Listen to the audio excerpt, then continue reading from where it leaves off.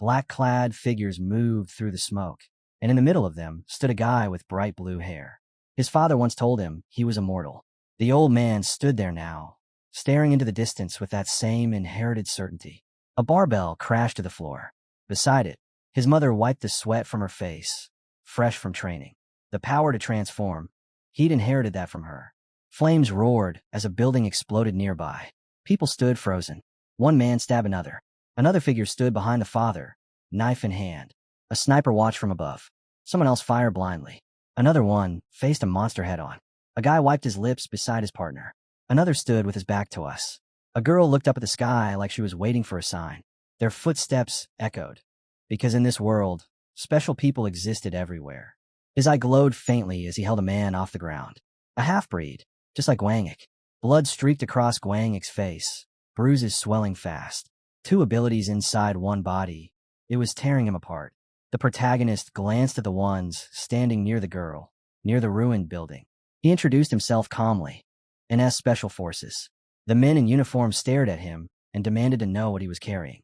They raised their weapons, axes gleaming under the burning light. The protagonist stepped forward. His eyes twitched, then went completely wild. They opened fire. Guangik tanked the bullets with nothing but his body. The protagonist kicked off the ground, enemies rushing in from both sides. He flung his hand out, glare sharp enough to cut. Something slammed into an enemy's weapon, knocking it aside. He stomped the floor hard. In the next breath, he drove a punch straight into a man's face. A sword flashed into his grip. One clean thrust. The man behind him fell dead before his body even understood what happened. Straightening his arm, he shouted at them to stop firing. No one listened. He ripped a shield out of another guy's hands as bullets tore past him. Guangik roared and charged, still blocking with his body, swords swinging recklessly. His expression was pure madness. Charging in, the protagonist swung. The shield slammed into an enemy's neck. Another stomp shook the ground. He elbowed one man, then cracked another straight in the throat. And as his fist tightened, he prepared the final blow. He slammed his fist into the enemy's chest, forcing the air right out of him. The guy opened his mouth like he wanted to say something, but nothing came out. Staring at him, confused, he finally asked, Who? Who are you? Guangik, standing beside him, froze. Right. He never actually explained it properly. The main character just smiled. S stands for power beyond the ordinary, he said casually, like it was the most normal thing in the world. A traffic light glowed overhead as he began talking about the world that existed long before he was born. People stood near the highway, waiting for their turn to cross. Then their feet hit the pedestrian lane, right as something started forming near someone's leg. The guy tucked his phone away and looked down. His eyes widened. He was standing inside a black hole. Others turned around, shocked. Then they ran, every single one of them bolting the moment they saw it. A green hand crawled out of the void, then another, then more, twisting and stretching into something grotesque. Monsters, countless shapes, clawing their way into the world. And back then, that was normal. An airplane flew dangerously close to the expanding hole as it grew and grew, reaching terrifying sizes. The government fought back, but what could they really do? Holes like this shattered peaceful life everywhere. A sneaker on the pavement, blood smeared beside it. Countless ruptured bodies. A child lay there, soaked in red. Next to him, someone in blue sneakers. The boy crawled toward him with what little strength he had left. A man in a hood simply smiled, narrating the story of a world that had already lost its shape. Black holes became gates, passages leading straight into another dimension. They appeared in the sky, across the ocean, in the middle of cities, everywhere. The creatures that crawled out were nothing like humans, and they slaughtered anyone they found. Earth became hell. But then, special people appeared. He lifted his hand, energy weaving around his fingers. Some control fire. Some froze anything they touched. Some crushed enemies with pure telekinesis. Others were stabbed clean through the chest with swords and still didn't die. Some transformed into bears or wolves. Some looked like ordinary people until they cast spells that bent reality. Those ones were called magicians. And those special people charged straight into the monsters, fighting back the invaders from the black holes. Thanks to them, the world finally clawed its way back toward peace.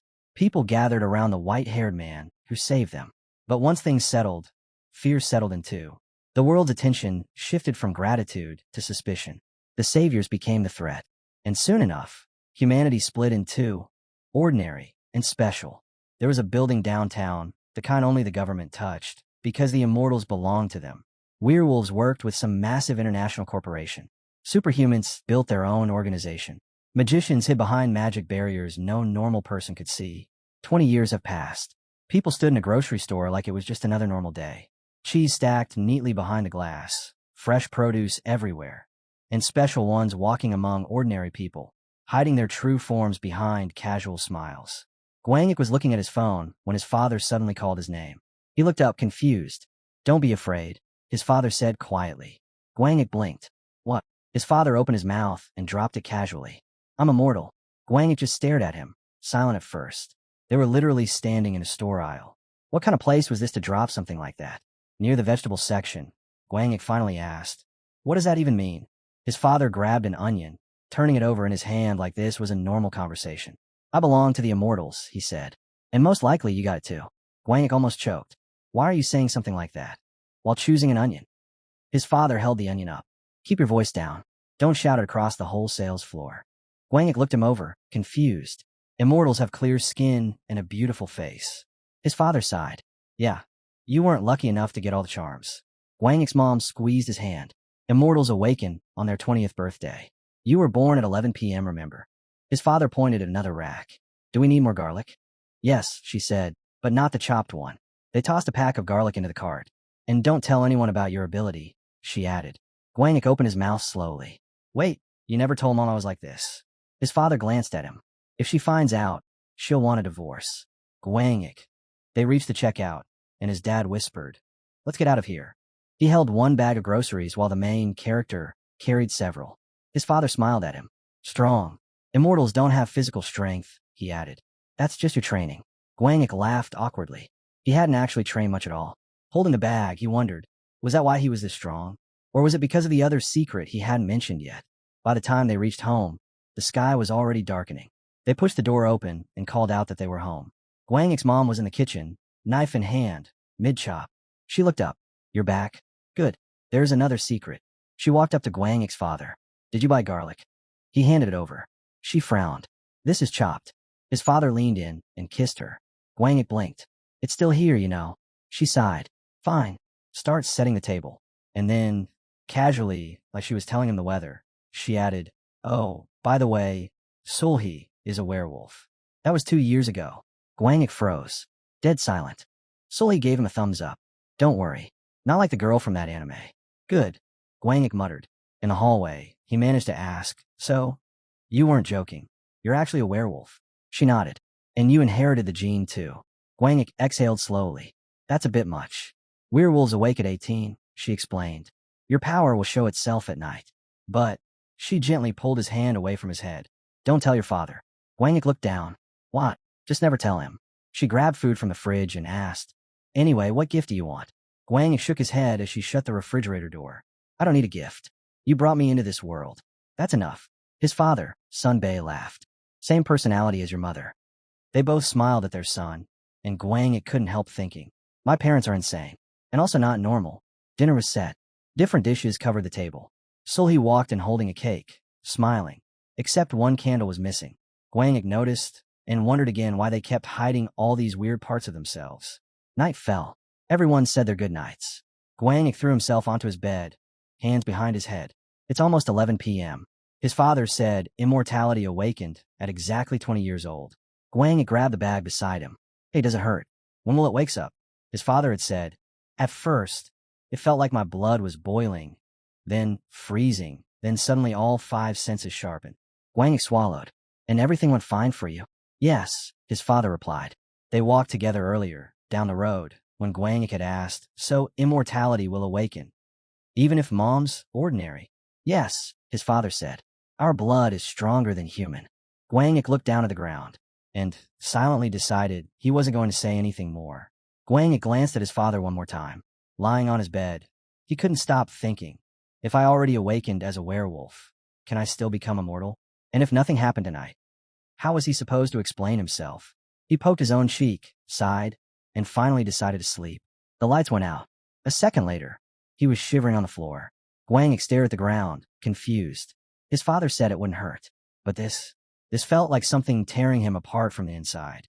His mind flashed back to an earlier age, when the world wasn't crawling with black hole invaders, when nobody even knew special people existed.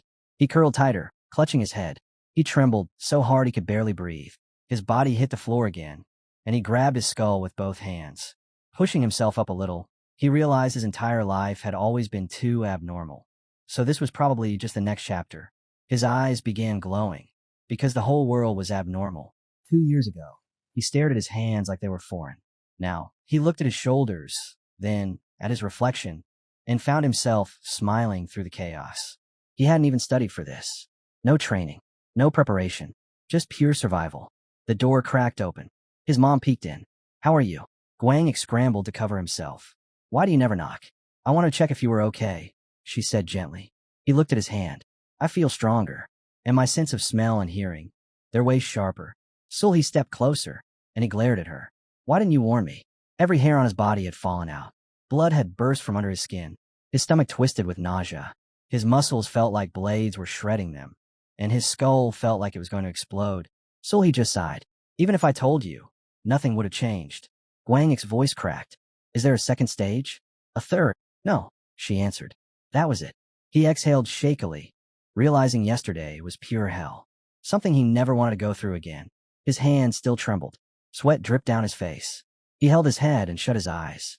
When he opened them again, sunlight poured in. He was standing near a building. He wiped his cheek, hid the mark, and finally understood. Immortality didn't mean no pain. It just meant surviving it. Looking at himself in the mirror, he was relieved. His face hadn't twisted into something monstrous. He looked the same, just with sharper vision, better instincts, and senses that felt like they belonged to a predator in the dark. Something slammed loudly out on the street. Guangik flinched instantly, covering his ears. The sound hit him like a knife, way too sharp, way too loud. He held his ears, breathing hard. But after a moment, he realized he could control it. Ever since awakening as a werewolf, he'd learned how to manage his own body. So he focused. "I don't hear it. I don't hear it." And slowly, he lowered his hands. A long breath escaped him. He still couldn't believe it. Immortality had awakened too.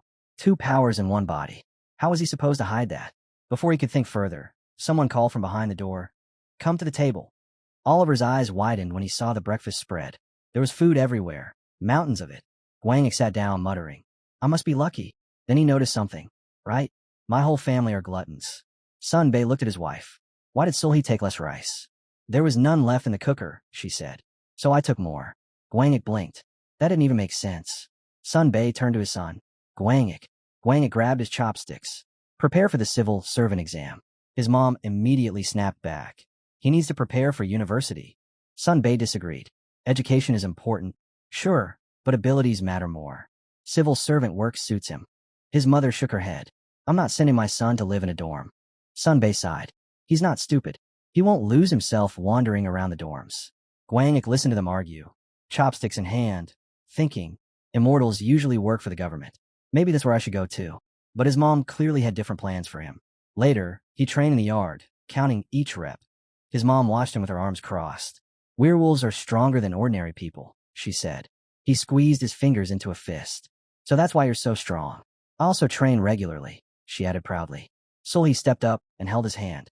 "There's something else we're good at." He raised a brow. "What?" "Instincts," she said. "Werewolves have sharper instincts than regular people."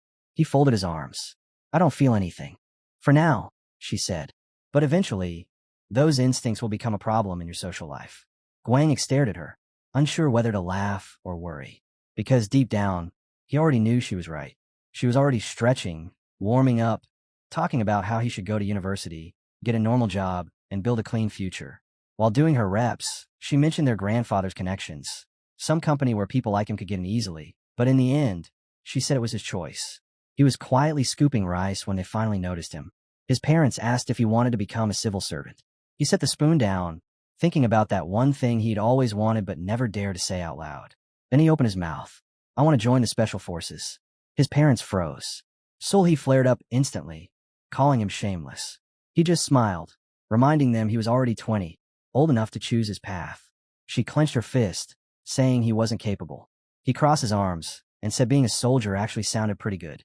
Both parents grabbed him by the neck, leaning in, asking if he only wanted it because soldiers looked cool. He shrugged. That too. They stared at him like he was crazy. What kind of 20-year-old wants to jump into danger for his country? Guangik kept eating, pretending not to laugh. They told him becoming an officer would be even better.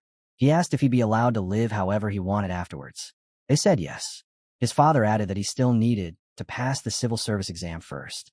After that, he could join the army if he still wanted, and if he ever changed his mind, he could walk into any company with extra points and an officer's title backing him up. He looked down, thinking nothing was ever simple with his father. He grabbed a piece of meat and said he'd try the exam. It didn't seem too hard anyway. Then he told them to free up the weekend. He already had someone who could study with him. His father nodded with his eyes closed, then suddenly opened them in shock. A bus pulled up to the stop. With a backpack slung over his shoulder, he stepped on. He hadn't visited the city in ages. Working on the farm had kept him locked in place. Watching the scenery roll by, he realized something simple but heavy. He was a good teacher, and sometimes being good at something meant sacrificing more than people ever noticed. Staring at his phone, he never imagined he'd actually be preparing for a civil service exam. His real target was still the special forces. At least, that's what he kept telling himself. But the more he scrolled, the more his thoughts twisted. An ad lit up with a blue dot, and suddenly his eyes widened. He didn't want to be a soldier either. The screen showed a simple diagram. White hole, entry, black hole, exit. Gates that had appeared after the world's special forces were first created. Openings to another realm. A place filled with rare metals, bizarre plants, monstrous beasts, treasures beyond imagination. Earth's old black holes were long gone, but the new ones, these gates, were where all the real battles were now fought. And the ones sent in most often were werewolves. Leaning against the bus window, he realized why his mother was so insistent. She wanted him to enter that world, fight in that chaos, and so he agreed to her conditions. In the gates, even soldiers became legends. But Oliver never wanted to be just a soldier. He wanted something greater, something that felt like it mattered. His phone buzzed again. "Did you send our son to me?" A message said. Sunlight washed over the old house in the photo. Another message followed. "Rely on me." But it won't be easy for him. The man in the picture wore a faded flesh-colored t-shirt, one slipper half off. He insisted they shouldn't worry. Meanwhile, the guy, Guangik, sat silent as always, his eyes hidden beneath a Panama hat. Guangik glanced at him, but said nothing. Then the man stood before him, staring. "So you're Sunbay's son," he said. His gaze dropped to Guangik's arm, shocked at the sheer muscle. "Where did you get all this strength?" "All right, you're immortal." Guangik froze. "Two bloodlines," the man continued. "Two kinds of power flow in you. Half human," Guangik muttered. "Your mother's strong too," the man said, tapping his neck. Guangik looked back toward home, calling her amazing under his breath. They walked down a quiet countryside path, trees whispering around them. This was Wyong District, remote, peaceful, and apparently the perfect place to prepare for a civil service exam. His father had arranged everything. Guangik glanced at the wild-looking man beside him and understood instantly. This savage was going to be his teacher. "Is there a temple nearby?" Guangik asked. The man clicked his tongue. "What kind of stupid question is that?" Then he stopped, pointed forward, and said one thing. "We're here." The moment he saw the place, he froze. A small house in deep brown shades sat quietly in the clearing. Daggers were stabbed into the dirt like someone had been practicing there for hours, and chopped firewood was piled beside the door. It felt less like a home and more like the lair of a man who lived off pure discipline. "Follow me," the mentor said, heading straight toward the house. Guangik couldn't help thinking his father really did dump him into some survival training nightmare. The path was empty, silent, almost too peaceful. Harry glanced at him and asked if he'd finally come to his senses. Guangik nodded. Picking up a stick, Harry asked, "Have you ever tested your abilities yet?" Guangik answered honestly. He tried cutting his wrists with a knife. They healed instantly. Harry smirked. "Do you even know how our wounds heal?" Guangik shook his head. Harry sat on the ground and started drawing two human figures in the dirt. "Even if you don't know the science, you've seen medicine work. Same idea, except the healthier an immortal is, the faster we regenerate. But there's a catch." He tapped the drawings. "The more sensitive we are, the sharper the pain. If you learn to control that pain, you'll instantly know where you're injured and how your body is reacting. That's how you master healing." Guangik bowed his head, listening. "So," Harry continued, "the more you train your body and emotions, the stronger your abilities get. Simple." Then Harry asked if he had any questions. Guangik hesitated before pointing at the daggers stuck in the ground. "What does all this have to do with me running through those?" Harry burst out laughing. "Because besides studying, you're learning to operate in a mortal body. Training isn't optional." He suddenly stood up, clapped his hands, and snapped, "All right, enough talking. How are you even planning to pass the exams?" Guang answered, "We study with notebooks and books." Harry blinked. "What kind of nonsense is that?" "We're preparing for the Immortal Special Forces." Guang stared back, completely confused. "This is the civil service exam." Harry opened his mouth, baffled.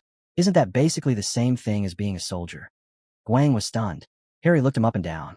"So you're not planning to do anything at all?" Harry asked. Guang grabbed his head, ready to explain, but Harry cut him off and turned. A man in shorts, another teacher, appeared behind him. "If you don't want to ruin your clothes," he said calmly, "go change." Guang gulped. This was going to be hell.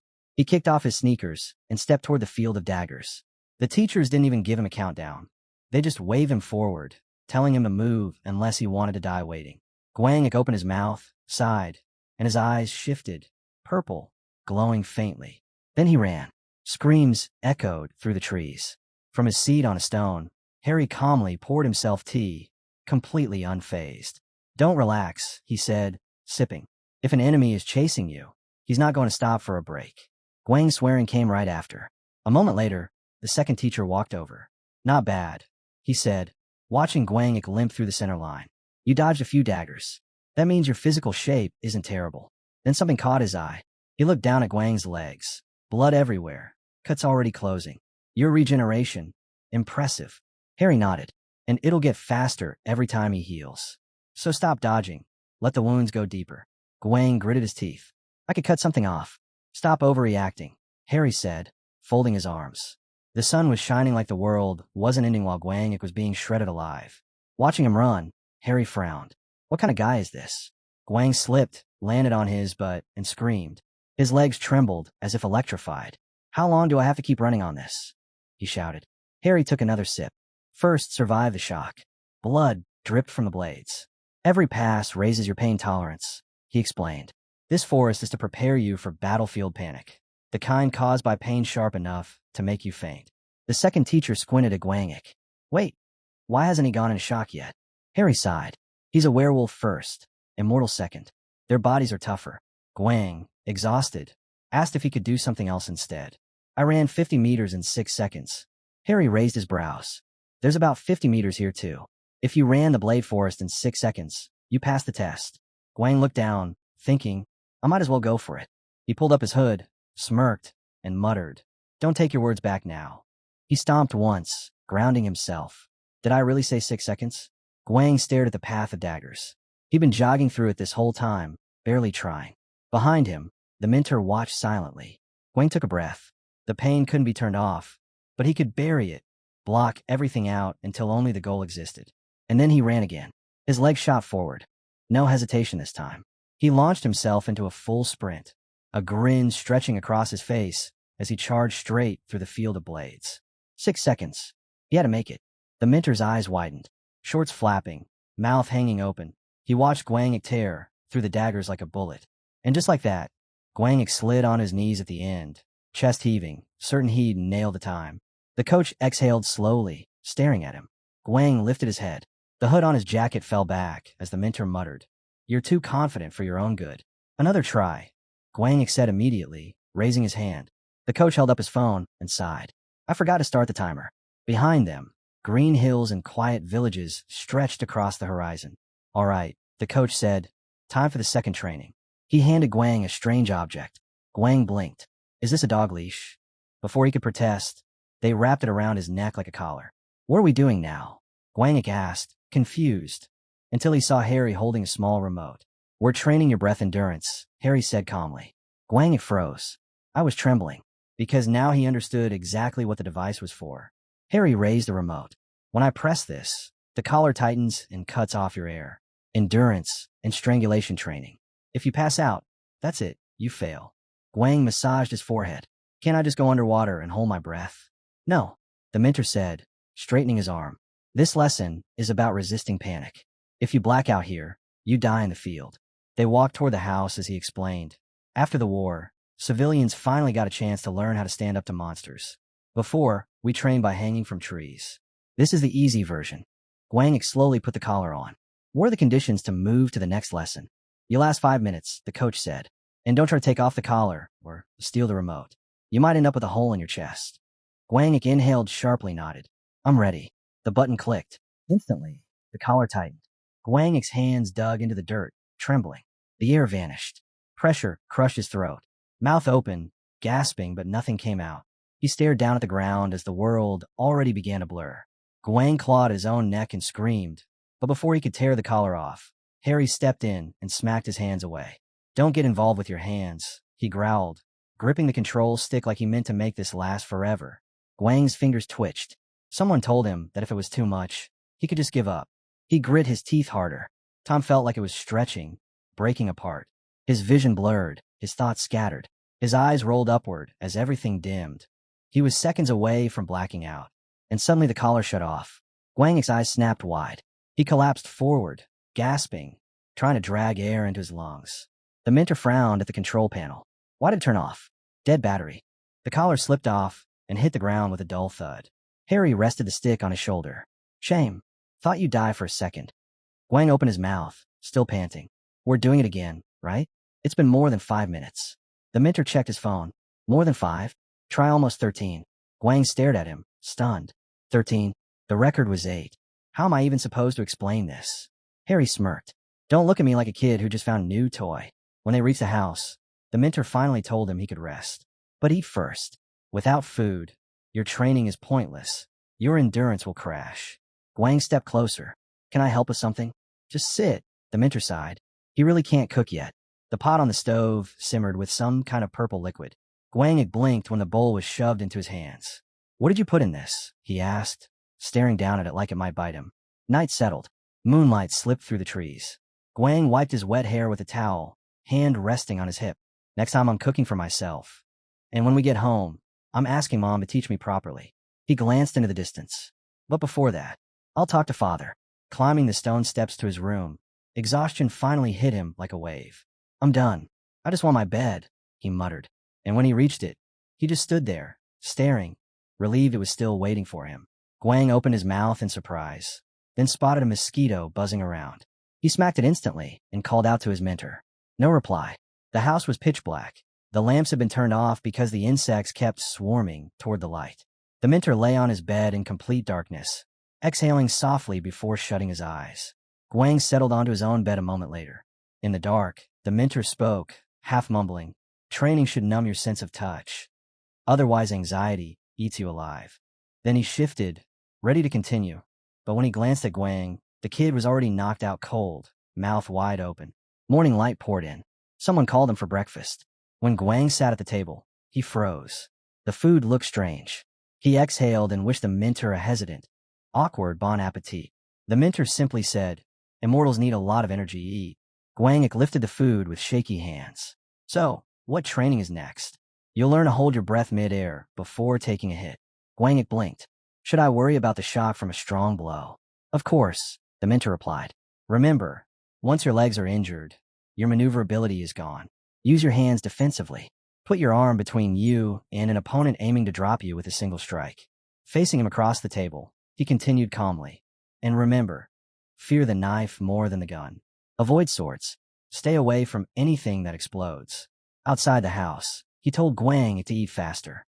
Moments later, they were at the cliff again, and the mentor was already yelling for him to hurry. Then Guangik fell. Again, and he spent the whole day training like that. By sunset, he brushed dirt off his hip and shooed away the dust, exhausted. He boarded a bus heading home. Phone to his ear, he asked, Dad, did you send me here? His father sighed on the other end. Guangik muttered that the mentor made him jump from cliffs.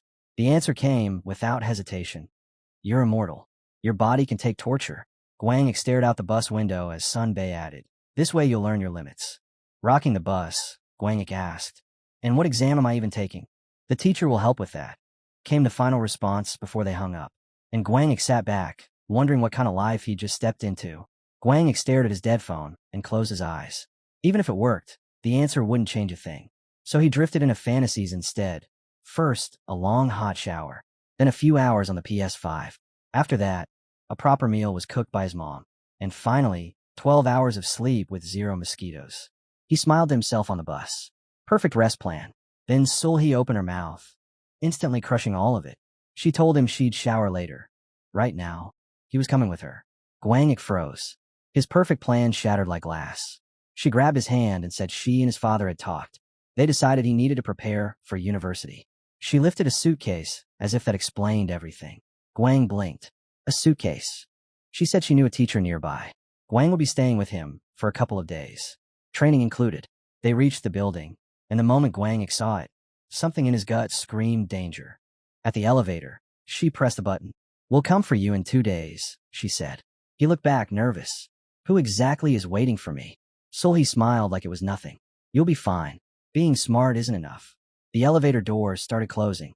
"You need a trained body too." The doors shut completely. Guangik stood there with his suitcase, speechless. That was the moment it hit him. What was waiting ahead? He opened his mouth and started laughing, almost hysterically. There was never any university prep. All of that was a lie. The elevator moved, then suddenly stopped. It opened. Guangik stepped out. Rows of treadmills greeted him. Racks of dumbbells. Machines lined up like torture devices. "This is a gym," he muttered. Walking forward, he added, "Did they turn the underground parking lot into this?" A voice answered behind him. "No, this is for you." Guangik turned, startled. A girl in tight sportswear stood there. Eyes sharp, posture perfect. She said his name like she already owned him. Guang pointed at himself. "Why, yeah, that's me. But I still don't understand why my mom sent me here." The girl didn't even blink. She told him straight up. He'd be training for 2 days nonstop. His physical potential would rot if he kept using only his brain like some nerd. Guang let out a helpless laugh. A few memories flashed through his mind. Moments he definitely couldn't confess here. So damn unfair. He remembered standing in a boxing ring as a kid, thinking back to his mother's philosophy. If he disobeyed, she used force. If he acted out, he had to take responsibility. 20 years living under those rules. No wonder he grew up like this. Looking at the girl in front of him now, he realized he'd naturally absorbed those values too. He stepped into the ring mentally, thinking, if I rebel against mom, she'll beat the underscore out of me. He exhaled. And here, same thing. Refusing wasn't an option. He could already see it in this trainer's eyes. A moment later, she tossed something at him. "Take it." Guang caught it and stared. "A watch? I'm kind of scared of these things. It's just a measuring device. Put one on your wrist and one on your ankle," she said, completely unfazed. Guang strapped them on, sighing. "You're not going to train me yourself, right? You're just checking the equipment first." She pointed to the side. "Run." Guang turned his head. Treadmill. Not even a second later, he was already sprinting on it. His pace jumped several levels in a heartbeat. The girl checked her phone. "I heard you don't train on your own." Her brows tightened. "No wonder. You're trash. Your pulse is normal, so the device works fine. That's literally all you can manage at this level." Guangik's face was drained of color. "Why are they bullying me?" She sighed. "You're unbelievably lazy. The modern world gives you everything, so you never push yourself." Looking straight ahead, Guangik suddenly remembered. Immortals and shapeshifters age slowly, so she was probably older than she looked. He turned his head while running. "How long do I have to keep this up?" "Don't stop," she replied. She stretched her neck casually. "Cardio first. We'll improve your body step by step." A smile tugged on her lips. "By the time I'm done, you'll look like a newborn from head to toe." Guang stared ahead in shock for a few seconds. Then he kept running and muttered, "I don't want a second, Mom." She waved him off. "That's because you're Guangik." Guangik could tell the girl liked to joke, just not in a way that helped him survive. They were taken to a massive building, the clock flashing 5:15, and Guangik, still running, still dying, still trapped on the treadmill like it was his new home. The girl glanced at him. "Don't stop. Even my grandmother wouldn't get tired from this." Guangik's face was drenched, breathing ragged. "The time is 4 minutes, 30 seconds, he gasped. He stared ahead, terrified. Am I going to run all night? Even immortals got rest during training. But him, not a chance. His trainer approached him. "Right now, you fight only by trusting your body. Without training, that's amateur level." She circled him like a hawk. "Since you're already running, listen." She passed him and demonstrated a stretch, her body bending like a ribbon. "We'll do this later. Remember it." Guang stared, shocked. "How does the human body bend like that?" She added, "Flexibility. You need it. A stiff body is useless." He pushed harder against the track. He wanted to ask a question, but he couldn't speak. He was completely winded. Even with this immortal body, running 14 hours straight would break anyone. His face paled. "Time, 14 hours, 10 minutes. He thought he should keep track of the time in case she asked. Then he saw the monitor in front of him and realized he had to memorize the training video too. And then listen to every word the trainer said while doing all of that. Too much. Way too tough. But he frowned and forced himself forward. I can handle it. I have to. Time shift. They were in the forest now. A man stared at Guang and said, you can block out sensations. Good. But that's not enough. If you dull everything, your movements get sloppy. He tapped his own head. Clear your mind of only the feelings you choose to block. At the same time, stay precise. You need to multitask your senses. Guang kept running, eyes sharp, deadly focused. He thought time. Movements from the video. Teacher's instructions. Keep running. Remember everything. He repeated the cycle, grinding through it. Each task alone was manageable, but running was done by his body, and the techniques from the video required conscious focus. They didn't sync, and that was the real torture. Leaving the whole time doesn't exist feeling aside. Finishing the rest of the tasks wasn't even the hard part. He glanced at the clock, then at the floating screen in front of him. The numbers blinked back at him. 24 hours completed. He sucked in a deep breath and yelled it out. 24 hours. It's finally over. He slumped forward, head hanging. The girl checked her phone, smiled, and said, your brain's still working. Good. Now relax your body. Flexibility is non-negotiable. In the next moment, the scene snapped into a high-rise training hall. She eyed her trainee and asked, you remember the video I showed you? I'll demonstrate. You do exactly what I do. She knelt down, then bent her back in a way that made bones seem optional. Guang just stared. How is a human body even allowed to move like that? She nodded at the carpet. Sit. Your turn. He lowered himself and tried, arching his back.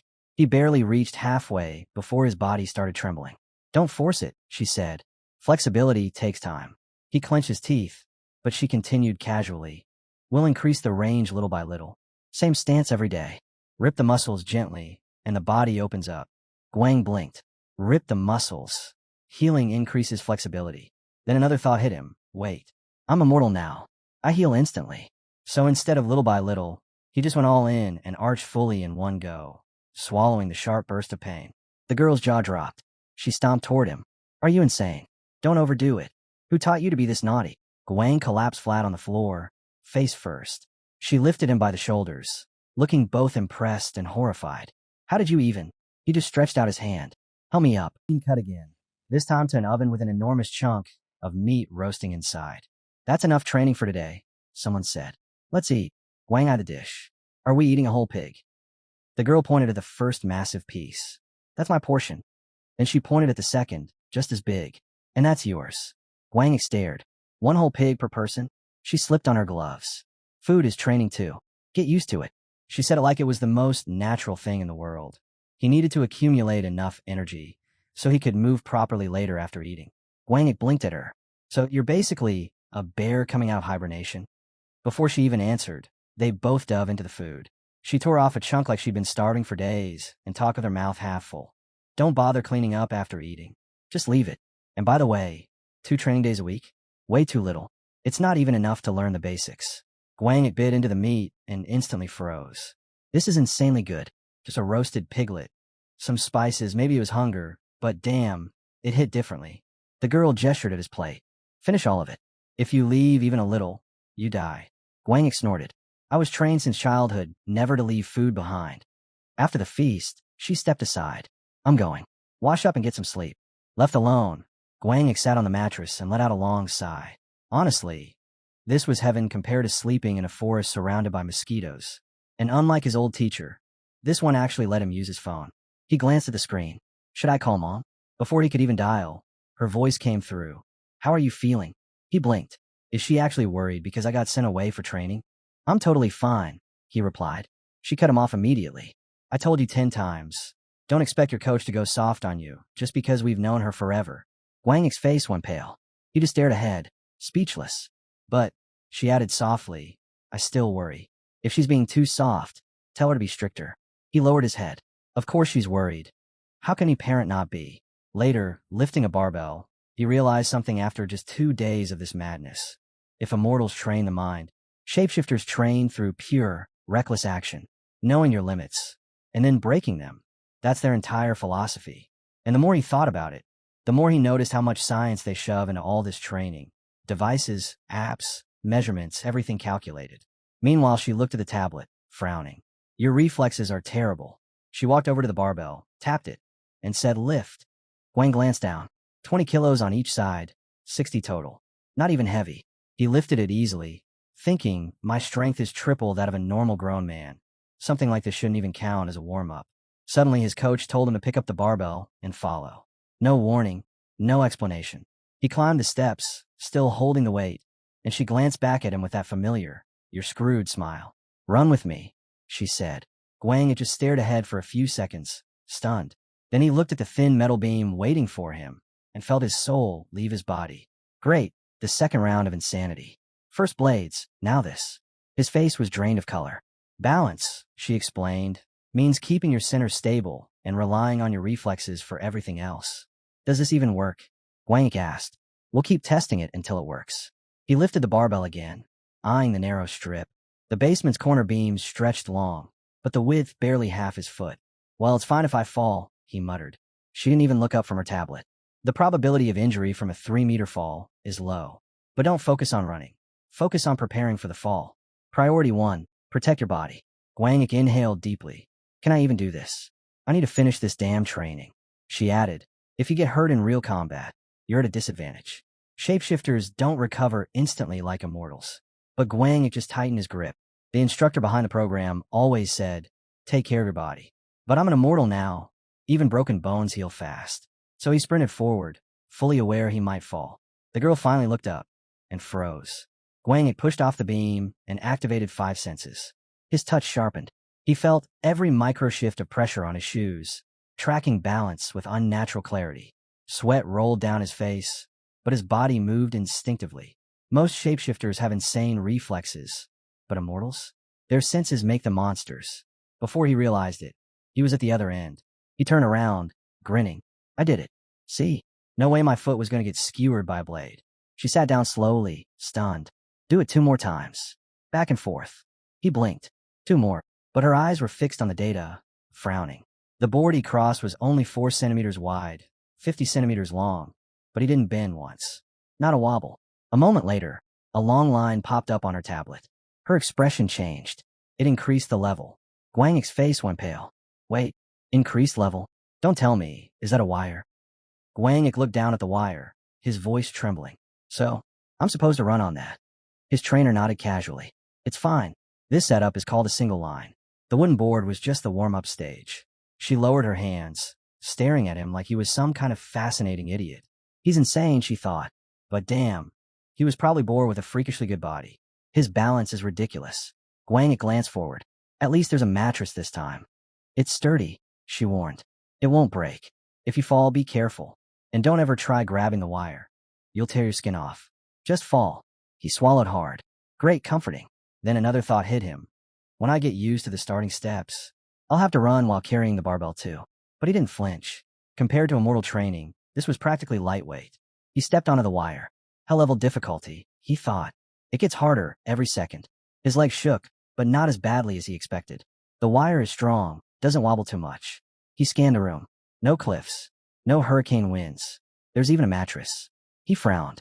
Why am I not scared of this? Fine. He'd run. He took a few quick steps, and suddenly the world tilted. His balance vanished. He flailed his arms wildly, but managed to freeze in place, barely clinging to stability. Okay, maybe slower. He stepped forward again, breathed, then pushed off.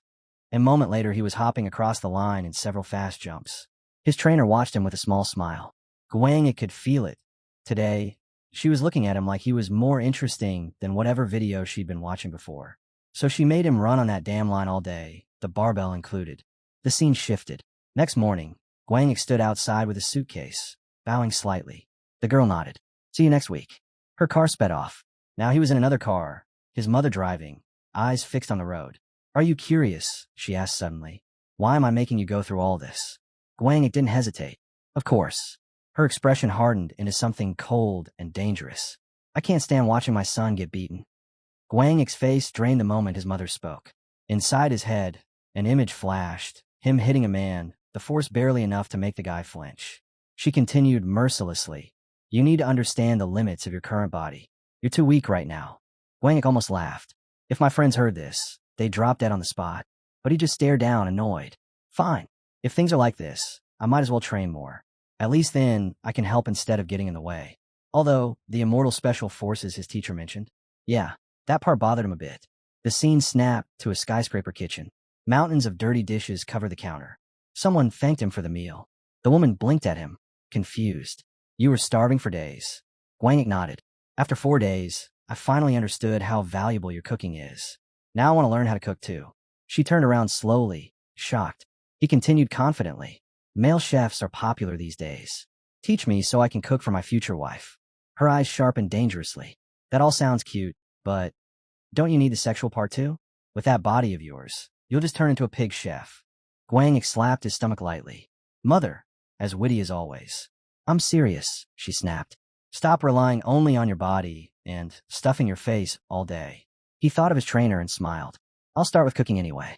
I remember a dish from a guy who lived like a wild animal. Maybe I'll try that.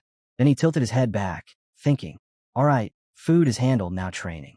I can't escape that. What are they planning for next week? Same torture, or a new flavor of torture? The scene shifted again. A full moon hung in the sky. A man was wiping down his knife, smirking like he knew what hell awaited Guangik. Guang froze. No way. Is next week harder than the last? He fell backward, mouth wide open, completely defeated. The sudden motion startled a flock of crows, sending them flying. He hit the ground, blood splattering around him. And then the final thought hit him like a punch to the gut. After a 4-day break, the teacher said that everything we did before was just basic training. Basic training, separate from the entrance requirements. Guangik understood one thing. He hadn't even stepped into real hell yet. Guang dug his fingers into the dirt, realizing that in other words, blade field beating, fainting resistance, and cliff jumping were now mandatory classes. And he just passed the last one by literally throwing himself off a cliff. He got up, clutching his head like it was about to fall off, sighing as he wondered if this was what they called wild training. Painful? Absolutely. But somehow, it was starting to feel easier. The problem? This was just the basic course. Before he could breathe, the guy barked at him to get up if he was done dying. The teacher lifted his blade, casually explaining that immortality came with regeneration perks. If someone shot him, no big deal. The bullet either passed through or popped out the moment flesh grew back. But melee weapons without firepower? Those were annoying. Amputations took time, and patience wasn't one of Guangik's virtues.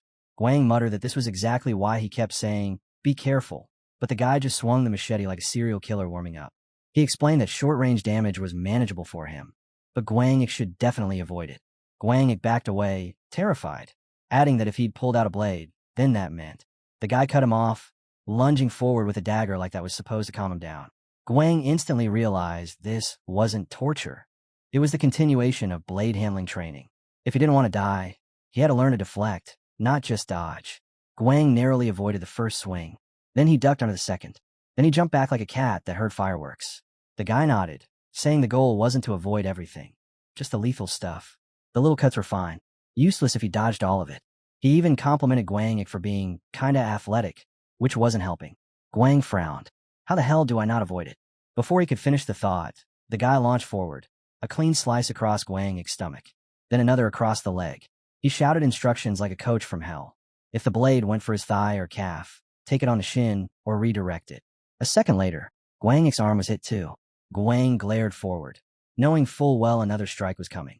At least now he'd managed to form the blade coating on his body. A moment later, all the wounds started closing up, skin stitching itself together as if nothing happened. And that was just a warm-up. The guy stared ahead with that same menacing calm, saying Guangik's regeneration was working just fine. So they were continuing. Before Guangik could protest, the man rushed at him again. Blood sprayed to the side. Guangik dropped to his knees, vision dimming. The teacher glanced down and said it bluntly, anemia. One of the annoying weaknesses of immortality. Guang groaned that he should probably start carrying blood bags for emergencies. The guy shrugged, saying that usually yes, that's the smart move, but it's better to stop the bleeding in advance anyway. Then he casually turned around, saying they were taking a break. While his flesh closed up, Guang muttered that he was today's cook. He announced he'd make instant ramen, trying to distract himself from the fact that he'd been stabbed like a training dummy. Suddenly we're in a room filled with ingredients. Someone commented that it looked like spaghetti with meat sauce. A beautifully plated dish appeared with a note from his mother saying, if you want good food, always make something with plenty of sauce. The teacher tasted the pasta, smiled, and said it was delicious. Guangik smirked and replied that at least his taste buds were still functioning. Immortals had heightened senses, so at least his sensitivity let him enjoy good food. The guy kept eating, saying cooking was also a type of training. Then he puffed his cheeks and added that sometimes you needed to dull your sense of taste on purpose. A moment later, we're outside again. Guang looked at him and asked what they were doing next. The teacher explained that Guang had gotten used to taking blade strikes on the muscles of his arms, which meant he lunged forward instantly. Guangik's face was drained of color. The knife was already red. The teacher announced calmly that it was time for organ regeneration training. Guangik collapsed, trembling, while the man told him to wait it out. Regenerating internal organs took time, so strengthening his basics was crucial. Guangik shook, thinking there was no way he could dodge that. He hadn't felt anything. No instinct, no warning. He asked how his teacher managed a completely undetectable strike. The coach grinned, explaining that he hit his tracks. If an enemy had good senses, you had to learn to hide your energy. As Guangik's insides knit themselves back together, he stood up, grumbling that if the guy was going to punch a hole through his stomach, the least he could do was warn him. The man replied that he did stab him, and besides, the wound was almost healed already. Guangik stared at his bloody shirt, muttering that he definitely pierced him just to force regeneration training. And the worst part, this was still considered basic. The coach glanced at Guangik and asked if he wanted to learn how to hide his energy. Guang frowned but nodded. Of course he did. 2 days later, the elevator hummed as it descended, slow and heavy, like it already knew something bad was waiting. When the door slid open, Guangik stepped out. Someone announced his arrival, and immediately, a gun was pointed right at his face. Guangik blinked. So, today's a survival game? She smirked. Almost. A bullet tore past him before he even processed the answer, smashing into the wall behind him. She lifted the weapon and explained it was a modified gas-powered gun with specialized remote-controlled settings. Then she aimed again and told him to dodge. Guangik scoffed, gave a sarcastic smile. Then instinct kicked in. He sprinted side to side, narrowly slipping between shots as they whizzed past him. The coach's expression darkened as she fired more volleys, shouting that guns were dangerous. One hit would tear his body apart. He needed to keep moving, she said. Move while she aims. Guangik ducked, jumped, twisted, his heart hammering. She yelled at him to find cover, and if there wasn't any, ran so fast she couldn't lock onto him. Zigzag, never straight. Don't let the enemy read his flow. If he got stuck in a reverse move, he had to put power into his muscles, flip the momentum, and throw his body the other way. A bullet grazed his arm, burning his skin. She screamed at him not to take damage. One proper hit, and he'd be helpless. If he had to take a hit, then make sure it wasn't somewhere vital. Mobility was everything. Guangik spun around, realizing something. This was no different from immortals. They trained to preserve movement above all else. Both sides had drilled that into him. His mind flashed with images.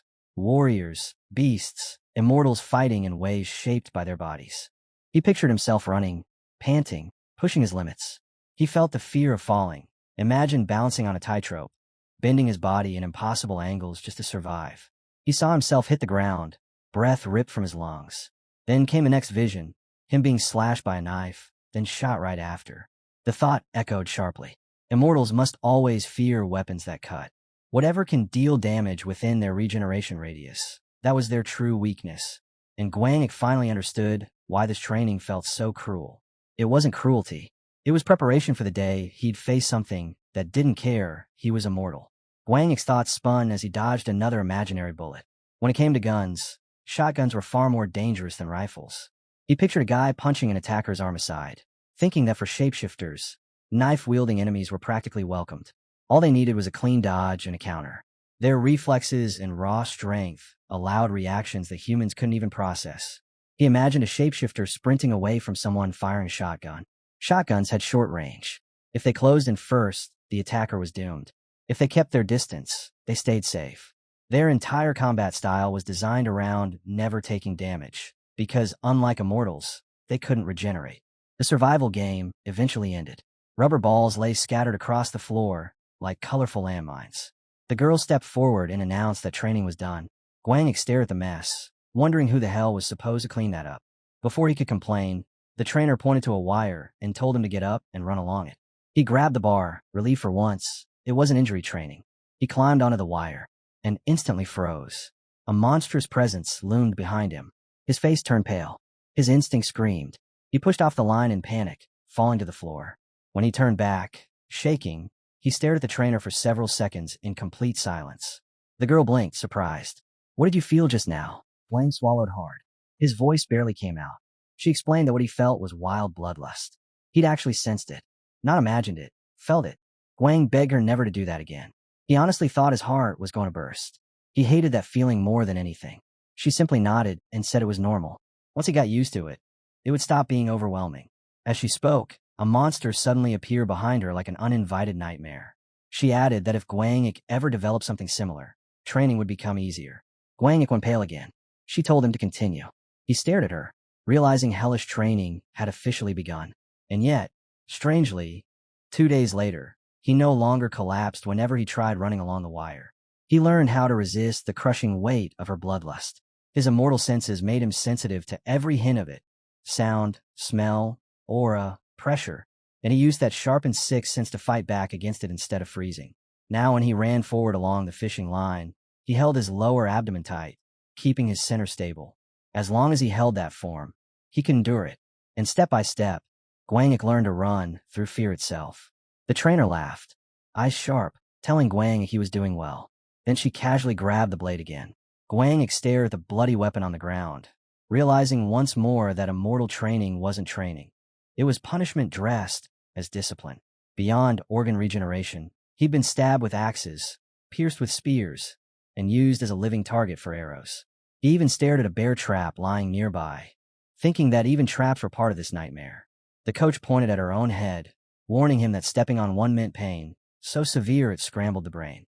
When pain didn't stop, thinking became impossible. Guangik swallowed and asked what she meant by dangerous things that cause constant pain, not instant death. The trainer explained that immortals usually fought by tanking hits head-on. So if pain shut down their reasoning, they wouldn't last long. They had to get used to it, all of it. Sometime later, Guangik sprinted across the field, dodging bullets, and thinking that this was why he had been forced to swallow poison, to build tolerance while his brain screamed from the agony. Shapeshifter training wasn't much easier. Weighted belts, weighted vests, everything strapped onto him. Then he grabbed the barbell and added sandbags to his wrists and ankles, continuing to train dodging and wire walking as if gravity hated him personally. When he wasn't running for his life, he was lifting dumbbells until his arms wouldn't stop shaking. At least he could see changes. His body was evolving, barely. In the middle of all this, his father suddenly left for a 10-day business trip. Guangik froze when he saw his parents kissing goodbye.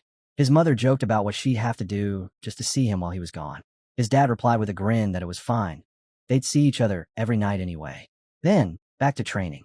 Guangik gripped his sword tightly, realizing that aside from all the holes punched in his body, his teacher also taught him real martial arts, proper weapons training. The coach noted that he learned fast. Guangik lunged with everything he had, thinking that yes, he was progressing quickly. Not because it was easy, but because his shapeshifter physique and reflexes adapted faster than normal. Then he picked up a machine gun, continuing to absorb every lesson like a man preparing for war. The teacher taught him how to shoot, how to handle recoil, how to aim under pressure. And Guangik realized this wasn't just survival training anymore. He was being built into something else entirely. The girl looked ahead in surprise, saying martial arts were useful too, but he could handle that part alone. If he watched a few tutorials, he'd manage just fine. But shooting? That was a different monster. That required senses, real senses. Guangik pulled the trigger anyway, firing a short burst. In his mind, it was simple. He was mixed blood, blessed with the heightened 5 senses of immortals. Of course this would be easy. Time skipped. 2 months slid by. Nights settled over the world, the white moon glowing above like it owned the sky. Guangik stepped back into the house. His father looked up and asked if he'd been at the gym again. Guangik thought back to his week-long break from training. His hands were already itching for more workouts. Was his body actually craving pain now? His father smiled, looking straight ahead, saying Guangik was strong, scarily strong, for being his son. His mother only nodded, saying that was a good thing. Guangik smiled back at them. His father teased that Guangik was taking after his mother. She shot back that it was because he was smart, like her husband. Guangik sighed internally. Their relationship was always so perfect, so why hadn't they made him a younger sibling? He bent over the basket of dirty clothes, then lifted his gaze to the mirror. Planting a hand on the counter, he leaned closer, glaring at his own reflection. Why didn't he have a girlfriend yet? His standards weren't even high. Why should they be? It's not like he wanted someone ridiculously healthy and sexy like his mom. Just someone pretty mature, maybe a bit inviting. Someone who could cook, maybe share his hobbies. Someone who looked good in jeans. Someone smart, who knew what she wanted. He sighed again. His mother looked at her phone, then down at her husband. She said she was heading out to see a friend for a bit. Why so late? he asked. Her kid just graduated high school, she replied. She's probably stressed. Her husband nodded. Yeah, that's a rough time. When the door closed, he stared at it for a few seconds, looking oddly upset. Then his phone buzzed. He turned toward it and froze, eyebrows lifting in surprise. The protagonist stepped out of the bath, drying his hair as he muttered that he couldn't find his phone. He glanced toward the couch. Empty. Everyone had already headed out. He sat down and finally spotted the screen, glowing faintly.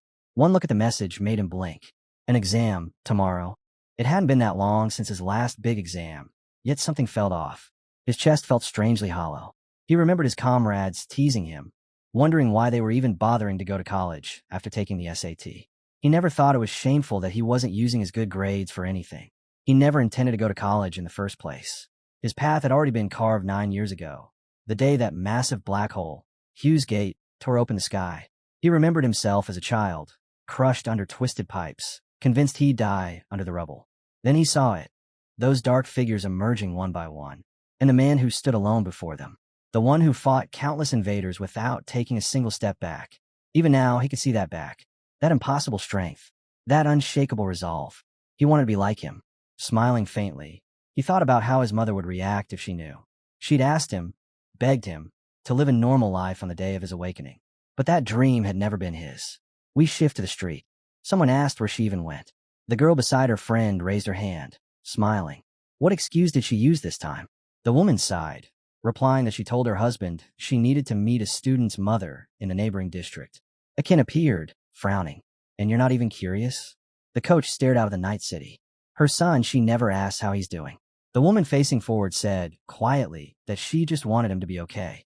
For a half-breed, a mix of human and shapeshifter, he shouldn't even have half the ability he showed. Then suddenly she widened her eyes. She can't ask. She's worried. Someone held up a phone. A voice crackled through the speaker, deadly serious. The man standing on the rooftop answered, tone ice cold. He wants me to throw him into the Pacific Ocean, with his arms and legs cut off. A pause. I honestly don't know what to tell him. He figured the reason the man hadn't contacted him was because he already knew. Meanwhile, the guy on the other end of the call frowned, confused, before a voice from the phone cut in, saying the protagonist was unconventional. We shift back to the street. Someone shrugged and said he didn't have to be brilliant or amazing at everything. She just wanted him to be strong enough to stand up for himself against a group of mad scientists or something. The trainer set a jar on the table with a dull clink, answering that a group of mad scientists had already won once. Bastards who tried mixing various special species together in an attempt to create something superior to Vasily, pure-blood irregulars. The woman stared forward, eyes cold, imagining the kind of monster those people must have birthed. They failed, she said. All they created were grotesque things with the power of both parents. She turned to her friend. The conclusion is obvious. If an immortal, or a shapeshifter, or any special species has a child with a human, the bloodline weakens. The trainer smirked and said she got lucky. Then, with a proud grin, she added that she had hit the jackpot with her son. Cut back to the man. He nervously asked what irregular even meant. Was he weaker than a quarter blood? Then he reassured himself. At the very least, he'd reach half strength. His bloodline was strong, but his face drained of color as the voice coming from the phone replied, on the contrary, he's talented, a genius. I've never seen anything like him. I even taught him how to hide his energy. The trainer looked at the girl and said his pedigree wasn't just good. It was excellent. And on top of that, he was smart. The woman sighed, telling her not to use those kinds of terms. Then the protagonist's mother's expression stiffened. Her friend added quietly, he even picked up a wild hunger for blood. Up on the rooftop, Guangik's father warned that if his friend was lying just to flatter him, he'd bury him for 2 weeks. The woman clenched her fist, saying she'd be seriously angry if anyone was joking about this. The guy holding the phone speaker insisted he was telling the truth. Her son was undeniably talented. The girl beside him grinned and said, your son is a genius. Guangik's parents exchanged sarcastic smiles, yet their eyes shone with unmistakable pride. They looked forward, voices overlapping perfectly as they said they expected their son to be like that. Just then, the protagonist shuffled in, yawning loudly and rubbing his eyes. He asked where his father had gone. His mother replied that he'd stepped out for a bit and told him to hurry and wash up. Dinner was ready. A mountain of food appeared on the table, making Guangik blink. He asked what kind of feast this was. His mother turned with a bright smile and said, today is an important day. Guangik's face was drained of color. His mother was rambling nonstop, throwing facts, reminders, worries all at once. And sadly, everything she said was true. Today was the day of the civil service exams, and nothing he'd been training for had anything to do with brain power. His training was for survival, getting stabbed, crushed, poisoned, and somehow still standing. But that wasn't even the real issue. These were exams for special employment, where fresh blood would boil and clash. A little while later, all the plates were wiped clean. Guangik thanked her for the food and moved to get dressed. His mother asked if he was ready. He answered confidently, almost too confidently, that even in his sleep he saw everything he'd learned replaying. In his mind, he remembered the hits to his ankle, organs being pierced, all part training. His mother bowed her head and muttered that if he didn't pass, his father would be very disappointed. Guangik turned away, thinking how obvious it was that she was confused. She hated the idea of him becoming a civil servant, but she also didn't want all his efforts to go to waste. She was trying to support him, yet she worried about him like a werewolf mother protecting her cub. He smiled and told her not to worry. After all, he was immortal too. She stared forward menacingly. Then if you fail, she said, you'd better know you'll meet me in the ring. Guangik stiffened. That brought back a memory he wished he could erase entirely. His mother smiled sweetly, adding, if you don't want a beating, just pass the exam. Guang promised he would. He pressed the elevator button and started descending. Music filled the box, relaxing, soothing. He thought music really was the best cure for nerves. Then suddenly his eyes widened. His senses sharpened, immortal instincts kicking in at the worst possible time. His thoughts scrambled. Why was he saying all the wrong things today? He turned around and immediately regretted it. Great. Now he was finally going to confess to the one girl he'd liked since the very beginning. The elevator arrived at the 13th floor. The doors slid open. A girl stood there, and he blurted out that this was how much he loved her. A full second passed before his brain rebooted. He snapped his gaze away in pure shock. The girl stared at him and calmly said, when you propose, don't sing, okay? A handsome guy doesn't have to be a singer. Guangik dropped his head in depression. Why are you even interested in this? He muttered. She smiled faintly. Because there's no way you'd confess your love to me. He said no, flat and immediate. She blinked, asking why. Guang sighed, reminding her that he'd already explained his ideal type 100 times. She nudged him with her shoulder, telling him to drop it already. Then she grabbed his hand and said girls like her, pretty, great figure, sharp mind, were rare treasures. The elevator dinged. 1F lit up. Guangik yanked his hand back the moment the doors opened. You're in charge of yourself, he said, stepping out. But don't say stuff like that outside. You know where we live. She pouted behind him, saying she even brought him a present, 2 iron bracelets. And about that good brain thing, he added, I don't agree. You forgot to list your greed. Yeah. The girl ran after him. Guangik groaned. Stop following me. They reached the bus stop. She caught up, asking where he was going. I have exams, he said. Civil service exams. She stared ahead in shock. Guangik looked at the huge banner plaster across the street and muttered, by the way, these guys really know how to advertise. He told her he was busy and that she should go to school. She replied that she was in her final year, and next year she'd be off to university. Guangik gave her a dry, half-hearted congrats. Try not to waste your life on drinking when you get your ID. She rolled her eyes. You're only a year older than me, you know. Then she smacked her palm against her forehead, annoyed. Ugh, I'm at a girls' school now, but when I go to a normal university, a whole wolf pack of guys is going to come after someone as beautiful as me. Guangik waved his hand dismissively. Worry about your studies first. He headed toward the arriving bus, but she called out, we should start dating. You can tutor me. Imagine how cool it'll be when my boyfriend gets good grades. Guangik turned back. Who's boyfriend? Don't scare off my future wife like that. Her face twisted in pure displeasure as she flashed him some very rude hand signs. Guangik adjusted his headphones, smirking. Their lady hadn't changed at all. When she got mad, she'd always aim a kick straight between his legs. The bus rolled away. Soon it stopped in front of a massive building. Guangik stepped out, glancing up. 7:50. Somehow this feels too early. The exams wouldn't start until 9 o'clock. So what was he supposed to do until then? Guangik wandered toward the reception desk.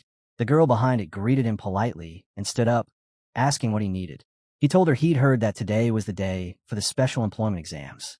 Before she could answer, a man in a black suit materialized beside him, tall, stiff, and radiating a dark aura that felt like it could choke the air.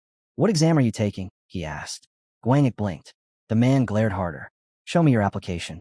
What's with this guy? Why is he staring at me like I'm a criminal? We shift to the elevator. The suited man finally said he'd checked everything. Guangik was allowed to head up to the 9th floor.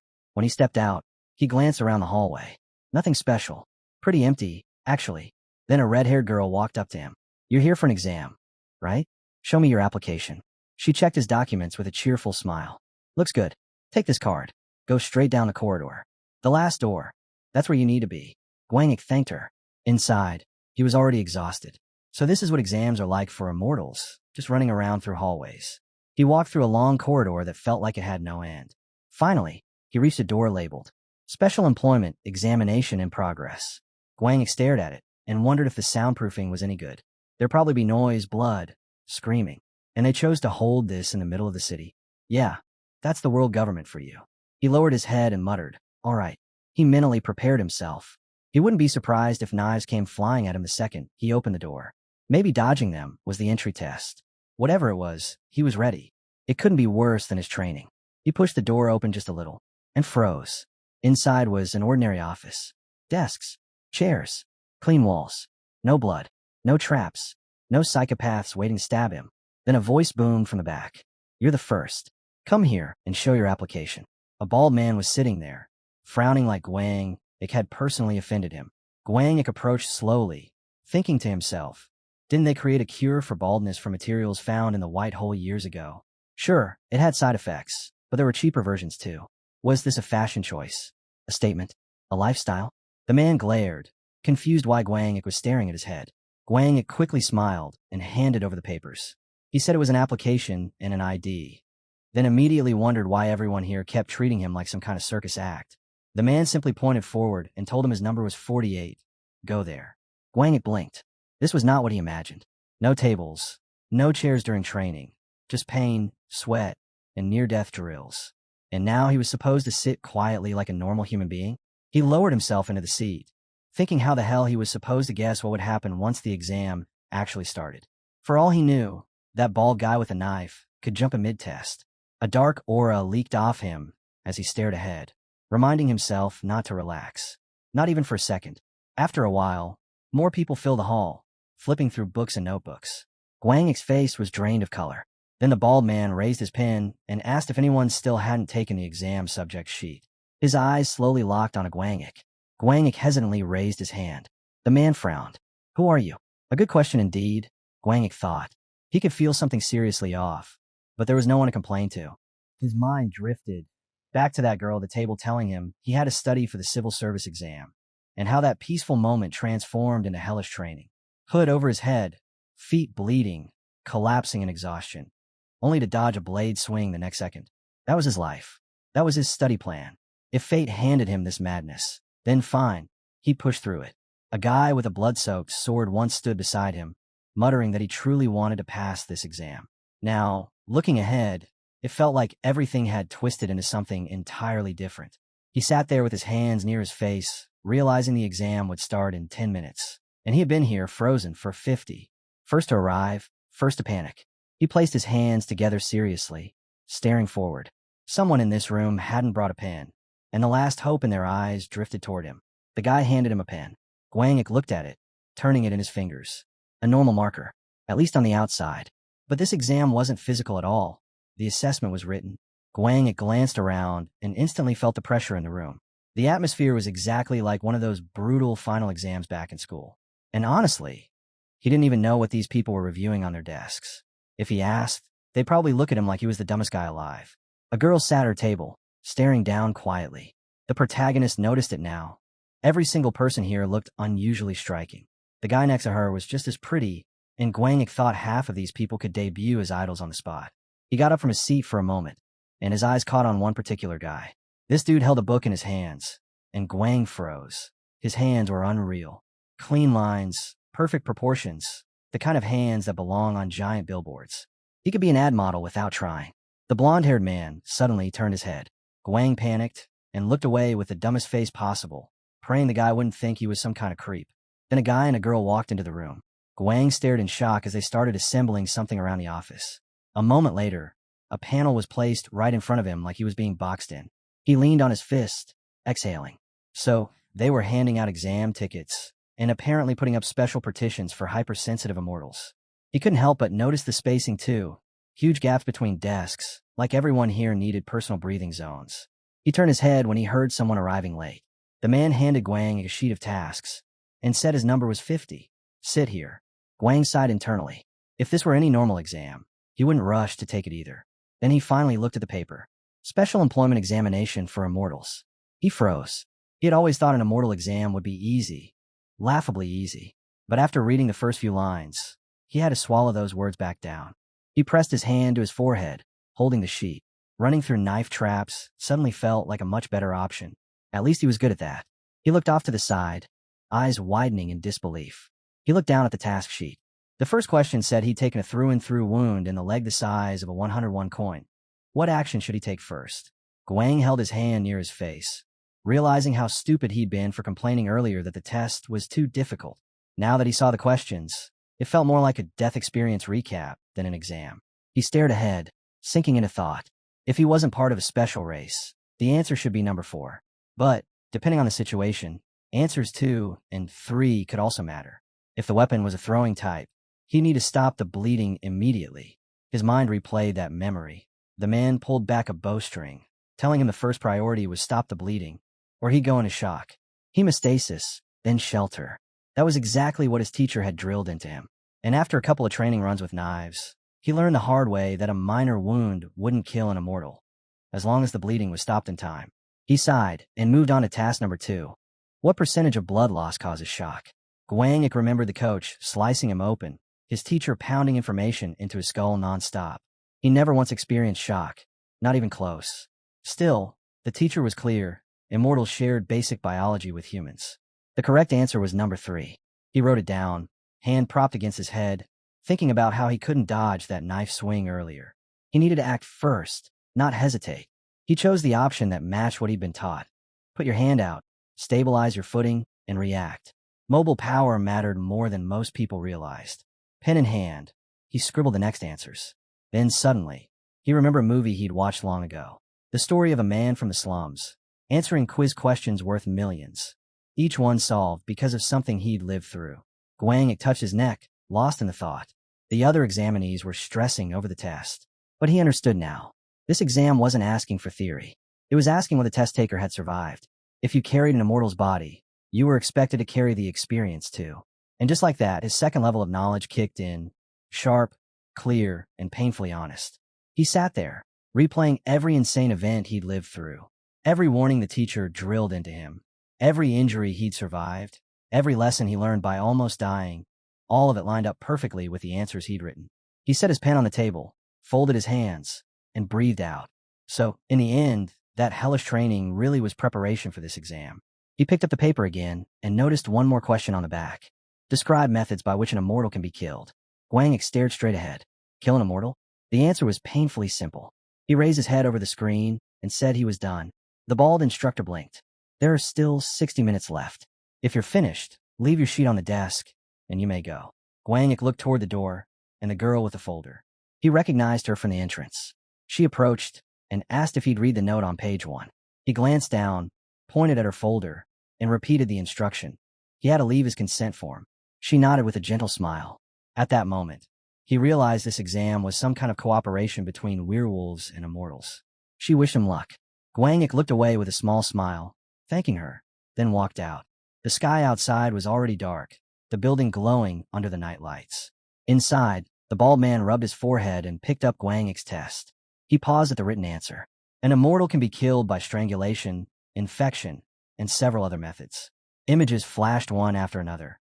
A man clutching his own neck, slowly suffocating. The airway blocked, consciousness fading. Dangerous even for an immortal. Another figure frozen solid, liquid nitrogen, turning their body into a sculpture of death. And then, someone engulfed in flames, burning until only ashes remained. Full body burns, one of the most horrifying ends, because once the entire system failed, even an immortal couldn't regenerate. After that, more scenes flashed. The bloodstains, the torn limbs. Dismemberment. Another horrifying method, because regeneration in those cases became unpredictable. Sometimes the body rebuilt itself. Sometimes it didn't. The bald examiner stared ahead, realizing the truth. You could list ways to kill an immortal forever. There wasn't a single, definite answer. Immortals weren't unkillable. They just had absurdly high resistance. He looked back at the test sheet. Just how many methods did this kid know? Judging by the final question, he understood the topic too well. Because to answer it properly, you had to consider every deadly weapon, every scenario, every potential failure of an immortal body. He imagined the human form again, energy flowing through it. Regeneration was a gift. But even an immortal could die if that cycle was disrupted. And knowing all that, you could dramatically reduce your chances of dying. You didn't even need to memorize every killing method. Just understand the fundamentals. That was enough. He turned to the protagonist's personal data. Born from a human father and an immortal mother. Physically, maybe not exceptional, but smart. Very smart. He reviewed the exam completely. The score was impressive, almost suspiciously so. He imagined Guangik smiling, which only made it stranger. This kid didn't look like an immortal. He came before everyone, sat there staring into space for an hour, left before everyone, and didn't even bring a pen. Suspicious wasn't the word. He was a walking question mark. Half a month later, a phone vibrated. Guangik picked it up. He told his mother he passed the exam, then showed her the girl's message. Not only did he pass, he took first place. A notification blinked on the screen. Congratulations on achieving first place in the civil service written exam. His mother froze, knife still in hand. Then she snatched the phone, stared at it, and burst into happiness. She pointed at Guangik and told him to put on pants with an elastic waistband, because today he was allowed to unbuckle his belt. Outside, the night sky hung over the giant building where everything had begun. Guangik looked down with a small smile and greeted his father.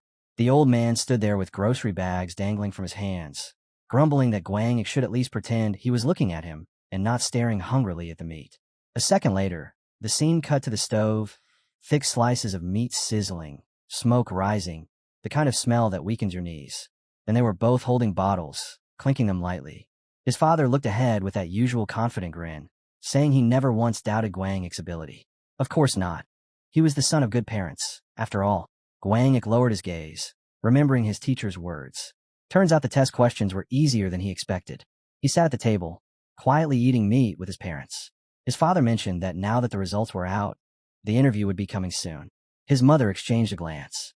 The old man admitted he didn't know the exact date, but most likely the placement would start at a government enterprise under the Ministry of Administrative Security.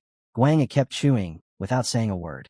His father smiled like always, which only made Guangik realize that his mother hadn't noticed anything. But he had. It felt like the old man was dodging something. Guangik bit down on the chopsticks, thinking about that mysterious organization, why the government and that group were recruiting immortals, what they wanted from them, and why immortals were being dragged into civil service. His face sank a little. He had so many questions, and no one intended to answer any of them. Chapter 11. Night fell. From the window of their high-rise, the city lights flickered.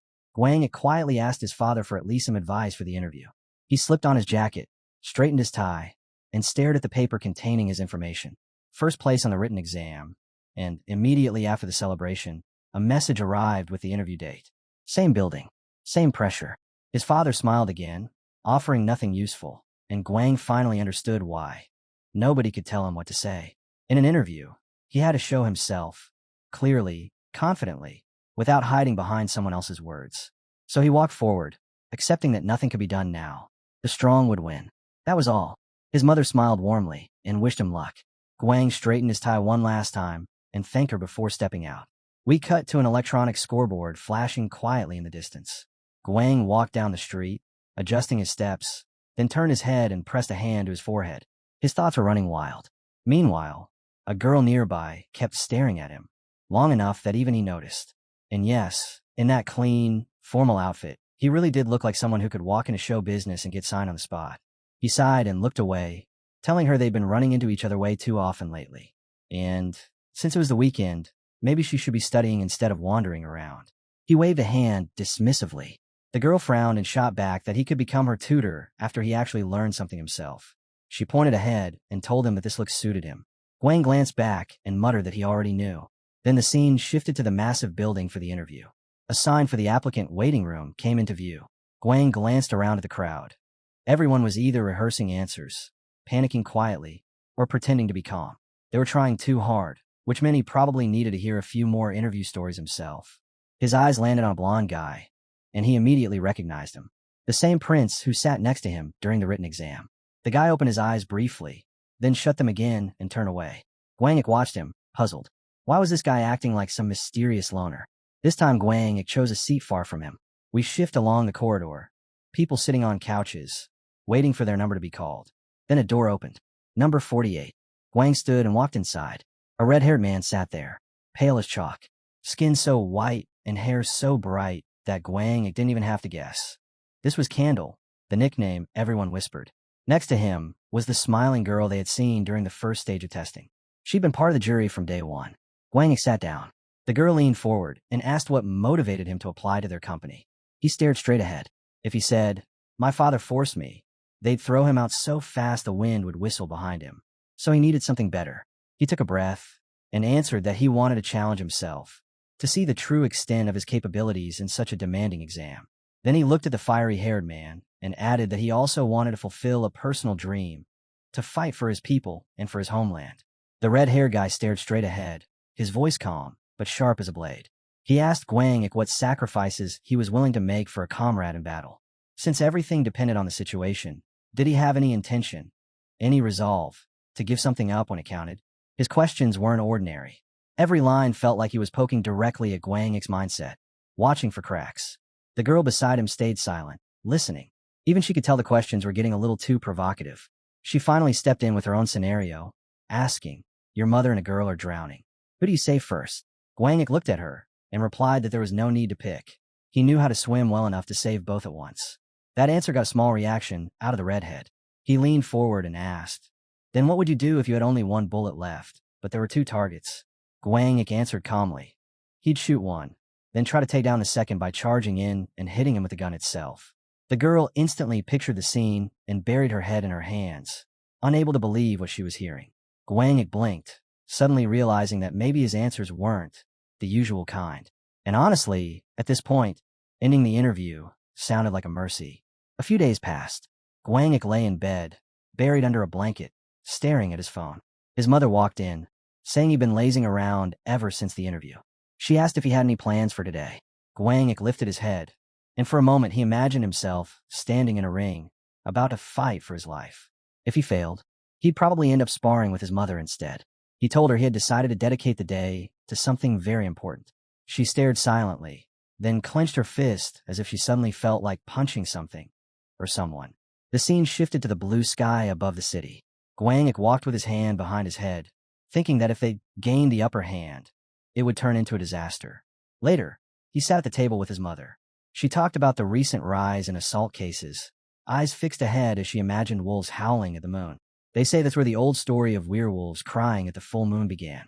His mother continued her story, how one of those werewolves lost control of his instincts and tried to leap high enough to swim over the moon. In reality, it was just a full moon shining down on a wolf who didn't know how to handle himself. She sat at the table and told Guangik that if he ever couldn't control his own impulses, he should just go outside and scream. According to her, it helped. Guangik frowned and replied that, judging by the news, magicians cause more chaos than werewolves anyway. And besides, he'd never heard anyone howling in the middle of the night. He looked ahead as a memory hit him. People running, the wind blasting through the mountains, because every time his ability awakened even slightly, his mother dragged him out there. For her, it was obvious. This was training disguised as bonding time.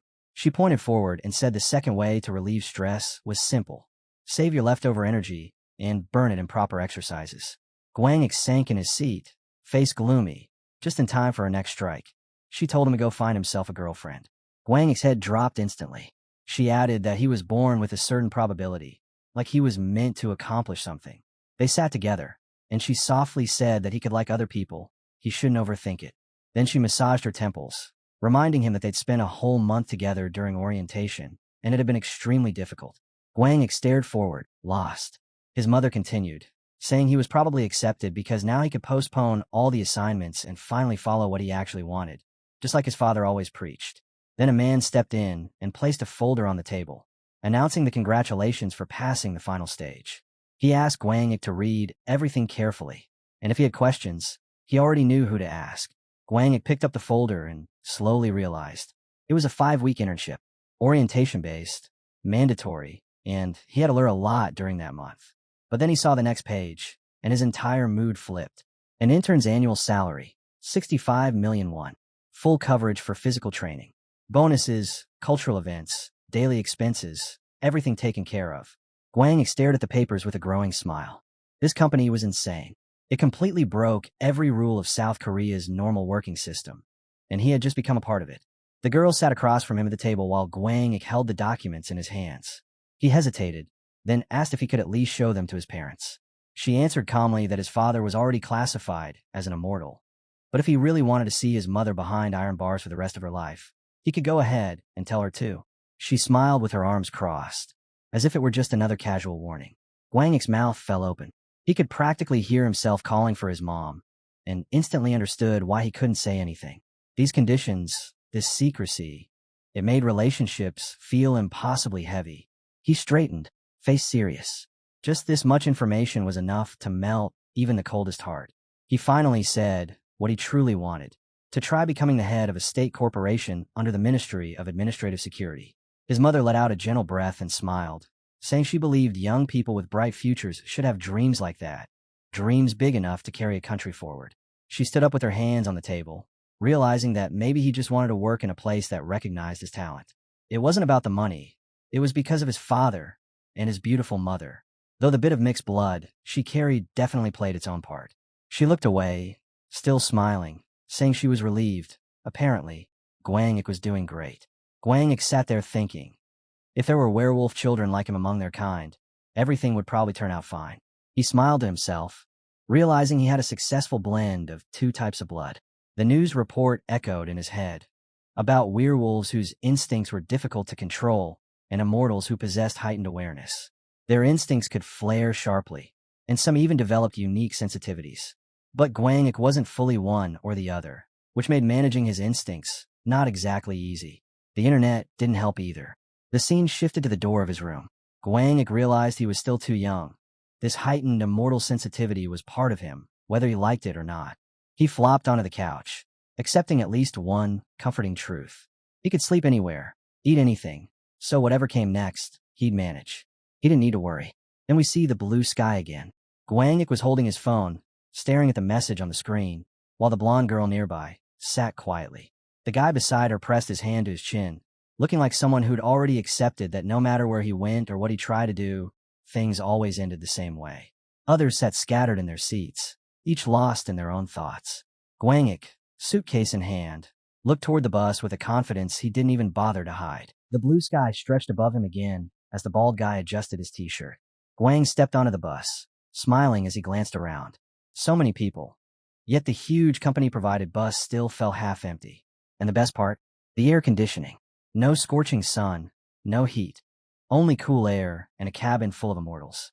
It was the perfect moment to head to the trainee orientation. He walked forward, looking over everyone one more time. With just a glance, he could tell who was a purebred and who was a half-breed. He imagined a person with powerful energy and instantly understood. Purebreds were impossible to miss. Their looks stood out, their aura hit differently, and with his sharp sensory memory, he could feel it just as clearly as seeing it. Intuition rarely lies. He turned his head, eyes landing on the blonde guy, sitting with his arms crossed. Guang didn't even need to guess. Another purebred immortal. And somehow he ended up sitting beside him again. The guy wasn't even paying attention, staring off as if lost somewhere far away. Then Guang noticed others starting to chat with each other. Maybe you should try to. Make a few friends. Stop judging people based on their clothes. A small memory surfaced. Him sitting on a swing while his father stood beside him, saying that sometimes finding someone to talk to is hard. The person who annoyed you at first glance might turn out to be a good friend, and the one who seemed nice might be the opposite. His father rested a hand on Guangik's head, saying he'd grown up, leaning against the pipe. He added that back at Guangik's age, he struggled with sleep. Guangik, still on the swing, wondered what was wrong with his father's insomnia. He himself had no problem sleeping, except for the annoying sounds coming from the neighbor's house every night, making it impossible to close his eyes. And just like that, the memory faded, replaced by the hum of the bus engine as Guangik settled into his seat, ready for whatever came next. Guangik looked straight ahead and finally asked the question that had been bothering him. How did his father even survive something like that? No one could stay awake forever, not even a werewolf. Their instincts demanded control, and his father had extreme sensitivity on top of that. How did he deal with immortals without going insane? His father leaned back, arms folded, staring up at the sky before answering. Earplugs, a sleep mask, a thin microfiber blanket. He tried everything. None of it worked. So he bought an entire 4-story building, made a room dead in the center, and surrounded it with soundproof walls. Only then did he finally get some peace. He closed his eyes with a tired smile, saying that even then, insomnia clung to him. But as he forced himself to socialize more, to build an actual life outside the constant training, things slowly got better. Over time, he learned to manage his senses, though he still ended up training alone in the mountains for 3 years. Guangik fell silent, thinking. His father had struggled that much to master his own emotions and instincts. And for Guangik, those things came as naturally as breathing. His father bent down to pick up his bag, and in that moment Guang understood. Werewolves have fine muscle control over their entire bodies. Managing emotions for them was the same as twitching an ear or tightening a specific part of their back. His father smirked and added that all his sons would end up extremely sensitive too. The scene shifted into a bright yellow sky. Guangik straightened up. He needed a strategy. Things would be so much more interesting if he knew what to expect ahead of time. The blonde guy across from him slowly opened his eyes. Guangik raised his hand, trying again. "That's the 3rd time," he said. The man simply nodded, expression unreadable. Guangik froze with a ridiculous look on his face. He didn't know this guy at all. He waved his hand awkwardly, remembering how the blonde avoided him every time, closing his eyes, looking away, pretending not to notice. They'd crossed paths twice already, even met during the interview test. And now again, on the bus. Guangik's hand trembled in front of him. So much for learning from his father's first impression advice. Everything was already obvious. This guy definitely had memory problems. Guangik turned his head slightly, thinking that if this prince had issues like that, then he needed serious help before things got worse. So Guangik decided to do the simplest thing. He'd greet the girl behind him instead, the other blonde. She didn't look like a purebred, but she didn't look like trouble either. And with that, he finally turned around to say hello. The girl sat with her hands neatly folded, staring straight ahead without a shred of interest in anything around her. Guangik turned back to her, trying to be polite, but she beat him to it. With a calm, almost bored tone, she said he was immortal, that his senses were probably dulled from Ross's environment, and even she didn't know where they were being dragged off to. Then she added that he'd rushed into signing the contract like a fool and got swept up by the conditions. Guangik's face tightened. Great. Not only the weird blonde guy, but now this girl too. Both of them were strange. He studied her carefully. He was sure he hadn't seen her before. She kept her arms folded and continued as if reading from a script. Immortals were overly sensitive beings, she said. That was exactly why everyone on the bus was sitting as far from the windows as possible. The sunlight leaking through the curtains was already enough to irritate anyone. She didn't feel like talking much either, because she knew the sensitivity was messing with her too. Meanwhile, 2 guys casually munched on chips like nothing was happening. The girl, with a slightly haughty expression, added that Guangik should have been kinder and quieter. Guangik stiffened. His mind screamed that he should just ignore her, ignore his parents' advice, ignore every lesson he'd been taught, show her how to behave properly. But he lowered his head instead, arms folding on their own. Because deep down, she wasn't wrong. If he remembered correctly, his father used to be called a thorn when it came to relationships, and his father had only started dating after awakening his abilities and getting used to them. Compared to that, the immortals sitting around him now were probably 100 times worse. People sat in silence, riding along, and Guangik realized none of this was an excuse for their rude behavior. Yet somehow, this bus headed to orientation felt more like a quiet, rolling hearse. He glanced at the side. If he opened a bag of chips right now, he'd become public enemy number 1. Thankfully, he had eaten a proper breakfast. Then he suddenly froze. A floating gas cloud shimmered in front of him. It politely asked him to call it a mixture of nitrogen, methane, carbon dioxide, hydrogen, and a few other components. Guangik grinned, despite himself. So, he asked, still smiling, "Can I release you?" Guangik looked away, jaw tightening. If he really wanted freedom, if he wanted a little payback for being lectured by that girl, then fine, he'd unleash everything. And he did. The moment the invisible mixture dispersed, the girl instantly sensed danger. She clamped her nose shut, eyes burning with betrayal. Others panicked as well, covering their mouths, pushing themselves toward the windows like they were escaping a toxic leak. The girl glared at him with a murderous expression. Guangik just smiled. Uncontrolled revenge at its finest. By the time the bus reached its destination, several hours later, the survivors looked like they'd lived through a war. Suitcases hit the floor with dull thuds. Guangik grabbed his own and walked forward, feeling oddly refreshed. Outside, The guy from earlier waved his hand. Guangik looked around. This place felt like the outskirts of a hotel, mixed with something else.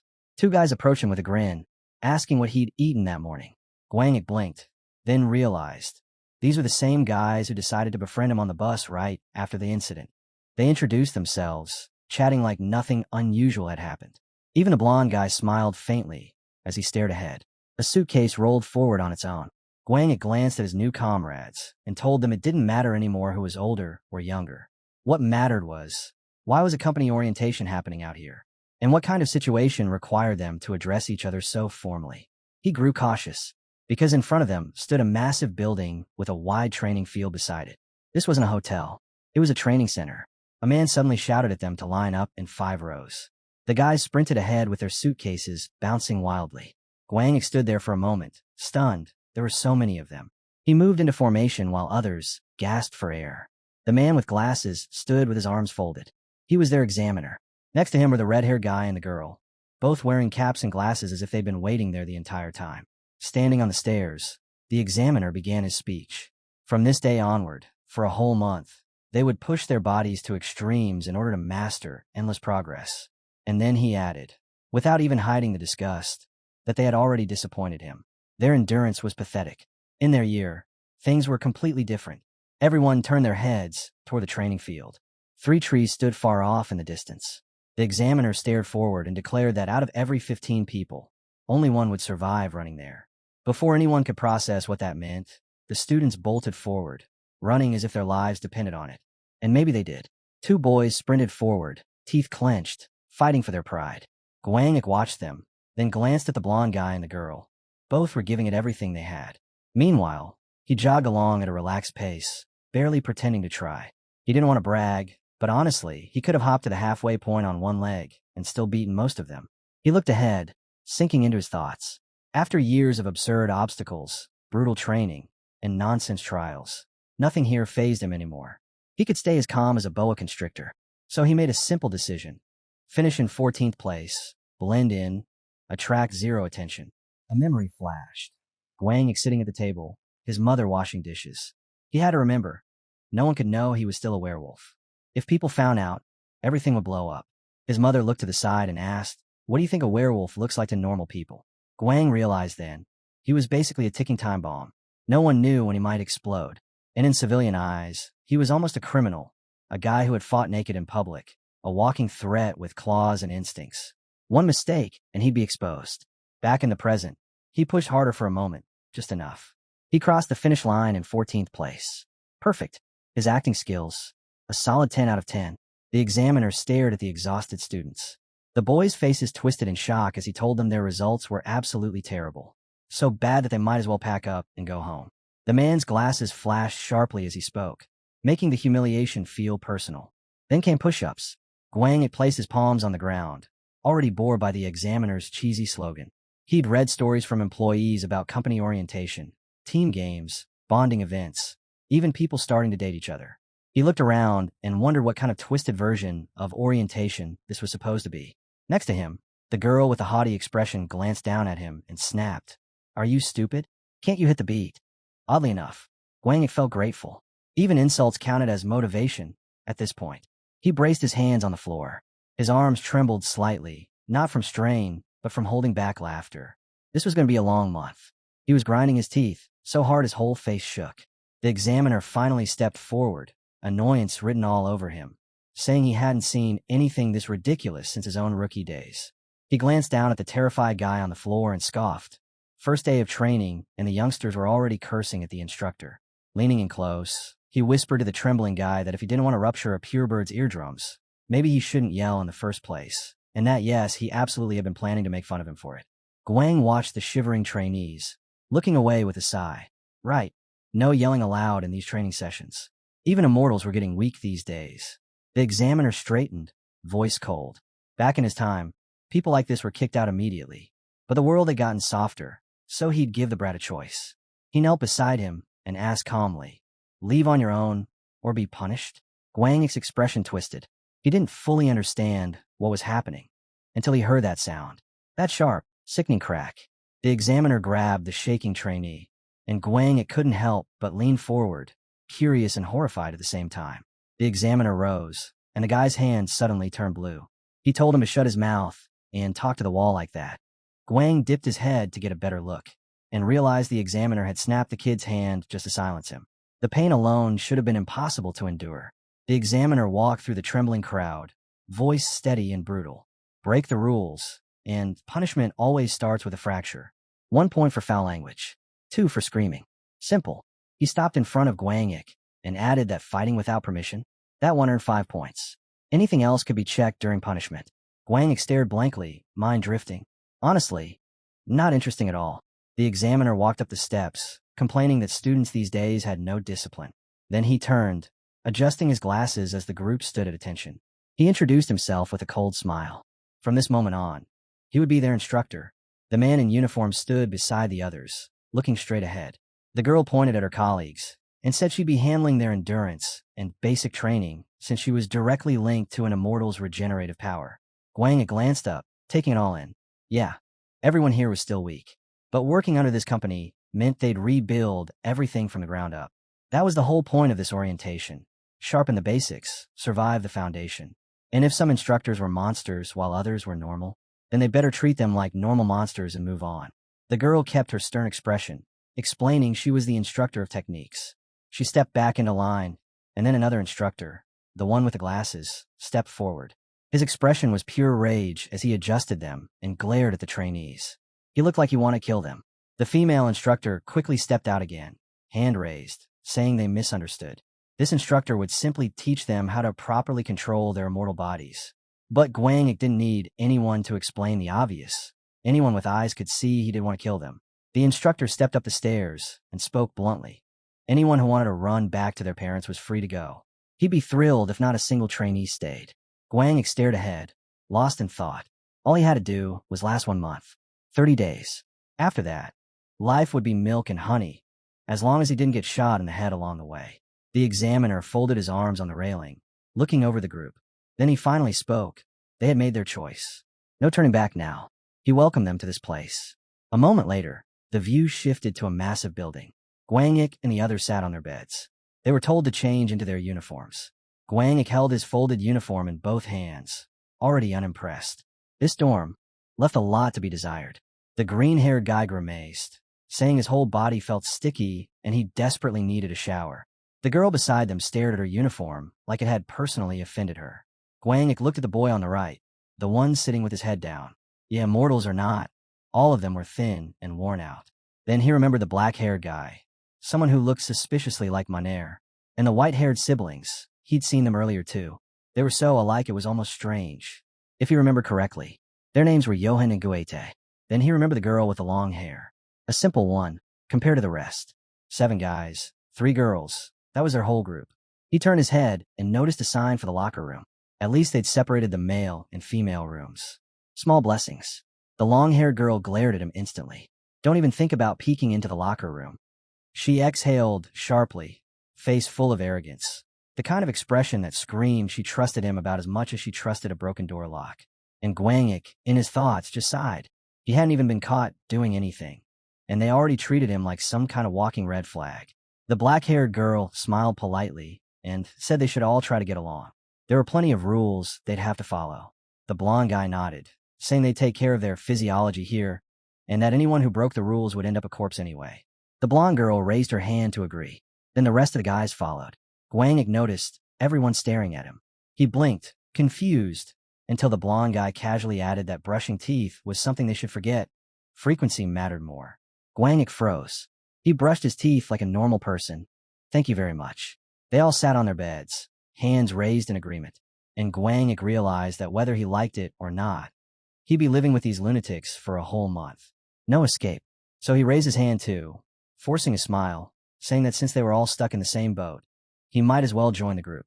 The scene shifted, and suddenly there was this strange feeling, transparent trust floating in the air.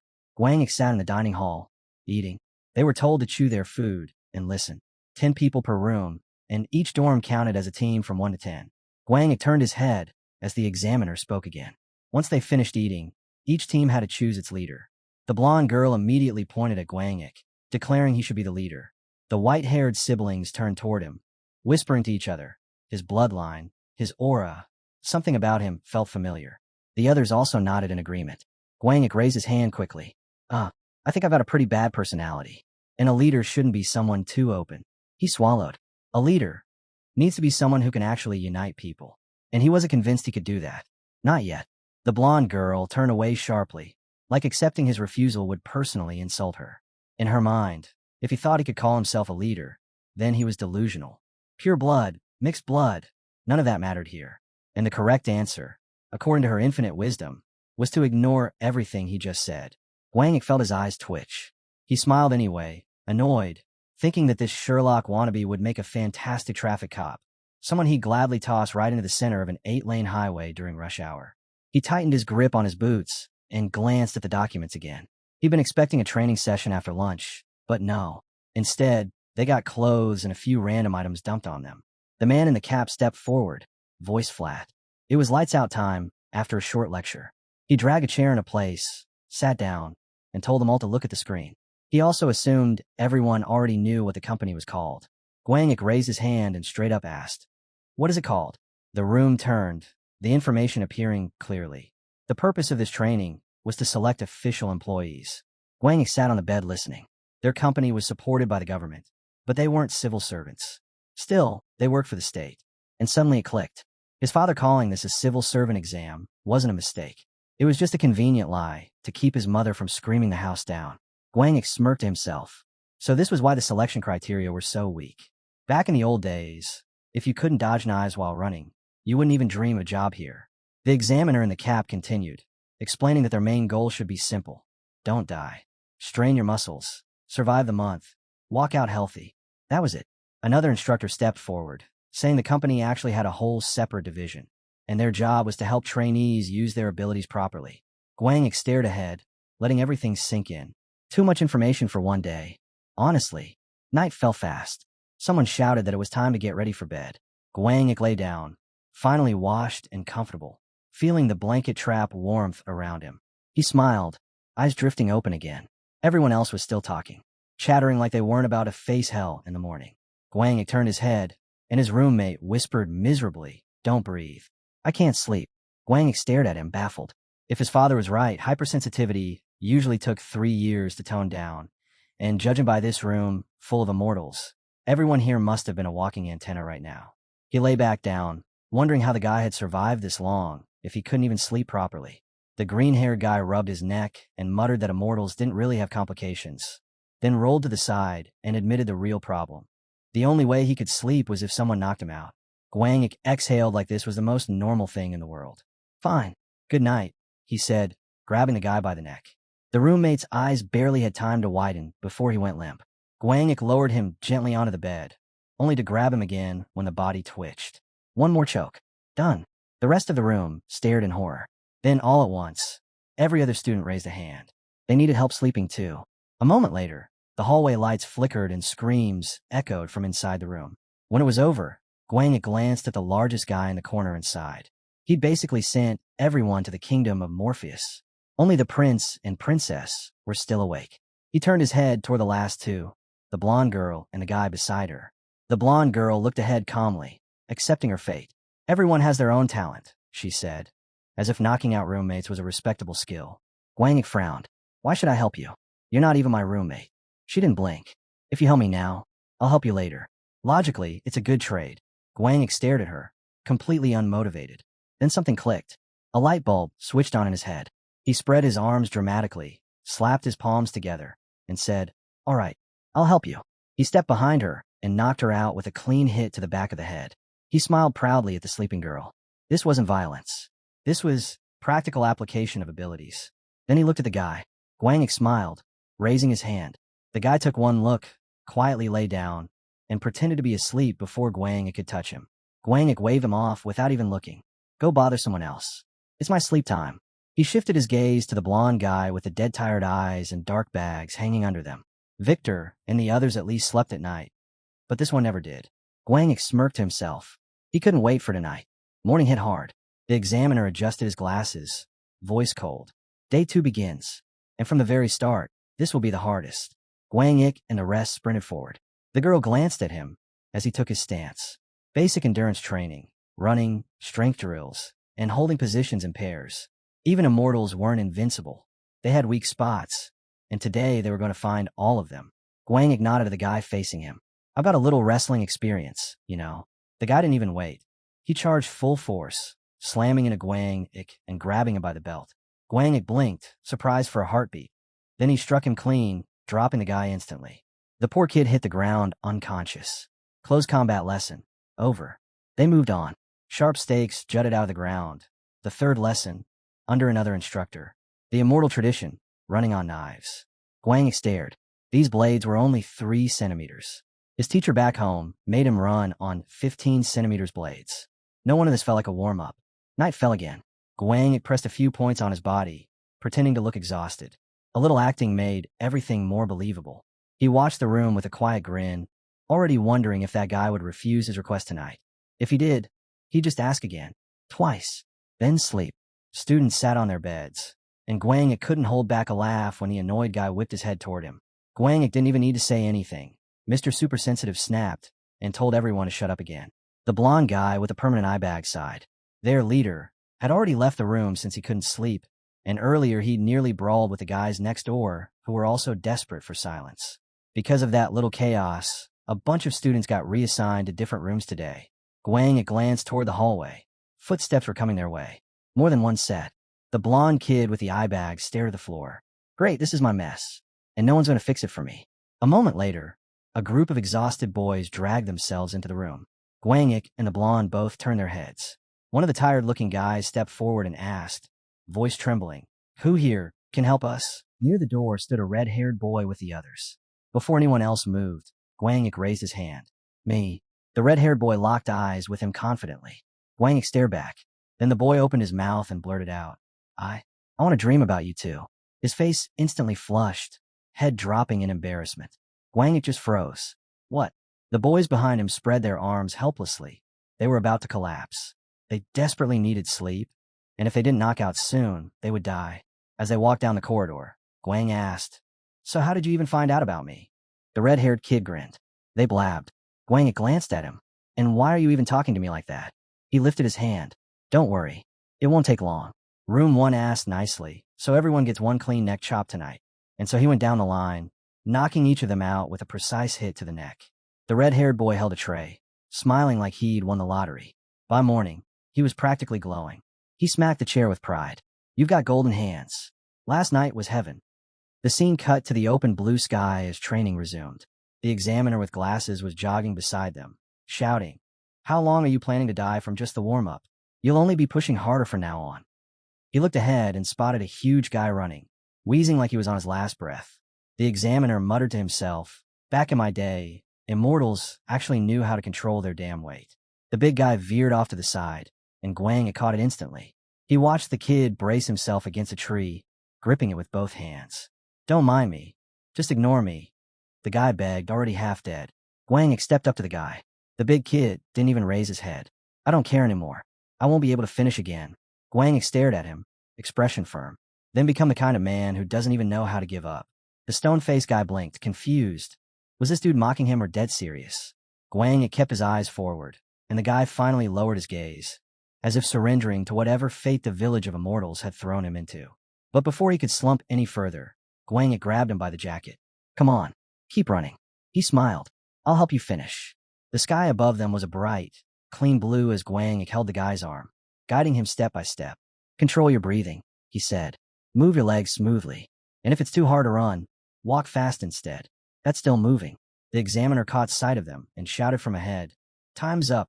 Guang looked at the exhausted guy. See? You shouldn't have doubted your own head. You're fine. We'll finish it tomorrow. The guy stared, bewildered. Why would you help me? Guang waved a hand casually. You don't need a reason to help someone who's fallen or drowning. You just do it. A brief flash crossed his mind. Him standing in a hooded jacket, enemies rushing in from all sides. Back then, someone had helped him the same way, for no reason other than it was the right thing. That was enough. Back in the locker room, doors clattered open. One guy leaned in. Hey, do you have to put another team to sleep tonight? Guang shut his locker. The guy continued. Can you knock out their leader too? His eye bags are hitting his chin. He keeps asking if he needs it. but he never agrees and makes weird faces instead. Guangik looked off to the side. Yeah, those two didn't get along at all. He extended his hand toward his friend. Come on, he said. Your comrade looks pretty damn sad. He remembered the blonde guy, standing awkwardly among the students, still sulking from that cafeteria mess. Papers had slipped from someone's hands that day.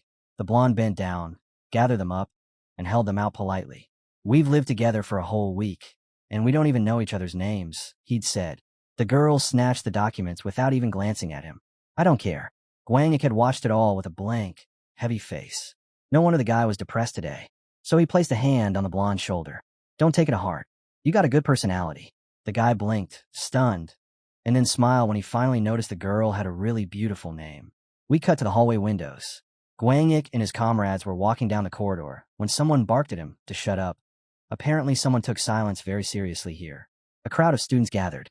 Guangik stopped with his group. One guy whispered, startled. He's here, the tall dude from the bus. The one with the crazy lullabies. I heard they make you feel super refreshed. Guangik stared forward, horrified. His comrades stared back at him. The green-haired kid shrugged. Hey, they're just praising you. Guangik's face went pale. When am I supposed to knock out all of them? He suddenly realized. To achieve the perfect Aruba, he needed to adjust the strength of each chop based on each person's physical condition. That meant one by one. For an hour. Actually more. Thanks to his dear friend's big mouth. Every night had become a full-time job. Night sky again. Guangik approached a girl with purple hair. She looked at him nervously. Yua, do I need to dream about you too? Guang wore the most ridiculous expression, sighed internally, then tapped her neck with passion and wished for her sweet dreams. And, just like that, another day vanished, spent knocking out every sleepless soul on campus. He rubbed his forehead as he walked back into the room. Even after all that, he hadn't forgotten the final task of his routine. He looked at the guy, raised his hand, and gave a tired little wave. The blonde guy noticed him entering and instantly rolled to the other side of his bed, pretending to sleep. Guangik sighed. He remembered the first time he chopped this guy on the neck. The way he froze, twitched, then collapsed. His friend had reacted the same way back then. How could he hate him? Over time, Guangik's lullaby hand had actually gotten pretty refined. He stood near the hallway as students carried half-asleep bodies back into the dorms. The instructors with caps didn't even blink. This had become routine now. Most of the campus fell into dreamland because of his hand. Guangik lifted that very hand and stared at it. Somehow, he'd become a small celebrity, a walking sleep bringer, a legend with way too many nicknames. Then the red-haired kid approached, holding out a chocolate bar with both hands like it was an offering. Guangik's face darkened. At least, take away that stupid nickname your parents gave me, he muttered. He snatched the chocolate bar anyway. A second later, he walked off munching it content. If nothing else, his training was going pretty well. The scene shifted to a series of gruesome illustrations. Alien corpses. The instructor explained, these creatures emerging from black holes are called aliens. It's been 20 years since the first portals appeared. Since then, countless different types have invaded. A dark-haired guy held a tablet, as the teacher continued. They're numbered. 1 is the earliest. The higher the number, the later the species appeared. You can swipe through your tablets to learn how to fight each type. Another instructor added, these are the common ones. Don't be careless. Immortal or not, you'll get torn apart. He jabbed a finger at the screen. As for the named ones, forget fighting. Just run. Run as fast as your immortal legs can take you. The monitor beside him lit up with a new slide. There are aliens with names. Those aren't just numbered species. They're singular monsters. The Black Knight, for example. A hush fell over the room. During the appearance of a major black hole, he slaughtered nearly 500 armed fighters alone. Guangik stared down at his tablet. Ki Hyamin leaned toward him, quietly reminding him. He's the one with the hovering engines on both legs. 2 steel wings on his back. Speed around 150 kilometers per hour. Guangik swallowed. Yeah, this was nothing like his lullaby problems. This was real. 2 blue energy blades extended from the Black Knight's hands. Silent, weightless, and deadly. Guangik stared at the tablet, and something finally clicked for him. All these lessons, all this training, it wasn't just random torture. It was preparation. He imagined a black portal opening in the middle of a street. Hwaram, the Ministry of Internal Affairs and Security's elite company. Those were the people who stepped inside those nightmares, or killed whatever crawled out of them. They were the ones who held the line. The sky was calm and blue above the peaceful town in the video, but Guangik knew better now. Even in quiet times, everyone lived with the fear of a monster ripping through a portal. That's why fighters were always needed. And K.H. Hwaram was one of the groups people relied on the most. He pressed his lips together. A high salary? No, they didn't give huge salaries to everyone. And honestly, Guangik was glad. If the pay had been crazy high, he would have had no excuse not to join the army or navy. He smiled to himself, dodged a bullet there. The instructor continued. If you encounter a named alien, you run. They're living nightmares. Guangik leaned back, thinking about his father. Why did he send me here? Did he really want his own son facing monsters? He would have to ask him someday. Then came the announcement. There will be a test. Learn everything on your tablets. A bottle was set on the desk. As orientation approaches the midpoint, the instructor said, you'll start new subjects. First, a lecture on aliens from your boomer instructor. Second, equipment that helps immortals in combat. A girl wearing a cap stepped forward, smiling. This is Bloodjack, she said, holding the bottle up. If you're in a critical situation, twist the cap open, press it onto your hand, and the device will find a vein automatically and fill you with blood. Nuna placed a box on the table. It's mixed with stimulants, sedatives, and ground anger leaf in a precise ratio. Press down hard. The tip pierces your skin using air pressure. The medicine goes in immediately and boosts your abilities on the spot. The boys stared ahead, wide-eyed, repeating her explanation in their heads. She closed the box and added, most people call it combat potion. Official name, BB-8. Nuna smiled way too brightly for someone saying something that horrifying. She explained that if you overuse it, a person becomes addicted, and immortals aren't any different. If they push it too far, they end up dealing with withdrawal for the rest of their miserable lives. Guang stared at her, wondering why she had to say stuff like that with such a cheerful grin. It sent goosebumps crawling up his arms. The instructor stood before the students, continuing, as if she were giving a cooking lesson instead of talking about mental collapse. She said this thing was invented in Germany and went by either the blessing of the bottom or the blessing of Odin. One of the best mental cocktails out there. And apparently, there were muscle cocktails and all sorts of other nonsense too. Guangik couldn't help thinking that this world was basically full of high-functioning drug addicts. The boys held their weapons as Guangik mentioned their last subject, weapon training, with that candle instructor who always liked to remind them that not knowing and knowing, but not doing were two completely different things. And after that came running again, strength training, martial techniques, body hardening. Rinse and repeat until your soul leaves your body out of boredom. They were running again when Guangik thought about how he kept helping the chubby kid, and how, over time, more of the group joined in. Eventually, the students lying in their beds each night were too tired to complain anymore. Life had beaten them into routine. Each time, Guangik sent fewer and fewer people to the kingdom of Morphus. Their endurance had finally caught up. Even the chubby kid could finish the morning run on his own now. A full moon hung above the building when Guangik summed it up. 1 month gone just like that, and their training was finally over. Ki Hyamin opened his mouth, happily pointing out that at least no one got eliminated due to penalty points. The man in the cap grinned and congratulated them on officially joining the Hwaram interns. They had done well. The boys huddled together, buzzing about how it was finally over and how awesome it felt to call themselves interns now. The guy in the cap stepped forward, saying the results of their orientation would now be announced. Their ranking would consider their training performance and their written exam score, and their assignment to departments would depend entirely on where they landed on that list. Guangik stared ahead, sharp and alert. The moment they announced that the top 3 would receive a cash reward. Money. In his mind, there was nothing in this world cooler than that. As the results started rolling in, he straightened his posture, thinking he could already guess first and second place. But third? That one was a mystery. Maybe, just maybe it was him. The blonde kid folded his hands nervously when his name was called. Guangik blinked. Who even was this guy? Had he ever shown up in a chapter before? Ki Hyamin stepped up to shake the kid's hand, congratulating him, and saying that if he applied to the department he wanted, they'd prioritize him. Guangik just watched them, thinking about how painfully average this boy looked, and how insanely lucky he was to snag 3rd place.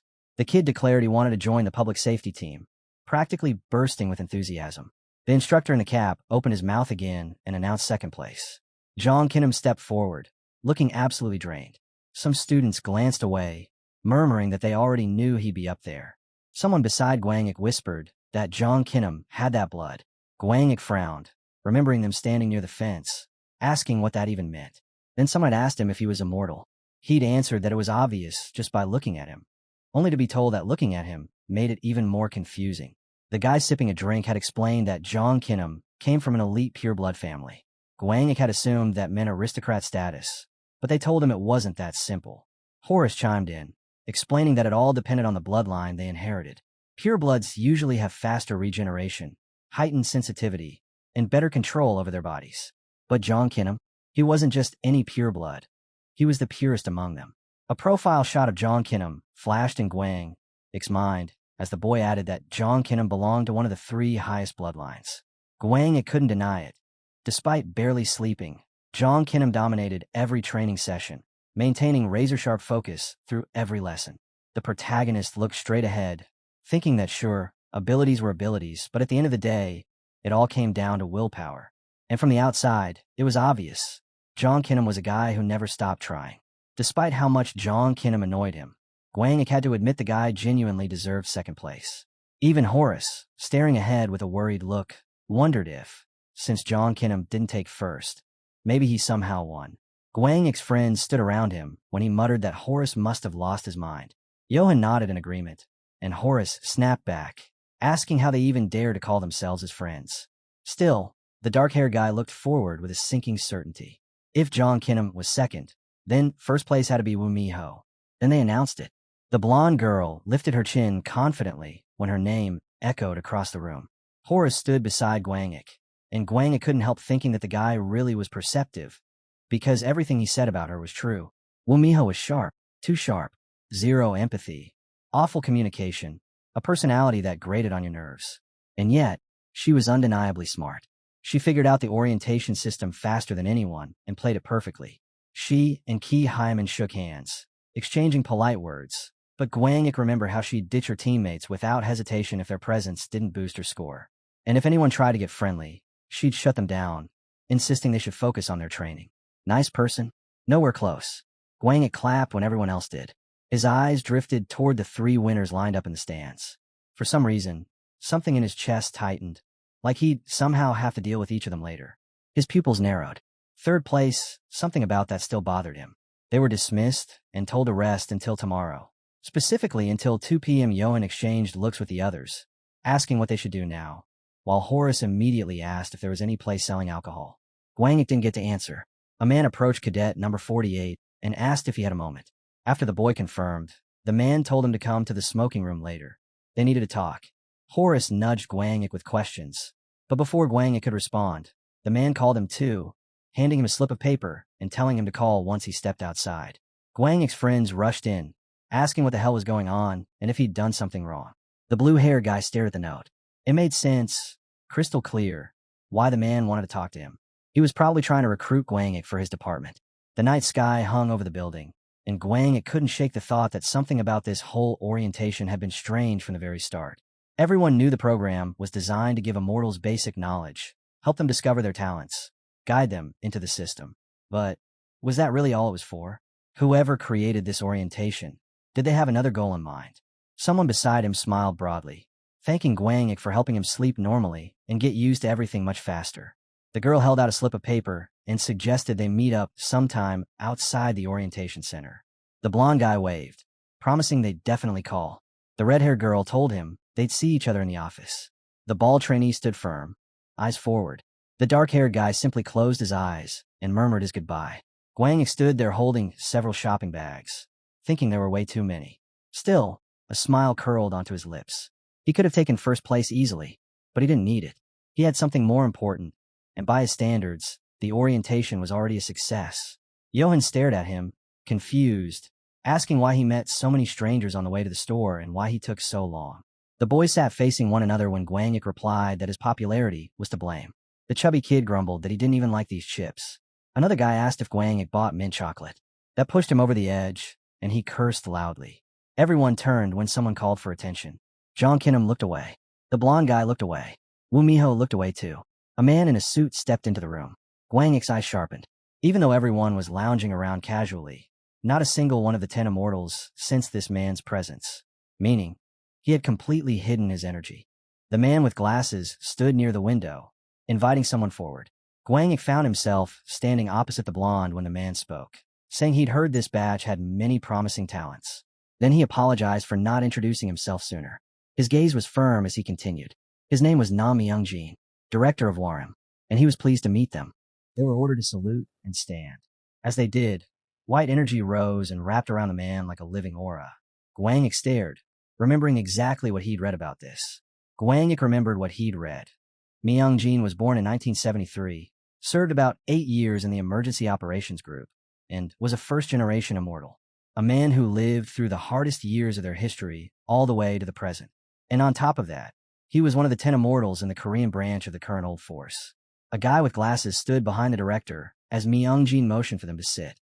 He said he hadn't come to scold anyone, then casually asked if they enjoyed practice. Everyone answered yes. He told them not to lie. Horace sat behind Guangik, already imagining how miserable office life was going to be.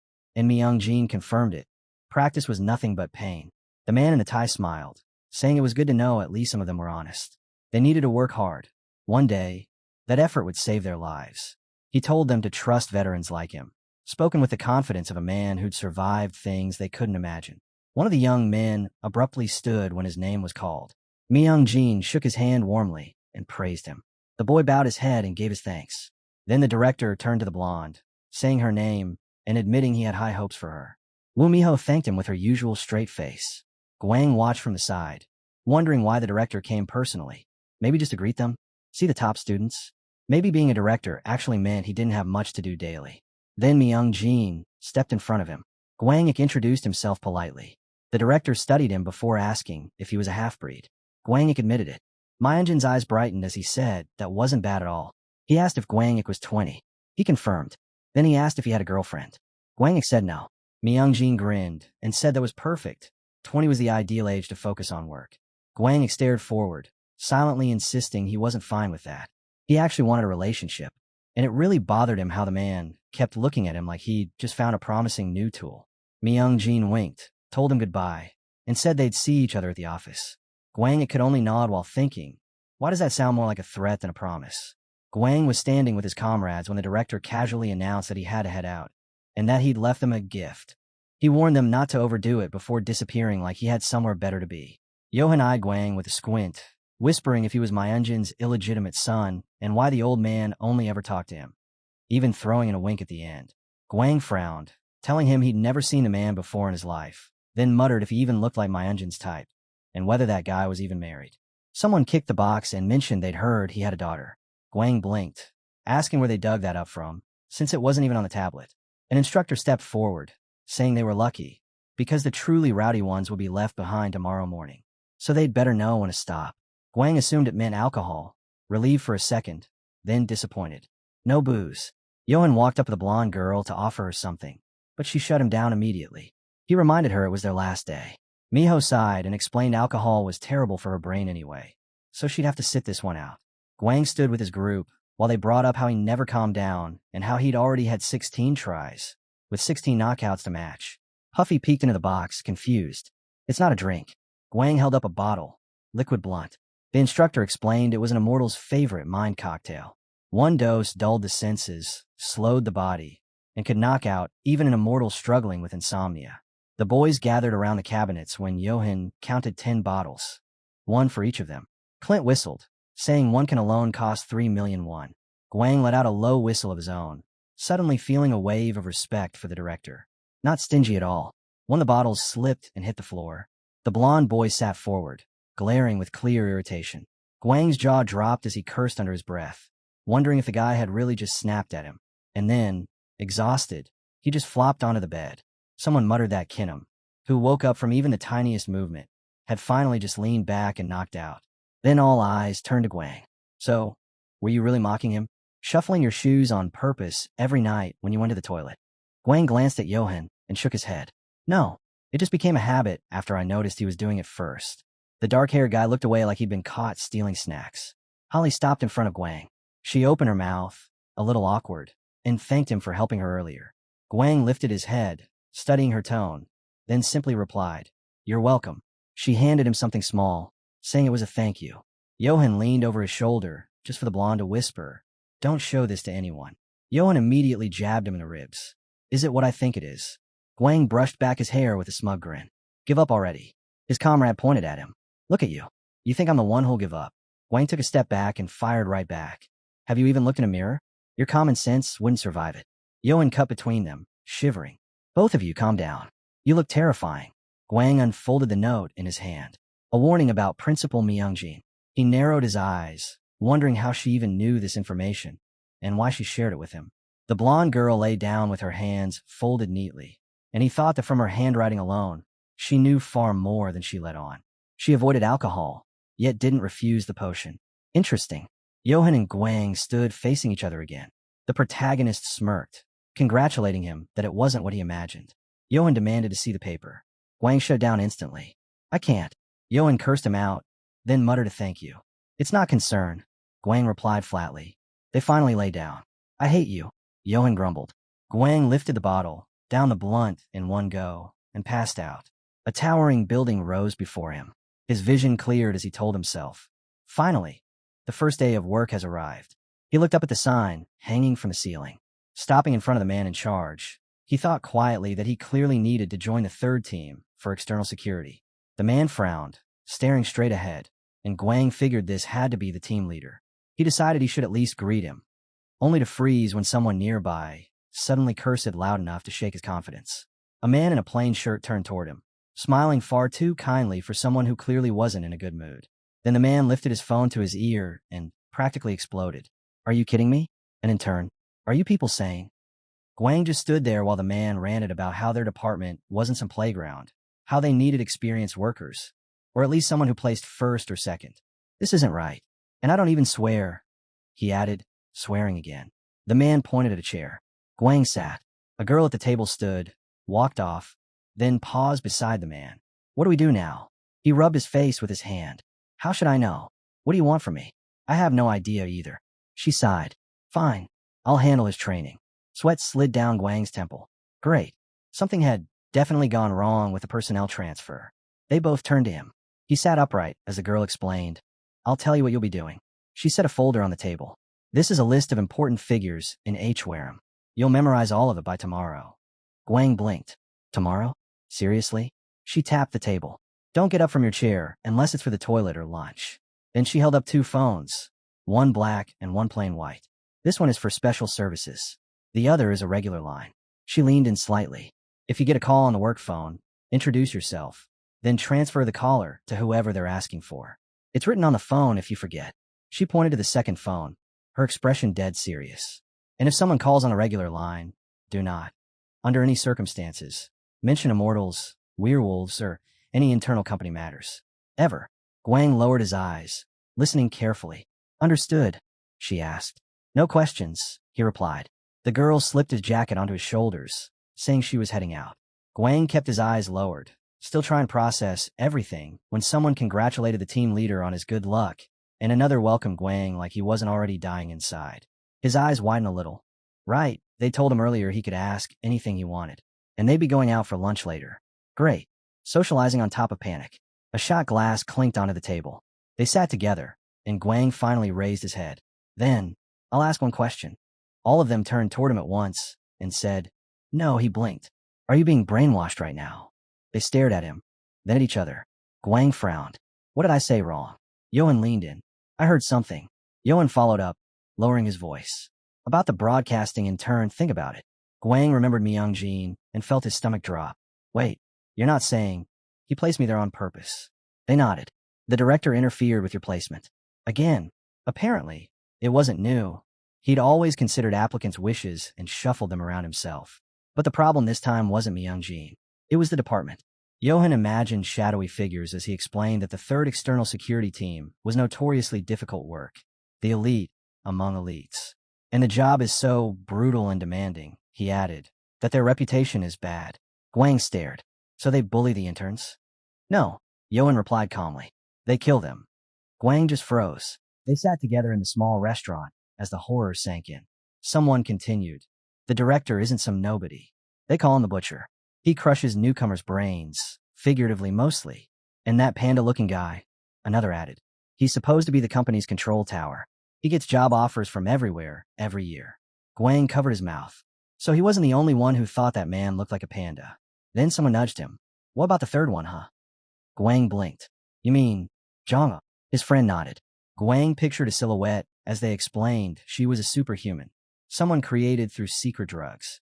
He imagined pills scattering across a table, remembering what he'd read during orientation. Civilians had manufactured those drugs to restrain special species, but they also granted humans forbidden power. He held the tablet tighter.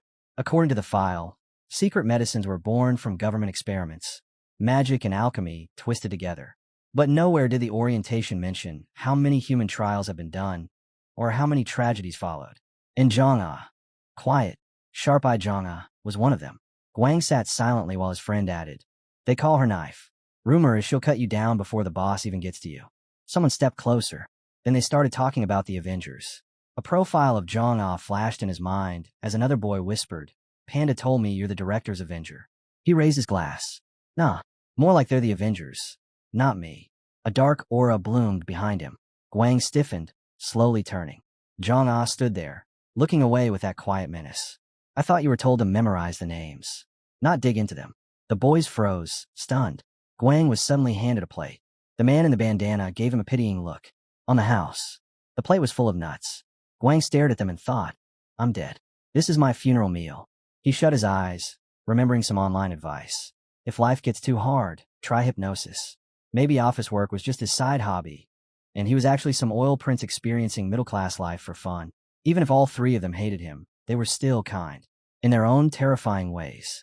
A sharp ringing cut through the restaurant. Guang grabbed the phone. "Hello, I'm listening. Connect me to Zhang-Ah," the caller said. Guang walked over to her and reported, "You have a call from the assistant of the first support team." Zhang-Ah glanced up. "You flipped the name order." Guang swallowed. "Understood." Opposite Zhang-Ah sat Dong-hun, muttering that Guang was stupid while the manager cursed under his breath. Guang didn't rise to it. He was too busy thinking about how Dong-hun called him an oil prince earlier, as if that somehow made them cute. Jungbong stepped up to him next, eyes sharp. "So you're the sleeper?" he asked. Guang nodded as he explained that his days were all the same. Memorize names, transfer calls, repeat. But with his seniors constantly out on missions, the other employees talked. A lot. Enough that Guang had learned more about this team from gossip than from orientation. The manager frowned when Jungbong formally introduced himself. Pureblood, but without the usual superiority complex. Guang and the man locked eyes as Jungbong added that what truly set him apart was hand-to-hand combat. Best in Hwaram. No contest. Behind Zhang-Ah, their leader clicked his tongue at the floor. Jungbong glanced sideways at Guang. S-class and both were in action. "That's me." And him. He jerked a thumb at the manager. "That's our immortal leader." The guy with the dark circles raised a hand with a tired smile. "Dong-hun. Assistant. I suck at shooting in hand-to-hand, so don't ask." He slouched behind Guang, asking if he was bored already. Then he pointed at his multiple monitors. "This is what I do. I'm the control tower when everything goes to hell." Headphones on, he sighed like a man already halfway out the door. "One day, I'm leaving this company for good." He'd realized early he wasn't talented in combat, so he chose a job that needed brains instead. Guang still couldn't see where exactly Dong-hun's genius was supposed to be hiding, but he did notice the anime wallpapers. Zhang-Ah, meanwhile, stood straight and confident. She was a medically enhanced human, one of the few civilians in Hwaram with real combat ability. A diamond among stones. She shoved a list into Guang's hands, telling him to memorize it. He barely looked up before Jungbong added, almost proudly, "She served in the Special Forces. Hand-to-hand, A-class. Shooting, B-class." Zhang-Ah pressed a phone to her ear. "Follow the procedure," she ordered, voice crisp. And it hit Guang then. Outside of their team leader, she really was one of the strongest they had. A rare gem in a place built to break people. Zhang-Ah slipped on her jacket with that same flat voice of hers and said she was heading out. Guang summed it up in one thought. No emotion at all. Pure icicle. He watched her leave in profile, thinking that only elites worked here. People who were genuinely built differently. Then he sighed, looking up at nothing in particular. All three of them had awful personalities. No wonder the clouds above the building looked ready to cry for him. A week later, the guys were gathered in front of the monitors.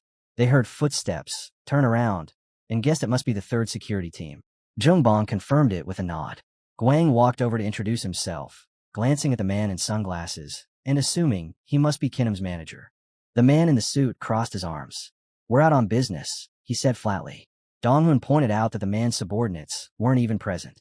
The guy holding the microphone shrugged, saying he'd just take over if things got too heated. Kinham's face popped onto the screen. Guang stared, remembering they'd mentioned some kind of regular test, but no one had explained what it actually was. One of the co-workers leaned toward him and casually explained that the device controlled gravity, tech pulled from whatever they'd recovered behind the gate. Dong-hoon raised a hand. No need for the lecture. Everyone knows this already. They immediately countered. We have an intern here, genius. So Dong-hoon waved the floor at Guang. All right, intern. Story time. Listen carefully. And honestly, Guang didn't want to listen.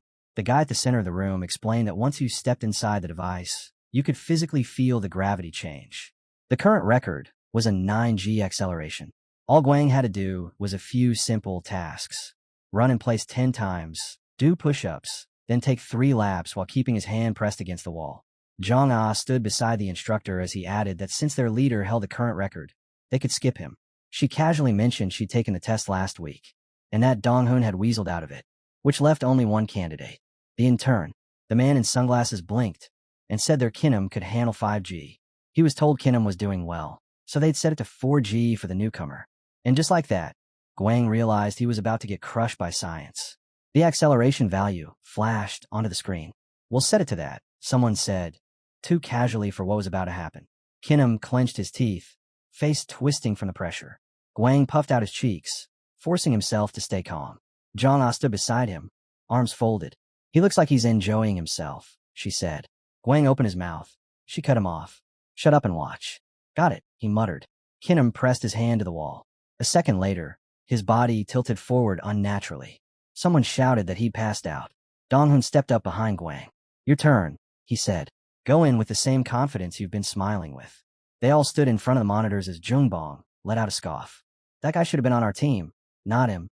Guang froze mid-step, back still turned.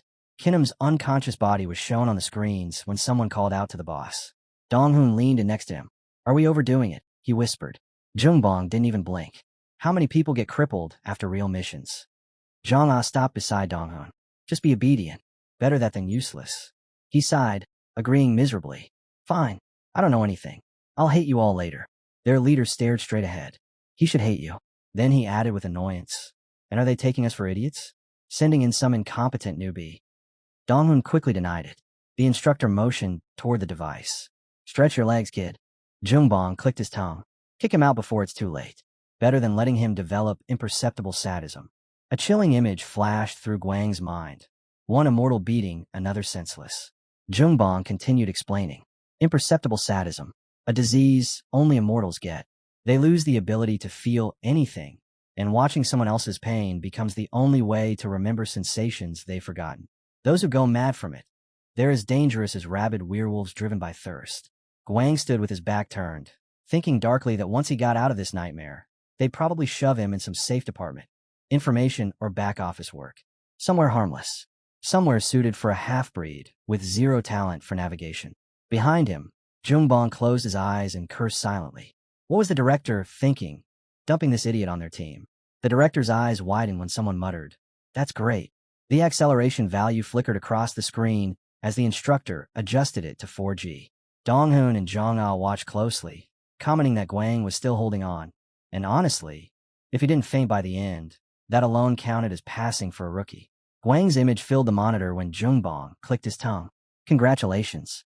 He's now a slightly more capable loser. But our team needs pros, not kids we have to babysit. The supervisor leaned forward, realizing something was off. There was no change in Guang's movements. Worried, he checked the figures again and muttered, That's only 2G. What's the current acceleration? Someone asked. Guang dropped his hands to the floor, bracing himself, and Jungbong ordered, Increase to 5G. The screen jumped. Guang walked with his arms stretched out at 7G. Then 8G. Jaw clenched, eyes forward. Dong-hoon and Zhang stared, stunned. The supervisor froze. Even the instructor hesitated. Should I keep raising it? He asked. The screen climbed again, 10G. Jungbong crossed his arms, deep in thought. Inside the chamber, the door sealed shut. Guang shifted his weight, bending one leg, back turned toward the camera. His shoulders rose and fell as he breathed through the crushing pressure. His mind drifted. He remembered standing in front of the monitors, asking the supervisor why he treated him like trash, and what he'd do if Guang ended up outperforming Kinam. He imagined Dong-hoon behind him again, suggesting he take the test instead, and Guang swore that if they ever met outside the office, he'd deck him. Then there was Zhang, a nice princess, in his words. Slightly better than those two idiots, because at least she explained things. but she needed to be more human. Talk, laugh, maybe even have a drink with her team instead of freezing everyone out. Sweat poured down Guang's face. The lamp above him buzzed faintly as he pressed his hands to the floor, feeling the pressure climb higher and higher. How many GS now? It felt like the final stage of werewolf endurance training. He sagged closer to the floor, thinking bitterly that a poorly trained immortal's body wasn't that different from a normal person's. This kind of force would feel like every organ was being squeezed into paste. Suddenly Kin'em feigning made perfect sense. And yet, Guang was still moving, still breathing, still pushing back. Guang imagined Johan in that chamber and nearly snorted. Those two wouldn't last more than a few seconds. He'd have to tease them about it later. He kept grinding through push-ups, wondering how long this torture would drag on. All he wanted was to prove he was better than their precious favorite. If he was going to impress them, then he'd go all the way. A harsh ceiling light glared down on him when a voice suddenly asked, "What's 8 times 9? Seriously?" They really thought he didn't know his multiplication tables? Kin'em probably didn't, but still. 72. Guang answered without breaking rhythm. Dong-hoon, standing next to the leader, clicked his tongue. Too easy. The kid's got talent. Look at his orientation scores. Try double-digit numbers. The instructor followed up. What's 12 times 22? All three of them stared at the screen. 264. Guang replied. Zhang-an narrowed her eyes. You sure he's not in some kind of trance? Dong-hoon shook his head. There are drug cocktails that boost physique and mental processing. But unless he's a third-generation rich kid, there's no way he got his hands on those. All eyes shifted to Zhongbang. We'll know for sure after the drug test, he said flatly. And if it's negative? Zhang-an asked. The leader stared ahead, expression unreadable. I don't know. Inside the chamber, Guang had one palm pressed to the wall when a voice finally announced the end of the test. He relaxed one arm, breathing hard. Good gravity training, he thought. His body felt light, almost too light. As short as it was, he could already feel his strength and endurance creeping higher. Probably a perk of whatever strange balance his immortal and werewolf blood gave him. The door slid open. Come out, someone instructed. Guang stepped forward carefully. Zhang-a approached first, handing him a handkerchief and offering unexpected praise. He tilted his head, confused by her sudden softness, when Dong-hoon called out to him. Guang. Zhongbang's jaw tightened as he snapped, demanding to know why the boy suddenly stood up. Since he was done, he should get back to his station. Nothing more to it. The men huddled around the screens while the leader suggested the instructor pull up the results of all the interns, since this group was the last to finish. Guang glanced at Zhongbang, trying to understand why the man wasn't cursing like he usually did. Zhang-a shot him a look too. He hadn't expected that reaction. Was showing a tiny bit of skill really all it took to rattle Kin'em's pedestal? The instructor turned to him, calling his name. Guang straightened and answered politely. The man introduced himself. Internal management, responsible for the entire technical division. Guang blinked, confused. What did this guy even want with him? Then came the request. Drop by during a solo training session sometime. Zhongbang's expression twisted immediately, irritation boiling over as he barked at the instructor to hurry up and open the records. Guang shut his eyes with a smug little smile. A manager showing interest, the team leader personally reviewing results. Finally, something to be proud of. Exactly the kind of attention he'd been craving. For a moment, he let himself wonder how much longer they planned to treat him like garbage. He stood behind Zhang-a when she glanced back at him. Don't get cocky so fast, she said flatly. Take that crown off. This isn't school or kindergarten. This is work. He froze, mouth slightly open, then muttered an apology. She wished him luck and turned away. Guang stared after her, wondering what that was even supposed to mean. But as he looked ahead, a realization flickered through him. They'd acknowledged him as one of them. Maybe now he'd be trusted with real responsibilities. He jogged toward his colleagues, only to be asked why he was standing there like a statue. Move. Work doesn't do itself. 3 thick books dropped onto his desk with a heavy thud. Guang stared at them in horror. Memorize all of this. He cursed inside his head, face twisting. What had he even been expecting? Dong-hoon stood beside him, arms crossed, watching Guang stare at the stack of folders like they were execution orders. When Guang finally asked what all this was, Dong-hoon pointed calmly. The first folder is about alien numbering. The second covers potion classifications. The third explains equipment structure and usage rules. The assistant smiled, too pleasantly, too sharply. And when Guang asked why he needed all this, the man simply told him to memorize it. When Guang pushed further, asking up to what page, the smile widened. All of it. Sweat rolled down Guang's temple. 3 months' worth of material, and they expected him to swallow it in 4 days. Had this man lost his mind? Someone walked toward them, just as Guang muttered whether this information would even help him. Jungbang's eyebrows twitched, irritation rising. So our intern thinks we're being unfair, he said, staring ahead. The leader passed by and glanced at Guang. Numbers are the basics. How you plan to fight something if you don't know its traits? Unless you want to end up inside a creature's stomach, and later as its waste. Learn it. Donghoon tapped the second folder. And potions? You need to know your own body to mix them properly. Fighting without cocktails is the same as walking onto a battlefield without a weapon. Zhang Ah stepped up beside Guang. And equipment isn't something you just hold. If you don't know its structure, you can't use it properly. Knowing the rules isn't the same as understanding the weapon. So do what they said. Guang cursed internally. Great. A room full of geniuses. He sat in front of his colleagues, grumbling that 4 days were impossible. Donghoon leaned in with a conspiratorial whisper. I'll tell you a secret. I spent 1 day. Zhang Ah smirked. It took me 3. The manager lifted his chin. 2 for me. Guang stared at all of them, wondering why they weren't working in some elite Korean Institute of Advanced Technology instead of torturing him here. The assistant looked off to the side and added, there will be a test in 4 days. Jungbang didn't even let that sink in before adding, and it won't be easy. Guang looked up, horrified, right as the final blow landed. For every wrong answer, the assistant said calmly, you'll spend 1 hour in the training room. A nightmare. An actual nightmare. The manager's expression hardened, brows tightening as he asked if Guang was weak. If that's the case, then leave, he added flatly. Guang looked away, jaw tight, saying nothing. In the end, he picked up the folder and muttered that he would learn it. Zhang Ah turned her gaze aside, eyes sharp. Donghoon gave a faint smile. Jungbang only frowned, staring at his monitor, fingers tapping irritably on the keyboard. Across the room, the instructor sat before the screens. His pupils shrank. He remembered the manager beside him asking the same question again, and he repeated the result. The boy had taken first place. Again, the manager said, this is the 12th time you've asked. The instructor replied, almost exhausted. Jungbang's irritation spiked when he was asked if he was satisfied with that answer. Not at all, he snapped.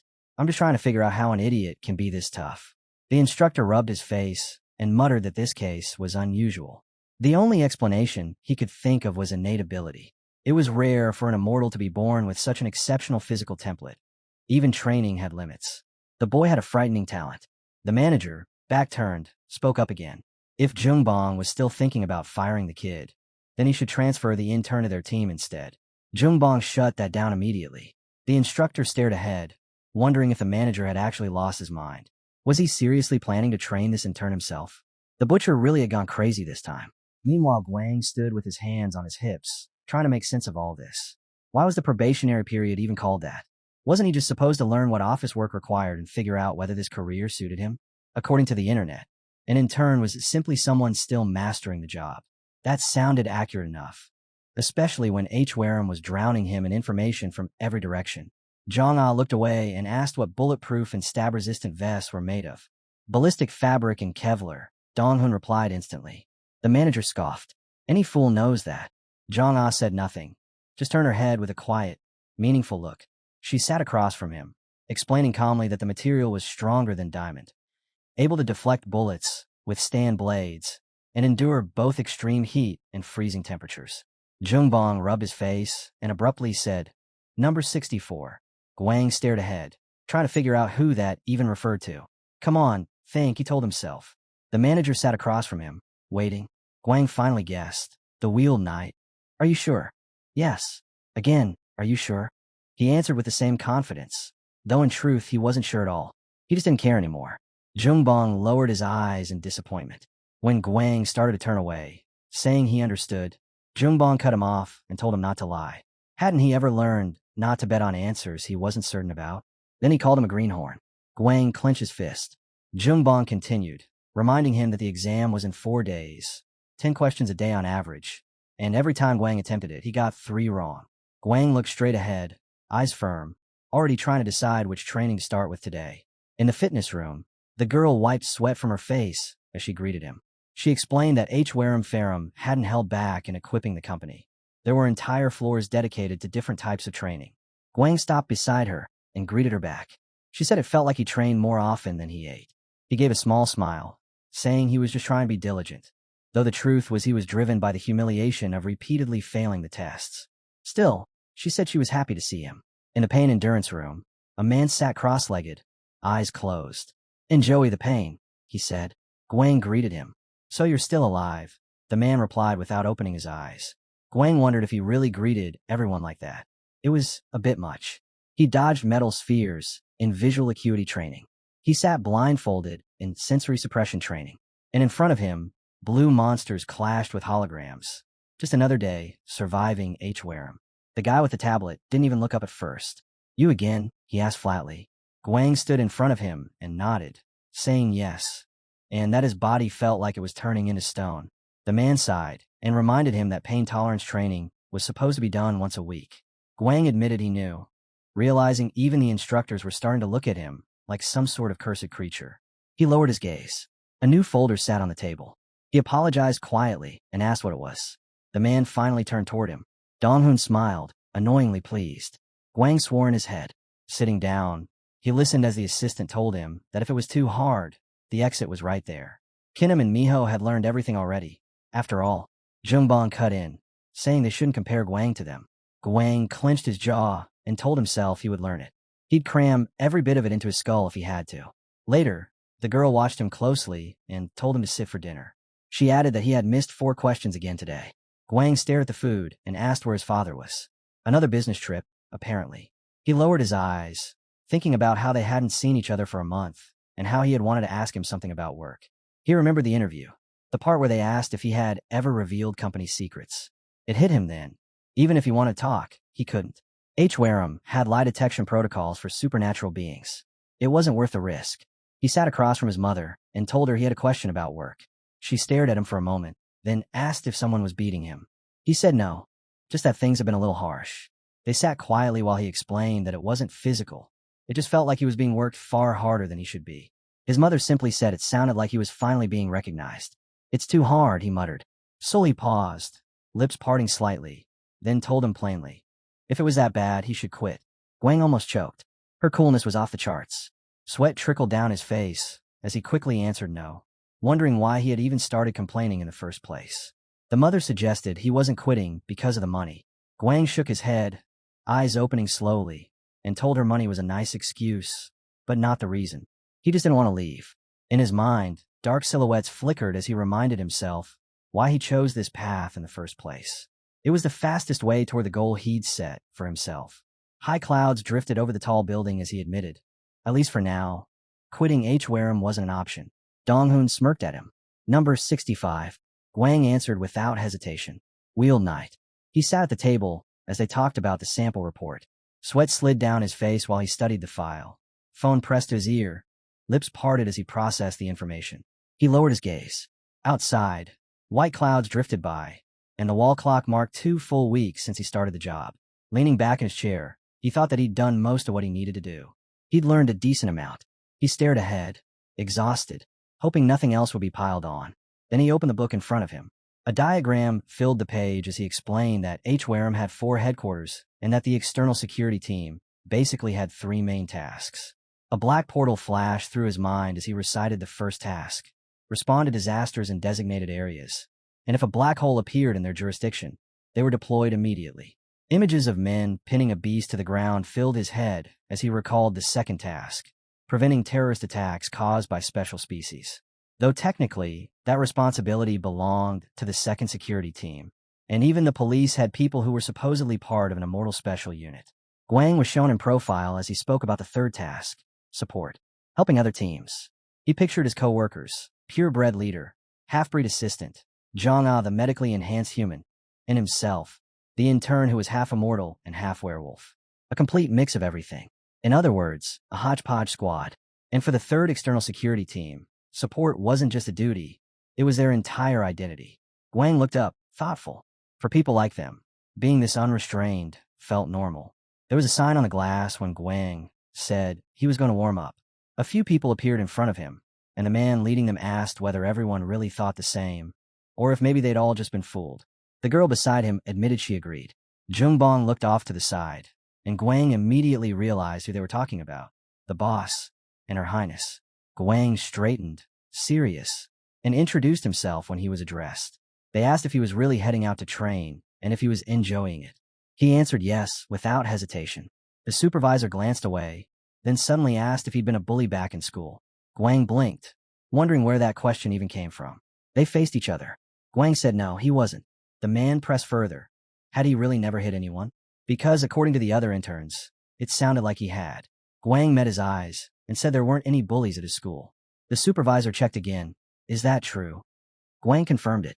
He opened his mouth and clarified that he didn't bully anyone, period. The supervisor gave him a crooked smirk and asked if everyone had actually listened to him, wondering if young people had become that stupid. The staff shifted uneasily. Guang answered that yes, they'd listened, and he didn't want to see extortion or bullying anywhere near him. His gaze darkened as he added that the same applied to people who swore every other word. Jungbong tilted his head, then smiled, saying it seemed their intern actually had some backbone. The manager lifted a fist toward him and asked if he knew how to box. Guang said he didn't. Jungbong stepped right in front of him and offered him a duel. Miho looked away, careful and nervous. The employees stiffened in fear. Guang stared forward with calm determination. His eyes lit up when he accepted. Jungbong leaned in, confirming if he really agreed. Guang answered with a wide grin. The manager turned to the workers and asked if they had anything to do after lunch, and if not, who wanted to watch the show. The girls sighed, annoyed, thinking he was an idiot. Pointing at Guang, Jungbong said, 3 o'clock. Training room. For now, rest and eat, but not too much, or you'll puke. He thanked Guang, tapping his memory as if sealing the moment. I'll remember everything. The blonde turned away sharply when they told her she'd be on backup. She muttered that it was a waste of time, until the manager reminded her that he was evaluating her work. She froze, turned back with a stiff expression, and said she understood. She'd be on backup.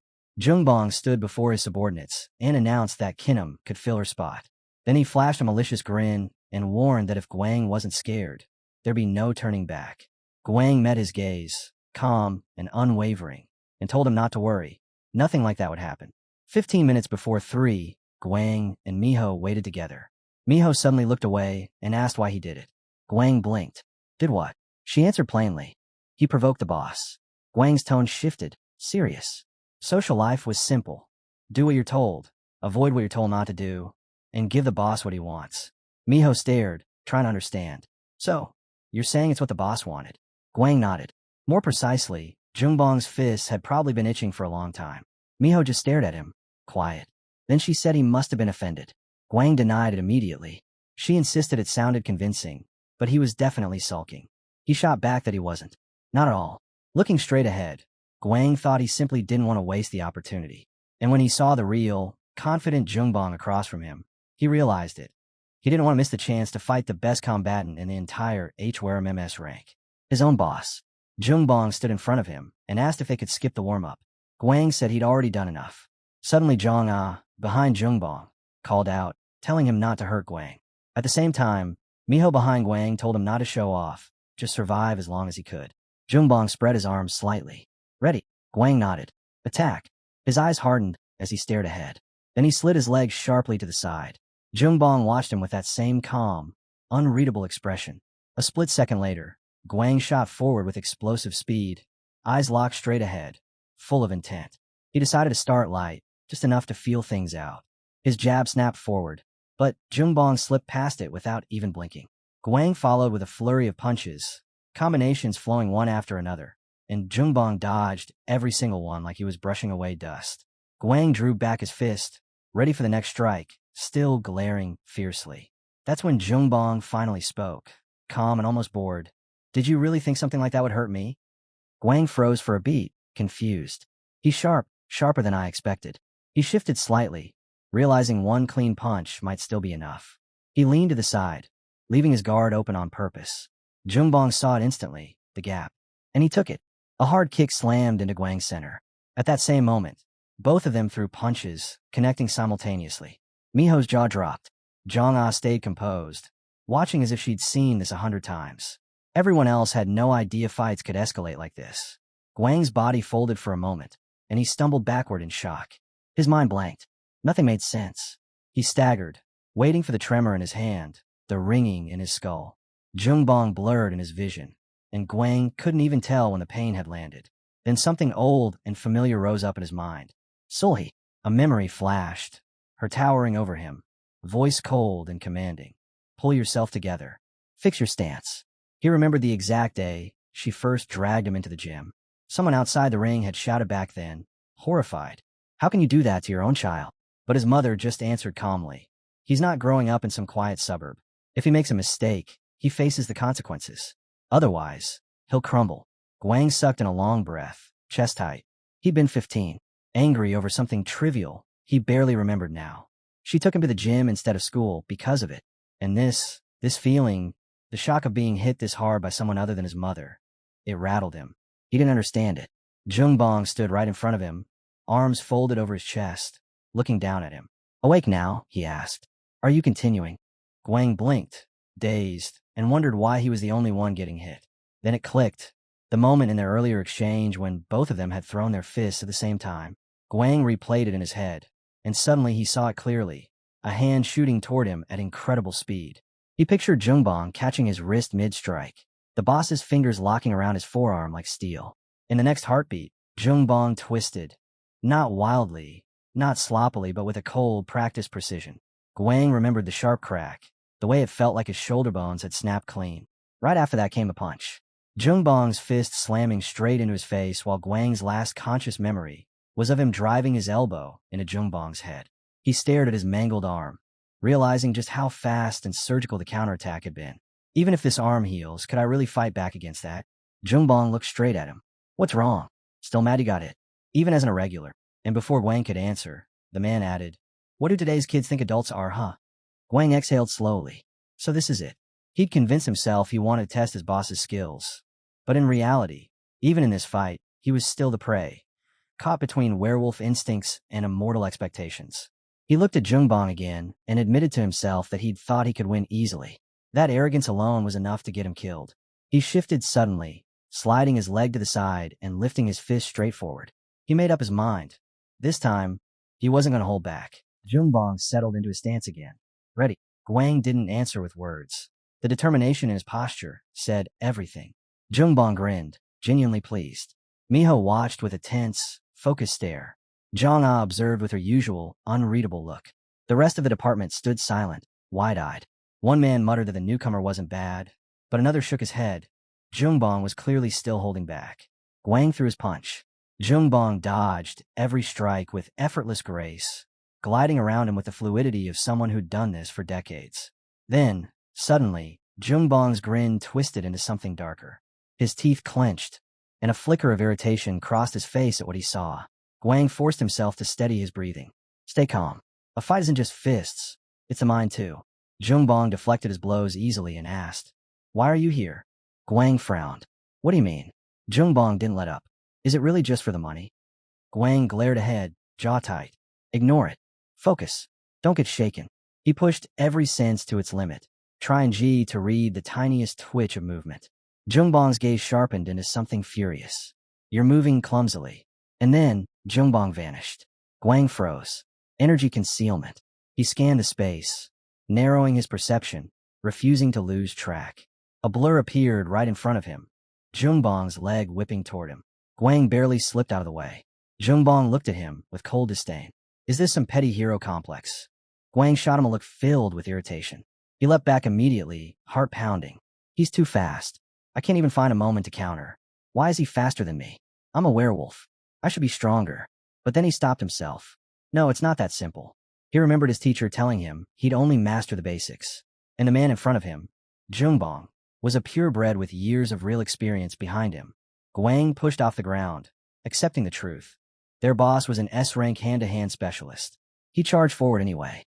That doesn't mean I'm going to lose. Jungbong dipped his head to the side, dodging the strike. If it's not the money, and not a hero act, then what? He grabbed Guang's arm, leaned in slightly, and added, Or do you just want girls screaming your name? Go work on a stage if that's what you want. Guang's blood boiled. His eyes flared with anger. He slipped past Jungbong's next attack, teeth clenched. Just shut up already. He blocked another blow, digging his feet into the ground. This path right here is the shortest route forward.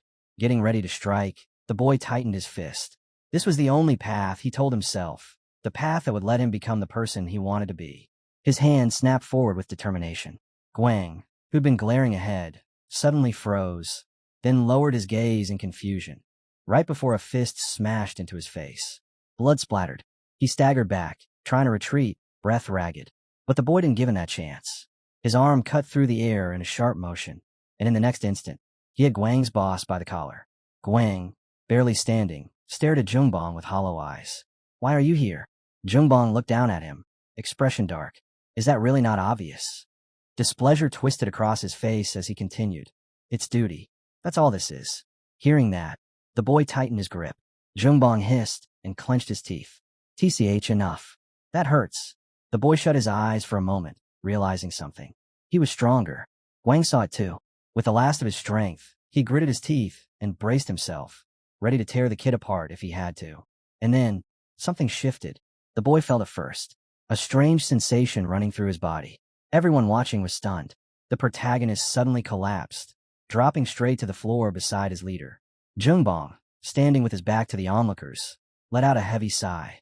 One of the office workers stepped forward, staring at him. "What did you do to the trainee?" Jungbong didn't even look at him. "If he were in my place, he'd be dead."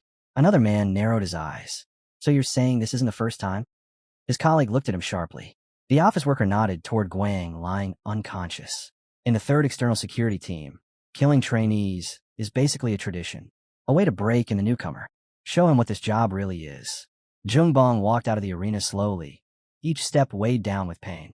His arm hung uselessly, and his ribs throbbed with every breath. "That kid's a damn beast," he muttered.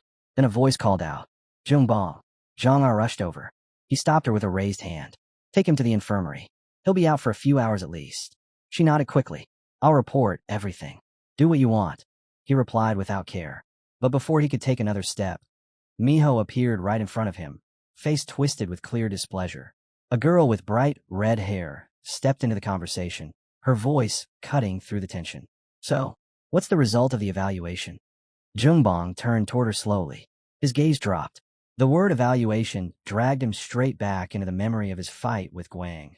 The hidden surge of energy, the sudden feint, the way the kid had grabbed him with both hands. He replayed everything in his mind. That boy, he wasn't just strong. He had potential, raw, unrefined, but terrifyingly real. A fortress of fighting instinct. Jungbong narrowed his eyes, a dark look settling over his face. Has there ever been anyone like that before? Who the hell has that many talents stacked together? He stood there, lost in thought, unsettled by a strange realization. He fights like someone who's been hit since childhood. Someone who learned to strike back because he had no other choice. And the craziest part? Jungbong had only planned to use one of his secret techniques, sensory disruption. But in the end, it had turned out nothing like he expected. Zhang voice suddenly snapped him back. She was standing right beside him. The entire department waited for his answer. Jungbong stared at them in silence. His lips parted. "That sucker," he muttered. He stepped out of the arena and let out a frustrated sigh. He's crazy enough to think he can beat up his boss. With a wave of his hand, he dismissed the others. "Get back to work." His gaze drifted to Guang, unconscious, sprawled on the floor. Sensory impairment, and he still couldn't even touch the assistant's clothes, Jungbong thought. And he clenched his jaw, had to use 3 secret techniques against that half-breed. His expression twisted. Kinum's called the best? Really? A smirk crept across his face as he walked away from his fallen opponent. Because now he knew. The real genius was lying behind him. The scene shifted to the conference room where interns gathered for training. A brown-haired guy slumped over the table.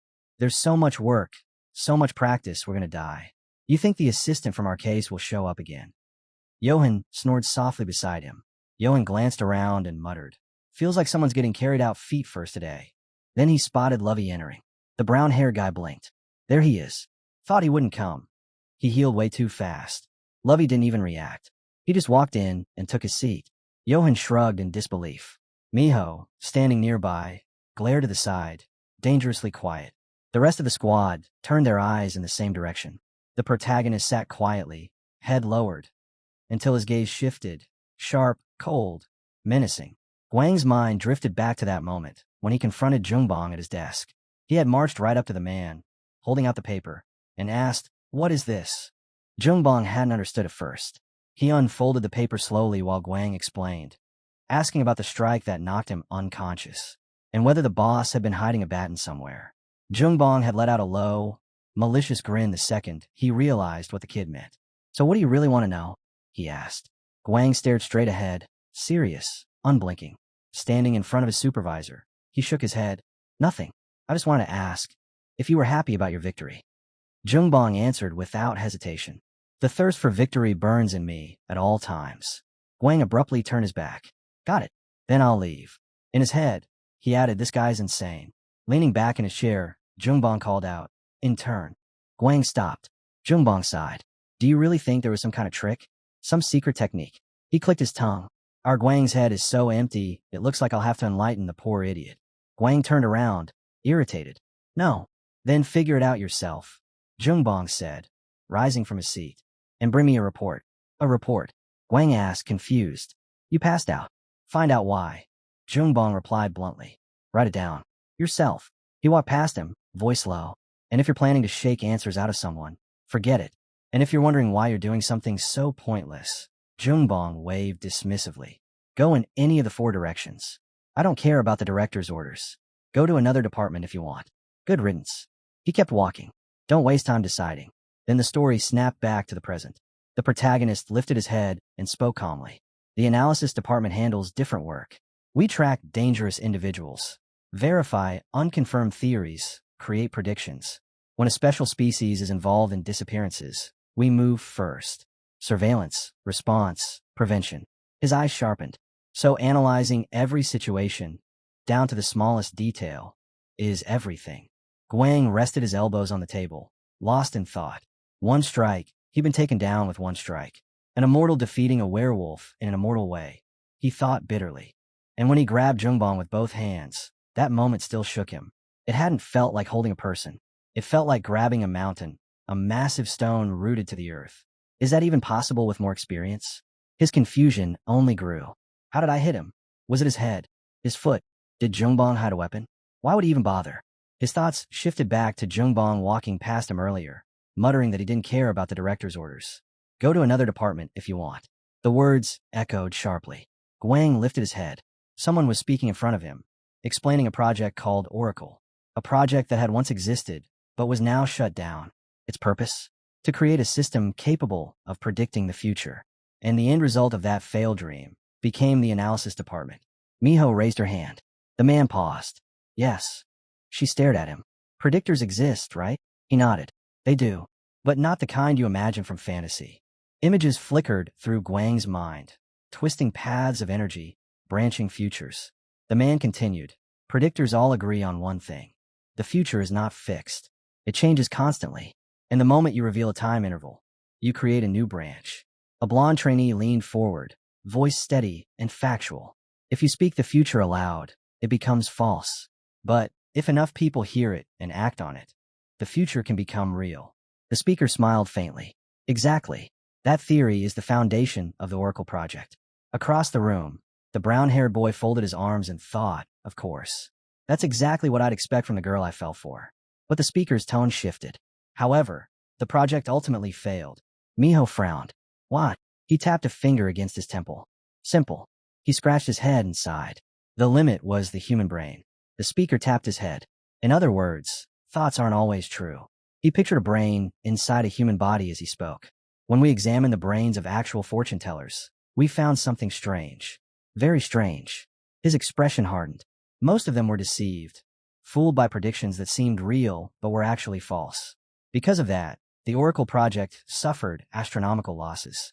His gaze drifted all the way to the back of the room, landing on Guang. They believed something was true, he said quietly. But if you look at it objectively, there were dozens of absurdities hidden inside that truth. Guang stared back, dumbfounded, as the speaker continued. That's where delusion begins. When a mind convinces itself of a lie. Guang lowered his eyes, thinking. Harry's words resurfaced in his mind. The principle of hiding one's energy is confusion and perception. Immortals, with their superior senses, could block information from an enemy's perception entirely. Guang's breath caught. If energy concealment can block information, what happens if you reverse it? Not just hiding the truth, but making the opponent perceive something completely false. His thoughts snapped back to the moment when he grabbed Jungbong with both hands. He remembered clearly how it felt. And he also remembered something impossible. Jungbong's hands weren't completely restrained. The speaker broke through Guang's spiraling thoughts. That's it for today. Next time, someone from R&D will join us. He turned. then stopped. Guang's seat was empty. The boy was already rushing down the hallway. Reaching his workstation, Guang sat down quickly, mind racing. Boss used deceptive concealment. The real trick was in his right hand, and he still owed Jungbong that report. His fingers flew across the keyboard. But how did he choose the exact moment? How did he know I was about to lunge?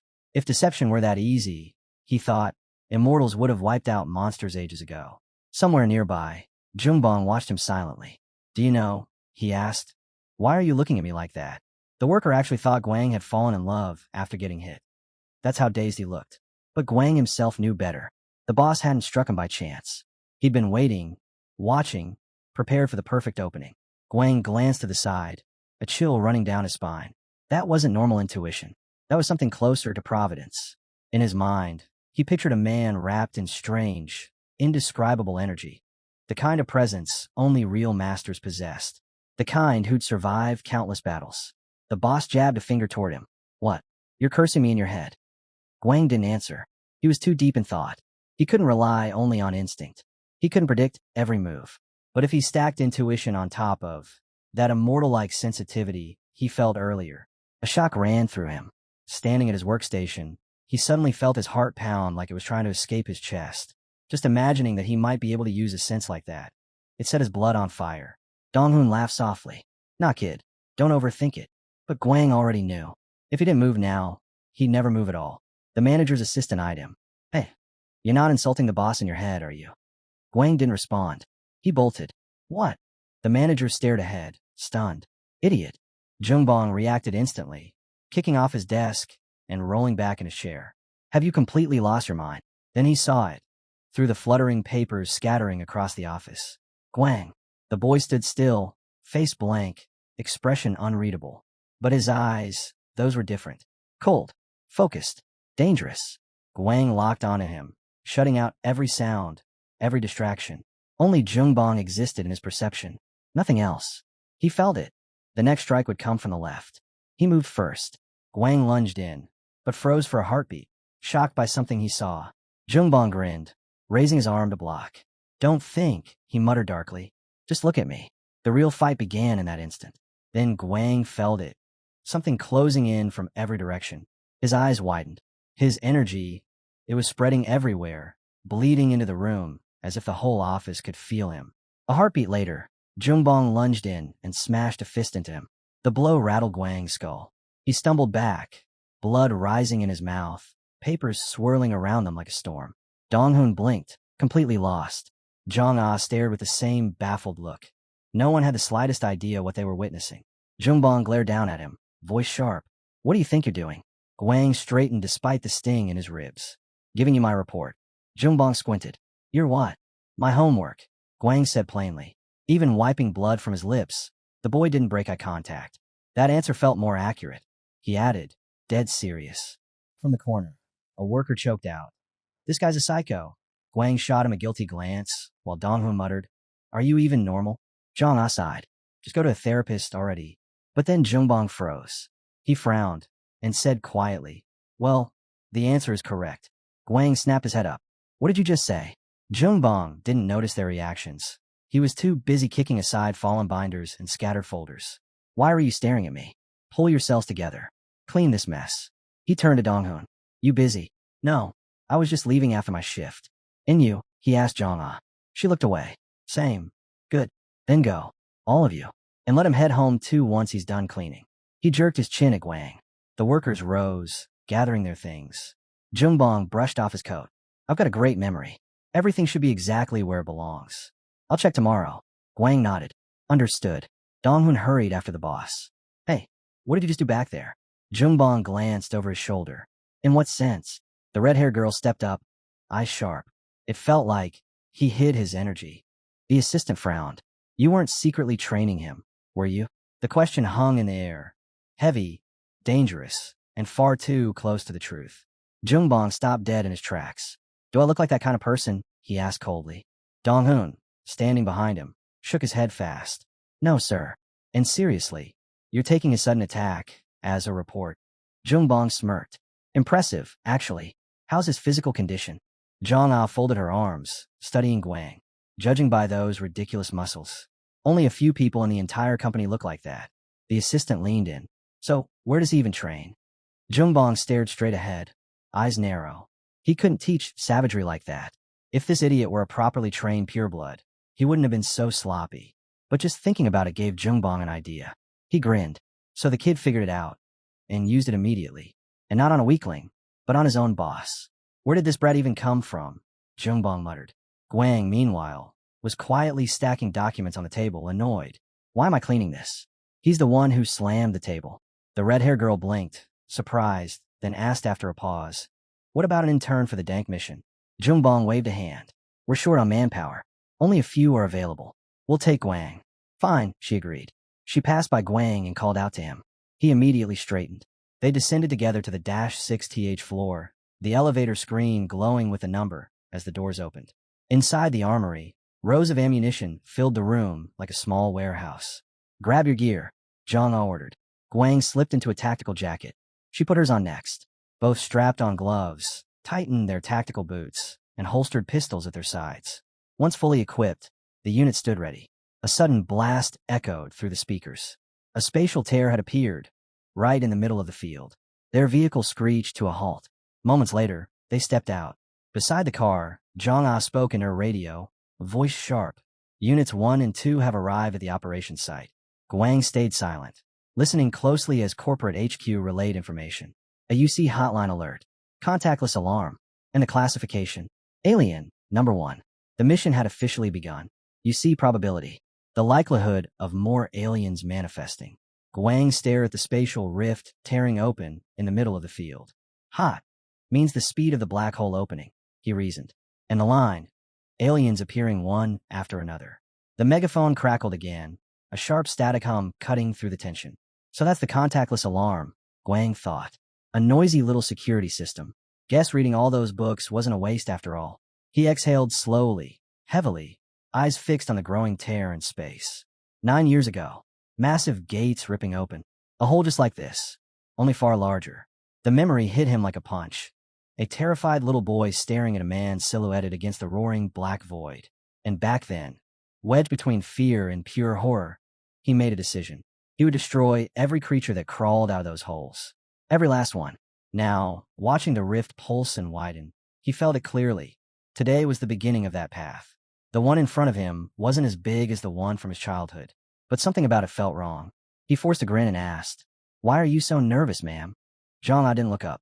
She only checked her gun. Just doing my job. He loaded his magazine, pretending to mimic her calmness. She could at least play along, he thought as he snapped the mag into his weapon. It's a Glock 17, he said, almost proudly. 2 magazines, 17 rounds each. Hey, Zhang, he called suddenly. She froze, silent, eyes fixed straight ahead. The rift was expanding again, faster, wider. Why does it always grow like that? Guang asked, genuine confusion slipping into his voice. Zhang pressed her gloved hand to the radio on her helmet. Unit 1 has detected an anomaly, she reported, requesting immediate backup. Send video, HQ replied. Her helmet camera activated with a beep. Back at the corporate office, workers stared at the live feed, speechless. The rift kept stretching open like a wound being torn wider by invisible claws. HQ's voice came through. Retreat immediately. A closure team is en route. But why is it still expanding? One operator muttered. Moments later, another message buzzed through. Scan complete. The rift is classified C rank. Wave structure is unstable. Hotline triggered. High danger. Guang listened. Eyes narrowed. Wave structure? The term echoed in his mind, and the black hole kept growing. To Guang, the meaning was obvious. A C-rank wave structure meant the aliens wouldn't appear one by one. They would burst out in swarms. They're in trouble, he muttered. Zhang nodded grimly. Yeah, that's what it means. He glanced at the red-haired girl beside him. So, we could just go back, he asked, almost unable to believe it. Zhang, he called out, surprised by her silence. She didn't answer. Beyond the rift, Guang spotted a tiny settlement, just a few rooftops in the distance. He remembered the satellite map he studied before departure. Residential buildings just 4 minutes away, barely 5 kilometers. He hurried after Zhang, heart sinking. Civilians. If the aliens spill out here, there will be casualties. The radio repeated the command. Unit 1, Unit 2, evacuate the area immediately. When will reinforcements get here? Guang asked. Zhang stared straight at the fluctuating rift. At least 15 minutes. The energy inside is acting strange. The radio cut in sharply. Unit 2, shut your mouths and follow the order. And then it happened. The rift twisted. Something pushed out. A creature forcing its way through. Alien number 1. A blind dog, clawing its way free of the black void. Guang's eyes widened. They're not closing it. Zhang turned without a word and walked toward the car. The radio barked. Units 1 and 2. Enter the vehicle and retreat immediately. Guang stood still, watching the creature drag itself into reality. Just leave. That's it. The radio continued. It'll track movement. You'll become the target. He knew that. It was obvious. As he approached the car, his thoughts drifted. Cold, steady, analytical. Less than 1,000 people died in traffic accidents last year. AI improvements and tech from Whitehole Discoveries cut fatalities by nearly a third. He rested his hand on the door handle. But alien attacks? 50,000, sometimes 100,000 deaths a year. Humans reduced casualties from cars and diseases. But aliens, no progress at all. Victims were guaranteed. Clear as day. Guang looked away, realization hitting him hard. Immortals are too valuable. The company would never risk one for a handful of ordinary civilians. Zhang stood facing the rift, unmoving. Zhang, he called again, stunned. Back at HQ, Jungbong watched the feed on his monitor, frowning deeply. What the hell are they doing? He muttered. And the rift kept growing. Guang froze, dumbfounded, staring straight ahead. Beside him, the red-haired girl lowered her head in silence. Just before a massive creature ripped its way out of the portal. A split second later, a bullet tore through the monster's skull. Zhang shot. Clean, controlled, and terrifyingly calm. Guang grit his teeth. Of course the company wouldn't risk a whole squad for a handful of civilians. That was normal. Predictable. Boring. But wasn't it the entire reason he joined this insane job in the first place? Because he hated anything normal? He gripped his gun tighter, turned to Zhang, and she glanced at him. What? She asked. Standing beside her, bracing himself for the next wave, he blurted out, Is it possible to fall for you in the middle of this? Jungbong, listening over the comms, clicked his tongue in pure disgust. Idiots, he muttered as gunfire rattled through the radio. Then the two on the ground pretended their connection was breaking and cut the call, leaving their manager and his assistant staring at the screen in stunned silence. Gunfire erupted again. One bullet after another burst from Zhang weapon. Changing mag, she called out, slamming a fresh one in. Guang's shots cracked through the air, each round punching through a monster's skull. Zhang fired beside him, her voice steady. I'll take the left. You take the right. Fine by me, he answered, eyes sharp. There was no turning back. They'd expected maybe 10 monsters at most. 2 guns. Barely any ammo. But as the portal twisted into a wave-like shape, more bodies spilled out. Too many. Far too many. 100 at least. Guang's stomach dropped. What now? He kept firing. Every shot landed. Zhang bullets tore through flesh beside him. Still the creatures kept coming, pouring out of the black hole like an endless tide. My last mag, Guang muttered, reloading with a harsh click. She's probably on hers too. There are too many, he added through clenched teeth. That's because the hole's gone wave-like. Zhang shot back, emptying another burst. Guang exhaled, steadying his aim. Then tell me you've got a plan. Zhang didn't hesitate. Eyes forward, jaw tight. I do. With a straight face, the red-haired girl said she'd kill the aliens while they were eating him. Guang blinked, wondering if he'd misheard, or if she was actually serious. Then his gun clicked empty. Jammed. Zhang noticed instantly. The redhead slid her pistol back into its holster as the last bullets ripped through the monsters. A few seconds later, Guang's gun gave its final dry snap. No more rounds. No more luck. A dog-type alien vaulted from the portal the moment it sensed weakness, appearing above him in a blur of teeth and muscle. Zhang shot forward like a bullet, slammed into the creature midair, and crushed it to the ground. The beast howled once before collapsing. The red-haired girl finished it off in a single strike. I've got you covered, she said calmly. Guang just stared. Oh, now it's getting hot. He charged straight toward the next wave. Zhang was already fighting barehanded, tearing through monsters spilling from the rift. The redhead, having finished her attack, stood menacingly before the portal. Expression cold, posture deadly. Guang watched her in disbelief. That's brutal. He glanced at Zhang, her silhouette framed by the swirling void. Being an immortal hybrid, he could feel the micro-changes in her body, her enhanced biology pulsing beyond anything a normal human could achieve. He didn't know the exact science behind how the Elder created medically enhanced people, but her strength was way above standard spec. He fired his last rounds until his gun finally died completely. Holstering it, he breathed out. 0 bullets. Great. It almost felt like the Elder was using him as bait. But fine. He wasn't exactly normal either. Half immortal, half werewolf. He just couldn't afford to show that side. An enraged dog monster barreled toward him. Don't reveal yourself. Don't shift. Just fight. He met the beast head on. He had a reputation for being irregular, so he might as well give them a show. He caught the monster by the palm mid-leap, spun on his heel, and hurled it into another creature. The collision sent both crashing into the dirt. More dogs lunged at Zhang-Ah, 3 at once. She slammed one straight into the ground, but another jumped onto her back. The moment its jaws opened, the red-haired girl drew her knife. Zhang-Ah swung her blade sharply, fast enough to whistle through the air. Zhang-Ah's blade flashed. One deafening thrust, straight through the monster's skull. The red-haired girl rolled back smoothly, already repositioning. Zhang-Ah yanked her knife free from the beast's head, spun, and checked Guang's side of the battlefield. Guang saw her move and exhaled. She's insanely fast. The Elder wasn't just dodging the creatures. She was reading them, calculating every angle, always stepping into the position that gave her the advantage. Close combat ranked for nothing. Not a chance. A heartbeat later, a dog monster clamped its jaws around Guang's arm. He hissed sharply and drew his knife. One brutal thrust, straight through its skull. Then he sliced off its fangs for good measure and kicked the corpse aside. He shifted into a fighting stance. Come on, idiot, he muttered to himself. Focus. Do what you came to do. His mind flicked back to the Elder's ridiculous plan. She'd kill the aliens while they were eating him. Anyone else would call that lunacy.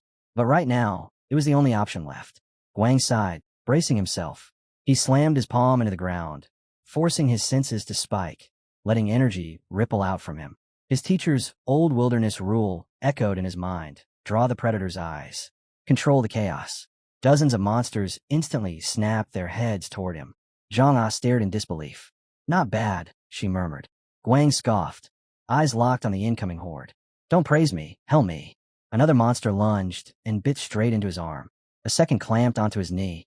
He drove his elbow into its skull with a heavy crack, dropping it instantly. And then, another set of fangs sank into his other arm. A fourth beast tore into his shoulder. Zhang-Ah saw the pack peeling away from her, all converging on Guang. Her eyes widened. Guang, surrounded, teeth ripping into him from every direction. Guang ground his teeth. It hurts, damn it hurts. But his expression darkened, cold, controlled. He'd trained himself to block pain. Ignore it. Forget it. Only survival mattered now. He slammed his knee straight into a monster's jaw and forced himself to move. Dodge the fatal hits, he thought, eyes narrowing. Everything else, I can endure. Guang fought like a cornered beast. Fists, knees, elbows, every part of his body became a weapon.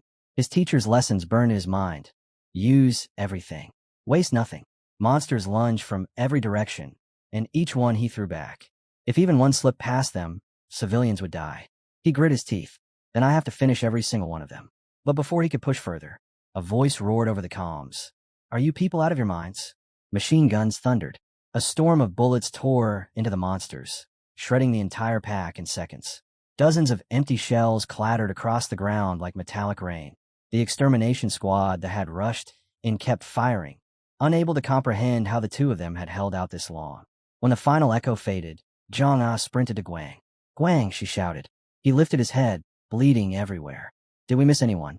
Zhang-Ah froze, stunned, before shaking her head. No, none.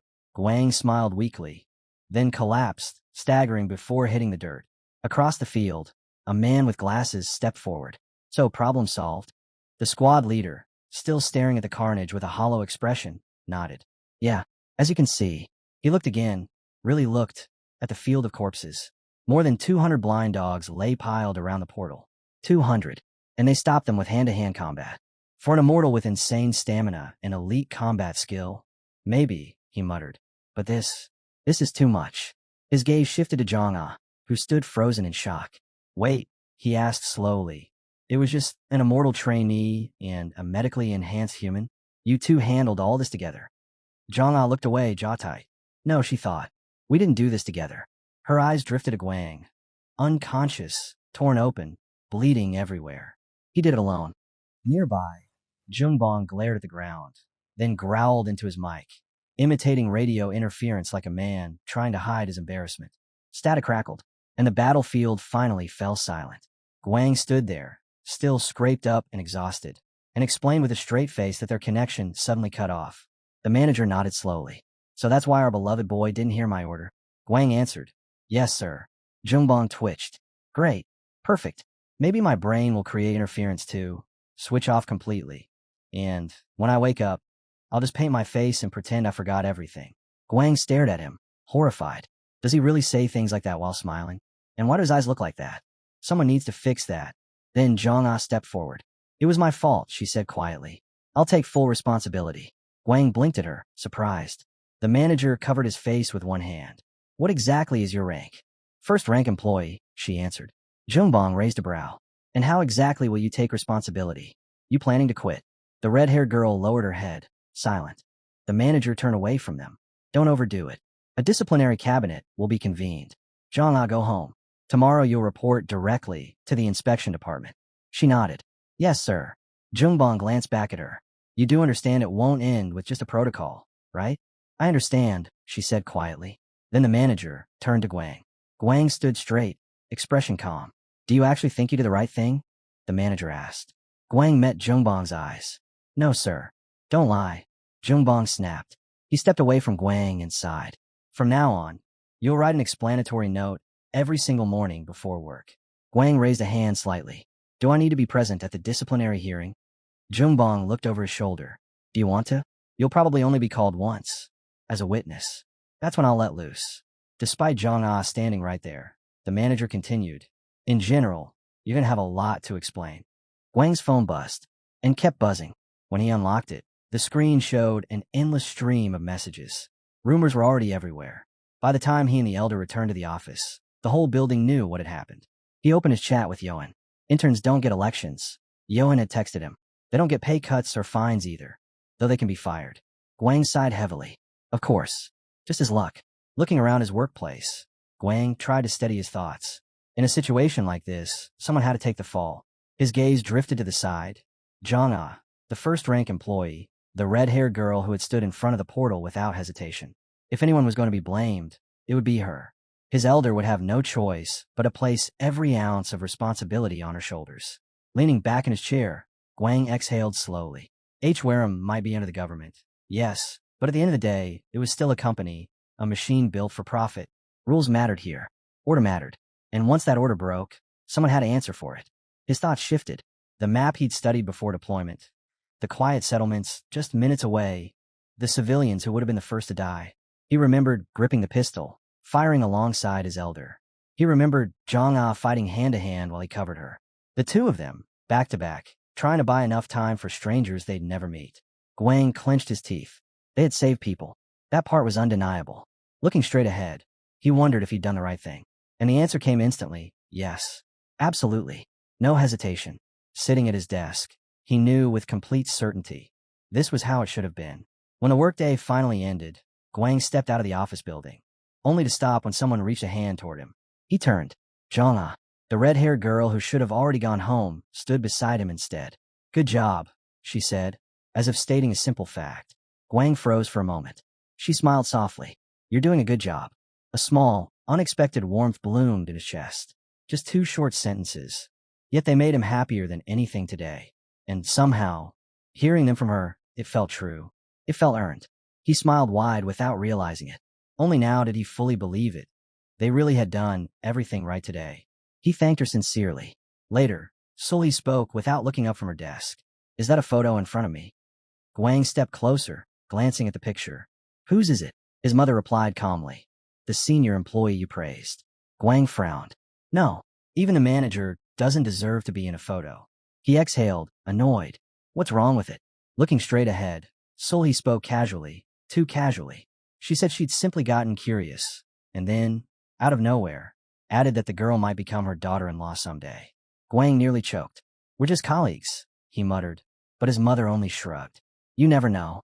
One day you call someone elder, and the next, it turns into baby, then into dear. Things happen. Guang stared at her, utterly lost.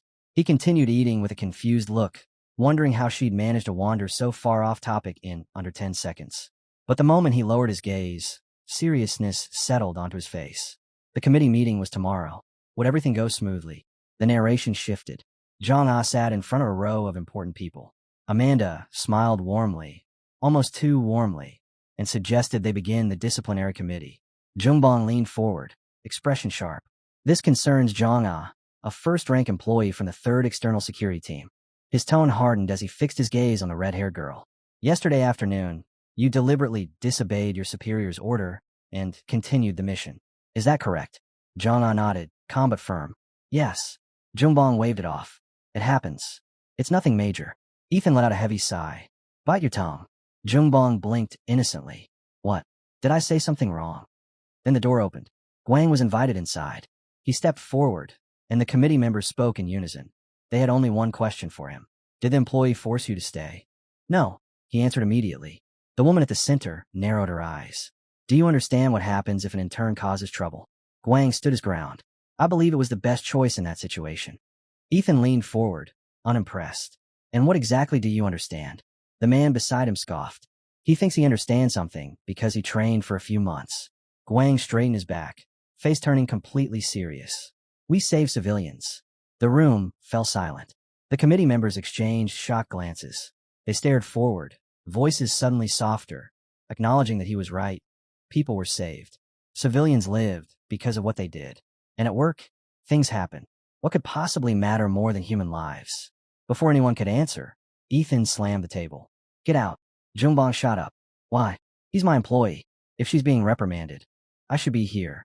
His voice echoed in the room, caught somewhere between duty, panic, and a manager who finally realized the situation wasn't as simple as he'd hoped. The man in glasses snapped first, slamming his voice into the room and telling Jungbong to shut up. Jungbong blinked, offended. What is this? The moment I open my mouth, they jump at my throat. Since when did this place become a communist courtroom? Guang, completely lost, wished the man would just stop talking before things got worse. Jungbong let out a heavy sigh and tried again, calmer this time. Please, have mercy on her. Things happen at work. You know that. The woman with purple hair leaned forward, unimpressed. Mercy? And how exactly should we do that? Jungbong scrambled for an answer. Cut her salary for a few months. The head of the committee slowly turned toward him, her stare alone enough to freeze his soul. Before Jungbong could dig the hole any deeper, the staff member standing beside Guang tapped his arm. You can go. Guang nodded numbly and followed him out. As they walked down the hallway, Jungbong muttered behind them, clearly frustrated. Flexible thinking. Where did that vanish? Everyone trembling over a reprimand. Ridiculous. The corridor stretched long and quiet. The man beside Guang shoved his hands into his pockets. Honestly, I have no idea what to say anymore. Guang glanced at him. What's going on? The employee shrugged. Well, it's nice when a boss defends his team, but even that has limits. And this kind of thing affects staff evaluations. Guang stared straight ahead, brow tightening. Their boss really stood up for them, even at the risk of his own position. He turned to the man. Are you coming with me? No, I still have things to finish. Guang accepted the answer and stepped into the elevator. Just as the doors began to close, the man suddenly slid his hand between them, halting them with a metallic jolt. He opened his mouth to say something, but his attention shifted. Donghun was standing there. He looked at Guang with a serious expression. How did it go? Guang answered simply. The boss was rooting for us. Donghun paused, processing that. Again, that's good. Really good. Any other news?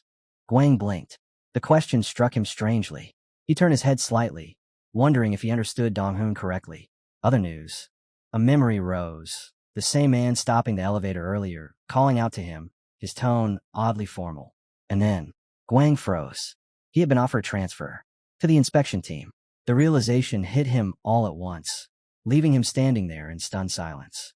Returning to the present, Guang looked straight ahead and said calmly, There's nothing else. Jungbong showed up almost immediately after, muttering that he wanted to ditch this company altogether and take Zhang with him. Guang thought for a moment. Right, they arrived not long after he did. The assistant turned her head toward Zhang. So, what was the final decision? Zhang sighed softly and explained, I'm banned from field operations for 30 days. Sorry. Donghun blinked, surprised. Then, what are we supposed to do now? The manager dropped into his seat and waved his hand. The issue's closed. Jungbong glared forward. What a low blow from those bastards. Guang looked away, thinking the same thing. It really did seem like the boss wasn't going to talk about it. The manager clapped his hands. All right, everyone back to work. And just like that, Guang realized they were back to routine. He started writing explanatory notes every morning. Jungbong, reading over one of them, muttered that unavoidable things happen during work. You can't predict everything. All you can do is promise to work harder and not let it happen again. The manager suddenly looked at Guang, squinting. What's this? Have you completely lost your mind? Guang raised the paper. It's my first time writing an explanatory note. I figured the boss already found out. That was when his training with the elder began. The protagonist dodged her strikes as she lectured him. Trust the sharp intuition of immortals. Zhang Ai added from the side that the boss's attacks had no real habits. Even if it looked like they did, it was all deception. Guang realized something. Habits could be turned into illusions. And piece by piece, she shared her secrets on how to fight the boss. Meanwhile, he kept writing explanatory notes. And Jungbong, reading them again, groaned and called him over, right as he blocked a sudden punch from the boss. You crazy idiot, the boss barked. Guang sighed to himself. Great. Now the boss wasn't just using his foul tongue. He'd started using his fists too. Dodging another one of Jungbong's attacks, Guang felt his body adjusting to the rhythm. He exhaled, stepped back, and finally threw a punch of his own. But the moment he did, a memory flashed. Last time, the boss came from below. Guang froze mid-motion, staring ahead as the thought hit him. No, there were no patterns in the boss's attacks. Even if it looked like there were, it was all deception. Zhang Ai's voice echoed in his mind. Trust your intuition. So he did. He shifted his weight, trusting that instinct, and narrowly avoided Jungbong's strike. The boss grinned wide. A proud, chaotic, dangerous grin. In the next instant, he grabbed Guang by the shoulder and slammed a punch straight into the boy's back. Dong-hoon, holding his phone like a referee, announced, New record, 6 minutes, 1 second. Jungbong beamed, delighted with himself. The assistant reminded him that the actual limit was 5 minutes. Then get back to work, Jungbong answered flatly. Guang groaned on the floor, clutching his back. His boss was terrifyingly good at fighting. And this madness, was just another day in the 3rd external security team. Until the day, everything shifted. The protagonist was typing up a new memo, basically copying from an encyclopedia, when someone called his name. Guang looked up. The intern is listening. Tom stood in front of him, glaring. What did that brown-haired idiot say to you? Guang blinked. Who? He quickly reasoned through it. Muyong, assistant from the 2nd external inspection team. A couple of days ago, he approached Guang with something strange. Guang imagined the scene again. Muyong waving casually, saying, join the inspection team, then adding that it was just a joke, just a prank. Guang stared forward now, dumbfounded. How had that harmless conversation reached the boss's ears? He stammered. He asked if I wanted to join them, but then he said he was joking. The moment the words left his mouth, Jungbong snapped. His rage was instant, explosive. So you did get an invitation to another team? Guang froze, tension crawling up his spine. He didn't understand why this felt dangerous, why the air itself grew uneasy. And then, Muyong walked up to them with a cheerful smile. Hey Guang. Guang's mind blanked. Right, here it is. The bastard who started all this. The moment Jungbong saw him, the head of the 3rd department launched himself from his seat, eyes blazing. You bastard. He roared, charging straight at Muyong. Jungbong's kick shot forward, fast enough that the kid barely processed it. Guang blinked, stunned, while Dong-hoon casually commented that he saw this coming. Zhang Ai added that Muyong's assistant probably knew it too. Flat on the floor, the assistant of Squad 2 groaned, asking what the hell the problem was. Jungbong pointed straight at him. Why are you trying to steal our trainee for the inspection team? Muyong, still wincing, insisted it was just a joke. But the head of Section 3 stepped toward him, slow and cold. You were serious, weren't you? Before Muyong could answer, a sharp voice cut in. A man in glasses stood there, expression colder than steel. Guang's eyes widened. Part Pilo, the leader of the external inspection team. Muyong scowled, annoyed. What do you want now? Part Pilo didn't look at him. He just stared straight ahead. Why are you all looking forward like that? Jungbong muttered that Muyong was fooling around and acted confused. Why react so violently over something as small as breaking his arm? Part Pilo didn't even flinch. A small thing. His glare pinned the Section 3 leader in place. He stepped right up to him. You think it's fine to make a scene over a joke? I thought you understood better than that. Jungbong smirked. So was your doing? Part Pilo raised a brow. What exactly are you implying? The Section 3 leader's voice dropped. Did you order someone to poach our intern? Park Pilo closed his eyes briefly. Is that wrong? They call me a butcher for a reason. I cut open plenty of interns' minds. Testing one more isn't a crime. Then he looked directly at Jungbong. It was my order. I wanted to see what the kid could do. Better to bring him to my team than leave him suffering here. The Section 3 leader's expression hardened instantly. No. Hands in his pockets, he stated it clearly, calm, absolute. He belongs to me. Even if we turn him into juice or a rag, he's still mine. Employees all around froze. Every head turned when he raised his voice. Not to Park Pilo, but to the entire company. And that goes for the rest of you teams too. Don't lay a finger on him. I know plenty of you, _, have been eyeing our trainee since the gravity training. And after what happened recently, his words rolled through the room like a warning shot. One meant for everyone. Guang looked away, completely lost, while the head of Section 3 said bluntly that all anyone had to do was touch the kid. Everyone knows who he belongs to, right? He added. Guang, meanwhile, thought, I definitely know, but this guy is just an idiot if he doesn't understand why I'm his. Then Park Pilo suddenly frowned. Do you people have a communist party here or something? Jungbong blinked. Huh. Park Pilo sighed. Personal freedom. Ever heard of it? Guang froze. Communism? Is that what we're talking about now? Park Pilo softened his tone slightly as he addressed Guang. Trainee, don't be scared. Speak freely. Guang stared straight ahead in horror. Everyone was watching him, waiting for his answer. Scratching the back of his head, he couldn't help thinking, I had no idea other departments wanted me this badly. And honestly, there's nothing to think about. His gaze drifted across the familiar faces. Jungbong, the insane boss who acts first and thinks never. Dong-hoon, a grumbling panda of an assistant. Jong-ah, cold as an iceberg at first glance, but one of the few adults here who actually knows how to support someone younger. Guang looked Park Pilo in the eye. No matter how I look at it, that team isn't good news for me. I'm staying here. Park Pilo's expression cracked. He did not expect that. Guang sighed internally. He's 30. They call him the Royal Lord, an elite immortal who climbed all the way up to lead the inspection team. And I just rejected him. Park Pilo focused his sharp gaze on Guang. So, the issue is Section 3's leader? I can handle that. No. Guang answered immediately. Now I finally understand, he thought. His eyes drifted to Jungbong. Compared to Park Pilo, my boss is on a completely different level. Sure, he's a walking social disaster, but in pure combat skill, he's unbeatable. Jungbong clicked his tongue, sticking it out childishly. He said he's staying. So what now? Huh? Guang stared at him. Yeah, completely beyond saving. Park Pilo exhaled, restraining his irritation. Then may I at least ask why? Guang shrugged and glanced at his unsatisfied boss. Because I still haven't learned enough here. Jungbong blinked hard. So you're really staying under the leadership of that idiot? The one who made you write an explanatory note and starts fights every other day. Guang nodded. Yeah. Park Pilo stared straight ahead, utterly silent. Then, without a word, he turned his back. Let's go, he ordered his assistant. Yes, sir. Jungbong squinted after him. Wait, is he running away? Dong-hoon grabbed him before he could charge forward. Boss, stop. Nothing good will come out of that. Jungbong finally turned his attention to Guang. What are you staring at? Guang didn't answer. Not fast enough. Jungbong smirked. Of course he's staying. Why wouldn't he? Guang felt something twist in his chest. Damn, I really want to fix that smile one day. With his back toward them, Jungbong barked, get to work. Dong-hoon watched his boss walk away and whispered, almost emotional, he's proud of you.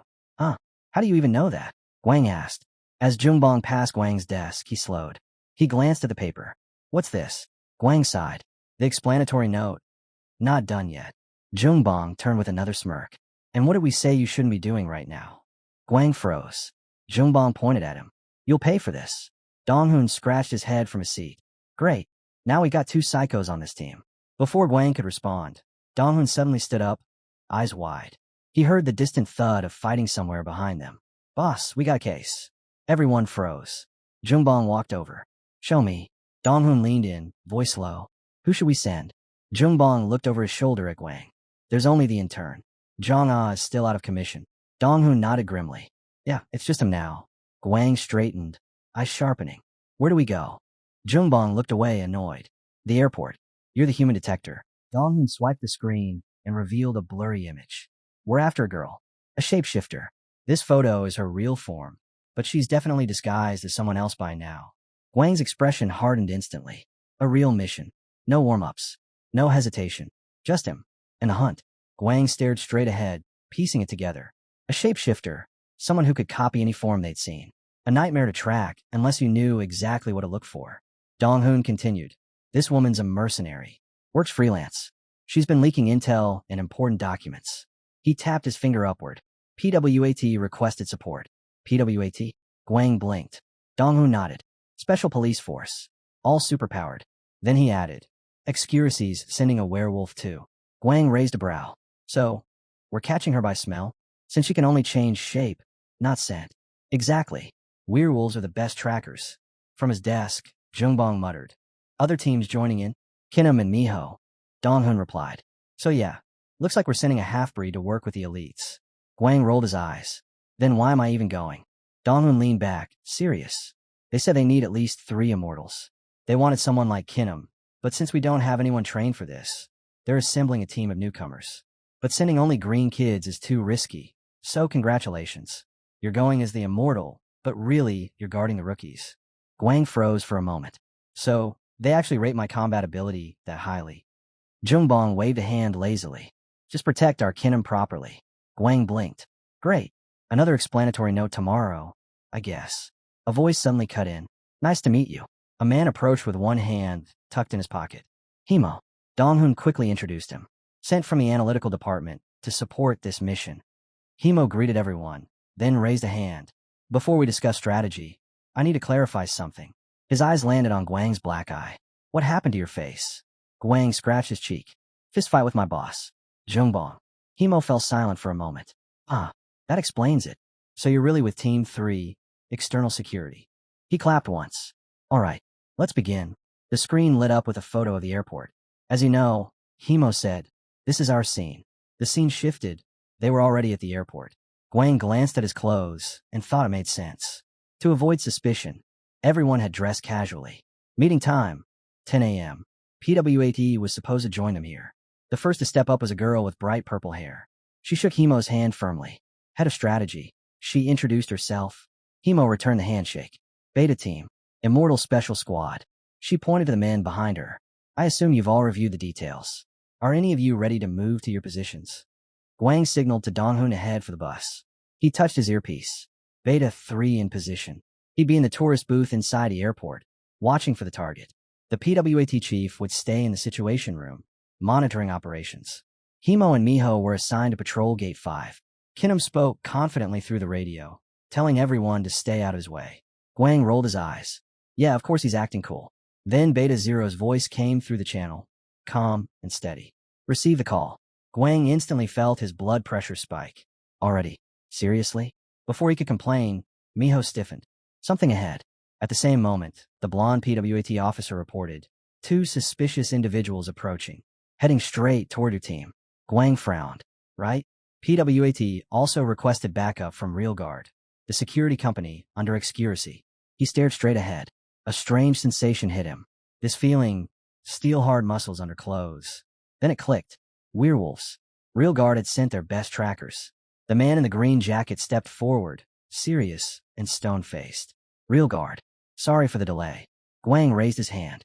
Assistant, I have a question. Dong-hoon looked at him, surprised. What now? Why is Kinam the only one sitting in the booth? The half-breed immediately looked away in annoyance. He glared at Guang. What's your problem? Guang shrugged. Just asking. Kinam jabbed a finger at him. Don't call me that. And you, address me properly. Himo actually nodded. Right. Formally, please. Then he explained, Kinam is the only one assigned to the booth because they specifically requested an immortal with exceptional instincts. Guang stared at him blankly. Exceptional instincts. So that's the excuse. But deep down, he knew exactly what that meant. They were relying on him, too. Guang stared at him, wondering why this guy was such a softie. Miho folded her arms and sighed, saying that sending 4 immortals on a mission like this was a complete waste of manpower. Kinam immediately corrected her, that it wasn't 4 immortals, it was 1 immortal and 3 dummies. The assistant blinked. Are you all on bad terms or something? Himo planted his hands on his hips. Anyway, once we catch the target, airport security will handle the control installation. Kinam raised an eyebrow. So this is the briefing? Yes, came the unamused reply. The pure blood stood, giving the assistant a serious look. Then I'm heading out. Miho stopped him with a sigh. As the head of this operation, try acting a little more composed. It'll boost work efficiency. If you're done here, I'll go too. See you tomorrow.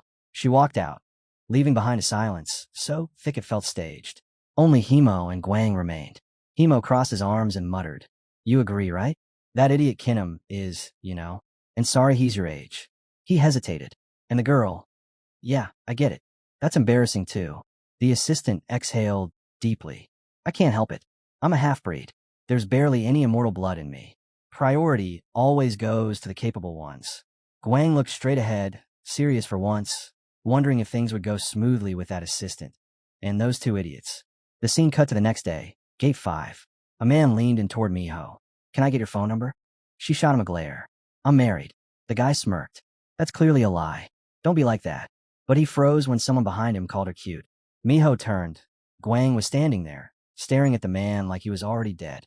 "Who the hell are you supposed to be?" Guang asked.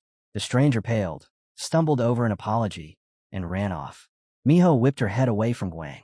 That was too much. Guang adjusted his cap casually. "What? I'm one of those people who gives everything he's got to everything." And just like that, the protagonist suddenly turned his gaze away, as if pretending none of that had happened.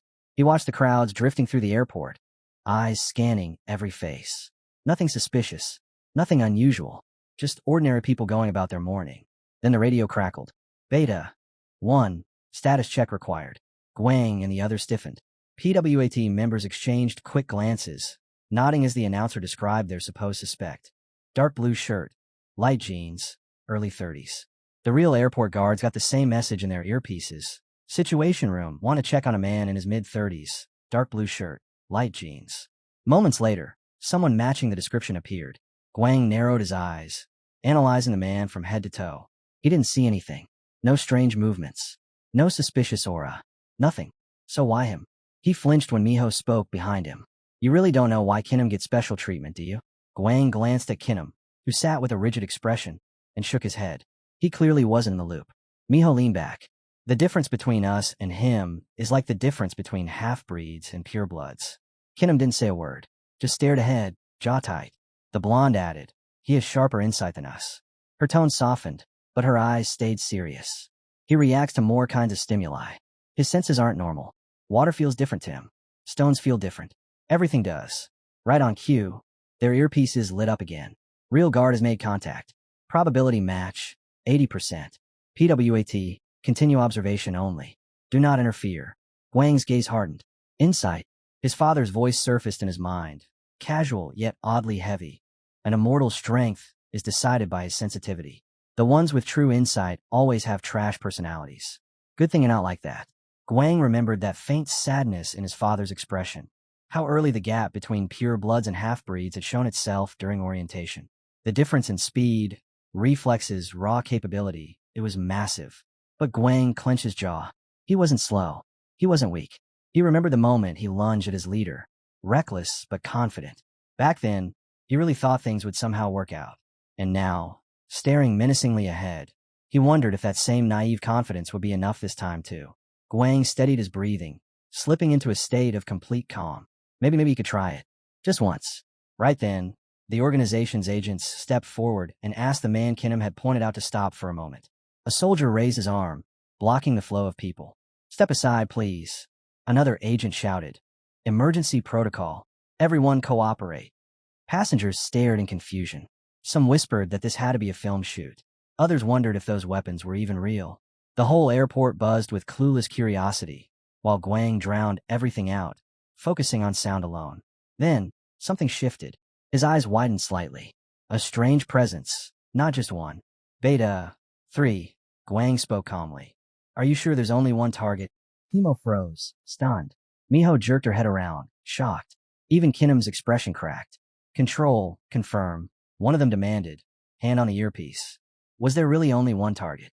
Across the terminal, two other men reacted to Guang's words, both startled. One held a gun, the other clutched a phone. Then the man with the gun pulled the trigger. Chaos erupted. The shooter dashed forward, screaming profanity, firing wildly. People screamed and scattered as bullets tore through the hall. One of the agents sprinted at him, tackling the shooter to the floor. But more attackers immediately broke off, fleeing in different directions. Miho and Guang ran toward the conflict, but Guang's senses screamed wrong. Behind Miho, a shadow. A knife. The attacker lunged at her, snarling, pathetic half-breed. Miho spun around and dropped him with a clean strike, her expression cold. But more enemies were spilling out. As she sprinted ahead, the pieces clicked in her head. There had been several of them from the start. When she first looked, she saw 3, then 2 more, and more still, blending into the crowds. Her pulse spiked. We have to take down all of them.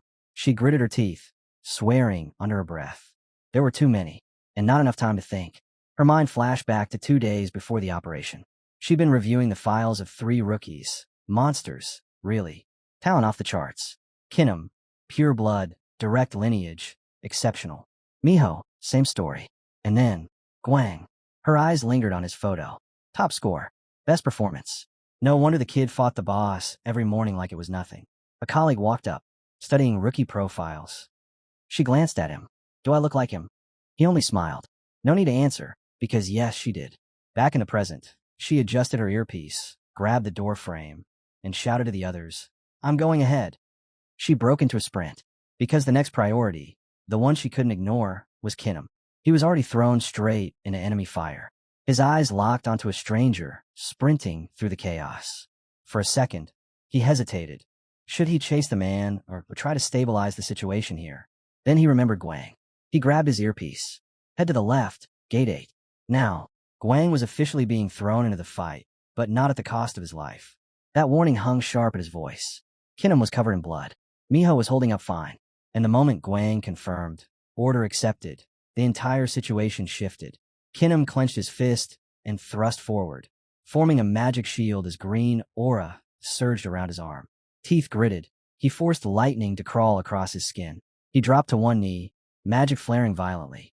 Another agent pressed a hand to his shoulder and relayed. Only 3 casualties so far. Miho's voice rose over comms. This wasn't a trap. The enemy started the attack. There are 7 of them. Kinham bared his teeth. Prepare for another wave. Gun in hand, he hissed, they're all corpses. Then he snapped, Rookie, listen carefully. But suddenly, someone appeared right behind an enemy gunman. A knife flashed. When did he?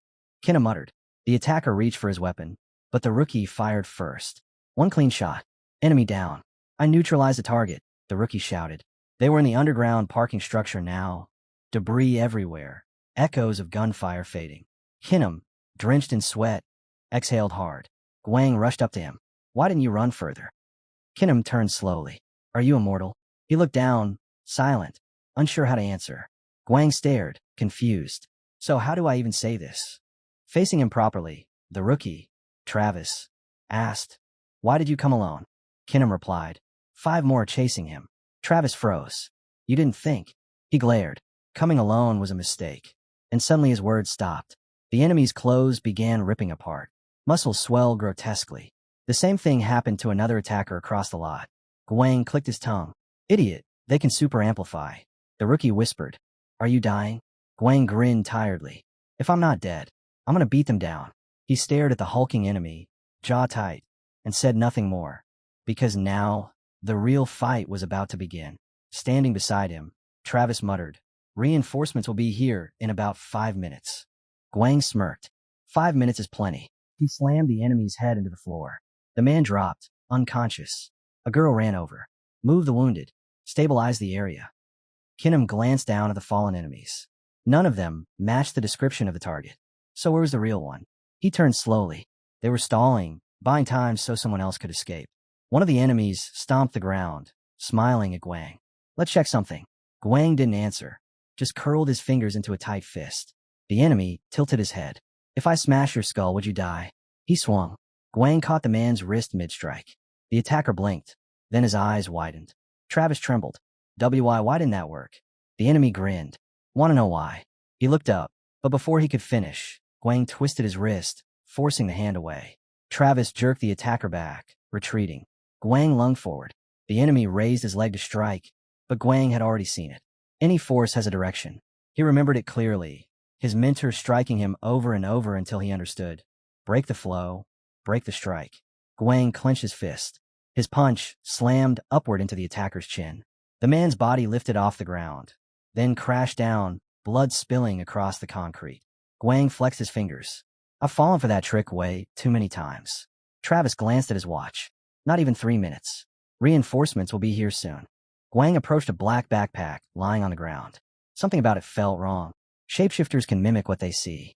He crouched beside it, pulled out a lighter. If they can imitate appearances. He held the flame close. The backpack shook, then suddenly opened its mouth and screeched, "I surrender. I surrender." 2 agents flinched. "Please, put the lighter away." Guang tucked it back into his pocket. The shapeshifter hissed, "We won't tell you anything." Guang opened his mouth with a flat tone. "Make a deal?" "Not interested." He squinted. "Can you get smaller?" The creature went silent. Guang pulled out the lighter again. "Turn into this." The shapeshifter didn't move. "No." Guang blinked. "Then can I borrow your coat?" At that moment, more agents ran into the parking structure. "What happened here?" They shouted, taking in the bodies, the blood, and Guang crouched in front of a screaming backpack. And Guang just sighed. Another day, another disaster. Putting his hands in his pockets, our boy didn't say a word. Himo glanced sideways and asked who the person beside him was. Guang pointed with a lazy finger. "The backpack. It's hers." Kinham walked over, gripping the handle, silent as always. Even though the operation was technically wrapped up, no one looked particularly relieved. They started tying the guy's hands. When Kinham approached, our boy casually said it was his doing. The girl pointed behind him and asked if they caught that one. They nodded. She let out a breath, then stayed quiet. Kinham clicked his tongue. "You didn't piss yourself from happiness just because you caught one guy, but you still missed the most important thing." The man who was caught stepped forward with a grin, studying our boy. "You're interesting." Someone asked if he even knew who he just hauled in. Our boy blinked. "Am I supposed to?" Travis was sprawled on the floor. Wanted 3rd degree. Red-eyed, bounty on his head, the whole package. Our boy stared at him and wondered if he was tied to some terrorist group. And the funniest part? He knocked him out with a single punch. Himo came closer and said the guy needed to be sent off ASAP. But the moment he raised a finger, he added that they were getting paid now since their target was caught. And that didn't match their original deal. The girl looked annoyed, saying none of this was surprising anymore. Himo crossed his arms. "Doesn't change anything." Then she pointed at Guang. "And what about you? What's your position?" Guang opened his mouth. In turn. She stroked her jaw. "Do you want popularity?" Later, standing near a table, Guang apologized when they showed him Travis's photo. Prometheus, terrorist group. He folded his arms and explained that they had hired that girl, and whatever she was carrying was classified within the organization. As he walked through the office, someone stopped him and asked if he thought he was cool now. Our boy gave a tiny grin. "Yeah." They made him sit at a desk and told him to write a full report. Prometheus, a terrorist group filled with lunatic scientists, acting like gods who stole fire and handed it to humanity, promising impossible power to anyone desperate enough to take it. While he was sitting at the computer, someone called for him. He walked over. "Come with me." The door opened. Guang stepped inside, confused. A man was seated at the table, hands resting calmly on his knee. "Sit," the man said. And suddenly, our boy had no idea whether this was a reward or the start of another problem. Standing beside the man, our boy sat down like he was told. The guy across the table asked if he always introduced himself like that. Our boy opened his mouth and shrugged, saying, if people were flawless, they'd stop being human. The man picked up a cup, studying him. "So, what do you want as a reward?" Guang sat up straight. "Promotion. Assistant level." The man gave him a look. "That doesn't count. And honestly, the whole situation is ridiculous." Our boy set his cup down. "Then why call me here?" The man sighed. "Because I'm proud of you." Guang's expression froze. "Nice. Then give me money." Later that evening, he sat at the table with his mother. She asked if he wanted to eat dinner together, since he'd given her part of his bonus. Zhang turned to him and said they were leaving soon. Ever since the airport incident, the team had been getting a flood of new tasks, and it finally became clear what Zhang's role was. Dragging another criminal by the collar, our boy told the guy not to squirm. "For 3 months' salary, I caught 5 special-ass criminals. And yeah, I helped close 10 black holes with nothing but a sidearm. Keep struggling, and I'll charge you extra." Hand on his face, he muttered that the boss despised fieldwork. They all sat down in folding chairs. Someone told him to shut up. A punch flew at him. He blocked it. Another punch. Blocked again. His partner sat down casually while he kept absorbing hits. Then the attacker tried to kick. Our boy blinked. He didn't even step back after several punches and kicks. "Are you kidding me?" He cursed. "You gave me less than 10 minutes. But looking at the guy, he realized something. Even now, nobody had figured out his secret. For months had passed since the airport mess. Zhang was still threatening to kill everyone as usual. They were seated at a long table during the company's big annual party. Other groups were scattered around, Laughter everywhere. While grabbing food, someone asked him if he planned on getting a girlfriend next year. He shrugged and started eating. The boss walked over and warned him not to overdo it on alcohol. Though honestly, that weak stuff couldn't get him drunk even if he tried. People were laughing, drinking, talking. Guang had expected this corporate party to feel different. Then someone placed a mug right in front of him. Zhang stood beside him, but his eyes were fixed on something else across the room. The boss lifted his glass, staring at the same thing. Then he turned to Guang. "Don't stare," he said. Guang opened his mouth, and the boss called his name. Sitting near the food table, our boy casually asked, "So, you want to fight for real this time?" Donghun just stood there, mouth half open, completely wordless. The girl beside him kept her eyes lowered, silent as a statue. The boss lifted a glass and asked if Guang was drunk. Guang shook his head. "No." The boss smiled. "Good." Training room. Moments later, they were facing each other in the dim room. Donghun asked if he should turn on the lights. Guang just stared at him. "No need." Hand slipping in his pocket. Donghun asked if their last fight was boring. Guang smirked. "Come on. Attack." The elevator doors behind them slid shut. When they opened again, Donghun was suddenly behind him. The kick came fast, sharp enough to break something. Guang staggered but didn't fall. He clicked his tongue. "Great. My right arm's broken. I just need to adjust my stance now." Jungbong clenched his fist and came charging. Guang caught his punch, but suddenly his attention flickered to something else. Jungbong switched hands mid-strike. Guang blinked. The blow grazed over his head. "That arm shouldn't even work," Guang muttered. He opened his mouth in disbelief. Then he pointed at Jungbong. "Bug." Jungbong froze. Guang asked if he had used that technique. Jungbong said no. His arm dripped blood, because that arm had already been broken earlier by Donghun. Guang stared, then nodded slowly. "Makes sense." A moment later, our boy was flat on the floor, staring at the ceiling.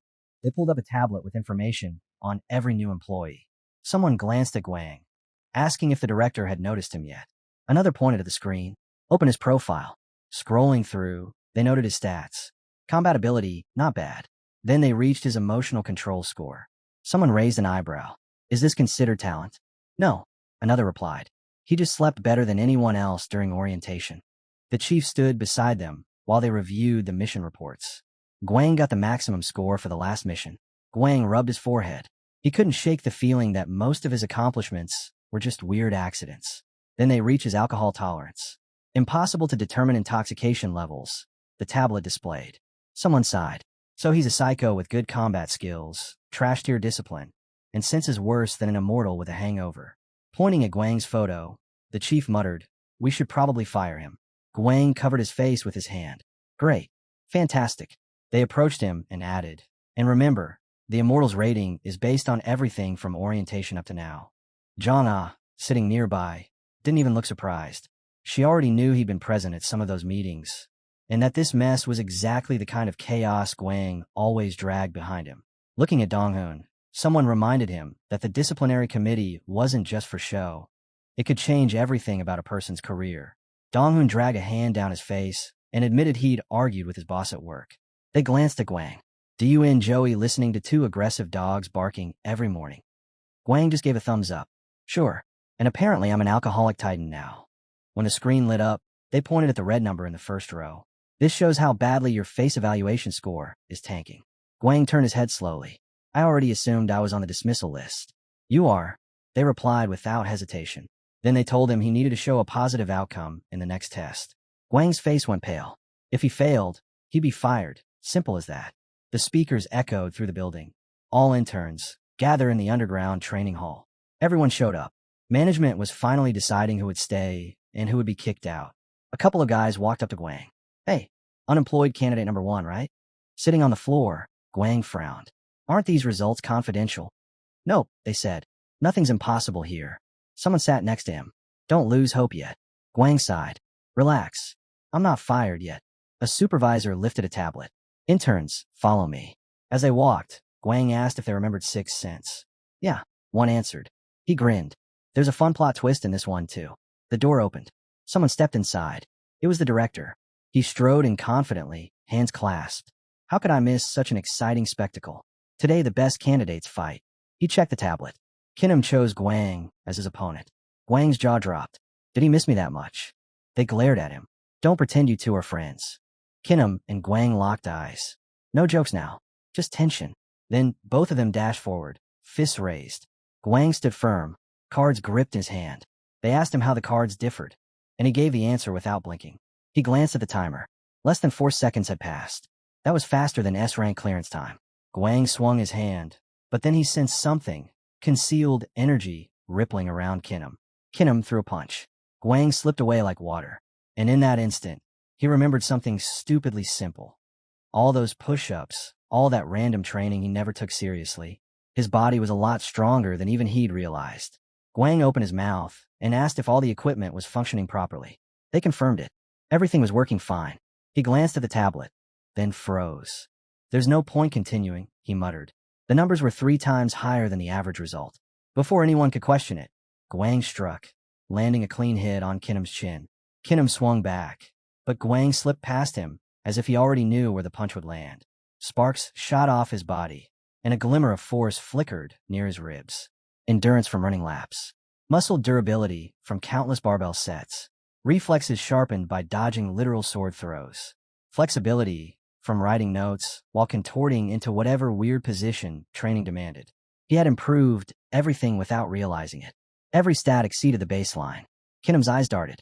He went for a sudden blow. Guang dodged. Smooth. Too smooth. Kinham's eyes widened. He had seen it. Guang wasn't using normal energy. Guang sighed. Sorry. I had to hide it. Can't let anyone know there's werewolf blood running through me. Someone behind them muttered in arrogant judgment, assuming Guang was bluffing. Guang clenched his fist, and from that moment, he stopped suppressing anything. He slammed Kinham right in the face, deciding to fight seriously. No more hiding, no more half-effort. Later, he looked at his own profile photo on the tablet. Drawn lines, stylish strokes. The notes labeled him as non-standard. Someone like him didn't fit into any normal category. Jungbong stared at him. Having fun. Guang looked away. Why didn't you tell them about the fainting incident? Jungbong just opened his mouth and said, I'm a 3rd-rank intern. Not my problem. After everything was done, Guang walked out onto the street. A car rolled up beside him. He noticed something stuck in the tire, but before he could investigate, the window lowered. Dong Xiol was inside. If you're heading home, get in. Guang climbed in. Dong Xiol lit a cigarette. I'm pushing for a cause. There's a vacancy, and I want you to take it. Guang froze. Me? Dong Xiol exhaled smoke. Yeah. After a moment of silence, they came to an agreement. Before Guang left the car, Dong Xiol asked, Do you like me? Guang blinked, genuinely confused. The car drove off, leaving him standing there. Dong Xiol immediately picked up his phone. We talked. The kid's smart, he told someone. Then he rambled about the meaning of gifts. Later that night, Guang sat in the kitchen with his mother. She asked why he'd given her meat. Probably wants to praise you for working hard, she guessed. On the table lay a new security contract. The internship was over. Guang had officially become a 3rd-rank intern, and his salary had finally gone up. He was walking down the street with his parents, still not used to the fact that he had moved out. His new place was just a 5-minute walk from the company, yet somehow it already felt like a different world. When they finally sat down on the chairs inside the office building, his parents listened quietly while someone asked if they felt sorry for that one guy from earlier. He looked back, only then realizing he had wandered in right as a meeting was happening. He took a sip of water and casually asked why they had no achievements listed anywhere. The answer was painfully honest. They hadn't done anything that counted as an achievement. Even when he brought up the operations they'd helped with, they told him those were classified as assistants, not actual accomplishments. Someone pulled at a bandage on their arm and asked him why they didn't just take jobs that paid. The reply came with a tired smile. The higher-ups didn't like their boss, so the team didn't get assigned any worthwhile work to begin with. Dong-hoon showed up beside him with a stack of papers and handed them over, telling him to put them on the table. Coffee was already there, still steaming. As he took a drink, he confessed he felt ashamed forcing paperwork on everyone like this. Guang rubbed his face and asked if it was really okay for their team to keep living like this. Barely working, barely being acknowledged. They told him they worked sometimes, and besides, their boss occasionally caught big cases. Just not often enough to matter. Right then, his phone buzzed. A corporate party tonight. Someone in the chat immediately started complaining, asking why a corporate party was being held inside an employee's apartment. Before anyone could argue more, 3 people came in and opened the door to another room. Jungbong stepped inside first, saying this wasn't an apartment at all. It was an external conference room. A flash drive clicked into the laptop. The projector lit up. He stood next to everyone else and told them to focus. A photo appeared on the screen. A strange, or newly discovered inside a white hole. Guang stared at it, recognizing it instantly as one of those rare energy types that superhumans released, the kind that wasn't tied to abilities at all, just raw power. Dong-hun, still holding his coffee, explained that supernatural energy sealed inside or it could be modified however they wanted. He smirked and pressed the next button, but not before adding that every stone had its own compatibility. The next slide showed letters, the official ranking system. Then maps of several countries appeared, followed by a note stating that with just a D-rank axon, a plane could fly straight from airport to New York without stopping. A girl crossed her arms, listening with a sharp look. With the right axon, she said, even an S-rank werewolf could be taken down. Dong-hun opened his mouth, hesitating before asking the obvious question, whether unofficial S-rank axons had already been found. If you want this even more dramatic, more intense, or closer to your chapter-style pacing, just tell me. I can tune it perfectly. Jungbong stood there in silence. On the table was a glass jar filled with 50 axons, glowing faintly like something alive. He pressed the button on the remote and said the stones were originally discovered by psionics, but someone slipped up and leaked the information, and that mistake put their entire safety at risk. The three of them stared at the screen as the slide switched. A calm voice explained that because of the leak, the protection of the axons had been handed over to a special immortal squad, Hwaram. Jungbong slipped a hand into his pocket and added that negotiating how many stones they'd receive in return for their protection. That was a matter of diplomacy, and a messy one at that. Another click. The slide changed to the corporate strategy menu. The plan of the third security team was written across the screen, and below were the Hwaram squads and all listed participants. The three of them blinked, stunned.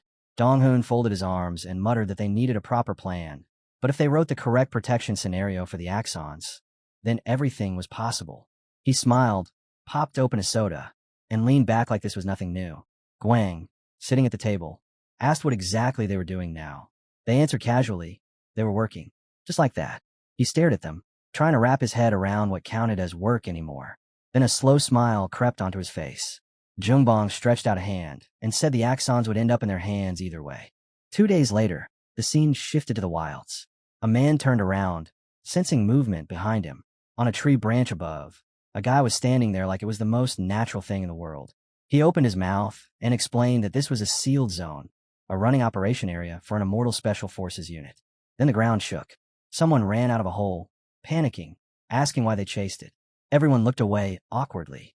Even the guy on the branch pretended he didn't know. When they realized someone had already gone inside, they all started shouting, telling him to stop. A hand reached toward the portal. Someone yelled that civilians couldn't go in there. A monster poked its head out, confused for half a second before a shell slammed right into its forehead. Meanwhile, the military squad moved deeper through the mine, checking every corner. Clear left. Clear right. No enemy traces, one of them called out. Inside a storage room were carts packed full of shimmering ore. Someone radioed in that the target had been found and transport needed to begin immediately. A young guy exhaled, thinking everything was going smoother than expected. Another voice reported that the movement drones were prepped and ready. Far away, young recruits sprinted through the forest, one of them complaining internally that Dong-hun's plans still needed adjustments. Our hero turned his gaze toward the distance, remembering the half-breed's warning, that a special species, suspected of stealing, had escaped to an area just 1 kilometer from the White Hole. He said they should set up surveillance on the target first, then wander around the area to track his movements. Everyone knew special forces had permission to enter restricted zones during emergencies, but watching that man's hands slowly sink into something magical still made their breath catch. Someone tried to stop him, but it was already too late. Uniformed soldiers stepped straight into the magic portal. One of them muttered that all they really had to do was walk in. Another scoffed that it didn't matter whether the guards interfered or not. Once the portal opened, the rules didn't matter anymore. Images floated in empty space like broken memories. Someone's head spun violently.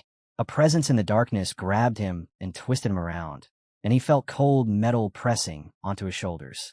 His mind fogged over, stomach flipping, no sense of direction. He forced himself to breathe. A mask was on his face. He needed to focus, or he'd collapse right there. A scream tore through the darkness. Guang flinched. Even he didn't expect that kind of sound. A group of people appeared among scattered stones, a fire burning between them, flickering against their faces. Jake glared at the sudden guests and demanded to know who they were. When they didn't answer, he snapped, getting angrier by the second. Someone behind him touched his earpiece and calmly reported that intruders had been detected. The protagonist leaned toward the teammate beside him and quietly asked if he was okay, what they were supposed to do now. He stared at the other group and wondered what special species they belonged to, and more importantly, who they were working for. Jong-ah froze the moment he heard his own name from among the strangers. Jake's patience snapped. Instead of giving answers, the masked guy kept muttering to himself, and Jake finally exploded, shouting again, demanding their identities. Meanwhile, Mick tried calling out to his friend. One of the masked men stepped forward and introduced their group as Immortals, a special forces squad, and according to their intel, a criminal had been sighted here. The red-haired member repeated the information, saying those two were the only ones who entered the zone. The hero in the helmet immediately called it nonsense. He accused them of covering for the real target, hinting they were protecting him because they themselves belonged to a special species. One of the masked soldiers listened quietly as a clear statement echoed through the portal. From this moment on, the Immortal Special Forces were taking command of the operation to capture the criminal. Jake's anger ignited, literally. Fire bloomed in his hand. He shouted that Mick was talking absolute trash and demanded to know why he thought stepping into this place gave him the right to issue orders. The guy tried to speak, gathering his concentration, but the red-haired one cut him off instantly. He stepped forward, voice sharp with killing intent, and warned them that if they didn't get out before he counted to 3, there wouldn't be anything left of them to argue with. A metal barrel clattered to the floor. Someone barked the order to initiate suppression protocol. Refusing to cooperate meant no more negotiations. 2 young men were suddenly trapped inside a wide stone chamber as a strange gas began seeping into the air. Thick, bitter. People started coughing violently, dropping to their knees as the smell tore into their lungs. Jong-ah covered his face with his hand, wheezing, and someone shouted that the gas was his fault. The red-haired guy swore loudly at him, already pulling his arm back to strike. Another soldier planted his foot hard in the ground, used the momentum to launch forward, and yelled that they should just stop resisting and get caught already. The stone room filled completely with smoke, sight disappearing in a gray blur. The protagonist hoisted his comrade onto his back and bolted out of there. Outside, a transport vehicle loaded with equipment was parked on the ground. A squad of stern, fully armed military personnel stood around it like walls of steel. Jungbong stiffened the moment he saw them. The man in the helmet glanced over and asked what was wrong with the team manager. Jungbong kept his tone serious. There was too much dust. Way too much for comfort. Back at the office, the manager stood before his employees and announced that he would be the only official member entering the field. The main forces would focus on keeping the Axon transport safe. Boxes were stacked on the floor, unopened. Someone muttered that if anything went wrong, Jong-ah and Guang would be labeled losers forever. Another guy leaned in and whispered they had to steal at least a few boxes. Just enough. A faint glow spread across the man's body, a magic charm activating. The signal pulsed toward a matching talisman already hidden somewhere in the field. Jungbong felt his heartbeat jump.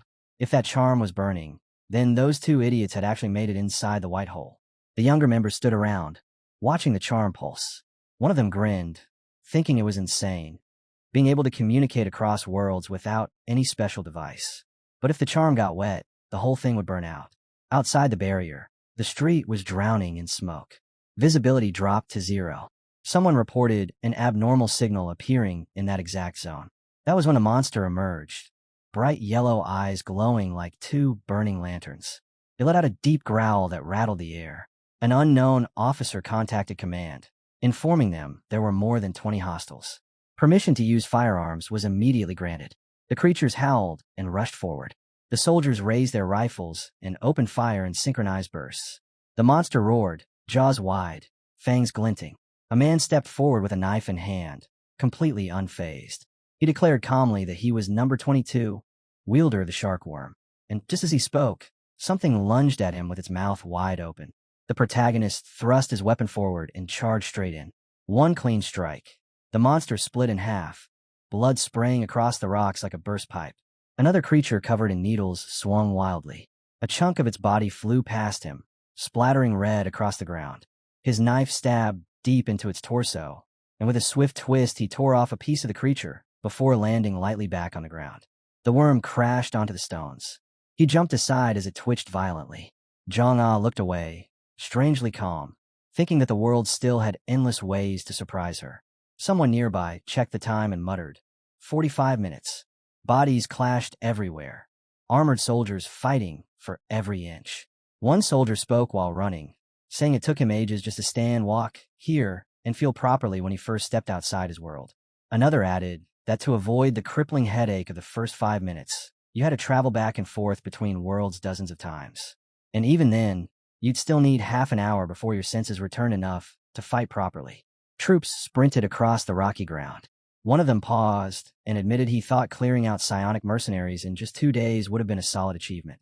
But apparently someone couldn't even finish this mission with a single smoke bomb.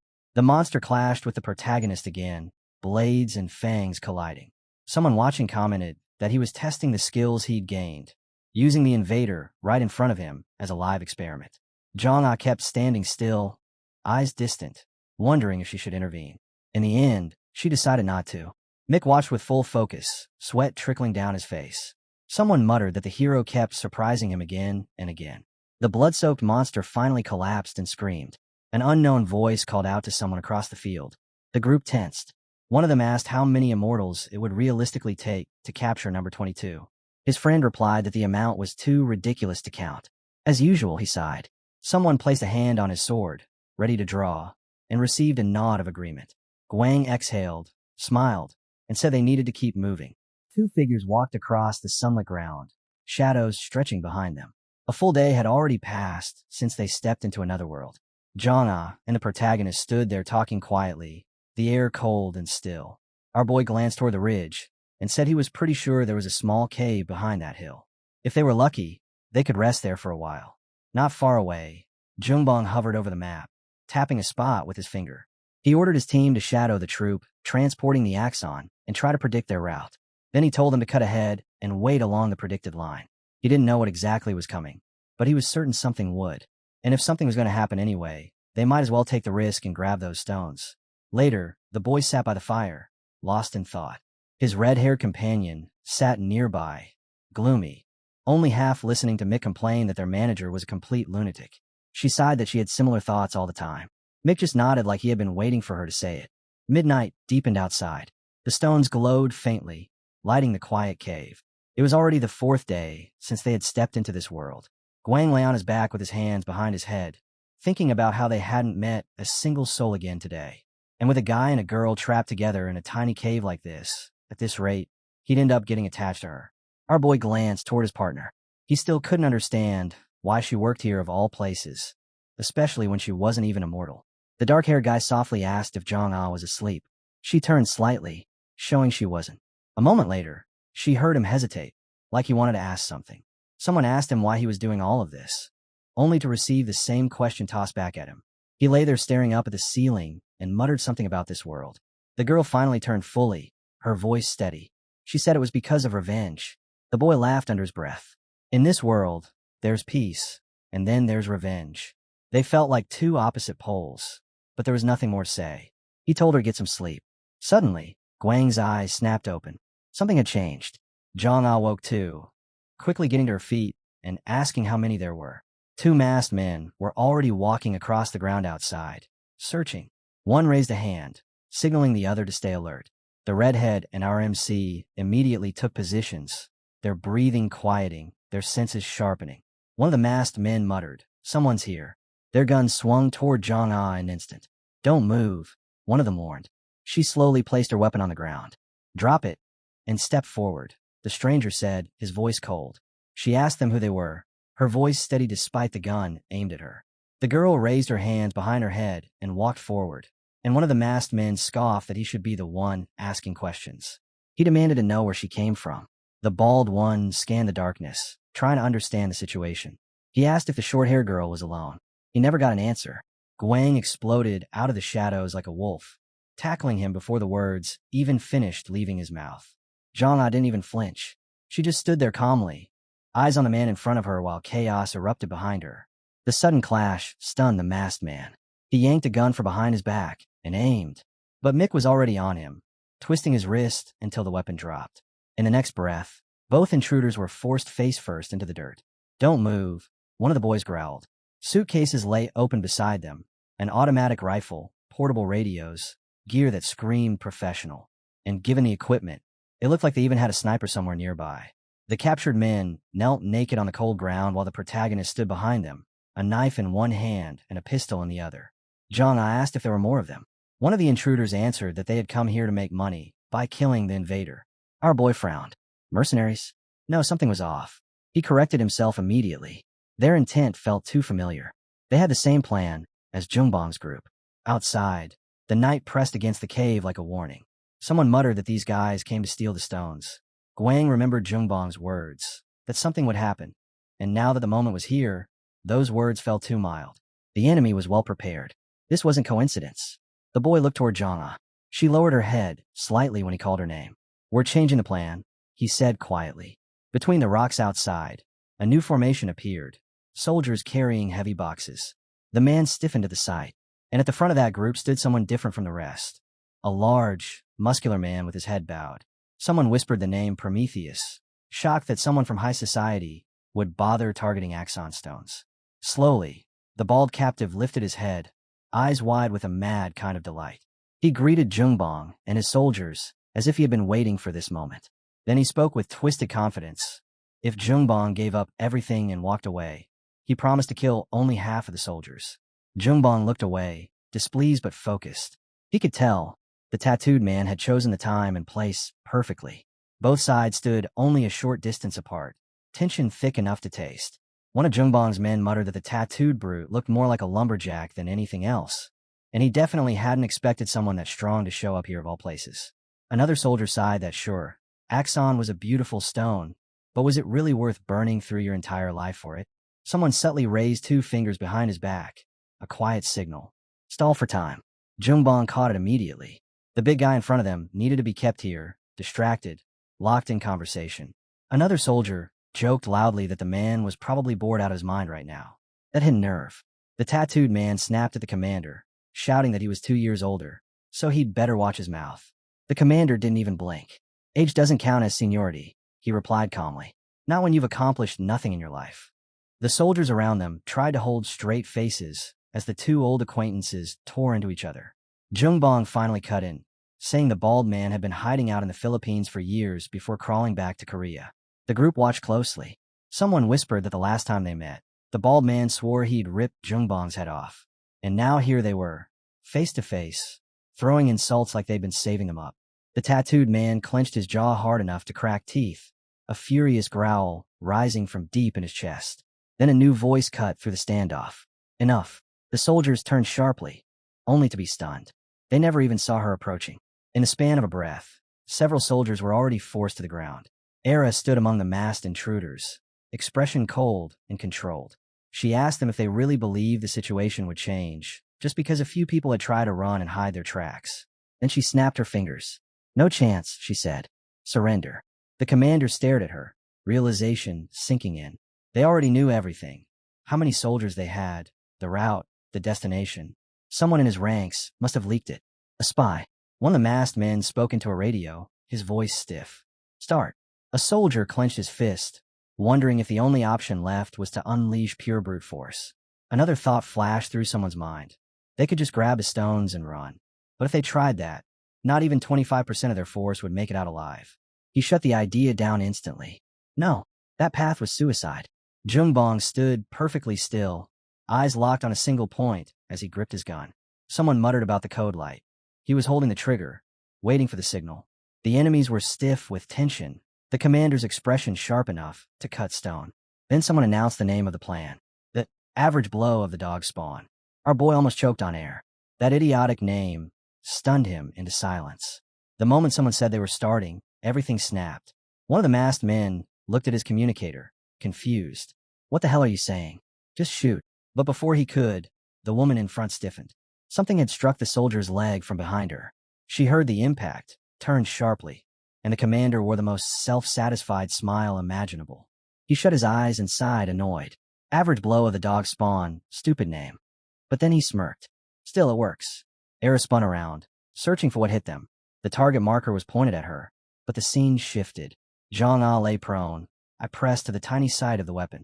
Behind her stood our protagonist, smiling casually as he pointed upward like a teacher, saying, "Pay attention." Then time rewound. Hours before the ambush, a half-bald man scanned the area through binoculars when he froze. Did you hear that? His partner, lying beside him, lazily asked if he thought it was an invader, though there were no signals. The first man turned to insist he definitely heard something, and then something slammed into his face with bone-crushing force, launching him into the rocks. His partner panicked, gun instantly raised as he focused on the darkness. A blade flashed. His weapon snapped clean in half, and the shock tore a chunk of flesh from his arm. He collapsed to his knees, groaning, voice trembling as he asked who, what, this man even was. A cold voice answered him. You seriously don't understand the situation you're in. Guang had him pinned to the ground, pressing him into the dirt. A girl approached from behind, steps slow and merciless. The boy added quietly, we ask the questions here. You just answer. Nearby, several half-naked men lay tied against the rocks, stripped and immobilized. He stepped out of the cave, muttering about a superhuman sniper and an immortal half-breed, wondering aloud if he should start looking for yet another threat out here. Meanwhile, the girl beside him stared at something on her hand, eyes trembling, breath tight, barely holding back sobs. The group stood on the ridge, eyes sweeping the landscape. The short-haired girl exhaled sharply and said they'd already checked every possible sniper nest. There was nowhere else left. Our boy nodded to himself. Yeah, those two captives weren't lying. Their sniper really wasn't here. Then the radio crackled. Start firing. The blue-haired man froze for half a second. It's starting. Someone tossed his backpack to the ground and muttered that they needed to get ready too. But the young man blinked in confusion when he realized he was apparently the main weapon. The heroine laid her gun on the ground, smiling lightly. She looked at him and said, we're being sent back in. Across the field, the enemy woman scanned the area with growing annoyance. They had completely lost their sniper ambush positions. Someone shouted, panicked, Immortal Special Forces Squad. Combat readiness, she barked. Her soldiers snapped into formation immediately, weapons raised and aimed. Era clicked her tongue in disgust and suddenly bolted, shouting about Code Ralph. On the radio, someone answered calmly, we're here. Era spun around, furious. Who are you? The young guy on the other end began listing all his positive attributes and combat specs like he was reading out his resume. Then, lifting the communicator to his mouth, the protagonist declared with a bright smile, this century's greatest young man, reporting in. Era nearly exploded. MC. She hissed his name, trembling with rage. Then she roared at her soldiers, kill. Everyone. Gunfire erupted immediately. Bullets slammed into shields. Soldiers in helmets crouched, returned fire, pushed forward. Era yelled at her side to locate the enemy's exact position and dispatch VB7. They confirmed and sprinted to obey. Jungbong fired shot after shot. Where exactly were you planning to run? He yelled across the chaos. Explosions tore the air as shells slammed into the ground, forcing enemy soldiers to scatter in panic. Mickey held an axe in both hands, jaw clenched, preparing to tear someone apart. The enemy woman pointed at him. Your opponent is the commander. The blue-haired man grinned and looked at the bald commander. Sorry, he said mockingly. Someone's busy right now. Can we chat later? The bald man cursed him out. The commander snapped, eyes burning with fury. In the next heartbeat, both men charged. Their clash detonated like two boulders smashing together. The bald man sprinted with a wild scream, and a gunshot cracked through the battlefield. Zhang was already crouched behind cover. Next position, she said calmly. Already on it, the protagonist answered, moving fast. He sprinted along the rocks, then suddenly stopped. A massive man was walking toward them, each step heavy. Behind him moved two masked figures in long cloaks, silent as shadows. Dust kept swirling around the group as they stood on the open ground. And our boy could tell Mick was forcing himself to think, try to pull the situation back under control. The enemy should have sent a whole squad, yet only 3 showed up. That alone made him uneasy. Meanwhile, the man in front walked lazily, complaining that it was hard to track these idiots down because they scattered everywhere. Someone in the group muttered that the people behind Mick didn't even look like fighters. Then the gray-haired man lifted his head and suddenly asked a question that made both the girl and our boy tense up. What exactly was Guang's relationship with that woman? Our boy froze for a second. The memory hit him. Zhang sitting on his back, reporting everything. The man's face twisted in anger as he asked who the young guy even was. Someone else mumbled, confused, not understanding what he meant. Before they could react, the gray-haired man charged forward, shouting as if he'd been insulted by the heavens. His swing came fast, but our boy slipped past it, until a spike tore out of the man's body like a hidden blade. That stopped him cold. What the hell? The next hit slammed into Mick and sent him stumbling. He jumped back, eyes wide, completely lost on what he was dealing with. The enemies exchanged looks, and one of them yelled for him to get over here. Soldiers nearby watched the clash with growing tension. Zhang narrowed her eyes. In her head, she pieced it together. He had looked toward the gun for only a split second, yet dodged the shot instantly. His reactions were unnaturally sharp. Someone clenched their fist, aura rising, and then, boom, a brutal punch crashed into the enemy's ribs and sent him flying. Another hand shot out, grabbing someone's wrist and crushing it. Guang stared in shock, stuttering something before rage twisted his face, and he barked at the enemy to get out of his way. And then the nightmare showed itself. A massive, fur-covered creature burst forward, towering over them. Its voice dripped hunger as it growled, saying that the woman from earlier would be the main course, and the hero would make a good dessert. Cold fear stabbed through our boy as the truth hit him. The man was a shapeshifter. The beast struck before he could react. The impact hurled him across the ground, and he crashed down hard. The girl cried out and sprinted toward him, calling his name in panic. The red-haired one raised her gun with pure hatred, screaming insults at the monster. And as the dust settled, someone finally noticed the details. Crooked teeth, patches of missing fur, twisted features. No doubt about it. That thing wasn't human anymore. The red creature stood there drooling, strands of saliva dangling from its fangs. Someone muttered that it was a half-breed, something cooked up inside a lab. Our boy pushed himself up, stepped in front of Zhang, and held out his arm protectively. Zhang blinked, startled. He told her to stay behind him, but she stubbornly shook her head. Fighting alone would be suicide, so they were doing this together. Guang pointed at the short-haired girl and told her to help. She stared at him like she couldn't understand a single word, then quietly turned around and began walking away. Behind her, only the protagonist and the beast remained facing each other. Our boy stared at the monster and casually asked for its name, even wondering if it ever ate anything proper. The creature growled back that its food was humans. Straightforward. Disgustingly straightforward. The man in the helmet turned away and lifted his gaze to the starry sky, as if sensing something before anyone else. Someone muttered that with abilities like his, he must have already felt it. No need for questions. Another voice insisted this had nothing to do with any special species. The thing had simply lost its mind from hunger. The beast didn't move. It just stood there with those bright yellow eyes glowing like lanterns filled with rage. Someone whispered that this invader was man-made. Mick watched in pure horror, muttering that something about it was wrong. Something in its presence kept scratching at him. Then the monster charged.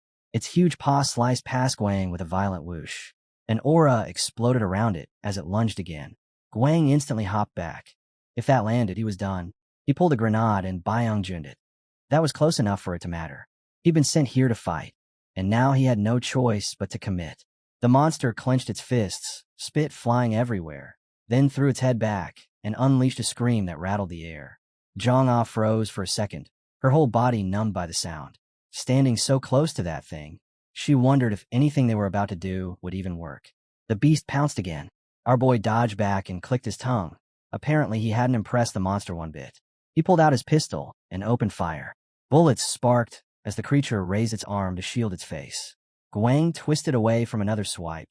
Those paws weren't just big. They were packed with claws sharp enough to get a car. Our boy darted in and aimed for its thigh. But when his fist connected, he felt solid stone beneath the fur.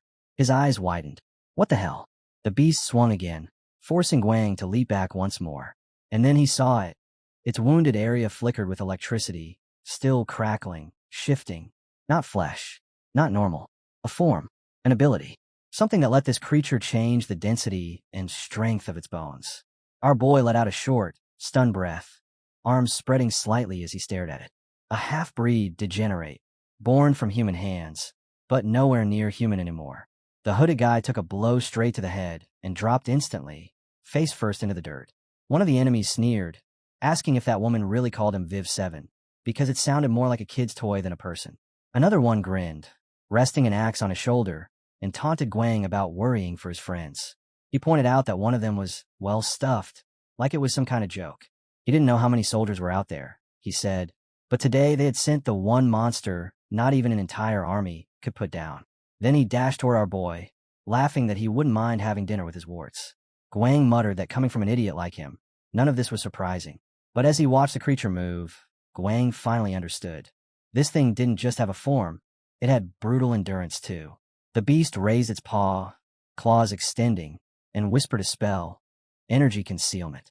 His eyes lit up in a vicious glow, and he whipped his head around, scanning every angle. Then it lunged. Guang was hit from behind, forced to twist away as the monster swung again. Claws slashed, jaws snapped. Guang struck back, slicing the air with deceptive blows that landed from different angles. The monster suddenly screamed. There was a hole in its body. Guang smirked, telling it that all this meant was he'd keep beating it until it finally died. The beast stared silently, then charged straight at him. Guang watched the rush carefully, recalling every attack pattern. The monster focused entirely on a single target when predicting movements. That was the key, and now he remembered how he stopped its hits. He wasn't reading its power or its aura. He had only been watching its gestures, its eyes, the slight tells before each strike. The monster threw its arm forward, face twisted in rage. Guang moved first. A flash, and suddenly the creature's head was on the ground, body collapsing right after it. Guang exhaled, finally letting his shoulders drop. Sitting beside the corpse, he realized how drained he was. And just when he thought it was over, more enemies stepped out, saying it would be easy to get rid of him in this state. They started closing in. Our boy only smiled. There was someone behind him. Guang said he figured these guys weren't chasing. They were running. The first bullet confirmed it. One of them dropped instantly. Then the rest rushed in, blows crashing into him one after another. He still managed to throw one to the ground before they grabbed his head. "Don't move," one of them warned, tightening his grip. "We don't like killing." And just like that, the battlefield shifted again. From the higher ground, Guang told them to keep moving. When he leaped down, he caught sight of the girl firing shots at the enemy. She stood right beside him, annoyed, saying that the explosion earlier was the enemy's spell, and that she almost shot his hand off because of it. But staring at her, they told him she'd been confident he would dodge. Standing near the fallen monster, she added that he really did manage to avoid it. Zhang stepped away and said everything was handled now, so she'd be leaving. She looked off into the distance and smiled faintly. People were scattered across the wasteland. Thinking about the man from earlier, she muttered that even while running for his life, that idiot still acted arrogant. Then she glanced at Guang and asked who this group was. Guang said this was the third security group, his subordinates. The guy with the cracked helmet nodded, thinking that regardless of everything, they were the ones who saved them. Another soldier gave a thumbs up, excitedly calling Guang the immortal he'd heard rumors about. After the battle, Guang was rummaging through supply boxes while Donghun sat on a chair, saying it was ridiculous they had come all this way just to catch a single criminal. Someone told him he could turn in the report tomorrow. Guang slung his backpack over his shoulder and said he'd head home early. Evening slowly crept in.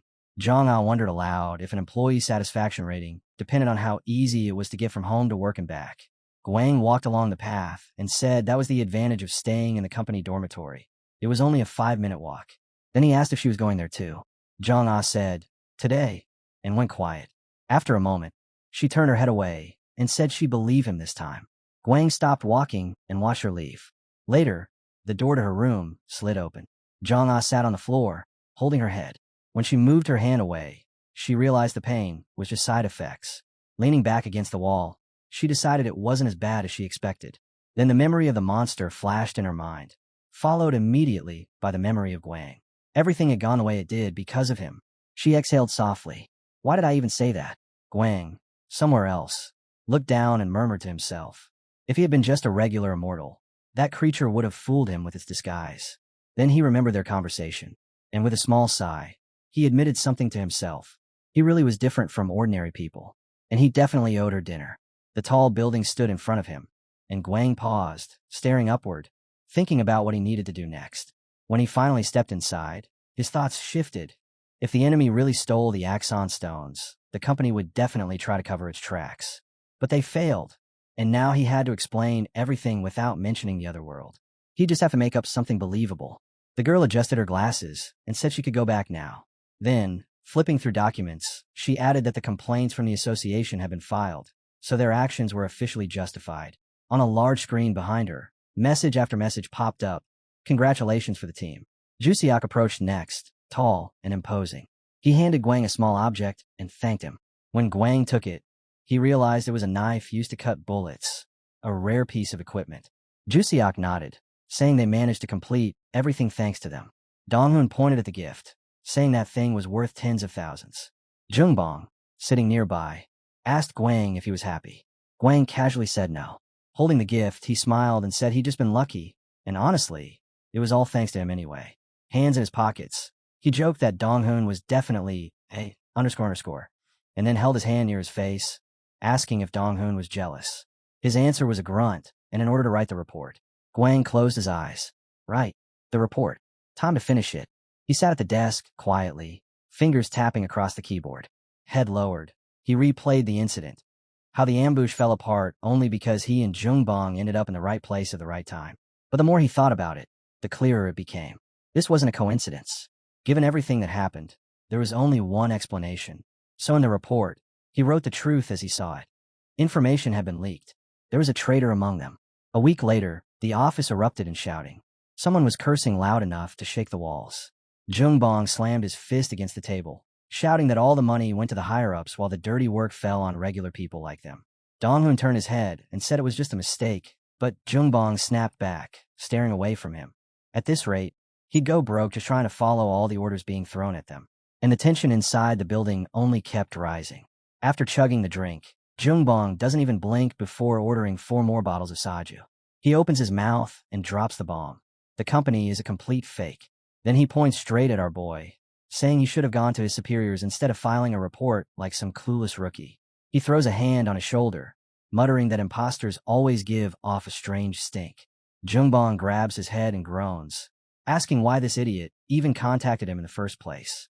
Moonlight spills over the road as our boy walks alone, thinking that Jungbong earns more than him, but no one knows where the hell his money goes. He remembers Donghoon ranting about insurance companies and how they never actually do anything. Our boy just looks down and quietly accepts it. His phone rings. What happened, he asks. They say they were just checking in. He smiles and asks why they didn't call earlier. They apologize instantly. He keeps walking. Guang mutters that everyone knows there's a rotten bastard out there, but no one could do a damn thing about him. Someone asks if he fought with thin air again, because if he did, they'd have to cut ties with him out of embarrassment. They keep talking. If you can't reach someone at the top, then hit their legs. Our boy holds the phone and replies, if not the head, then from below. He shuts off the ringer and promises to call back soon. Meanwhile, Jungbong picks up the phone. He's already at a bar, saying they're sitting in the same place opposite the house from last time. They tell him if he's coming over, he better close the damn tab himself. Holding a bottle, they ask why he decided to become an imposter at all. Guang sprints across the street, shouting the first theory. The guy hold a high enough position that the Hwaram organization can't even touch him. A shadow flickers behind him as he brings up the second theory. The dummy might not be connected to Prometheus at all. If he were truly loyal to them, then even the government would have taken some kind of action, no matter his rank. Then comes the third theory. The traitor only works with him. And the fourth, money. Pure, filthy money. He explains that some big-shot bosses hide their cash through a terrorist group like Prometheus, and in exchange, they get to talk openly about their operations without fear. Jungbong rises from his chair, demanding to know where he is. The door swings open. Guang is already standing there. He steps forward and says it plainly. If they can't punch the top, then they start from the bottom. Holding the phone, our boy asks the obvious question. Why didn't they just rob the traitor's vault? Donghoon stared at him for a second, wondering if this guy had already gone home mentally. He set his glass on the table and said, tomorrow. Then he smiled, promising he'd be in the conference room the moment work started. Cut to Hapjeong Station. The building's automated voice thanked them for visiting. A girl sat at the table, calm, unaware. The robber stood right beside her. Our boy looked at him and demanded to know how he even got in, who the hell he was. His hand was already inching toward his gun. Then gunshots erupted. People behind him shouted, asking where he was. Before he could answer, a fist slammed into his face and sent him to the ground. The robber didn't even look back. He just kept walking. He pulled something out of his bag, picked up a gun, and aimed it at the trembling employee. Her hand crept toward a button, but he warned her not to bother. He said he'd push it for her if she forced him. Employees scrambled to protect themselves. Regular civilians ducked under tables, shaking. Standing among them, he barked at everyone to put their heads between their knees and keep silent. One rustle, one wrong breath, and he'd paint the walls with their brains. With cold eyes, he told them to pray, nothing else. Money and preservation. That name flashed across the wall. The second largest financial group, a private lender, and a bank. Donghoon folded his arms and explained that the entire thing was born from the terrorist organization Prometheus, and they had 3 active offices spread out. They suggested robbing one of them. Our boy opened his mouth and told them straight. There was no guarantee of success, and even less time. The two stared at him, stunned, asking what twisted his mind so badly. Guang shut his eyes and asked if he really looked that terrible to them. He thought back to how he'd been acting recently and understood why they asked. They turned to the protagonist and demanded to know why he was so obsessed with the imposter. Their irritation was bubbling now. Then one of them suddenly snapped his fingers. He had an idea. After all, there are people who cursed every second word themselves. Predicting an enemy attack shouldn't be impossible. They opened their mouths and declared that they begin preparing. Jungbong stayed quiet for a moment. Then, placing a hand on his hip, he asked what they were doing about permission. They waved it off and told him to just draft a plan.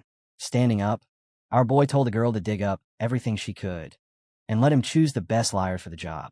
Guang walked over and asked what he was supposed to do. They called him a star. Then someone pointed a finger right at him and told him to look at his own face. It was perfect for a main character. Our boy blinked, stunned that anyone would say that with a straight face. A masked guy stepped forward and asked if they had found the culprit yet, since they were already checking every camera in the area. Our boy's eyes drifted to the safe. Whoever hid it cracked it open in 5 minutes and vanished like a ghost. He opened his mouth to report an emergency. What shocked him was that another office had been hit the exact same way. A fire had broken out, and through the flames walked a man in a mask. The memory of Jungbong, earlier offer flashed through his mind.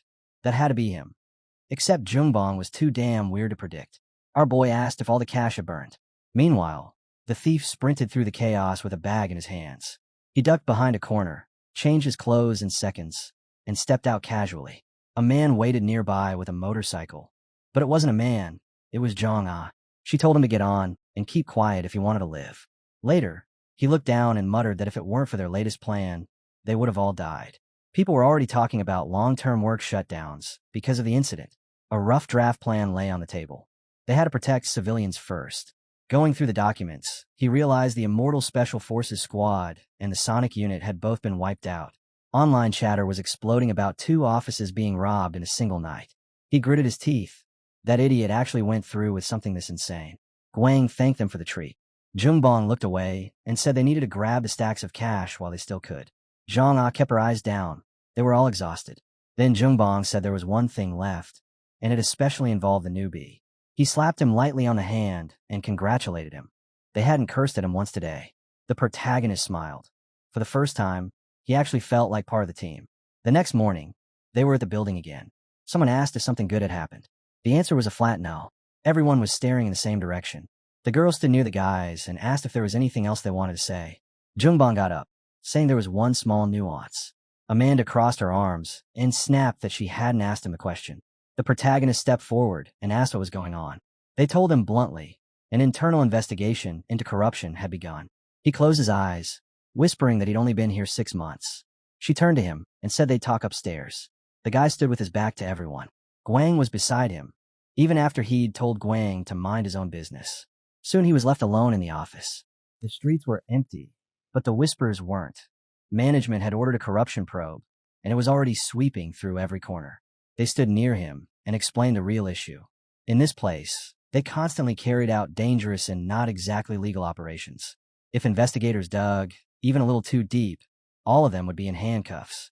His expression hardened as he remembered it. They robbed a bank just to flush out an imposter. And now, the very next day, the manager and the entire team were under investigation. There was no way that was a coincidence. He quietly asked what would happen to him. They told him the manager had shown kindness for the last time, and that the protagonist should act like he knew nothing. Say nothing. Do nothing. As he left, they reminded him again to keep his mouth shut. His phone buzzed. A message from the head of the control center. Was this your idea? Standing on a rooftop, he wondered if he should play dumb. But remembering what he was told, he decided to focus on what he always did, his own business. There was still a building he planned to rob. Jungbong crossed his arms and asked him if he would finally admit there was something far more serious going on than a couple of accusations. The protagonist closed his eyes and said he didn't know what they were talking about. They urged him not to make things worse. If he admitted some part of it, they'd try to help him handle whatever came next. He picked up the papers, wanting to know who ordered the investigation. They answered that everything started from circumstantial evidence. He tossed the papers onto the table and said they weren't taking the easy way out anyway. His face tightened. In 2 days, there would be a trial. Jungbong folded his arms again. 2 days was nowhere near enough. A man sat on a chair nearby, saying the protagonist came to him whenever he wanted, acting completely reckless. Only then did it become clear. That man was the protagonist, a mirror in his own mind, a reflection of the mess he'd created. Guang turned toward him and asked if they'd been keeping an eye on him this whole time. He opened his mouth and said he wanted to prove it. Myung-jin smiled, amused that the kid was asking for permission to take on the case personally. Flipping through the papers, Myung-jin laid it out plainly. In 2 days, the third unit of the external security team would face trial, and the protagonist would be expelled. 40 hours left on the clock. The protagonist fell silent. With that kind of time limit, robbing a bank wasn't just difficult, it was suicide. Myung-jin leaned forward and said he'd been watching him. He believed the protagonist could give him exactly what he wanted. The only condition? Find me a sheep. Then he closed the door. His partner exhaled and said the whole thing was cruel. Chase stood beside them and bluntly added that the protagonist wouldn't make it. He was immediately scolded. Underestimating others was a terrible habit. Chase shrugged and said that judging by the protagonist's endurance test ranking and the way he behaved, he was basically at sit in the chair and wait quietly rank. He asked why he was chosen. The protagonist crossed his arms and answered that Chase was good at pretending to be close to people. Chase scoffed. They asked him what difference that made. All that mattered was how good he was at forming connections. They spammed messages until the girl finally came up to the roof. Guang turned off his phone and muttered that she seriously needed to learn how to answer texts. He was about to go look for her himself. With her arms folded, she said she had a lot to do. They asked her if she'd heard about the terrorist attack. He showed her the signed and approved general plan. With a serious face, he asked her to do it together. She stared at him like he'd lost his mind, calling him a crazy fool. He held out the paper and told her that if she killed 2 birds with 1 stone, she'd settle her debt with him. Then he pointed at himself. Who's the boss? She pointed at herself. Miho raised a brow and asked who else was on their team. As she started to walk away, they grabbed her hand. A man was sitting on a bench nearby. He was coming with them too. While sipping coffee, he asked why he was dragged into this mess. Guang said he was worried. The guy had turned robbery into art. The protagonist wrapped an arm around him, reminding him of the day he first explained the idea. The man had stared at him like he was spouting nonsense. With a cold look, the protagonist warned, "We don't tell stories to dead men." The man sighed and replied that this was exactly why he avoided working with government people in the first place. Looking the other way, our boy gets told it's time to move to the next step. Clouds rush overhead, the air growing heavier, and everyone quietly accepts what's coming. Ahead of them stands a massive building, Prometheus's stronghold. Just one glance at the guards tells the whole story. Prometheus has pulled every ounce of strength back here. Junko stands on the rooftop, scanning the perimeter. Normally, the streets around this place would be empty. Now, security is crawling everywhere, the entire system dialed up to its absolute maximum. When he lowers the binoculars, someone jokes that Junko could have slipped inside easily if he were still on the job. Junko only smirks and says what they really need right now is a slaughterhouse and a smelter. If the usual infiltration methods can't break this place, then they'll flip everything upside down and tear apart Prometheus's coordination before making their move. The wall ahead begins to melt, their entry point. The girl asks where he is, because the one who can get them through this mess is supposed to arrive exactly when needed. Guang looks down and mutters that all of this madness started because of the Axon Stone, and that the whole situation is driving Psionic insane. She looks at him and reminds him the plan is simple. He fires back that this is basically them walking into their own deaths by choice. He hands the binoculars to the girl. She's the best at handling disaster-level surprises anyway, while Junko finishes the preparations. Then the man they were waiting for finally shows up, holding out masks crafted from new materials pulled out of the white hole. Guang puts his on and steps forward, suppressing every trace of his energy. He walks straight toward the guards until the exact moment they finally notice him. Too late. One enemy drops dead instantly. Guang leaps up, slices through the second before the others can even breathe. The remaining guards freeze, eyes wide, unable to comprehend what just happened. Guang kneels, thinking to himself that they're basically throwing him into a den full of tigers. Somewhere else, Miho draws a rough map, explaining that the company is guarded by their private security, while other forces cover the remaining districts. The girl snaps the marker shut and tells everyone not to worry about civilian safety. They've accounted for that already. Miho starts sketching again, dividing the entire field into 16 sections.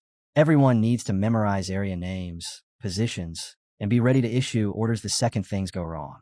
When the girl picks up her mask, Someone stops her and tosses a potion cocktail her way instead.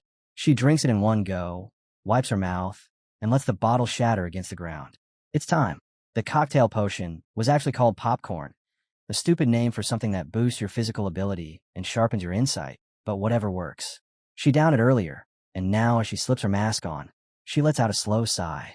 Then she lifts the binoculars and focuses in. Through the lenses, she spots our boy, Guang, moving like a ghost through the battlefield. She remembers the way he fights, how he crushed every test, and hit the maximum score like it was nothing.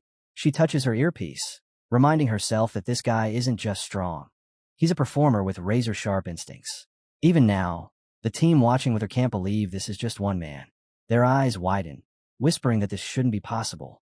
Standing beside her, someone brings up the criminal thereafter, but she barely hears them. Her attention stays locked on Guang. She doesn't want to admit it out loud, but the kid is insanely talented. Finally, she announces over the comms, Area 3. You have 256 seconds. Guang moves instantly. He keeps killing as they update him on section numbers and remaining time before each engagement. One-handed gunshots, knife kills with the other. It's a blur. Watching through the binoculars, she finally understands the core of the plan. Create chaos, draw every pair of eyes away from the safe, and turn the entire place into a burning distraction. Her job is to read the battlefield and predict whatever comes next. When they tell him to hide behind a column on the left, he reacts in the same heartbeat, diving behind the wall just as bullets tear through the air. A spent round rolls across the floor. Smoke blinds the enemies. One of them steps forward, squinting. A knife whistles through the air. It buries itself in his forehead before he can even scream. Another enemy stiffens, realizing this crazy tiger can actually fight. They order Guang to draw him toward the buildings. 3 of them open fire while he sprints across the open zone. They chase him down an alley. One watches carefully, staring into the dead end. The target is gone, he mutters. Guang is already above them, clinging to the wall like a shadow. The moment the enemy realizes it, his face twists in shock. Too late. Guang drops behind him, but something else appears too. A wolf-like beast lunges at him. Guang straightens his arm and cracks it in the skull. The monster's leg buckles, its eyes going wide with disbelief. Holding its paw down, Guang growls, asking how an immortal could possibly be this weak. Then he slaps it in the face with his bare hand, telling it he removed his helmet just for this. The beast snarls and swings, but Guang's eyes burn with fury as he counters. And finally, he grabs the monster and hurls it straight into the enemy behind it. Guang drops immediately the moment the order hits his earpiece. Good thing too, because a sniper round tears through the air right where his head had been. The ground explodes behind him. A couple of guys rush toward him, yelling at him to stop. One look at their gear, and he already knows who they're working for. One of the enemies lifts his gun to fire, but Guang is already moving. He bolts down the path just as the voice in his ear warns him. 2 around the corner. A guy with a bat waits, just behind the wall. The enemy swings first, but Guang slips under it and drives a punch straight into his chest. The man collapses instantly, dead before he hits the ground. Guang jumps out, sights the second one, and drops him with a clean shot. From the bodies, he gets new instructions. Go straight, ground parking lot beside the main building. The remaining guards stare after him, whispering about how impossible it is for someone to be that strong unless he's immortal. Guang keeps running while they shout at him to freeze. He raises his gun and warns them he'll blow himself and the car up if they try anything. Then another voice cuts in from behind the guards, asking what they think they're doing in his territory. The newcomers turn, only to get grabbed by the collar as the man snarls that attacking here takes guts. Before anyone can react, both guards suddenly look past him, eyes widening. Guang is lifting the car with his bare hands. The man holding the guard stares, shocked, asking what kind of nonsense he's witnessing. Guang just mutters that it's fire and sprints off again. Bullets tear into the vehicle behind him as the other enemies panic and open fire. A guy with a massive launcher steps forward, calm as stone. He opens his mouth and explains, almost casually, that it's a rifle grenade. Then he fires. The grenade streaks through the air, slams into a nearby police car, and the entire area erupts. Debris rains down from the ceiling. Inside, Junko stands before a warped, melted section of wall, the back of the safe. He watches the destruction outside and mutters that Guang is completely insane. The guy next to him is forming signs with his hands, doing his own kind of witchcraft. Junko points at the wall and asks what happened. He's told that the safe's rear wall is right there, barely holding together. Junko looks down the hallway and sighs. Everything really is moving like clockwork. But there's a problem. The protagonist is lying on the floor, smoke curling around him, clothes torn, body scorched. Junko stares and wonders if the idiot will even make it here in one piece. A new hole burns open in the wall. Wang's eyes flicker open as he groans to himself. Damn, that hurt. Bet the team manager is sitting somewhere pretending he doesn't care. He lets out a bitter laugh, thinking about how he's supposedly under investigation. Yet he's still the one cleaning up this whole mess. Fine, he thinks as he drags himself forward. I'll make him pay for this later. Guang forces himself upright, brushing dust off his torn clothes. After this, he mutters, a barbecue party sounds perfect. I'm wringing every last drop out of my credit card. No way I'm letting this go to waste. Before he can move, a soldier steps forward and levels his gun at him. He asks why Guang woke up just moments ago and still thinks he won't die just because he's immortal. Guang frowns. Even this guy has to admit, yeah, Guang's a maniac, but in a fight he's terrifying. He took out more than half their troops on his own. Another rumble shakes the place, and a hole appears in the wall. The soldier realizes the explosion Guang caused earlier must have been intentional. He needed a breach. Guang lowers his head, dead serious. The mountain god got angry, he says. So I'm here. The soldier's jaw drops. Mountain god? This guy is insane, but smart enough to make it work. He checks his phone. A new alert pops up. Tiger's assistant located. 2 of them, it seems, both crazy and clever. He steps forward, uneasy. The girl monitoring everything suddenly freezes. A shadow moves. The beast swings violently. She turns, confused. Where the hell is it? But she's too late. The monster's fist crashes into her, and she hits the ground hard. Somewhere above, something shifts, footsteps from someone watching the whole scene. The werewolf stretches his arms wide, grinning. He says he probably left his friend somewhere with a full view of the battlefield, while the other one is kept relatively safe. There are lots of high-rises here, but anyone with half a brain could narrow down the vantage point quickly. His eyes glint. She should have thought of that sooner. The girl looks away, finally accepting it. A werewolf. A broken fence lies behind her. She wonders why she hadn't sensed him at all. He must have struck from an angle she couldn't predict. He smiles cruelly. So, you're one of the immortal special forces, right? Someone like you fetches a high price. Before he can move again, a blade bursts straight through his torso. The werewolf's body stiffens.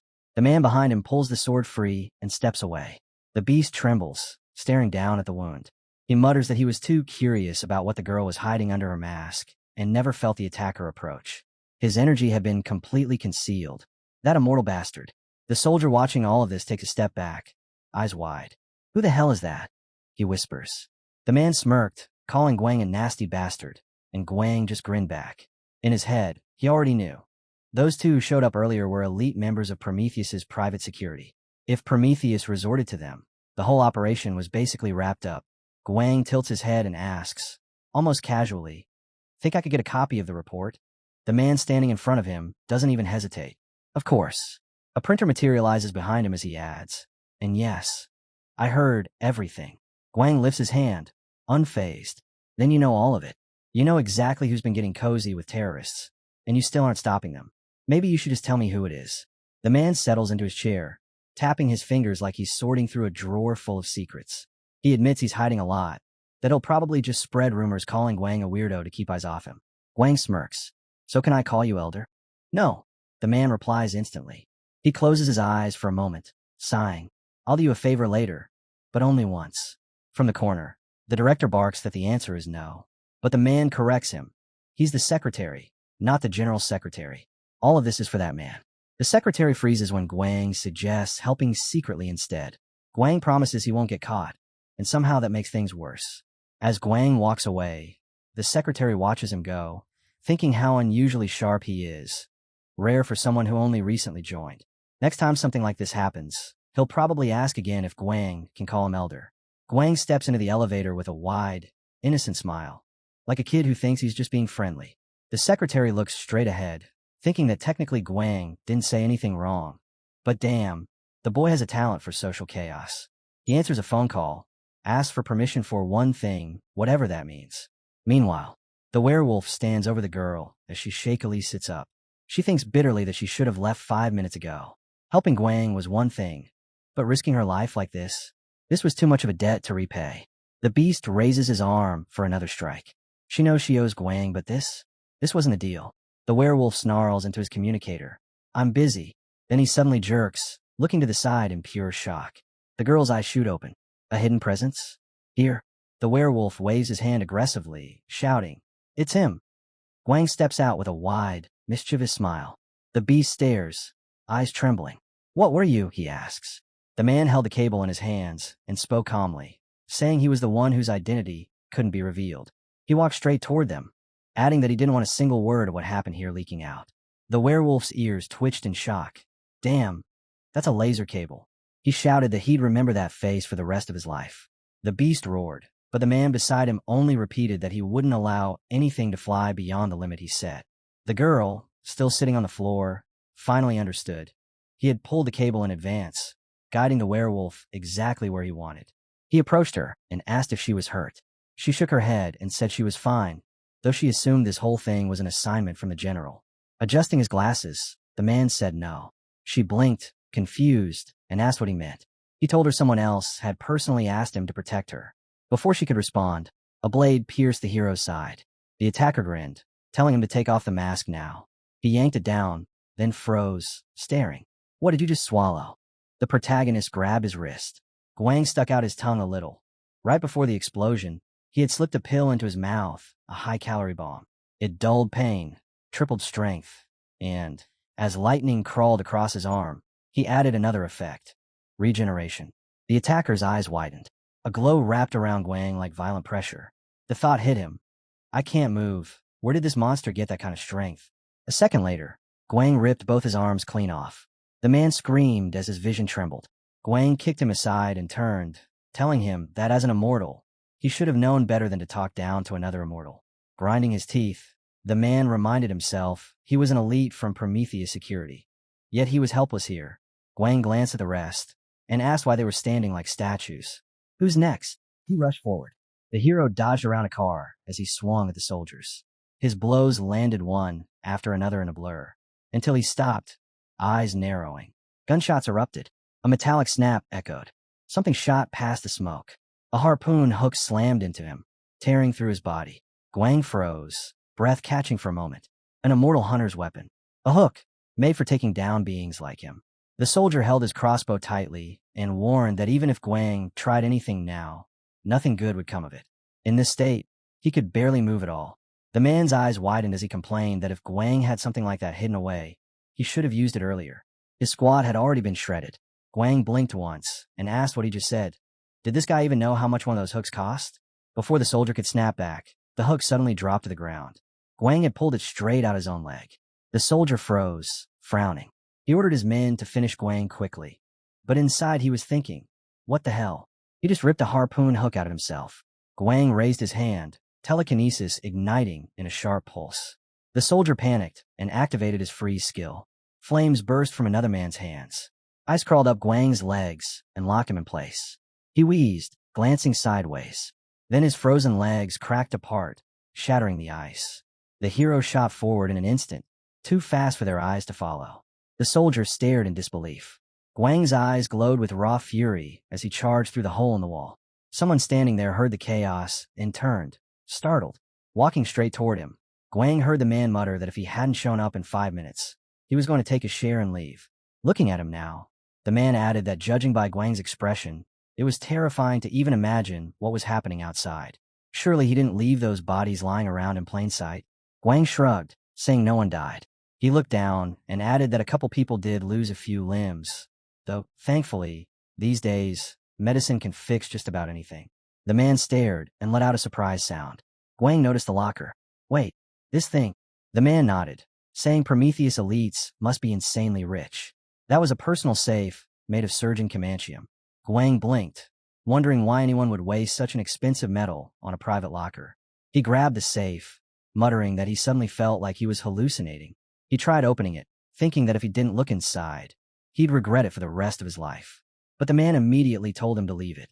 That safe wouldn't budge, not even under a nuclear blast. Guang spun around. Wait, you want me to open it? The man calmly placed a bag on the table and explained that the advantage of surgeon comanchium was its durability. And Guang just stood there, staring at the indestructible safe he was apparently supposed to break open. But that was exactly the problem with surgeon comanchium. Its hardness made it nearly impossible to craft anything reliably out of it. The man picked up the master key and crouched in front of the safe. With a casual tone, he said that, in other words, opening this thing was actually much easier than breaking into a locker at the gym. Guang covered his face with one hand, stunned. "You're unbelievable. I told you," the man replied without even looking up. He popped the safe open, just like that. Guang leaned in as the man added that now they'd finally see what was hidden inside. A scroll rested quietly in the compartment. The man blinked. "Wait, this." Guang unrolled it and immediately felt the texture. Parchment made from invader skin. Durable, impossible to fade or rot. Very thoughtful craftsmanship. But the man pointed at a detail and said, "There's a tear." Guang's eyes widened. "Damn, something like this will be tracked instantly. I won't be able to keep it. I'll have to hand it over." He slipped the scroll into his pocket anyway, and said they were already out of time. Things were starting. The man stopped him, telling him to wait, and closed the safe before leaving. That thing was a treasure of humanity. He couldn't let it burn. Then a gun cocked. Guang turned, eyes widening. That voice. Kinham. The gun was pointed straight at him. An image flashed through Guang's mind. Kinham as a kid, the weight of being a purebred written all over his face. The expectation that he had to live up to his family's legacy, to reach the highest rung of the ladder, no matter what. The boy struck, and Guang remembered the sting of defeat. Sitting at a table afterward, he'd heard the remarks that Kinham was a pure Brit, but all his achievements, his skills, everything he had was just luck. Nothing but a lucky rookie, just another newbie. Kinham had bowed his head, humiliated. But then he heard the comparison, that another had shown ability at a real level. That one, at least, deserved praise. Kinham clenched his teeth, deciding to ignore all of them. One day, he'd prove himself. He just needed more achievements. Now, in the present, the man beside Guang simply told him to gather his equipment. They provide support. A building flickered into view. Inside, voices echoed. There had been a robbery at headquarters. A soldier stood before the officials, asking if they were really sure this was just a robbery, because nothing about it felt like one. Looking away, the fighter said the guy must have been insane, maybe even a real sadist. They had escaped right in the middle of the fight, and now had to hide, erasing all traces. The young soldier lowered his head, thinking the private security team had taken the worst damage, while PWAT at least looked somewhat intact. The man beside him asked why they were hesitating outside. They had only surrounded the building. They hadn't even gone in yet. He asked the kid to think for a moment. Would he stick his nose inside after seeing something like this? Kinham stared ahead and heard someone say he must be well trained. They were sure the intruder wasn't one of theirs. They would confer personally. That thought made Kinham's heart thump. This is my chance. Standing beside the soldier, he said he wanted to prove himself. When the man asked what exactly he meant, Kinham murmured that the target wasn't here. Maybe he had already escaped. They should leave. But inside, Kinham thought about the reality. This place stored high-value items, and Guang had basically committed a terrorist-level act here. PWAT members muttered that he was either insane or subconsciously sadistic. But if all of this was just an act, Kinham looked away, turned to the chief, and asked if they could check one more thing before leaving. At that moment, Guang stood in front of the man. Dropping the bag on the floor, he told him to run. Kinham lifted his guns and shouted that he wouldn't let them leave. Guang's hand moved instantly. He snatched a knife and hurled it at Kinham. The guy clenched his jaw as Guang swatted the incoming bullets aside. Kinham's eyes widened. The bullet had expanded mid-flight, splitting into 8 petals. The infamous octopus round. Kinham frowned and warned him that unless he wanted every muscle torn and every bone shattered, he should surrender. But Guang opened his eyes in surprise, thinking Kinham had actually said that to him. Kinham pointed the gun straight at his head. Guang darted sideways. Kinham opened fire. Bullets shredded the wall. Guang sprinted across the corridor, vanishing behind a corner. Kinham spun around, and Guang burst out from the opposite side, dashing past him. As he raised his hand, Guang thought, what a bastard. He was aiming for me from the start. Rushing past the corner, he added under his breath that at least Junko had escaped. And biting down in irritation, he thought. Kinham was being Kinham, as usual. The bullet clattered onto the floor, and Guang muttered that it didn't matter. To hell with Kinham. The real problem was that Kinham hadn't come alone. His buddies had to be waiting somewhere nearby. Guang looked away, thinking how the Immortal Special Forces were on a completely different level compared to PWAT or any private security team. If reinforcements arrived, things would get messy fast. He needed to finish this now, covering his face with one hand. He remembered something important. He really didn't want to get shot again, so he had to learn to run while dodging bullets. The next moment, Guang bolted forward. Bullets sliced past him as he moved diagonally, shifting directions constantly, adjusting speed with every step. His thoughts were calm. Keep the angle, keep the timing. In an instant, he was right in front of Kinum. His fist crashed into him, sending Kinum sprawling across the floor.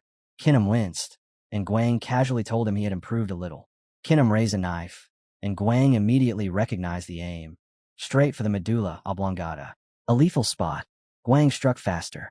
Even with high regeneration, if Kinum's brain took that hit, the man would be a vegetable. Kinum gritted his teeth and twisted away, but Guang kicked him again. The knife scraped the air. Kinum had barely dodged. Fine, Guang muttered, watching him drop to the floor. Kinum lay there, unmoving. Guang sighed, thinking Kinum probably just wanted a nap, so he paid him the favor and walked out quickly. Outside, he spotted Rick. Guang told him to go, that he already knew he needed to lie low. Junko nodded. They'd meet again.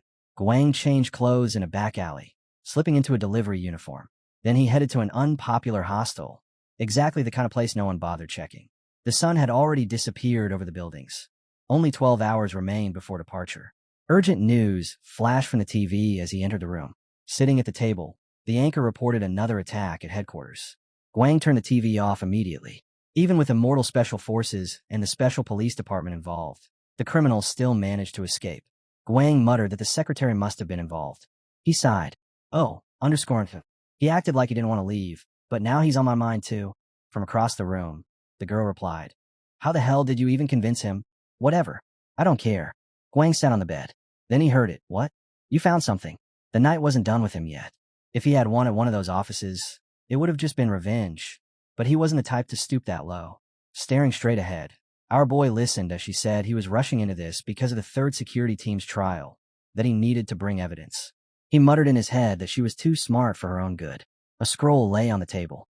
Someone mentioned that a board member had messed up the seal. The girl narrowed her eyes and asked what he meant, but he only shrugged and said he couldn't say more.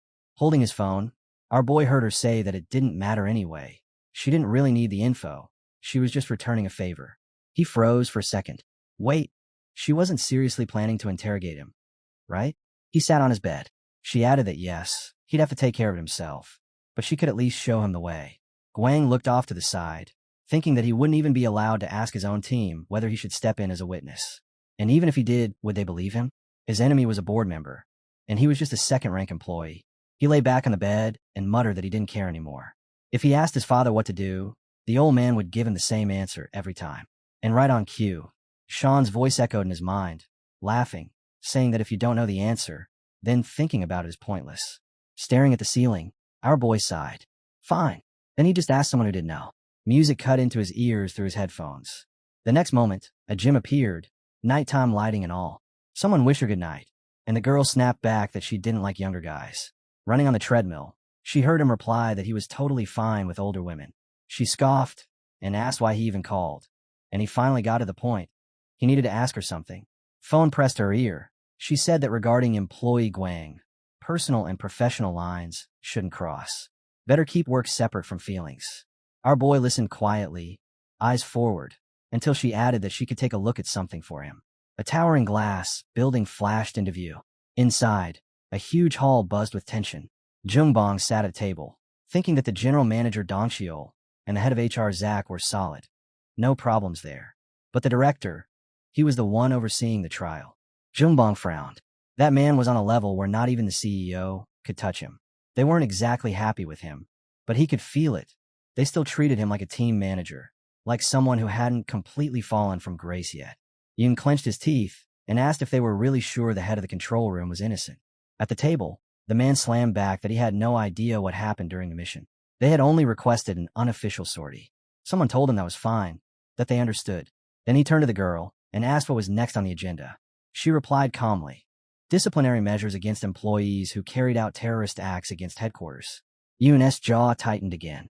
He said he had no clue why those two locations were chosen, but the attacks were clearly planned and executed. The man shot back that the main office was attacked yesterday too, and the accused spent the entire night here. The girl nodded. Yes, that was true. Yoon asked what she meant by that. She answered that she was sure it wasn't them. The man shut his eyes, irritated, as she added that there was a witness. He immediately protested, not even giving himself time to think. She smirked and said they could argue later, after they heard the witness. Yoon snapped, asking who the witness even was. She replied, a second-rank employee, Guang, member of the 3rd External Security Team. Someone asked where he was, and another voice answered that he'd been called already. Cut to our boy putting on his clothes in a hurry. Someone muttered that he'd be a little late, because he overslept. The man at the table was stunned. Everyone sat in silence until loud laughter broke out from one side. The secretary clasped his hands behind his back and apologized on Guang's behalf. Lowering his head, the man muttered that he didn't understand how anyone could be late to a disciplinary committee meeting that decided the fate of their own team. Another guy whispered that Guang was a crazy bastard. Eyes forward, the protagonist walked in, greeted them, and introduced himself. Yoon ground his teeth again and demanded to know why he was late. Guang answered plainly. He overslept. Yoon stared and nodded slowly. Yeah, I get it. Standing before the panel, Guang heard the man request that the witness now state whether the 3rd External Security Team was involved in the terrorist attacks against headquarters. Guang frowned. He answered that at the time of the attack, they were sitting at the table. Silence spread. Then someone said flatly that if that was true, there was nothing left to discuss. Someone shouted across the room, calling him a crazy bastard. What the hell is he doing? The guy frowned when he heard someone accuse him of being involved too, and our boy simply nodded. Yeah. Everyone froze. Someone declared that from this moment on, employee Guang would also be considered a criminal. Guang lifted his head. Hold on. That's not what this is about. He looked straight ahead and said, yesterday, the person who robbed the building was me. Alone. The entire room turned toward each other in disbelief. The man at the table narrowed his eyes, thinking, fine. Let him talk.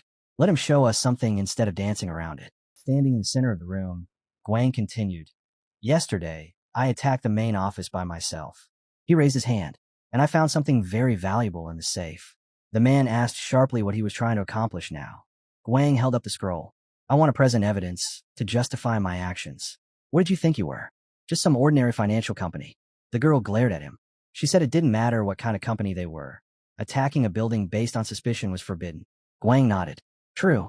Normally, yes. But under your rules. She smirked, already guessing where he was going. He said, there are exceptions. The man's voice cut in. Section 12, Article 8. Special cases include threats to the company's existence. Guang raised the scroll. Exactly. So look for yourselves. On the parchment, a line emerged. The bright light we possess drives out shadows and convinces the ignorant of our superiority. Another line manifested beneath it. Immortal faith. A group of mortal supremacists who believed only immortal blood deserved to remain on this earth. Later, sitting on the bed, our boy replayed the explanation in his head. A cult, they called it. But in reality, it was closer to a terrorist organization. The photo he sent them showed their commandments. When he asked if they understood, the girl stared at the screen and admitted she didn't know why. But the highest apostles of immortal faith believed they had to follow these rules to prove themselves. Another scroll appeared on her phone. She added that the writing used a special ink that only appeared when touched by immortal blood. They called it holy water, and according to their doctrine, the true name of the highest apostle of immortal faith had to be inscribed in that ink. The man blinked in confusion and asked what exactly Guang found in the company's safe. Yoon turned to him and demanded whether he had checked the name written on the commandments. Guang nodded. Yeah, the name on the scroll, it's real. The man lifted his hand and said he wanted to verify it himself in a minute. The girl extended the scroll toward him. He glanced at it, then frowned. What the hell? Anyone got a knife? Yoon answered without hesitation. And then everything snapped. The man flicked his hand. Blood sprayed from the other man's throat. A knife cut through the air. Yoon countered instantly, driving his knee up into the attacker. The man's eyes widened. The girl leaped onto the table. He reached under his clothes. She thought it was another knife, but instead he kicked her hard. Guang caught her mid-fall and spun around. The attacker bolted for the window. For a moment, Guang thought, he's going to escape. Then his eyes widened. The guy threw his leg back for a kick, only to turn around and find no one in front of him. Jungbong had tripped him flat. Yin whipped around, and the guy tried to recover, but another kick slammed into his leg. He crumpled to the ground. Jungbong walked over casually and asked, so, you want to keep going? He looked away and added, if you do, that's fine. I'm not in a rush. I can wait. The secretary grabbed the man's hand and asked if he was all right. The man avoided his gaze and muttered that he had been one of the signatures. A scroll flashed, and Yoon's name was right there. Yoon gritted his teeth, furious. The man on the ground groaned that he'd been defeated by some handsome employee. Guang didn't react, just stood there while the man swore he'd never forget him. Guang grinned and replied, "That's fine, though I'm already seeing someone." Handcuffs clicked onto the traitor's wrists. Someone murmured that she had actually gotten worried when Guang didn't show up on time. Amanda smirked and asked why he was late, preparing for an ambush. Maybe? Guang scratched his cheek and said, "No, I really overslept." Amanda closed her eyes, sighed, and said, "All right, good job." The man nearby laughed, saying today had been entertaining. As he left, he added that they'd see each other again. The secretary reminded everyone not to mention any of this for the next 48 hours, promising full cooperation was needed. The room answered in agreement. Guang smiled and said he really tried his best. Someone beside him added proudly, "Our Guang is the best." The hero looked away when he heard someone call him an idiot.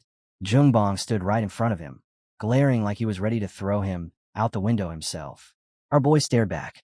Jungbong raised a brow and told him to go wash up. "You stink." Zhang looked at Jungbong, then turned to Guang and said he really did save them, even if she hadn't believed he'd pull it off. The guy turned around and said, "Yeah, he wanted to jump out the window, just to amaze everyone." Then he lowered his head and muttered that Guang actually did pretty well. The hero clenched his teeth. He stretched out his hand toward the guy. "Who the hell are you?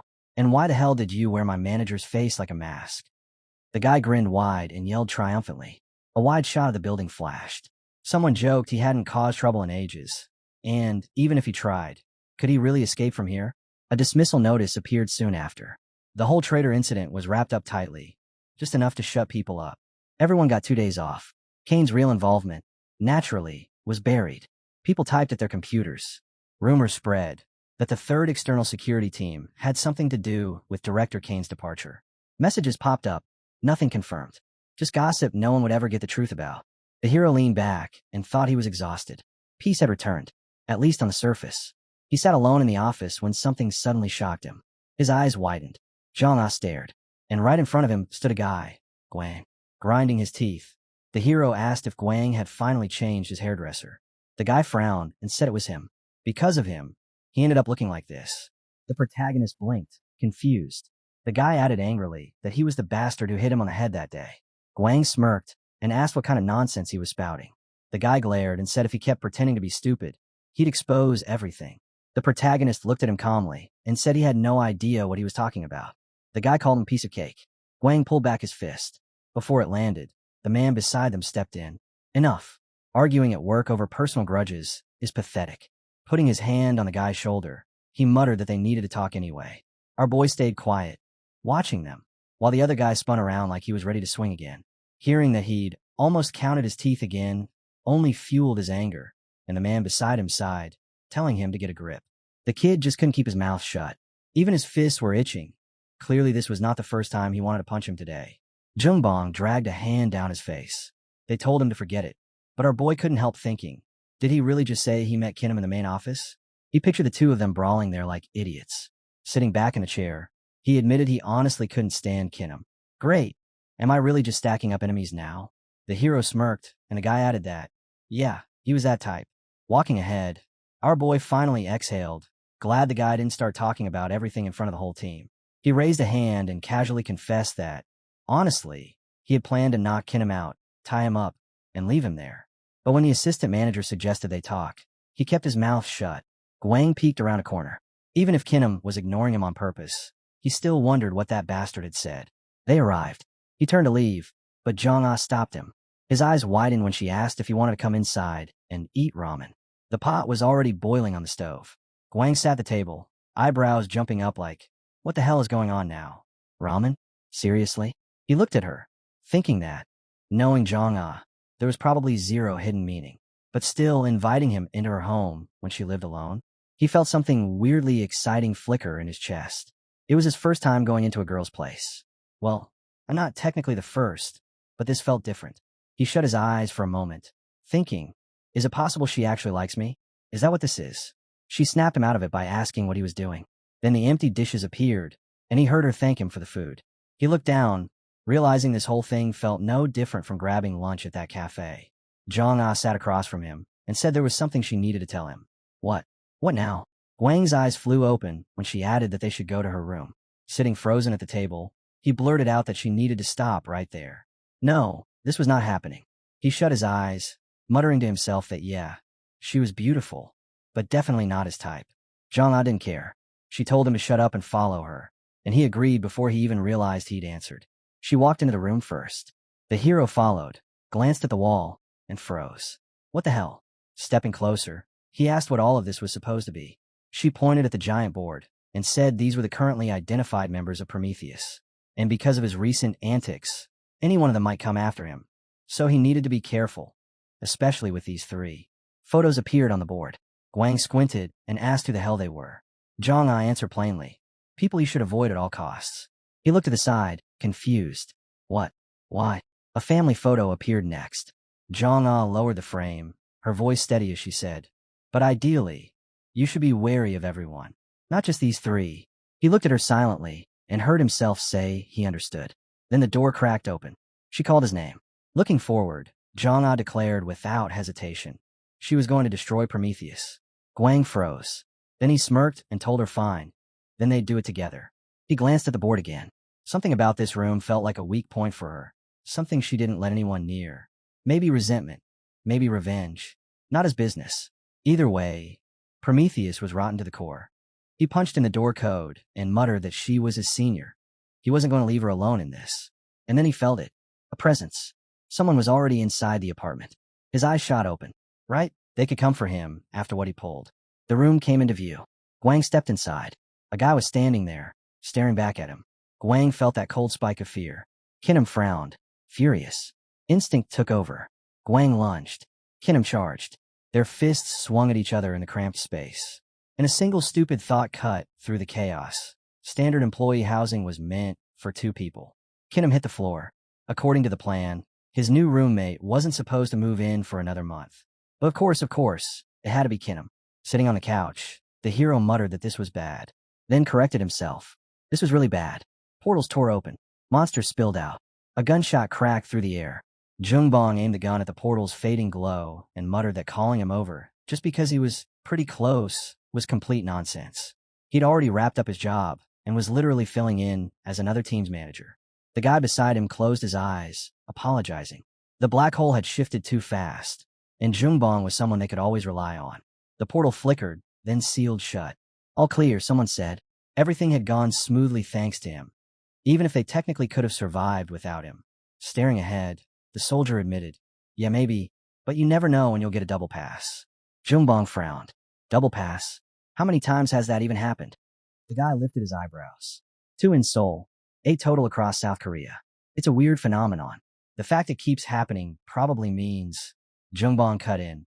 It must have another name by now, right? Eyes closed. He muttered that he didn't know anything. He was just a cleaner. And anyway, they could wait for a lawsuit from him. Okay, good night, the guy said, walking off. Jungbong heard the team wrapping up. He still needed to contact the cleaning crew. He looked down, thinking about what name people would give this phenomenon if it kept happening, and how many people would die the next time. Suddenly a shout burst out. I'll kill you. The kid lunged. Guang moved instantly, grabbing his arm, choking him just enough to stop the tantrum, and shoving him into a chair. What the hell are you two doing this early in the morning? The man asked, staring at them like they were insane. Guang sighed, saying he was trying to become friends with him. The man demanded to know what actually happened. Nothing, Guang said. I knocked him out last night because he swung at me. There are no words, the man muttered. Only emotions. Kinham is here, he asked. Guang gestured toward the sleeping idiot. Don't wake the baby, and stop calling him crazy. I already know he's an idiot. The man started dragging the grumbling Kinham away, while Guang added, we're not mocking him. I appreciate him. I couldn't find a better sandbag in the world. Kinham glared, calling him underscore for bastard. The scene shifted back to the workplace. He was honestly just relieved the mess with the team manager had finally blown over. So now everyone had shifted their annoyance back to Kinham. Guang asked where their actual boss was, and the man replied he had stepped out on business. Sitting at the computer, Guang realized it explained why he hadn't heard a single curse word today. Then a wave of messages hit the screen. Who the hell are these people? The man sighed, saying the spammers were working overtime. They even slipped through their firewalls. Guang muttered that if hackers like that existed, they should just hire them on the spot. He leaned back in his chair with a groan. These were the upper crust of society, apparently. Meanwhile, he only ever got emails from random companies he didn't recognize. Guang frowned. Yeah, it all made sense. The man outside the building looked uneasy. Kane used to be the director, but now he was gone. Of course, other companies and associations would scramble to figure out what happened. Even their own clueless employees were desperate for answers. Guang crossed his arms, thinking that plenty of people had probably already sent offers without knowing any of the details. No surprise there. It was obvious people would eventually find out about him. He smirked to himself. The man shut his eyes and asked if Guang thought he should at least meet with one of the companies, just for politeness. Guang told him he'd think twice before doing anything that's stupid. Then a call came in. Police assistance request. A hole had opened in the region. Another portal. Dongham Station now. People were already gathered around the site. The man stiffened, saying if this spread any further, the whole situation would get ugly. Walking forward, Guang muttered that they weren't blowing up anything today. Zhang replied that they'd finish it quickly. They both turned at the same moment, equally surprised to see each other here. The man frowned at Zhang. She looked away when he said it had been a long time. None of your business, she snapped back. He added that wasting your whole life chasing something you can't prove was pointless anyway. Guang cut them both off, telling them to focus on the task. Circling him, the man glanced at Guang and said, with a half-smirk, that he had a pretty ordinary face for an immortal. He shot back immediately, saying maybe the man meant extraordinary, and also that he was clearly a bit out of his mind. Yep, definitely Guang. Then he added, dead serious, so I'm your type? You like younger guys. The man froze, then whipped around and announced, loudly, opening. Rank C slugs, number 3. A slime creature dragged itself out of the portal. The gas is poisonous. Everyone back, someone shouted. The man glanced sideways and introduced himself. Jack, 25. Guang blinked, apologized, and Danchan accepted it with a grin. Well, looks like coming here wasn't a waste after all. I even got to meet a celebrity, Danchan said. Let me burn through this quickly, then we'll have a proper talk. A moment later, flames erupted into the air. The slime on the ground caught fire instantly as soldiers blasted the area with flamethrowers. Jack raised his hand slightly, guiding the flames like it was nothing, burning away the slugs the others failed to finish. Guang stared. He really controls fire however he wants. Jack announced calmly that he was a fire surgeon. Oh what? Guang asked. That's what people call me. Standing right in front of him, Guang shrugged and said, I'm just a regular sexy guy from the Immortal Squad. Surgeon Kim, who had been watching, muttered, yeah, the rumors about his mental stability are probably true. Guang had a thought. Great. Hearing that from someone who calls himself a fire surgeon is even scarier. Jack clapped his hands together. Anyway, let's wrap this up. I'll take you to the association. You're just in time. Guang frowned. What? Why so suddenly? Surgeon Kim stepped forward. What the hell are you here for? To support us during a rank C hole. Jack shot him a look. Have you ever heard of basic manners? Why are you bothering the guy while he's working? Surgeon Kim adjusted his glasses and said he'd already finished. Everything left could be handled with a flamethrower. And besides, he didn't recall allowing anyone to address him so casually. Someone from the side yelled, Don't listen to that idiot. Jack lowered his head slightly and asked, What should I fry your mouth with? Jack grinned wide.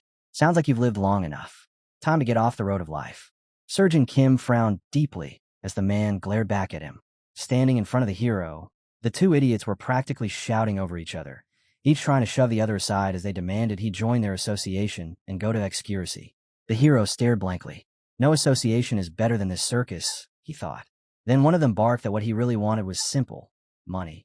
Even the neighbor's dog apparently knew which organization had the fattest pockets. The hero should have been happy, but instead he stood there thinking how weird it was grown men fighting over him like he was some prize goose. He glanced at Zhang. She didn't even blink. While they yelled and postured like roosters, she just kept staring at the portal like it was the only thing in the world that mattered. And then something moved. A slug crawled out of the portal. Zhang's eyes finally widened. The hero stiffened as a massive shadow rose above the man near the hole. Before anyone could even scream, Guang shot forward and slammed into him, knocking him out of the monster's reach. Jack gritted his teeth and snapped for everyone to fall back. Everyone back. But he got a curse in reply. Something like, why the hell do slime monsters always show up the moment things start going smoothly? The hero didn't disagree. Jack spun toward Surgeon Kim while still barking orders about third type numbering, black hole combinations, double openings, predictions for all slime variants. Basically nonsense that meant things are about to go even more to hell. He pointed sharply to the side. The hero caught it instantly and moved, and Danchan shouted a quick thanks, right before yelling at him to duck. The hero dropped instantly as a massive chunk of slime shot past them like a wet cannonball. Gunfire erupted. Soldiers opened fire on the monsters. The hero whirled toward Zhang, confused when he realized she was actually firing expensive cartridges now. She finally answered, still watching the chaos. The combination of black holes, double doors, a new phenomenon where one hole opens inside another. Completely unpredictable, meaning they'd have to call on more people than they could ever manage inside a single breach. Great. The hero looked away, hearing the order that they shouldn't engage. Let the soldiers deal with the ones that slipped through. He frowned. Shouldn't we help? No. Zhang replied calmly, shooting another slug straight through its face. Laser rifles lit up the battlefield. Someone shouted that Excuracy had the most money anyway, like that somehow explained the madness happening in front of them. The hero fired his gun and muttered that surely these people had something better to do. Zhang told him reinforcement would arrive soon. He opened his mouth to ask which team, and froze when an angry scream tore through the air, so loud it drowned out the gunfire. Frowning, the man muttered, "So that's it, huh?"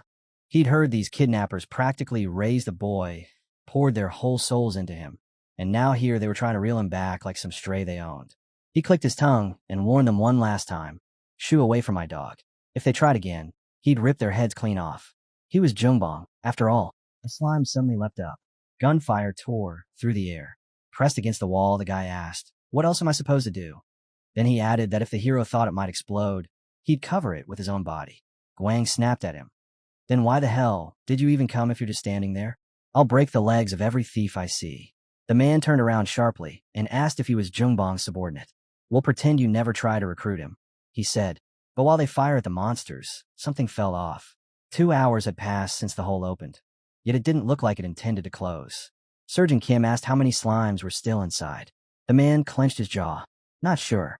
Surgeon Kim narrowed his eyes. "What does that mean?" "It means I can't get a result," he said, frustrated. The hero's expression shifted. He had never heard anything like that. He demanded Jungbong admit the real reason he came. Jungbong exhaled against the wall, the battlefield flickering in his eyes. When the hole first appeared at Dongdaemun Station, dozens of black holes, big and small, started opening all over the country. Half of them were double doors. And this was the biggest of them all. The hero asked what that even meant. Zhang, still firing, replied that double doors were a new, anomalous phenomenon. One hole forming inside another. Guang gritted his teeth. He knew exactly what kind of disaster that could lead to. "Yeah," the man growled.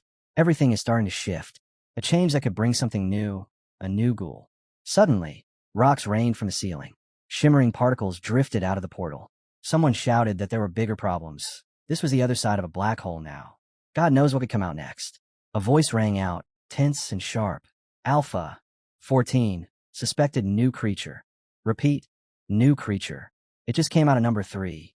He shot a glance at the hero, eyes hard. "We're retreating. Now." They reported an analysis. Appearance confirmed. A new creature. Another type of slime. The hero's eyes widened. The air, the atmosphere around him, it felt exactly the same.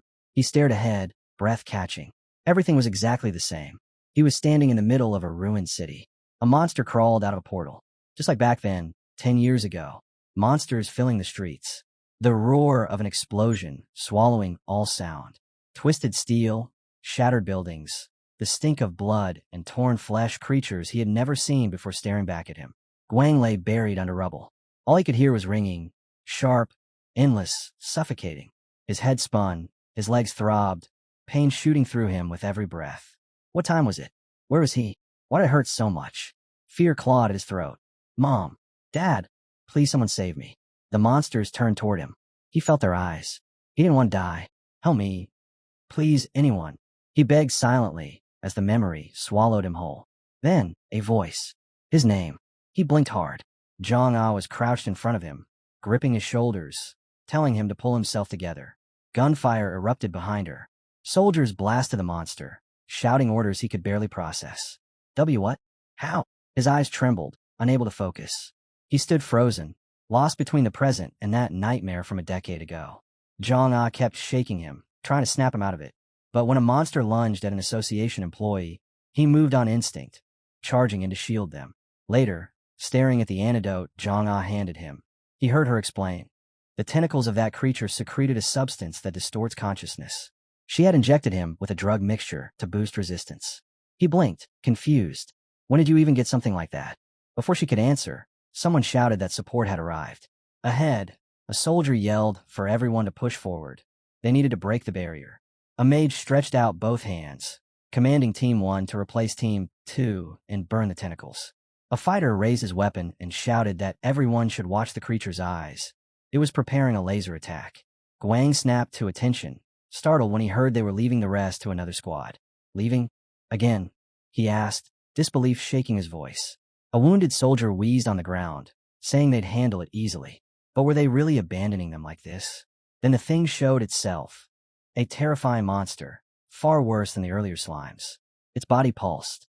Suddenly, it spewed mucus, thick, corrosive, launching it straight at the fighter. The monster charged forward, the air hissing with the sound of corrosive liquid splattering. Someone shouted that the stuff was acidic.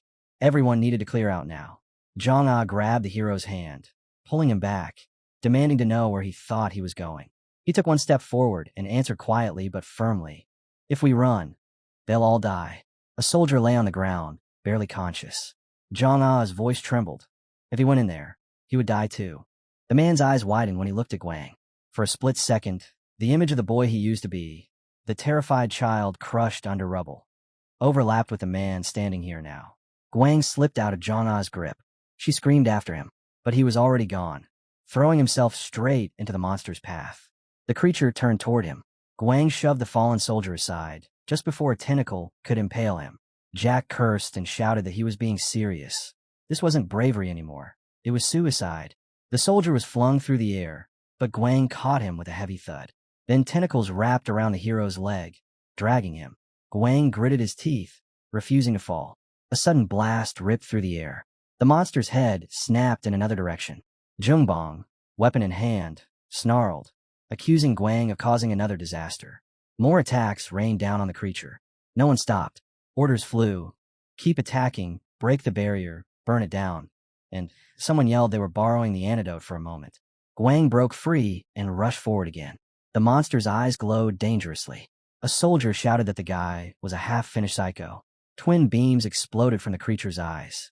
A soldier lay helpless on the ground. Guang dove, grabbing him and rolling as the ceiling cracked and began to collapse. The man stared upward in disbelief, only to find Guang suddenly standing before him.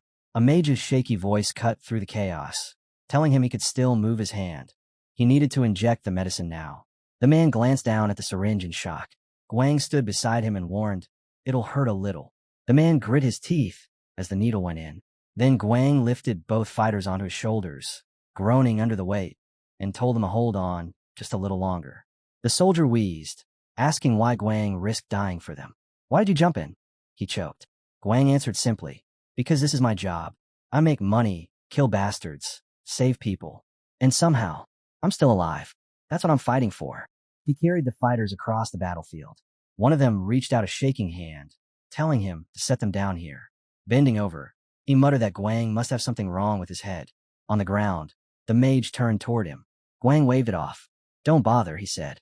Then he looked down and added, almost teasing, "You were about to thank me, weren't you?" "Wasn't he?" the hero asked, and the man behind him grunted that he had been standing right there the whole time. Zhang turned toward him, and without warning, stabbed a syringe straight into his chest. He flinched as the medicine hit. Zhang frowned sharply. "If you're planning to kill yourself, do it somewhere else." The protagonist grinned, unfazed. "Relax. That's not on my to-do list." Before she could bite back, the ground shuddered. Someone yelled that the entire place was about to collapse. More blasts hammered the monster. Cracks splintered across the barrier, and orders flew. Attack with the fractures form. Push until it breaks. A sudden shot rang out. The hero's eyes widened. The monster lunged. He hit the ground hard as lightning beams ripped from the creature's eyes, tossing soldiers through the air like ragdolls. Dongshan clenched his teeth, swearing under his breath. What the hell is happening now? Flames erupted as someone fired again. A man slammed his weapon into the monster, but the thing retaliated instantly, sending Dongshan flying into the wall. Soldiers kept shooting, but the monster leapt straight into their formation, slamming down and collapsing the floor beneath it. "Hold it as long as possible," someone shouted. "Bring white phosphorus." The hero lowered the wounded soldiers he was carrying. Another voice shouted that the antidote was gone. They needed to gather all the injured in one place. One soldier told him to wait until he finished regenerating. But Guang didn't wait. He surged forward again, startling everyone. A soldier froze in front of the creature, paralyzed. Guang grabbed him and yanked him away a split second before a tentacle skewered the spot where he stood. The monster's tentacles lashed out, wrapped around the hero, and snapped violently as he tore himself free. A soldier walked past, muttering, "Idiot, forget it. Let them take him and get out." Guang glanced down. Third time the manager had been here, or fourth. He'd stopped counting. Soldiers advanced toward the monster. He noted there were at least a dozen of them now. A beam flashed in front of the creature, followed by a crushing shockwave barreling toward the fighters. The man fired his weapon. Explosions burst exactly along the broken sections of the barrier. Surgeon Kim stretched out his hands, shouting for everyone to focus all firepower on the cracks. The man sprinted forward again. A soldier collapsed beside him, wheezing, barely conscious. The protagonist breathed hard, chest burning. Somewhere behind him, someone whispered, "Thank you." The soldiers surged past him, charging straight toward the monster. The thought hit him. What the hell did that manager just pull? His presence spread through the whole area like a living shadow. A streak of darkness shot across the room, and only then did Guang realize the bastard had been hiding his real body this whole time. Clutching his wound, Guang forced himself upright. He could still run. He would run, staring straight ahead. He told himself he'd make it, no matter how much it hurt. A soldier thrust his hand forward and shouted. The monster turned, almost confused, just in time for countless shadows to swarm it from every direction. Blades of darkness tore into the flickering figure. Guang understood. Once that starring creature struck one of the fakes, the rest would dive straight for its weak point and latch on. Carrying a wounded soldier over his shoulders, Guang moved. Anyone who lost heart, anyone hovering on the edge of death, anyone who failed to dodge, he would drag all of them to safety if he had to. Gritting his teeth, he promised himself again. He would not stop. Not here. A hand caught his arm. That's enough. They were suddenly in a destroyed room, debris everywhere. The man beside him said it was over. Guang closed his eyes, breathing hard. The man frowned at the silence, then muttered that they really had won. Guang corrected him. They didn't lose. Jungbong walked forward, and Guang finally understood what he meant. The monster hadn't died. Humanity had never managed to kill a named one. This time was no different. The starring creature had simply retreated back to whatever world spat it out. They hadn't killed it, but they hadn't lost either. Guang sank to the floor as someone called his name. Jungbong asked the soldier what he needed, and the man answered that he wanted to know the name of the one who saved him. His savior, apparently.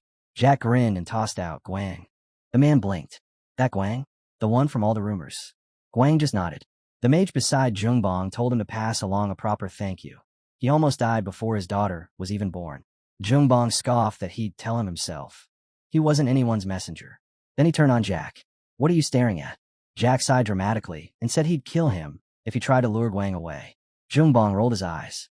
Jack exhaled and muttered, Yeah, he's a romantic. Surgeon Kim shot back immediately, saying no. Guang wasn't helping anything. He was ruining the whole setup. He wasn't fit to be a Sonic, not even close. Jungbong just stared at them in silence while the protagonist lowered his head. Someone muttered that no one had ever taught him this stuff. He just acted on impulse, doing whatever he wanted. Zhang Ah stepped in front of him. She said that on June 11th, a new creature appeared in Seoul. No casualties. Guang, sitting at the table, laughed and asked if she seriously thought he wouldn't be fine. Grinning, he said it had already been 4 days since the mission ended. Of course he was fine. The guy across from him asked what it was like, and asked again, confused. Someone finally said it. A starfish. Guang stared straight ahead and muttered that it sounded like total nonsense. Flashback. Soldiers charging the monster. Light beams firing everywhere. The thing cutting through fighters was boring. And suddenly Guang understood perfectly why humanity had never managed to kill a named one before. Even remembering it now gave him goosebumps. Then someone said this might not actually be a new named one. Guang blinked, confused. Why was this the first recorded fight then? Johan explained that double doors had opened in another region earlier. They avoided the fight back then. The monster had simply moved between portals. The star probably got lost, wandering around while all the doors were closing. It stumbled into the only one that hadn't been shut yet. The closers. Guang looked to the side and asked what closer meant. They told him that's what people who can manually seal dimensional holes were called. Most experienced soldiers already knew about them. Guang and the others were just too new to be in the loop. Dishes suddenly appeared on the table. Someone suggested going out. It sounded great, but the question hung in the air. Who was paying? Johan walked ahead, pretending to think deeply. He asked what their colleague said earlier about getting a bonus for nothing, and Johan chimed in, saying he should be ashamed for trying to dodge the bill when he was sitting on information worth half the department's salary. Guang raised a brow and asked if they seriously expected him, the youngest one here, to pay for everyone. Hands in pockets, the man shrugged and said age had nothing to do with it. They were all colleagues.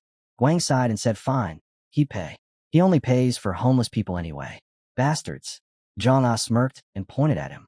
The gentleman already paid for you. The hero stared at the man. The guy turned back with a smirk, and Johan immediately leaned in with his usual nonsense, asking if that was Guang's new boyfriend. Guang didn't even bother reacting. He just said he'd go with the man. They walked into a dark, empty street. Guang stopped behind him and asked quietly if he really was that policeman. Before the man could answer, Guang grabbed him and threw him to the side, acting purely on instinct. He'd save him once back when the double doors opened. The policeman straightened up and thanked him, but Guang narrowed his eyes. Something wasn't adding up. He remembered clearly. This guy was just a regular cop. So why the hell did someone like him have access to a restaurant that only special class personnel could enter?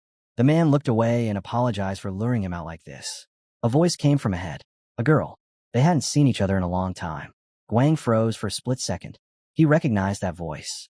He forced a grin and said it was still pretty cold at night. She'd catch a chill if she kept wandering like this. She gritted her teeth and spat that she couldn't stand that bastard. The man beside her frowned and reminded her of their goal. Guang's mind churned. He recognized the guy. He'd seen him in one of the photos in Zhang A's room. What the hell was he supposed to do now? The girl muttered she wanted to kill him. The man just smirked and said Guang should let her introduce herself. He extended a hand. Guang's thoughts raced. He couldn't just walk away now. And this fake cop, he was really starting to piss him off. Suddenly, the man grabbed Guang's wrist. Guang frowned, but before he could react, the man tossed him aside like he weighed nothing. He clicked his tongue and thought. So he grabbed a fake copy, not the real body. Clever. Annoying, but clever. The man said it wasn't bad. Guang gritted his teeth. He wasn't in the mood for games. And for just a moment, barely a flicker, he saw it. His future. A future where he was ripped into 8 pieces and scattered across the ground. If he hadn't jumped back just then, he would have died right there. His eyes lit up. Yeah, he definitely saw it. The man sighed. He said Guang had already surprised him back in Dongdun. But this was something else. And Guang had only been working there for a year. Spreading his arm to the side, the man said he supposed it was time to explain. His name was Stephen. He worked for a small, but very interesting recruiting firm. And he had met Guang halfway during that incident. Though he added with a grin, things went a little off track. Stephen explained it casually. If someone was talented, and someone else wanted that talented person, his job was simply to bring them together. That was the whole recruiting firm logic. Guang didn't move. Stephen continued anyway, saying he wanted to formally introduce him to a second-rank operative of the immortal special forces of Prometheus. The girl frowned. That's enough. Stephen shrugged and reminded her that even if a deal fell through, the agency still billed a fee. She shot back that he was just money-hungry. Then she turned to Guang. So, you heard everything. It's all true. Guang nodded and replied that he already had a girl he liked. She made a face and muttered that she found him disgusting. Guang just said, great. Problem solved. Then he froze. His fist tightened. His skin crawled as if needles were pushing out from under it. Every instinct screamed that if he turned around right now, his body would split clean in half. Stephen watched calmly, arms crossed, and said he'd decide after Guang listened properly. This was all because of Guang's wild bloodlust, apparently. The girl stepped closer and said she promised. If he chose to work with them, she just wouldn't. Guang cut her off and asked what the hell was wrong with her. She cursed him out immediately. Ignoring her, he asked, so you'll actually give me money? She answered without hesitation. Enough that you won't envy any rich guy. And girls. Guang added, I like girls. The girl grit her teeth and said he could have as many as he wanted. Guang looked straight ahead. What about a home? Can't sleep without a penthouse. And a benefits package. I like breaks. And I've got a lot to do on weekends. She scowled but clarified anyway. Manhattan, Gangnam, anywhere he wanted. If he joined Prometheus, he'd live a life most people couldn't even imagine. Guang nodded. That's great. I refuse. The girl's expression twisted. Think about it. You'll regret this. He said he would think about it. But the problem was simple. She wasn't his type. Not even a little. Stephen sighed and told her drop it. Guang wasn't the kind of person anyone could talk into something. Turning away sharply, she spat. You'll regret it. Let him remember my words, she snapped before leaving. The hero watched them go, and someone muttered that this was Guang's last chance. Guang let out a long sigh. Being this experienced, what a torment. A wide view of the building appeared before them. The girl smirked proudly. I'm the savior of Dongdaemon. The man added, and I'm the hero of the Western Gate. Guang stood in front of them, confused. What again? What are you talking about? They told him he hadn't heard. Those were the titles people gave them after the incident. Johan clapped Guang on the shoulder. Really surprised? I was going to tell you yesterday. Guang extended his hand awkwardly, embarrassed. So awkward. The man raised a brow. You sure you're awkward? Really? Guang blinked. Guess what happened yesterday? He closed his eyes. It was unexpected. Never thought something like that could happen. Then he said it flat out. Prometheus offered me a job. The whole team burst into laughter. Jungbong rolled his eyes and asked if anyone else had received an offer from him too. Guang thought to himself that those bastards were just wandering around handing out job offers to everyone. One guy grinned and called Guang stupid. Guang simply replied that he knew nothing. Behind him, someone muttered that work was piling up. The room shifted. Jungbong asked, what else did they offer you? Guang said they might take him even further. Then he looked at Zhang and added, I'm one of the 3 you told me to avoid. Everyone froze. Their eyes went wide when they realized which photos were on her wall. The protagonist frowned, confused. What's with this sudden aura shift? Zhang stuttered. What of who? The man turned around, trying not to laugh. She hissed something about him being a crocodile, some muscular monster, and that he'd return from there alive. Guang simply said, I didn't want to kill him. Zhang clenched her teeth, furious. Guang walked forward. So, what kind of job were they offering me? Rescue, the man replied. Rescue who? Guang asked. The one hiding in the mountains with important information. Guang blinked. Sounds more like kidnapping than rescue. An image appeared, a man's face. They heard his name, Byung-jun. He was the target of the mission. He figured they'd already heard about the closure. Byung-jun must have been working as some kind of scientific assistant back when the closure was still in Europe. Stretching his hand out, the man said they needed to track him down now and save him, because that was the key to cracking the whole Dongdaemon mess. The others nodded like it all made perfect sense. The hero grinned, saying so basically this was a kidnapping case. The man snapped his gaze away, annoyed. He looked at Donghoon and asked what he'd been feeding his newcomers. Donghoon proudly said he'd become the hero of Dongdaemon. The man glared, saying he wasn't talking to him, but Donghoon shrugged like he absolutely heard the question. Jungbong closed his eyes, saying his team was ready. Someone told him not to yell. They could hear him just fine. He was sure everyone already knew what was going on.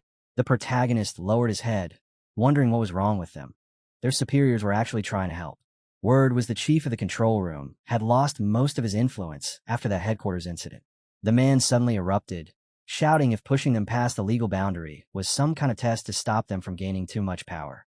Guang blinked, surprised, asking why he was daydreaming. Then he smirked, saying he'd heard everything, understood everything, processed everything. They were calling it a rescue mission, but in reality, they were supposed to find the guy and bring him in alive. Clear as daylight.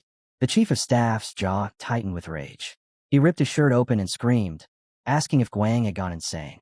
He didn't care about legality. Their CEO would cover them anyway. Was this the nonsense their team leader had been teaching them? The hero raised an eyebrow and asked if the man had anger issues.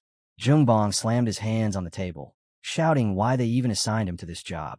How were they supposed to know he was such an idiot? The man thrust his hand forward and roared that Guang should die. Let him go already. Guang paused and asked what he just said, because either way they were going. Looking aside, the protagonist muttered that they should at least help the weak. Zhang snapped at him to shut up, but he asked again anyway. The man finally kicked the door down, just as someone's voice shouted that they were letting him go. Tell him to get back here right now. He wasn't done yet. Where the hell were they going? Bring them back immediately. Guang didn't even flinch. He just said he wasn't listening to this anymore. If they needed something, they could go get weapons. Walking forward, Guang asked what they were supposed to take. The answer came instantly. Whatever they normally used.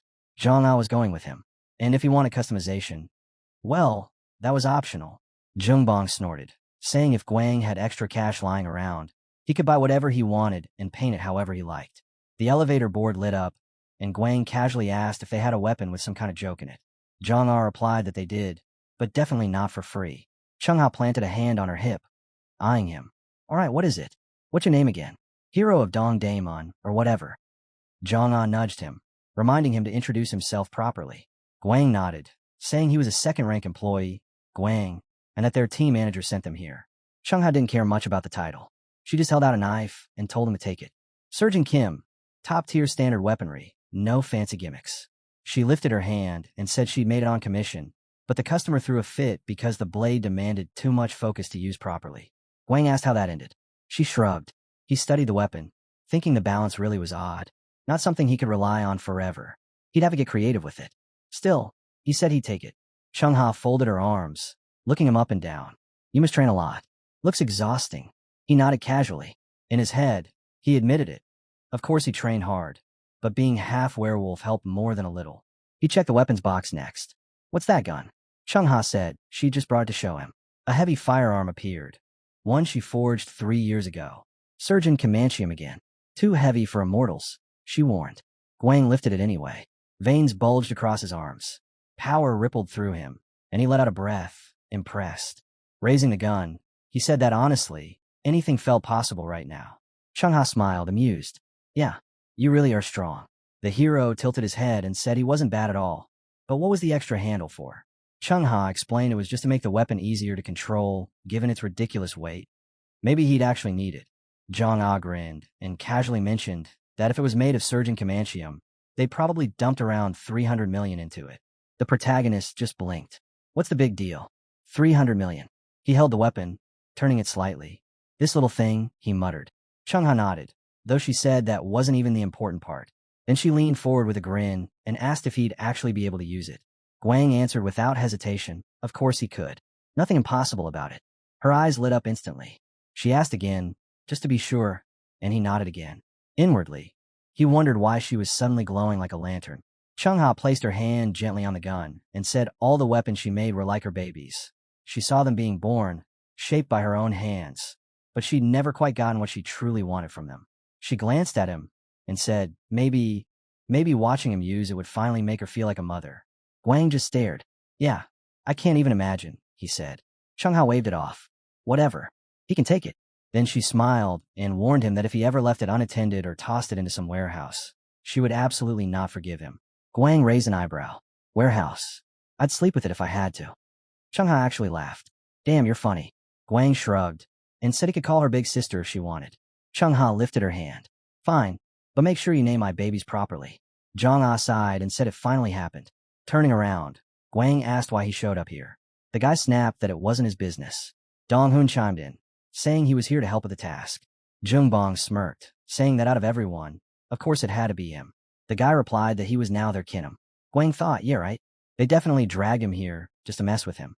Kin'em clenched his teeth and growled that he'd kill him. Guang just nodded. Great. He's lacking some skill, but he really tries his best.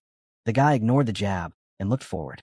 All right, since everyone's here, let's start the briefing. A few voices agreed they'd begin. Someone glanced sideways and asked if he seriously planned to bring a new employee along for support. Jungbong immediately snapped back that if he didn't like it, he could take the position himself. Then the diagram of the building flickered onto the screen. They'd mapped out every guard location. But seriously, why the hell did they need this many mercenaries? Pointing at the map, the guy said they'd basically transformed the mansion into a fortress. Someone repeated the question in disbelief, and he continued, saying there was at least one group they could confirm, the Blue Twins. Donghun let out a low whistle, reminding them that the Blue Twins were one of the top 5 squads in the entire U.S. Jungbong grinned, saying 3 of the Blue Twins were here, and the rest were Korean mercenaries. They estimated around 20 people total. Looking straight ahead, someone muttered that they'd been sent straight to their deaths. Their bosses were absolute bastards. The hero looked up when someone called him. The man stretched his hand forward and said they were heading out to scout the area and hit the mansion before reinforcements could arrive. Guang blinked, asking if they were going early. Jungbong smiled, saying the rest of the team would join them tomorrow morning, but they needed to leave right now. Guang frowned, not hiding it. The guy seemed shocked that he actually had objections. Guang opened his mouth and said plainly that he didn't want to do this. Next moment, they were standing in the middle of the forest. The mansion loomed somewhere above them. The hero raised his head. Well, since the mansion is on top of a mountain. The guy nodded. Exactly. We climb. Guang lowered his head with a sigh and said he'd answer. Okay. The guy asked what now. Then Guang's phone rang, and the feeling hit him instantly. If he didn't pick up, his life might actually be in danger. Smirking to himself, he answered. He'd heard she hadn't been feeling well these last few days anyway. Her voice came through, tired. She asked if he was busy. He said it didn't matter. When the most beautiful woman calls, he answers. She closed her eyes on the other end and told him that if he wanted to praise his mother's beauty so much, he should write something the thickness of 2 Bibles. Guang said that wasn't much at all. Then, quieter, she asked if she could come over for the weekend. That made him pause. He looked down. Did something happen? Staring ahead, she told him no, nothing had happened. Guang's stomach dropped. That's a terrible sign, he thought. The man beside him closed his eyes and groaned, saying Guang's mother had lost her mind because of how often he left home. Guang rubbed his face and said no, this was just classic empty nest syndrome. But the man insisted Guang was definitely the cause. The protagonist scratched his head. So what? Guang finally sighed and said fine. He'd come over and do whatever needed to be done. The guy next to him was breathing heavily. Guang turned to him. You tired? The guy snapped that Guang shouldn't talk to him. Looking into the distance, Guang called out to the assistant manager. Standing on the ledge, he said he thought they were on the wrong mountain. Himo raised an eyebrow, confused. Guang waved it off, just a joke. Sitting down, the guy muttered that he was starting to understand manager Jungbong. Guang asked what he meant, and the assistant said he'd go look around. A massive building came into view. The guy counted 20 men outside, but he doubted that was all. Through the binoculars, Guang noted there were more mercenaries here than you'd find in a standard Korean squad. Whoever this doctor was, he had a lot of cash. Soldiers moved into position, and the guy asked if Guang remembered the layout. Guang confirmed he did, in perfect detail. Himo said good. They'd watched them for 3 hours from the ground. The guy pointed out that there was only one road up to the house, and the doors around it were reinforced. Guang replied that he suspected the rear sniper was hiding somewhere in the woods. Soldiers occupied the roof. Guang watched them, thinking the path below could fit maybe 3 sedans at most. He also spotted machine guns, but the direction they were aimed at didn't make sense. Looking through the binoculars again, Guang said that if they tried entering from the front, they'd be walking straight into a trap. The mercenaries weren't even bothering with the road's defense. That meant something underground. He glanced at the guy beside him and added that they were monitoring the entire mountain range, probably because they had another sniper position there. Snipers, machine gunners, special forces, mercenaries, all scattered in cursed angles and fortified spots. Then the guy asked quietly, what happened? They exchanged a look, and the protagonist just sighed, saying, yeah, that's exactly what I thought. Himo blinked at him, asking if he seriously wanted to join the analysis team. They stood in the middle of the forest. The guy reported that the place was packed with traps, machine guns, and around 40 special forces mercenaries, and other than that, nothing interesting. Jungbong nodded like it was expected from the ace of the analysis team, but the guy shook his head and said it was all Guang's work. The manager raised his hand and barked that it was obvious and nothing worth praising. The protagonist stared at him, thinking, what a two-faced scumbag. Jungbong narrowed his eyes and asked what he was thinking. Guang deflected with another question, but then added that he saw more roosters roaming around up ahead. The hero announced they were coming fully armed, and everyone's attention snapped to him.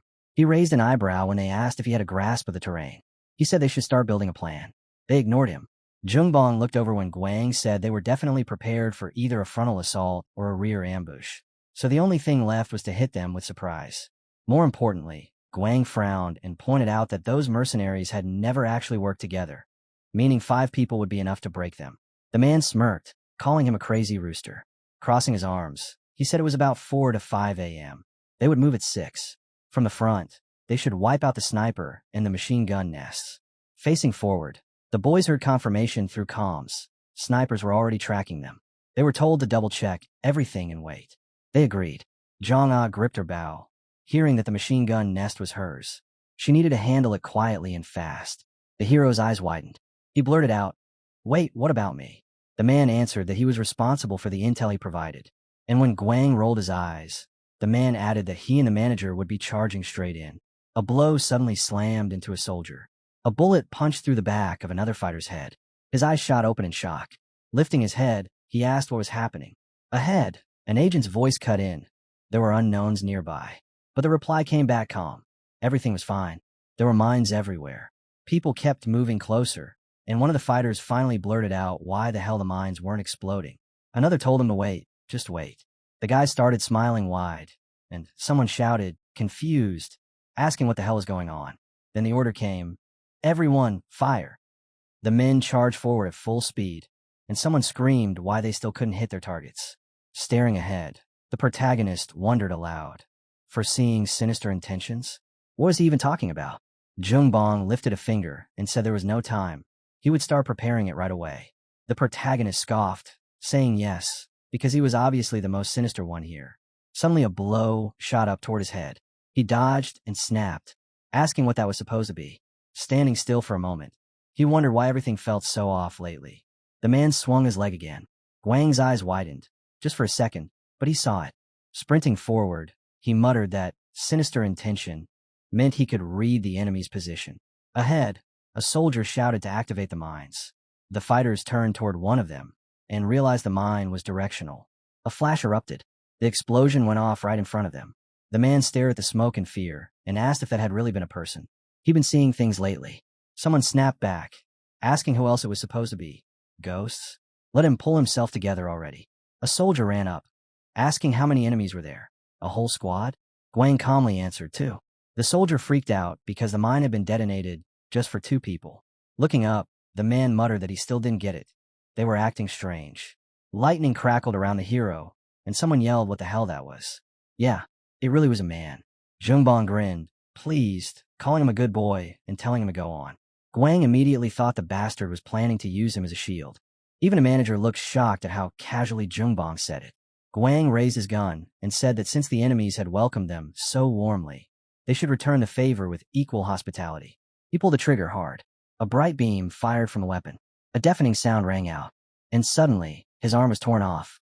He frowned through the pain, thinking, grayish shotgun. Jungbong stared, stunned. The protagonist hit the ground, realizing this thing was an actual gun, not the toy he thought it was. Sitting there, someone called him a stupid bastard. Guang only smiled and said he decided on his new nickname. From now on, he was the 4th batter. The soldiers lined up in front of him. Jungbong turned around and yelled at him to forget it. None of it mattered. The hero blinked, saying he honestly didn't expect to hear that. Jungbong rushed forward, repeating that it didn't matter and Guang should just get up and run. The protagonist asked again, confused, and Jungbong spun back, shouting at him to open his eyes. Guang shot back, asking why. Running alongside him, Jungbong snapped that they were supposed to deal with this once and for all. Then he added that all he did was share his opinion. Nobody actually said they would fight them. Guang frowned and demanded what the hell they were even here for then. The manager scowled and said they were here to install the lock. The hero stared at him like he was insane, asking what the hell he even meant. Suddenly, instinct kicked in. Guang dodged a blow cleanly. The man jumped back and cursed, yelling that these bastards were ridiculous. Guang muttered that the guy could fly and throw pikes at the same time. Was that flotation? Telekinesis? Jungbong shouted no. He should use his damn senses. Guang's eyes widened, and he asked if he could just ask something. But before he could finish, the man glared at him, asking if he had completely lost his mind. The hero turned, saying the enemy was still chasing them. Jungbong snapped that if he kept this up, he'd die. Guang stared at him, stunned. Then a shot whistled through the air. One fighter went down. Zhang stood behind them with her bow drawn. They had a sniper on their tail. The man grinned, saying again that he'd die if he kept chasing. The fighters pushed forward. Somewhere over the comms, someone mentioned the plan. Its name sounded like English. Guang's hand was freshly bandaged when he asked what invisible prison even meant. They were supposed to scare the enemies so badly they wouldn't dare step outside again. The manager nodded, saying yes, they'd kill anyone who tried. Guang stretched his arm out and said this sounded exactly like something Kinham would come up with. Why not just cut everyone down instead? Jungbong answered that efficiency was the core of any plan. Now they were moving out. Guang blinked and asked where exactly. Jungbong clarified that he meant where they would infiltrate the enemy's territory behind him. Looking to the side, the man added that if Guang didn't want his arm torn off again, he should pay attention to the position he used when firing. The hero stared at him, thinking what? And why the hell didn't he mention any of this earlier? Jungbong sprinted ahead, yelling at him to watch what he was doing. Guang figured this meant they were going into stealth mode this time. The man grinned and said it would be fun. A view of the building opened up. One soldier glanced toward the bushes. Something rustled. He asked what it was. Just the wind.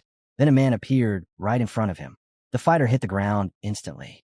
The soldier stuttered out another confused question, but the only answer he got was a blur, shadows swirling around the agent. They told Guang to keep his noise down, hide in the dark, and use the enemy's blind spots. Jungbong was already behind him, and Guang thought they were becoming damn near invulnerable. Soldiers were scattered on the ground. Someone whispered there were only 2 of them. 2 men had rushed in, attacked, and vanished again. Zian smirked and said they were real pains in the ass. He honestly wondered what kind of monsters they were. Azer looked away and muttered that they were professionals. The soldiers stood in front of the hero. Guang thought about the side path traps, already destroyed. 6 enemies dead, and there was still that damn gun to worry about. Cracking his knuckles, one man swore that those bastards' mothers would be mourning for a long time. Azer replied that they'd be back. No one could stay hidden forever. Guang looked shocked when they told him to take the elixir. The man stepped up and said he needed to drink it and opened the door. Guang blinked. Open what? The fighter rushed forward, and Guang suddenly felt it. Something he'd sensed at the moment of that first attack. Everything became clear, like the whole battlefield was resting in his palm. They called it opening a door. Jungbong closed his eyes and said this feeling was the foundation. If Guang couldn't even open that door, he'd never come close to him. Guang's eyes flew open. God, he could feel every muscle in his body. His heartbeat hammered harder. His senses sharpened even further. Looking at his hands, he realized it was the same sensation he had felt during that first clash. Jungbong told him to keep his mind calm and to follow his lead. Then another soldier, staring at the tied-up bodies on the ground, finally lost it and asked, "What the hell happened here? Did he just shit his pants from fear or something?" Bright beams burst through the air. Fighters froze, stunned, and a soldier muttered that something was definitely out there. Perched on a tree branch, the hero thought about how he'd used natural barriers to stay hidden and timed everything for when the enemy turned their backs. Perfect blind spot exploitation. Someone whispered that they couldn't see him. Guang dropped down on them in an instant, thinking he had to knock them out before they even realized he was there. Grinning wide, he greeted them with a simple, "Hello."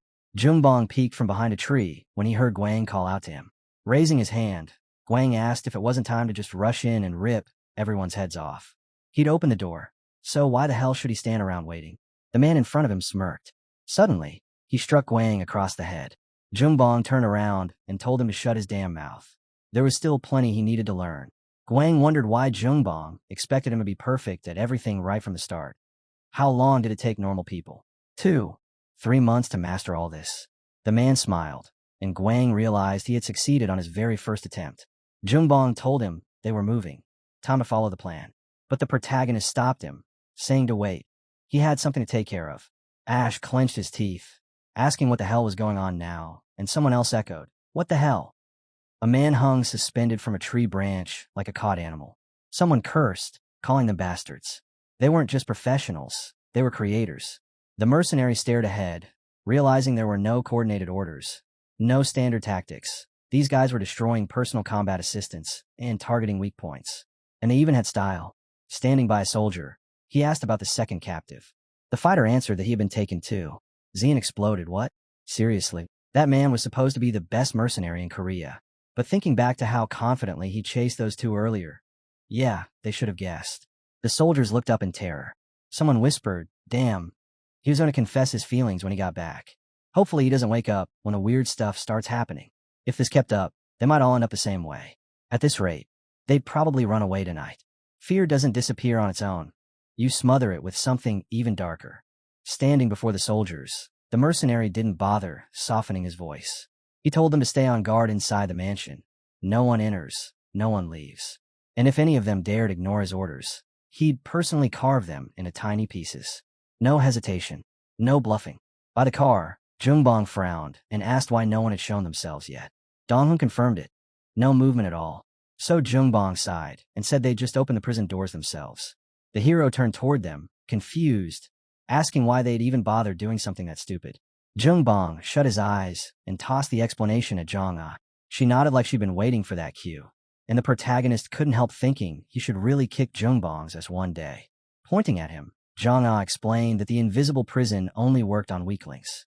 He stared at her chest and snapped, wondering why the hell this explanation suddenly sounded like sexualized violence.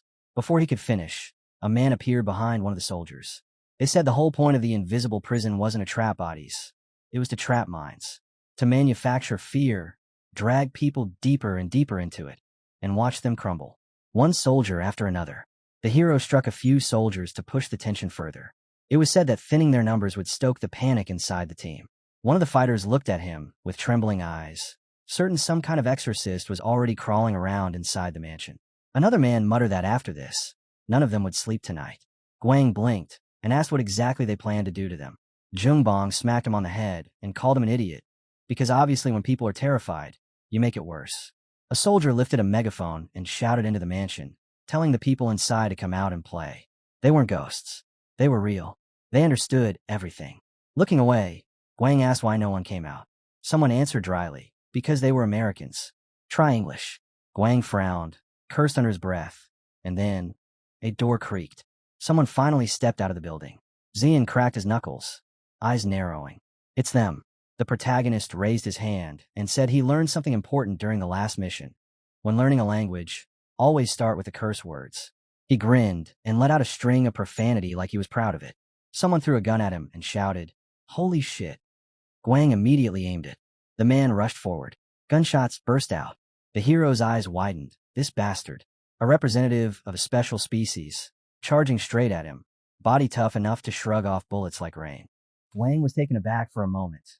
Xian was charging straight at him with murder in his eyes, the idiot roaring like a wild boar. The protagonist shouted that the guy had boosted his physical strength, but Xian was already swinging. His blade flashed, and Guang's machine gun split cleanly in half. Xian looked smug, pleased with himself. Guang just clicked his tongue and told him he wasn't some soft bun. He was stale bread, the kind you chip your teeth on.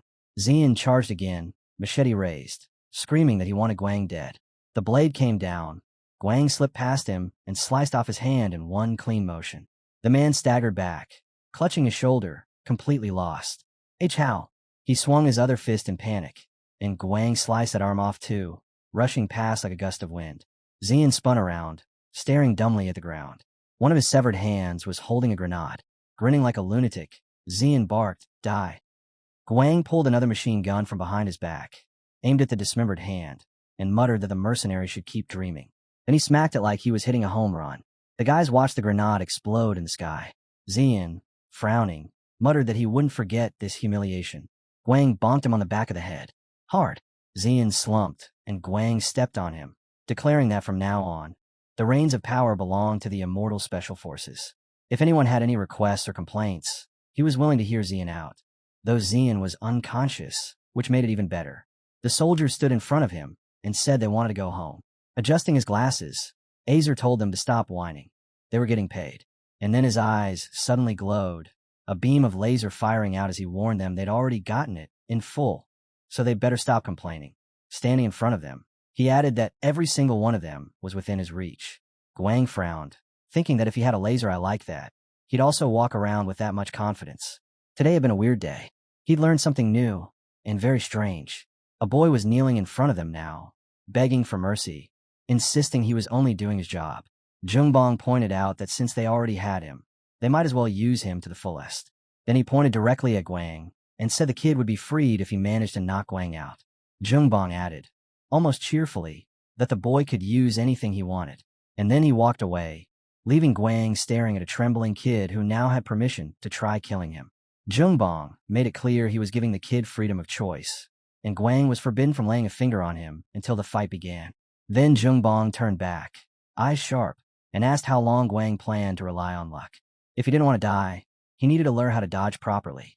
And right on cue, the kid behind him launched an invisible attack. Guang froze, dumbfounded.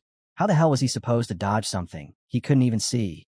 After taking about 8 hits straight to the back, he finally pieced together what the idiot wanted from him. He had to use his enhanced senses, trace the ripples of those formless attacks, catch the tiny impulses in the air, and react before they formed. Opening his eyes, Guang muttered that this way he could at least predict the enemy's intent. Ash fired a laser at him. Guang dodged. Azer snarled, calling them all stinking rats, and fired again. The beam barely grazed Guang as he weaved through the shots. A grenade landed at Ash's feet. Smoke burst everywhere. Ash roared from inside it, accusing Guang of using cheap tricks. He fired blindly into the cloud and demanded Guang show himself. Guang slipped through the smoke, leapt forward, and drove his blade straight into Ash's stomach. He shoved him aside, just as an explosion lit up the ground beneath them. Azer hit the dirt hard. Guang turned, exhaling, and admitted he was actually pretty good. Then he froze. A stranger blitzed past him, silent, fast. Guang thought he'd missed him entirely, until another blur followed right behind. He hadn't sensed anything. Nothing at all. Immortal? No aura. What the hell? Zhang-Ah fired a shot from her bow, but the stranger twisted aside effortlessly. Guang launched a kick toward him. The guy dodged again. The protagonist smirked. Fast, sure, but not fast enough. Guang sprang onto the man from behind, slammed him into the ground, and pinned him there. Zhang raised a brow at the trembling bandit and murmured that this should definitely count toward Guang's karma. Sitting on top of the guy, Guang casually stated he was stripping him. That coat was too unusual to ignore. The bandit pointed weakly and asked if Guang was a regressor, saying he'd coined the term regressed rookie employee too good at fighting. Guang grinned and told him they'd be a couple million richer thanks to him. Jungbong waved a hand, already walking away. They'd go inside. Guang should tie the prisoners up. And then, a cold click. Byung-jun pressed a gun to Guang's head and told him not to move. If they left his line of sight, he'd pull the trigger without hesitation. Guang stared at the scene, blinking slowly. Byung-jun had taken himself hostage. Original. Stupid, but original. Dong-hun carefully lifted one hand, trying to calm things down. There had to be a misunderstanding, he said. They only wanted to invite Byung-jun as a consultant. Byung-jun barked back, asking if consultants were normally invited at gunpoint, and whether this was how special forces operated. Dong-hun panicked and waved both hands like a broken windmill. Guang placed a hand on his own chest, acting like royalty, and asked if he could speak as the noblest representative of the immortals. Byung-jun snapped, completely losing his temper. What the hell was the protagonist even talking about? Kinham stood there listening to all of this, looking as confused as a kid who walked into the wrong classroom.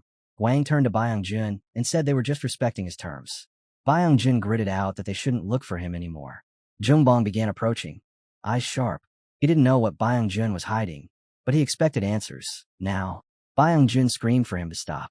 If Jungbong took even one more step, he'd shoot. His hand trembled violently. Guang casually knocked the gun out of his hand. Holding the back of Byung-jun's head, he asked if he was okay, as if Byung-jun wasn't 2 seconds away from blowing his own skull off. Then Guang walked off and told Byung-jun to follow. He led him into a nearby room and froze. Behind the bars lay a girl, a gag stuffed into her mouth. Bruised, thin, unmoving. Guang blinked and asked, almost uncertain, "Is that a girl?" He cracked his knuckles, warming up his fists, and offered to break all of Byung-jun's ribs, purely for justice, of course. Nothing criminal. Jungbong raised an eyebrow and asked if Guang planned to answer for that when questioned. Byung-jun finally spoke. She was his daughter. He said he would go with them. Just don't touch her. The girl opened her eyes. Through the fog, she saw the blurry shapes of the men standing around her. Hemo examined her with clinical distance. Weak immune system. Vitamin deficiency. Mentally unstable. The scars on her arms suggested self-harm. And she suddenly started convulsing and slammed her head against the bars. Jungbong looked at Byung-jun with a heavy tone, saying that if the government found out about her, she'd be taken to a lab instantly.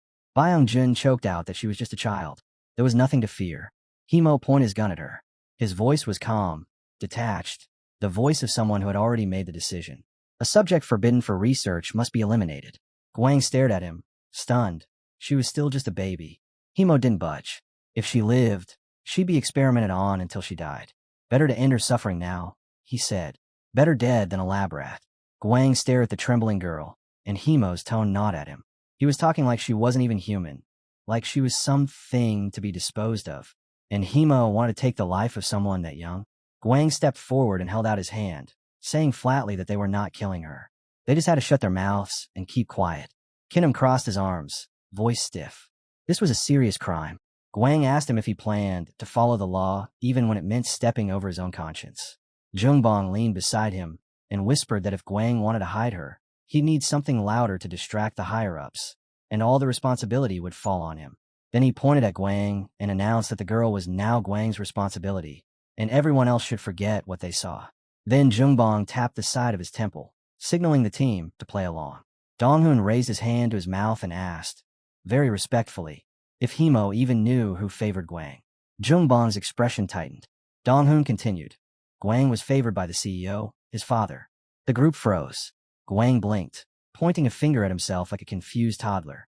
Then he nodded and declared that yes, everything they heard was true. He was the CEO's son.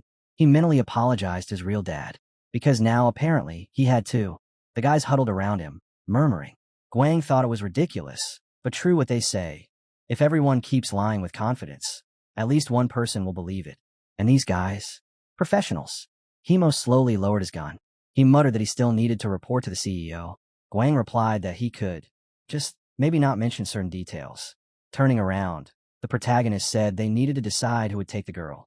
Everyone immediately looked at Byung-jun. Dong-hoon paled and said if she stayed with him, she'd be found dead in 2 days. The news would claim test subjects faced horrible risks, and they'd act like they heroically freed this poor girl. Jong-ah cupped the girl's chin and said she needed someone capable of handling her. Someone who could teach her basic manners, treat her kindly despite her condition. Someone gentle. Someone almost like a special Mother Teresa. Wang blinked, stunned. A special Mother Teresa? He never thought he'd hear those 2 words used together in his entire life. He introduced his mother, casually mentioning that someone did pop into his mind. Yeah, he knew a person who fit the situation perfectly. Then he looked at the girl and told her to come with him. The protagonist pressed the intercom, and moments later he was inside, dropping the girl off at home and reporting everything. Sulhi met him at the door like a storm, furious, demanding an explanation about who exactly this random girl was that he had brought home. Guang's sister peeked from behind her and, with the biggest smirk, asked if Sulhi was really about to become a grandmother. The protagonist looked away, deciding internally that his mom had been bored lately, and honestly, this seemed like the safest bet. Give her someone who actually needed attention. He tried to explain that he'd save the girl, but right when he mentioned trying to take her away from the cops, boom, a fist to his face. The girl jumped off his shoulder with feral eyes blazing. Sulhi's attention snapped straight to the wild creature standing in her living room. Mari stood there trembling, eyes wide, fear rising like a cornered animal. Guang watched her quietly, thinking that at this rate she was going to flop to the floor and start whining.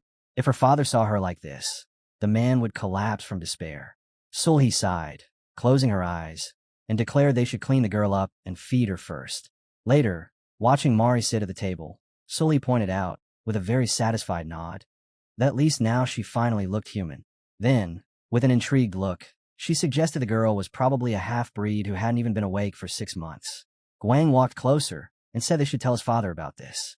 His mother shot him a look and told him to figure out who the girl was going to live with before bringing his father into the mess. Smiling, he asked his sister if they had a spare room, and she immediately shut him down. Her property wasn't charity. Sulhi placed a plate on the table and asked if it was true that Mari was starving. The girl didn't answer. She attacked the food. Guang's mother stuck a spoon in her mouth and told her to eat properly. Holding Mari's cheeks, she gently forced her to chew slow. Watching the whole scene unfold, the protagonist couldn't help but think, yeah, this is why he's proud of his mother. She looked like the type who could kill someone and then comfort a crying child right after. Perfect, terrifying Mother Teresa. Meanwhile, Ethan sat at the computer, flipping through documents.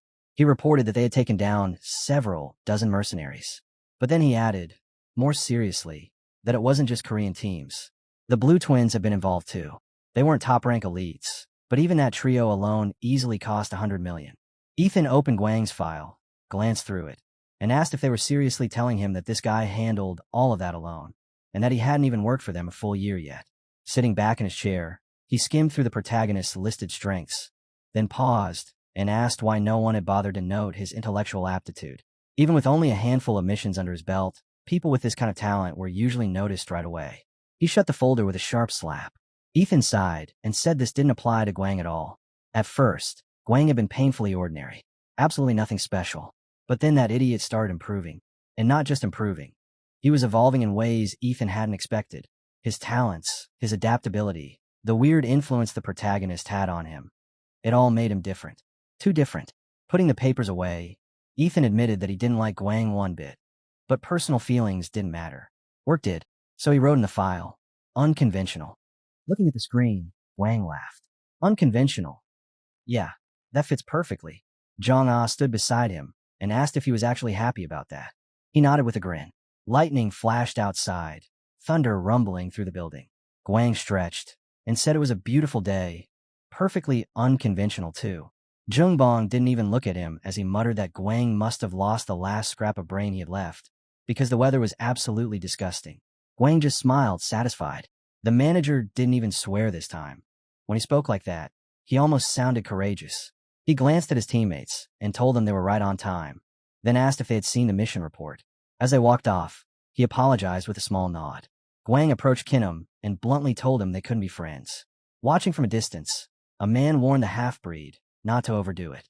Hands in his pockets, he added that he'd been watching Guang, so the kid shouldn't get cocky. The protagonist nodded. He got the message.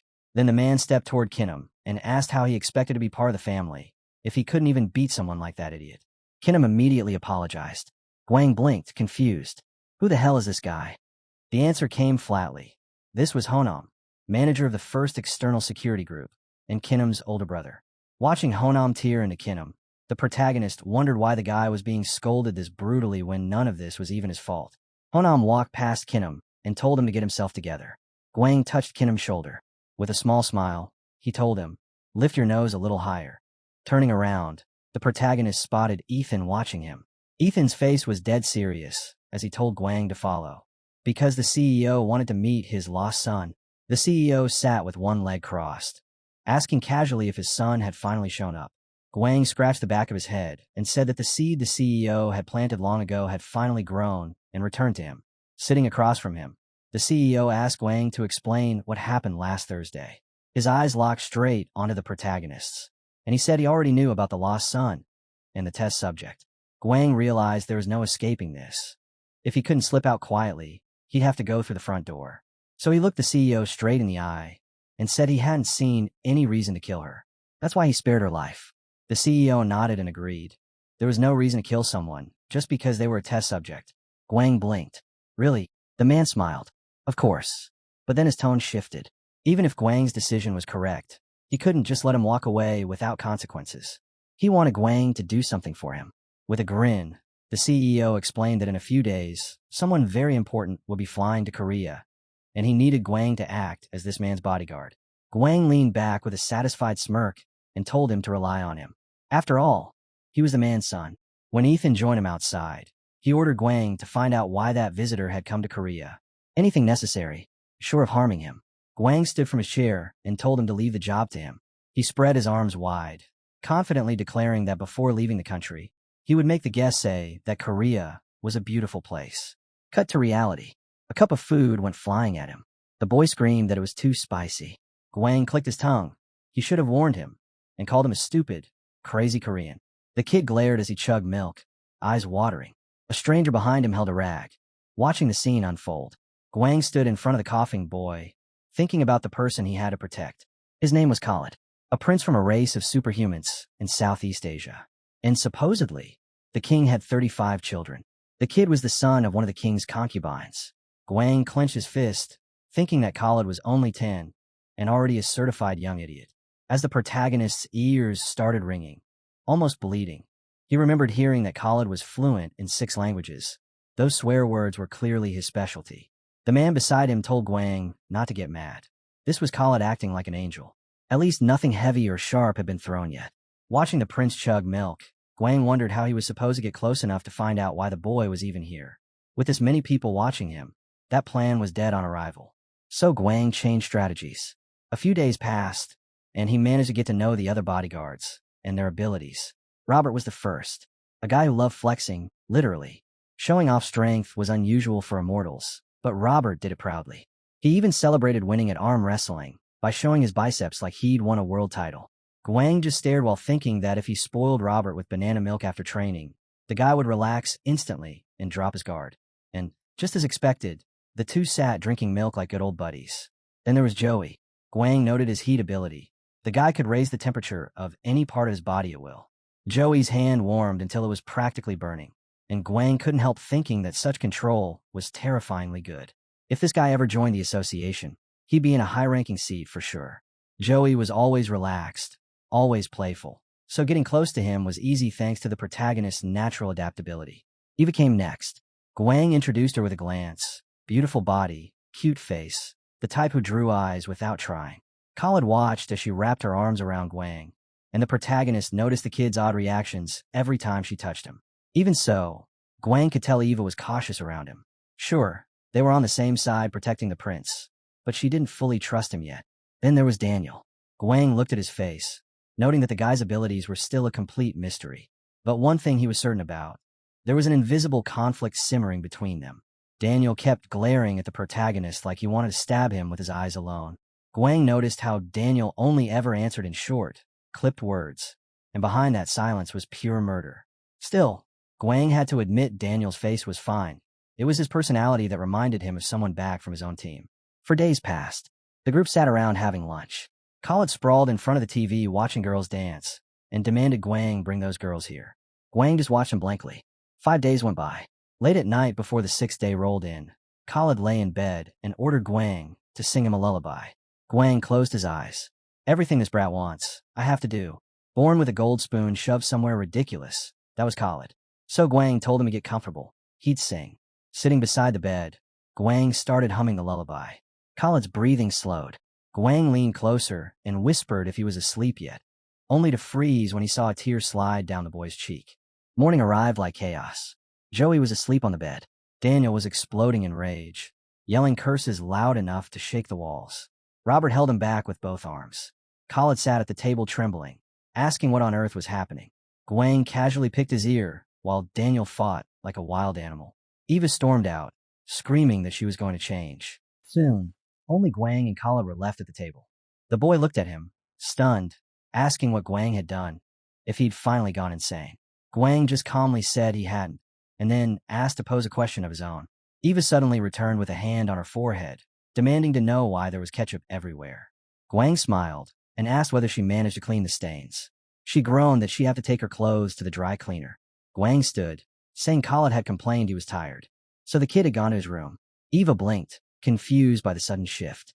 Guang slid an arm around her waist and told her they were finally alone. With that pleased look of his, he asked if she wanted to tell him something. Eva flushed, leaned into him, lips inching closer. Guang held her hair gently, then shoved a hot pepper in her mouth instead. Her eyes widened in horror. Guang grinned and told her she wouldn't recover anytime soon. It was very spicy. Right then, Khalid burst out his room. Joey jolted awake and rushed outside. At the same time, Guang didn't even bother using the door. He jumped straight out the window with the prince in his arms. The guys left behind just stared, dumbfounded, choking out half-formed questions about what the hell was happening. Eva's face twisted with fury. Joey snatched up the radio, and a second later, every guard on site heard a panicked order blaring through their earpieces, commanding all units to regroup on the first floor. Eyes squeezed shut, Joey screamed into the mic that this was an emergency. The prince had been kidnapped. Meanwhile, the CEO sat across from Jungbong, speaking with that calm tone that always hid a blade underneath. He said that whenever he spots someone who's naturally skilled, like a climber, he feels compelled to give them a hand, help them climb even faster, reach the next checkpoint sooner. He lifted his cup and added that, whatever happened, Guang had been his person from the very beginning. This task was punishment, vacation, and reward all wrapped into one. And more importantly, it was meant to teach patience. But he still reminded Jungbong that he could have punished him for sparing the test subject, especially since Jungbong had dealt with this prince before. Jungbong closed his eyes and quietly admitted it was true. Then the door flew open. Ethan burst into the office, panic written all over his face. He stammered that Guang, yes, Guang, had kidnapped the prince. The room froze. No one could believe what they were hearing. Somewhere else, Guang sat in front of Khalid, studying him, wondering why the kid looked so shaken. He'd come to Korea for a break, but his leg had been trembling since morning, and he cried in his sleep. That memory flashed again, Khalid quietly sobbing while half asleep. Guang had already told the assistant manager to look into that mess. Then he introduced the team assigned to protect Khalid. Except the more he explained, the more obvious it became that these four were anything but simple bodyguards. He pictured Eva standing over a pile of corpses in a forest, and noted that she used to be a mercenary in the UK, someone who would chase her target to the ends of the earth. Joey? He had burned a man alive while Guang stood there thinking, right, this guy's a royal guard who ends Joey's roasting people. Robert calmly wiped down a spear, and Guang explained that he was another royal guard, an expert in spear throwing, though he'd given Guang fighting pointers too. Then Daniel extended his hand, and Guang noted he was also royal guard, and his specialty was spatial isolation. Finally, he introduced the girl they all worked for, Clara, and behind his neutral expression, Guang couldn't help thinking that she was no ordinary royal. She was the primary contender for the throne of the nation of superhumans, and the prince's elder sister. Guang looked at Khalid one more time, all the pieces clicking together, and with a tired sigh, one conclusion settled in his mind. This little fool had come here to die. Sitting across from him, the protagonist finally asked the question that mattered. Did the prince even want to live? Khalid blinked, confused, not understanding what Guang was trying to pull. But Guang didn't look away. His voice dropped, steady, serious. He told Khalid he already knew why he was here, and they didn't have much time. Khalid bit his lip, closed his eyes, and in a trembling whisper, admitted he didn't want to die. Guang's smile curved up as if he'd just received an official request. Request accepted. An agent of the Immortal Special Forces will now begin the mission to save the prince. Moments later, Khalid clung to Guang's back as they sprinted across the grounds. The boy asked how Guang even figured out why he'd come to Korea. Guang's phone buzzed in his pocket, and he simply assumed his colleague was extremely good at digging up information. They reached the construction site. Guang told Khalid to hang on and stop for a second to answer the call. A voice blasted through. "What the hell are you doing?" Guang replied calmly. There was a threat to the prince's life. Jungbong immediately exploded. Why had he kidnapped the prince? Why hadn't he told his partners anything? Guang pointed toward a corner, signaling Khalid to hide, and said those guys were the real threat. He asked about reinforcements. Jungbong practically screamed back. Was Guang trying to start an international incident? Did he seriously expect them to send backup to help a kidnapper? If Guang got caught, his life was over. Guang only smirked, satisfied. He was too good to be caught. Hide and seek was his specialty. Then his expression shifted. He sent someone behind him. Eva charged straight at him. Khalid ducked behind the wall, whispering that he had a tracker on him. Royal family protocol. Eva's fist shot toward Guang's head. He slipped past it by a hair's breadth. Rage flared in her eyes. "You dare deceive me?" she hissed. Guang shrugged, saying clingy girls weren't really his type.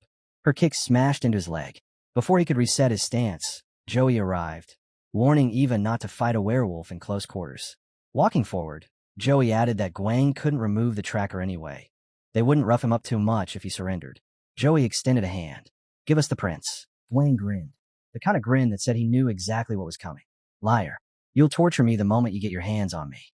"Right." Joey froze, eyes narrowing. "How do you know that?" Eva burst forward again, fury erupting. "Hey, are you seriously getting distracted right now?" And the fight snapped back into motion. The protagonist's knife slipped into Eva's side just as she raised her hand. She screamed in pure fury, calling him an idiot. Guang blocked her next strike with his shield, the impact ringing out. She froze for a moment, shocked. A barrier? She hadn't expected that. Guang pointed forward, his tone calm despite the chaos. Even a werewolf couldn't recover from a broken neck instantly. And werewolves could be beaten, as long as you used your abilities from a distance. Robert frowned, impressed despite himself. He muttered that Guang had taken down Eva way too quickly. Joey crossed his guns and admitted they'd let their guard down, but told Guang he still couldn't outrun all of them. Guang shrugged off his coat. He wrapped it around Khalid's shoulders and told him not to lose it. Then he cracked his knuckles. Time to go. He launched himself off the ground like a cannon. Khalid held on tight while Guang sprinted with him in his arms. Joey fired, shouting that he was running. Bullets hit Guang's back, but bounced off. Robert raised his weapon, noting that Guang must be wearing bulletproof gear. They chased him around the corner. Joey yelled after him that he was trapped anyway. Khalid looked up, panicked. Wait, what are you doing?" "It's a wall." Guang clenched his fist. "My mom always told me, if there's no path." He drove his fist into the concrete. A crack spiderwebbed across it. "Then make one." With a grin, he smashed straight through the wall. Debris exploded outward. Joey stopped dead in shock, unable to process how an immortal could be that strong. Guang placed Khalid down gently. "Run." But before the boy could move, Robert's spear flashed through the air, the tip racing toward the prince's face. Guang immediately shielded Khalid with his own body, grabbed him again, and took off. "We're moving," he said with a smirk. "I made you a promise. I'll keep it." Khalid clung to him, but his mind drifted to memories he wished he could erase. His mother dragged away by soldiers, the looks people gave him, the whispers. After he was born, his father couldn't have more children. That made Khalid the last prince, a title that sounded grand, yet everyone hated him for it. He remembered the way men glared at him, telling him he had no right to exist, that he should never show his face. He remembered staring at a woman's eyes, filled with fear, realizing it wasn't just his family. Everyone in the country despised him, all because of his mother's tainted blood, and because even now, the ability he was born with remained unidentified. And in that moment, Khalid understood why everyone wanted him dead. Khalid pictured a corpse buried beneath rubble, realizing he'd only survived because his father allowed it. Then he imagined a girl's body sprawled lifeless on the ground, remembering how everyone he cared for died for no reason, while he, useless and powerless, lived under the shadow of their deaths. He remembered the nights he cried, hearing the voices over and over. "You're worthless. You killed her. You should have died too." He saw that cruel girl in his mind again, reaching toward him, and he remembered how his father had grown weaker. And the moment his father could no longer protect him, the truth hit him. If he died, all of it would finally end. He recalled sitting on the couch, deciding to face his last mission, die with honor. That's why he came to Korea. But then he pictured Guang, scratching his head, acting strange, never quite normal. Everything shifted the moment they met. He remembered Guang throwing himself in front of the spear, shielding him with his own body. Someone risking their life for him. It gave him a kind of hope he'd never felt before. For the first time, he wanted to live again. Meanwhile, Guang glanced back and asked if he was okay. Kala gagged. His stomach was too weak for this. Wiping his mouth on his sleeve, he muttered that this was a terrible hiding place anyway. They'd track him through the tracker, no matter where he went. His lips tightened in worry before he finally blushed and admitted he trusted Guang and was grateful. Guang stood in the forest, thinking. Then he asked the prince to let him be alone for a moment. When Khalid approached, Guang faced him with a mischievous smile and asked, "What do you think is the most important factor in hunting? Weapons? Traps? Bloodhounds?" Before the prince could answer, Guang pointed straight at him. "It's bait." And then he sprinted off into the trees. Khalid's eyes widened. He yelled after him, calling him an idiot for trusting someone like that. He clasped his trembling hands, fear tightening his chest. Further in the forest, Robert stepped through the underbrush. Target detected. He turned to the others with a calm confidence, saying this wasn't complicated. It was time to end it. He'd take the lead. Everyone else would follow. Joey closed his eyes and said he'd scout the area. He and Daniel would surround them. If anything went wrong, Robert's orders were simple. Kill the prince. Then he commanded Daniel to initiate spatial navigation. Daniel extended his hand toward the glowing circle as the hunt officially began. Robert stood over him, calm and confident, saying 30 minutes was more than enough. As long as they had Daniel, the target had no way out. He lifted the binoculars to his eyes, scanning the forest. Let's see where he ran off to. His gaze landed on a boy sitting alone. Found him. 10 o'clock. He lowered the binoculars, noting the approaching footsteps. He muttered that the prince had to be somewhere close. And then, Guang's knee smashed into his face from out of nowhere. Behind them, Joey arrived, turning on the flashlight and sweeping it over the beaten boys lying on the ground. Robert raised his gun, eyes narrowed, trying to understand how Guang had gotten behind them. Had the prince been a decoy all along? He fired to the side. He's over there. Bullet holes tore into the tree trunk. Robert clicked his tongue. That stinking rat. Standing still in the forest, he pieced it together. Guang had set up an ambush while they were distracted by the prince. Clever. But he'd overlooked one important detail. Robert shifted his attention toward Khalid and began walking toward him, spear in hand. "All we need is the prince," he growled, raising the weapon. But before the strike could land, Khalid suddenly grabbed him. Robert's expression twisted in disbelief as Guang clammed down on his neck from behind. Ow! Another false trail. Joey panicked, rushing in, calling out to Robert, only to be sent flying the moment he entered the melee. Guang shielded Khalid and smirked. "Hope you guys enjoyed your little night walk." Meanwhile, back at the perimeter, one of the agents pointed at a faint glow through the trees. "There. Look." They stood before a massive dome of shimmering energy. A spatial isolation barrier. Huge, powerful, and unmistakably Daniel's work. Hemo stroked his chin, annoyed. I really thought he'd just run. Didn't expect him to hole up in here. Might as well wait." One of the men raised his hand in frustration. "Wait? Why? We need to arrest Guang now." Jungbong stepped up and touched the barrier. "If we try to break through, the field will react. If the kidnapper kills the prince because of your impatience, will you take responsibility for that?" The man folded his arms, displeased, saying that every choice came with consequences. He wouldn't be able to cover for them if something went wrong. Jungbong scratched his nose. "Not my problem. I'm going the moment this dome drops. Any objections?" The man hesitated, worry creeping into his expression as he rested a hand on his hip. Because everyone knew Jungbong meant exactly what he said. The boy replayed those words in his head. Break the rules if you can't avoid it. He stood before the scorched barrier, watching the ashes drift. It looked almost proud of itself for turning everything to dust. Behind him, Khalid roared like a spoiled little tyrant, shouting that Guang had dared to escape him and should never do that again. Guang dragged him through the forest anyway, and casually asked if he had been crying earlier. The boy lowered his head, cheeks burning. "Answer honestly, am I stupid?" He looked so defeated it almost felt unfair. He asked why Guang kept fighting for him. Wasn't he afraid of what would happen? Guang hopped up onto a tree branch and shrugged. "I fight because I can. Simple as that." The prince glared up at him, calling him insane. Did he really believe he could handle all four of them? Instead of answering, Guang scooped the boy up like he weighed nothing. "Against four? Yeah. Bit troublesome," he admitted with a grin. Then he winked. But this situation, I made it. We're playing hide and seek. Whoever finds us first, I beat them. Easy.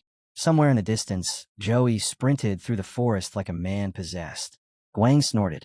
Yep, our little boy has officially lost it. He stood in front of the prince again and told him to stay worried, but keep the coat on.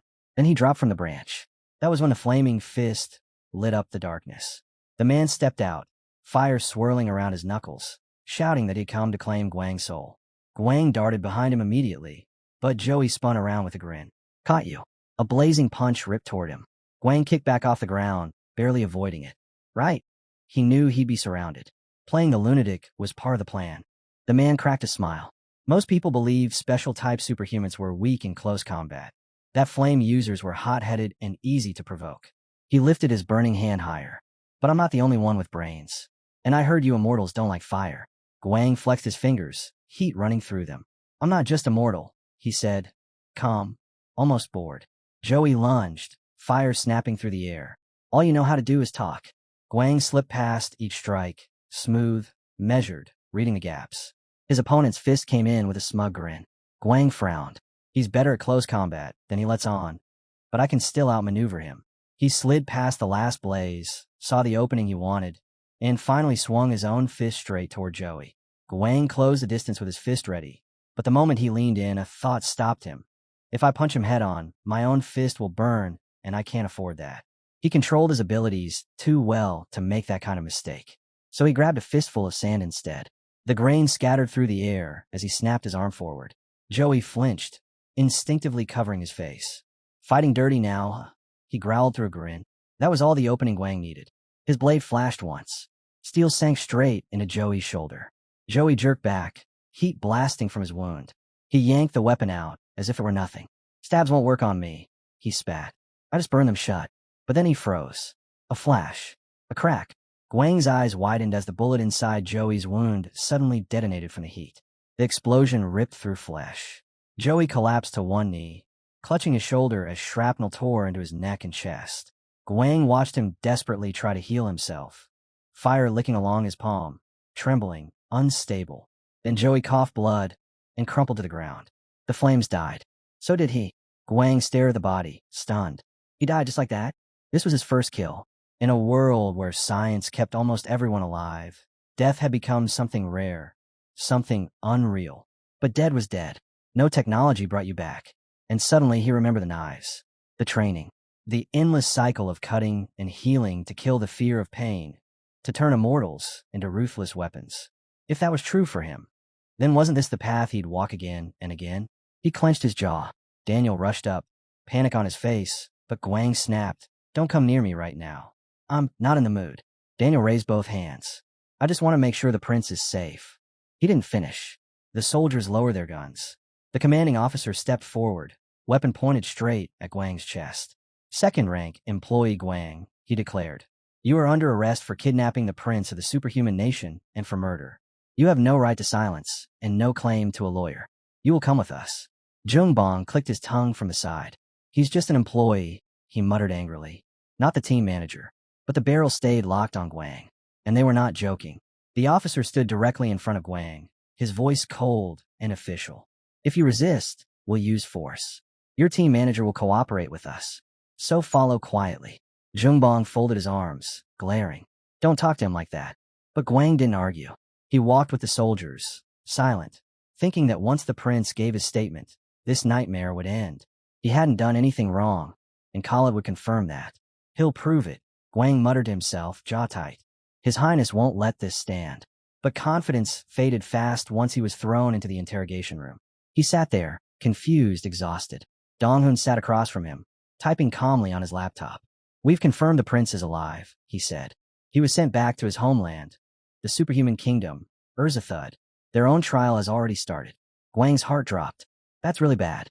He imagined Khalid on that plane, sitting stiff and silent at the table, not saying a single word in his defense. Then Myangtae stepped in, cigarette dangling from his fingers. "You beat up a werewolf, snapped an immortal's neck, and killed a special-type superhuman." He exhaled smoke, eyes narrowing. "So tell me, kid, got a plan?" He raised a brow. "Or are you actually the ghost?" In his mind flashed the image of Guang in that mask. Untraceable, unreadable. 1,000 faces, Myungtae murmured. The government's most terrifying weapon. No identity. No appearance on record. No trace of where he goes or what he does. Outside, through the one-way glass, others were already whispering theories. Jong-al walked with the prince, holding his hand, wondering just what kind of creature Guang truly was. A hidden weapon created by the CEO? Something worse? Kinham scoffed. In his head, he was the real star, not Guang. He pressed a hand to his chest, imagining himself showing off his abilities the moment he got the chance. Myungtae turned away, frustrated that Immortal Special Forces files were locked even from him. He wanted to know who Guang's parents were. What bloodline had produced this anomaly? Dong-hoon watched quietly, hand resting against his mouth. Guang's been reborn, he whispered, trying to live a second life as a normal human. But the others weren't interested in sympathy. One man stepped forward, mentally deciding. No matter what Guang did, he needed to be eliminated. Only by removing him could he advance his own position. Myungtae grinned, chillingly satisfied. As far as I'm concerned, the kid's done for. Guang sat at the table with a sour expression, muttering that they really needed to redesign their equipment. It's all ugly, he complained. The guy across from him rubbed his face. You shouldn't insult someone's precious son like that. Jungbong shuffled the papers in his hands and glared. Keep talking like that, and I'll shut you up myself. Guang smirked. I can't wait. The leader finally raised his hand, voice cutting through the room. Even an idiot like you should realize something. If you had reported the situation properly, they would have brought the prince back themselves. So why did you do all of this?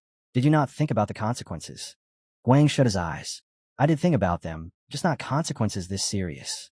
His world, he thought, was limited to what he could see and feel. That was all.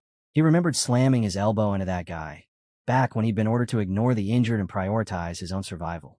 He imagined dragging a wounded person across the battlefield on his shoulders and felt a knot twist in his chest. He didn't want to become someone who abandoned people. Mary flashed through his mind. Dr. Bung Jin's daughter, a gun pointed at her head. Was killing a 10-year-old really necessary? Just because she was a test subject? Because she was the prince? He clenched his jaw. If I can protect someone who needs it, he said quietly, I will. Jungbong stared at him for a long moment before grabbing the back of his chair. I'm done, he muttered. Do whatever you want. This is awful. Zhang blinked at him in shock as he left. What did you say to the manager? She asked Guang, then motioned for him to follow her. Soon he was seated in the courtroom. The hearing is about to begin, he whispered. Myungtae slammed both hands onto the table. Trial of second-rank employee Guang. Commencing. Today's charges: kidnapping the prince, murder, and failure to follow instructions. Guang glared back. I didn't kidnap the prince. I evacuated him to safety. The man shook his head. If that were true, the boy would have testified before leaving. Dongxiol lifted his hand. Even if we ignore everything else, you still killed a bodyguard and abducted a child. That alone is enough to expel you from the company. Myungtae stood up slowly, eyes narrowing. Well then, he said, what do you have to say in your defense? Myungtae leaned forward, eyes narrowing. So, will you admit to murdering the bodyguard? Guang met his gaze head-on, voice steady. It was an accident. I was protecting the prince. Then why? Myungtae snapped, slamming his palms onto the desk. Didn't you report it to your superiors? Yet you had time to contact Assistant Manager Hemo. Guang clenched his jaw as Myungtae continued firing questions. Why he hadn't contacted the company, what he was hiding. If he cuts me off one more time, Guang thought darkly, I'm ripping his mouth off. Myungtae finally turned away, sweeping the room with his voice.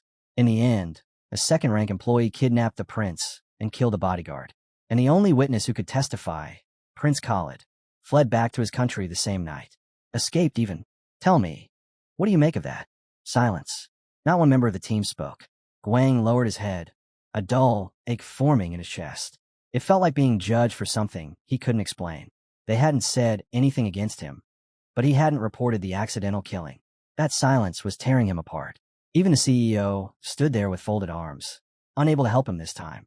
Myungtae smiled thinly. No one wants to speak. The director did say we be fair. The door suddenly swung open. I'm a little late, a familiar voice announced. Khalid stepped in, posture straight, gaze unwavering. I am the last prince of the superhuman nation, kingdom of Ozath. Daniel followed immediately, placing a hand to his chest. I am His Highness's appointed bodyguard, assigned by His Majesty himself. I worked with employee Guang and will testify at this hearing. I will also serve as interpreter. Khalid pointed directly at Guang, expression sharp. Are you trying to accuse him? For what reason? Myung-tae stiffened, fear flickering in his eyes. He kidnapped a prince and killed a man. Khalid's expression twisted in disbelief. That is, Daniel held up a screen before he finished. A photo of Joey appeared. That man, Daniel said, translating as Khalid spoke, was a traitor and a serial killer, wanted in the kingdom. The man Guang killed was not a bodyguard. Gasps filled the courtroom. Daniel continued, and the other two Guang defeated. They were also criminals posing as bodyguards. If Guang had not acted, His Highness would be dead. The weight of the truth slammed into the room like a thunderclap. Guang watched silently. Realizing this was the moment everything turned. Khalid jabbed a finger forward, furious, demanding to know if they were seriously planning to punish him instead of reward him, and whether he should just report all of this to the kingdom himself. The protagonist glanced at Myung-tae with a faint smile, as if saying, "See? The kid's calling you an idiot to your face." Myung-tae only grinned, especially after hearing Guang had saved the prince of the superhuman kingdom. Hand pressed to his chest, the boy stepped forward, insisting they not punish Guang for protecting him. And if they dared to do that, well, he simply wouldn't report anything once he returned home. Myung-jin clapped happily, delighted. Perfect. If the prince was willing to pretend none of this ever happened, then they'd make sure the entire incident with the second-tier employee vanished as well. Turning to the man behind the desk, he asked if anyone had objections. The director slammed the gavel down, declaring the verdict in the second-tier case. Not guilty. Later, Guang rode the elevator with the boy and Daniel, all three wearing small smiles. The protagonist finally asked why the brat had taken so long to show up and testify. Khalid recalled that moment. The boy who had winked at him and said he was saving him simply because he could. That single line lingered in his head, making him think, if he can save me, then maybe I can live too. The prince remembered staring at Guang, surprised. He had never noticed it before. How desperately he needed someone to protect him. In his mind, he pictured himself standing before the beaten boys, demanding answers. Will you confess and die, or will you risk your lives for me? He imagined facing grown men the same way, declaring that they would fight for him, and once they returned, they would be rewarded. He remembered standing in that forest, realization hitting him hard. If he was the main target of the assassination, not his siblings, then his existence was a threat. He wasn't a naive child who used to run from problems anymore. He would fight for his right to inherit. He would take back what was his. Crossing his arms, the prince stated he had things to handle, so he wanted to return to the kingdom as soon as possible. He had carved out time to come here, even when he technically had none. Then, closing his eyes, he said quietly, almost shyly, that Guang could call him by his name. The protagonist nodded with a small, easy smile. The girl bowed to the boys in the elevator and announced that His Highness had arrived. She handed over the outfit. The boy accepted it, muttering that it looked cheap, but still, he was grateful. Guang lifted the gloves, confused. These aren't mine. He slipped them on anyway and immediately felt it. An enchantment, faint but familiar, just like the cloak. Nothing unusual for him, at least. Khalid pointed a finger at him, voice sharp. That's my first gift. Lose it and I'll kill you. Classic prince behavior. He stepped toward the car, already turning away. Time for me to go. Come visit sometime. Then he smiled, genuine, soft.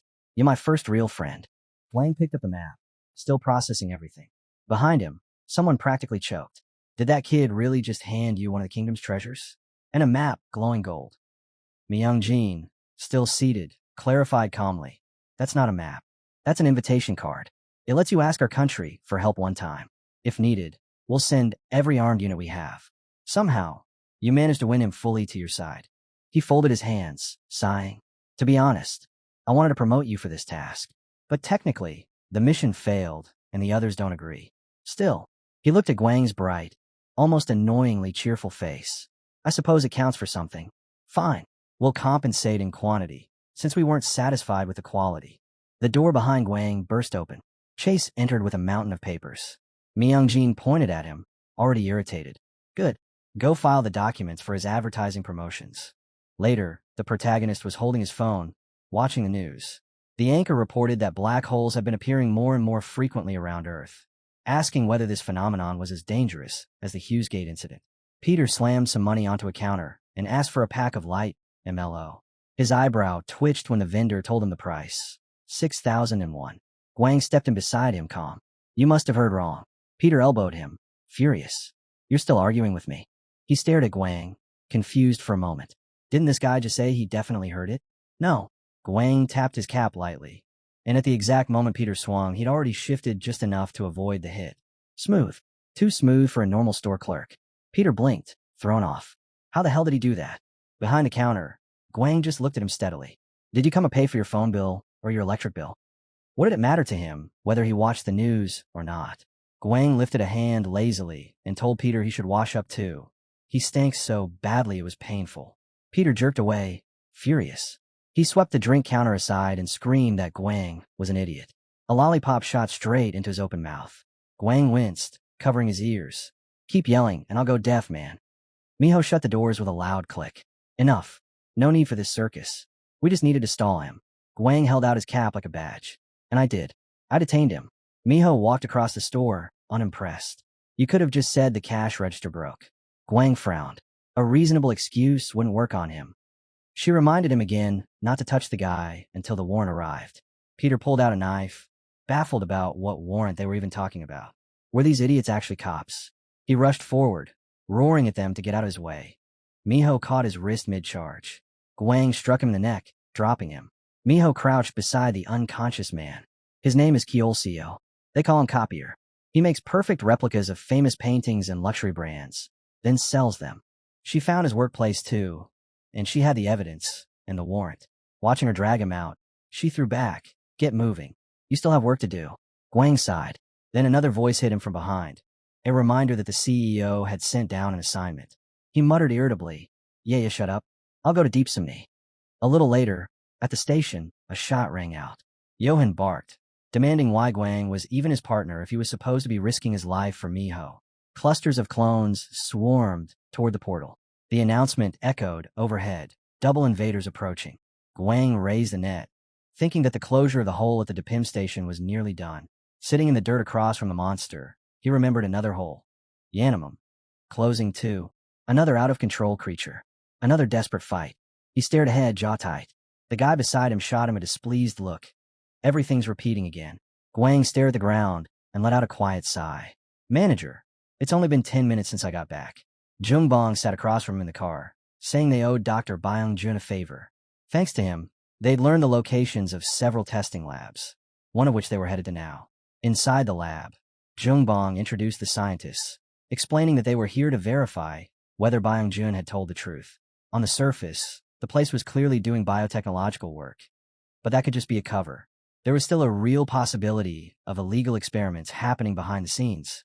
Dong-hoon leaned forward and muttered that this was the kind of place where invaders were crossed with humans. Jong-ah kept her eyes on the road and added that this was actually a private institute masquerading as a government facility. They had no legal grounds to storm it, so whatever they did, they couldn't leave a single trace. The guy typing furiously on his laptop said the building had excellent security. 3 floors, no basement, more than 50 cameras, and every kind of tracking detector imaginable. Jungbong folded his arms. They wouldn't experiment in the main building. Half the employees probably don't even know what's happening behind closed doors. Dong-hoon clicked through a diagram and pointed. If we ignore the secret passageways, I'd hide things here. The waste storage. Research centers use it. It's toxic, and most people avoid it. Guang rubbed his chin. Research like this uses a ton of electricity. Jungbong turned toward him immediately. Now, that is an idea. They all looked at the diagram again. You said electricity. The man noted, gears already turning. Soon, the car rolled up to the target. Guang stepped out and told Jong-ah to get out as well. They'd arrived. He pointed at the building. Look, a cafe dedicated to the security system. Jong-ah clasped her hands, impressed. Wow, that's actually pretty cool. Guang took her arm. Let's go. He flashed a grin at the guard on duty. Your employees are so friendly today. Is there some special event? The man hugged his girlfriend dramatically and announced, Please let us in. My lady is starving. The security guard stared at them like they were idiots. For the last time, this is not a cafe. Get these fools out of here. Guang raised a hand and yelled, Fine, for this kind of attitude. I'm leaving a 1-star review. Seeing Dong-hoon practically glowing with excitement, the protagonist knew the distraction was working. The panda should have slipped into the building by now. He hugged his girlfriend, again, and sighed dramatically. Yeah, looks like this really isn't a cafe. We should go. Meanwhile, the guy at the wheel chuckled and asked Jong-ah if she'd ever consider becoming an actress. Jungbong stood by the fence, deep in thought. An illegal research center's first reaction to trouble would always be the same: destroy evidence. So a direct raid was impossible. They had to infiltrate quietly, flawlessly. Standing beside Zhang, the protagonist admitted to himself that this entire plan had been crafted by their manager. He really did have plenty to learn from Zhengbang: good intuition, quick judgment, absolute trust in his team. One day, maybe he'd become a leader like that. Then Zhengbang frowned and called him over. Guang jogged to him, and Zhengbang muttered that it had taken him barely a minute to deal with the guards. Guang pressed his palm to the wall. The material was solid, too solid. Not ordinary brick. It felt reinforced with something special. But what startled him more was the sudden disappearance of the tingling in his fingertips. The panda made it, he realized. Zhengbang rapped his knuckles on the fence, saying they needed to think through their next move. Guang looked at him. Should we just blow it up? Zhengbang glared. No, we're going in unnoticed. Then he pulled a strange object from inside his jacket. I brought something interesting. Maybe I should record that I've been using it before accounting starts whining again. Guang blinked, and then it hit him what Zhengbang was holding. The manager lifted a glowing sword, posing dramatically. May the force be with me. He flicked on a flashlight like it was a lightsaber ignition, and then both men stopped, stunned. The entire squad was standing right in front of them. One employee, eyes bulging, pointed at them and screamed about thieves sitting beside him. Alarms began to echo through the hallway. Someone shouted, "What the hell happened to the power supply? Where's the head of security?" Guang winced. Yeah, they seem pretty pissed. Zhengbang shot him a look. Wouldn't you be pissed if your power got cut off during a raiding match? Guang smirked and shrugged. Why? It's not like games affect you that much. Looking at the crowd, he clicked his tongue, thinking there was way more noise here than he expected. Turning to the manager, Guang muttered that it really did seem like their important game had been ruined. The manager tried to repeat himself, but Guang shut him down with a casual, "No thanks," leaving the guard blinking like an idiot. So this was the waste storage. Great. The guard raised a hand and said access was restricted. Only special personnel allowed. Guang stared at him and thought, he really is new, isn't he? Zhang Ah leaned in and whispered if they should just switch him off, but the hero waved her off and told her to trust him. The guard's eyes widened as he finally noticed something was off, asking who they were. Guang frowned and demanded to know where his boss was and why he wasn't following instructions. The poor guy froze, hearing Guang bark about whether he was being paid for his pretty eyes. Did he want to get kicked out on the spot? Stammering, the guard apologized, saying he'd only been working here a short time. Someone sitting on the floor nearby mumbled that he needed to retrieve something important from the storage room. Zhengbang grinned, saying Guang was surprisingly good at fooling people, something Guang chose to take as a compliment. They scanned the lab next. The manager muttered that the entrance had to be camouflaged and told everyone to look more carefully. A moment later, the hero casually opened a door. Found it. The system equipment was right there. The manager sighed, saying that if they tried dismantling it piece by piece, the files would get wiped, so they needed to remove the whole thing at once. Guang paused, asking again, just to be sure. Zhang Ah stared at him, shocked, when he added that if there was nothing inside, then they were completely screwed. That was when an employee walked in and froze, demanding to know why the room was open. The squad stood in formation, silent. He demanded to know who they were, and what the hell they thought they were doing. They dropped their ropes. Security service. The researcher's face twisted. What? The security service? Do you have any idea what you're about to ruin? If the records disappear, all our research is dead. Guang just looked at him and said he should have tried harder. The scientist clenched his teeth, furious, shouting at them to bring the person in charge over right now. Zhengbang didn't even wait. He stepped in and smacked him, snapping, "I'm right here." The guys froze, eyes wide, shouting about intruders like scared chickens. Sitting casually in the chair, the man sighed, calling him an idiot. You don't have to use brute force every single time. The hero blinked and said he didn't. He just patted him on the back. Sure, a pat. Holding the box, the protagonist studied its contents, thinking that whatever these things were, somewhere between humans and creatures from other worlds, it felt more like a fusion than a bloodline mix. Staring ahead, he added that everything seemed password locked, meaning cracking it would take time. Translation: no reward today. Perfect. Guang tossed a kin toward the man. His days kept looping into the same rhythm again. Arresting thieves, chasing down weirdos with acceleration abilities. Sitting at the table, he asked what the guy even was, and the guy insisted, nothing, only for him to shoot back, yeah sure. He struck the monster cleanly. Someone announced he had taken part in the elimination of the invaders. The hole at the salmon station was sealing up. He tossed a folder aside and casually said his hand slipped. In truth, he was enjoying messing with the boss a bit. With all these non-stop missions, he barely had time to breathe. Meanwhile, Guang glanced over and thought, God, how can this guy sleep while I'm working like a damn horse? He turned and muttered that he should report him to HR. Minam adjusted her hair and asked what brought him there. The hero smirked and said he was just checking if he caused any trouble. Then thought to himself that she really was the most talented girl in the analytics team. She stood before him, and he realized he had never actually talked to her before, just noted that she was cute and purebred. Minam puffed her cheeks, turned away, then suddenly reached forward and asked if he wanted to go somewhere with her. Guang's eyes shot open, only for her to immediately say she was joking. What the hell? His eyes widened more as she added that she found him funny. He thought, what kind of backwards flirting is this that isn't even flirting? Minam stopped, and he noticed again how composed she was, sharp, graceful, and clearly someone who didn't skip training. He'd only spoken to her once, and somehow that was enough. This girl, just one frown from her, and he already understood everything. The protagonist felt his heartbeat explode against his ribs. She's exactly my type. As she walked away, Minam said casually that they should grab coffee during a break sometime. Great. Perfect. Now he just had to pray they shared at least one hobby, because right now he was experiencing emotions he'd never felt in his entire life. Guang slapped a hand over his chest dramatically and declared, I love her. In his mind, their future was already set. 3 kids. The girl grinned playfully and said the more kids the better.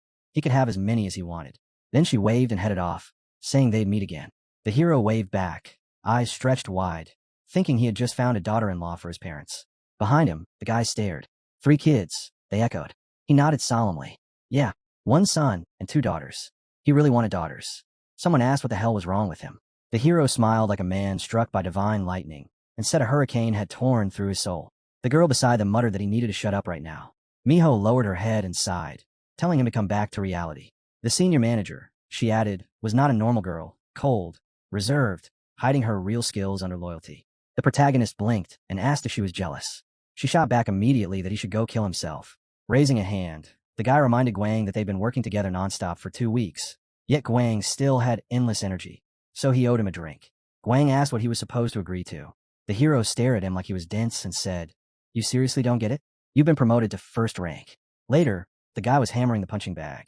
He kept thinking he needed to work harder. If he was born of puberty, then he needed to act like one. He'd heard it since childhood. Prove your worth or get left behind. But then there was a rough drawing of the hero taped on the wall.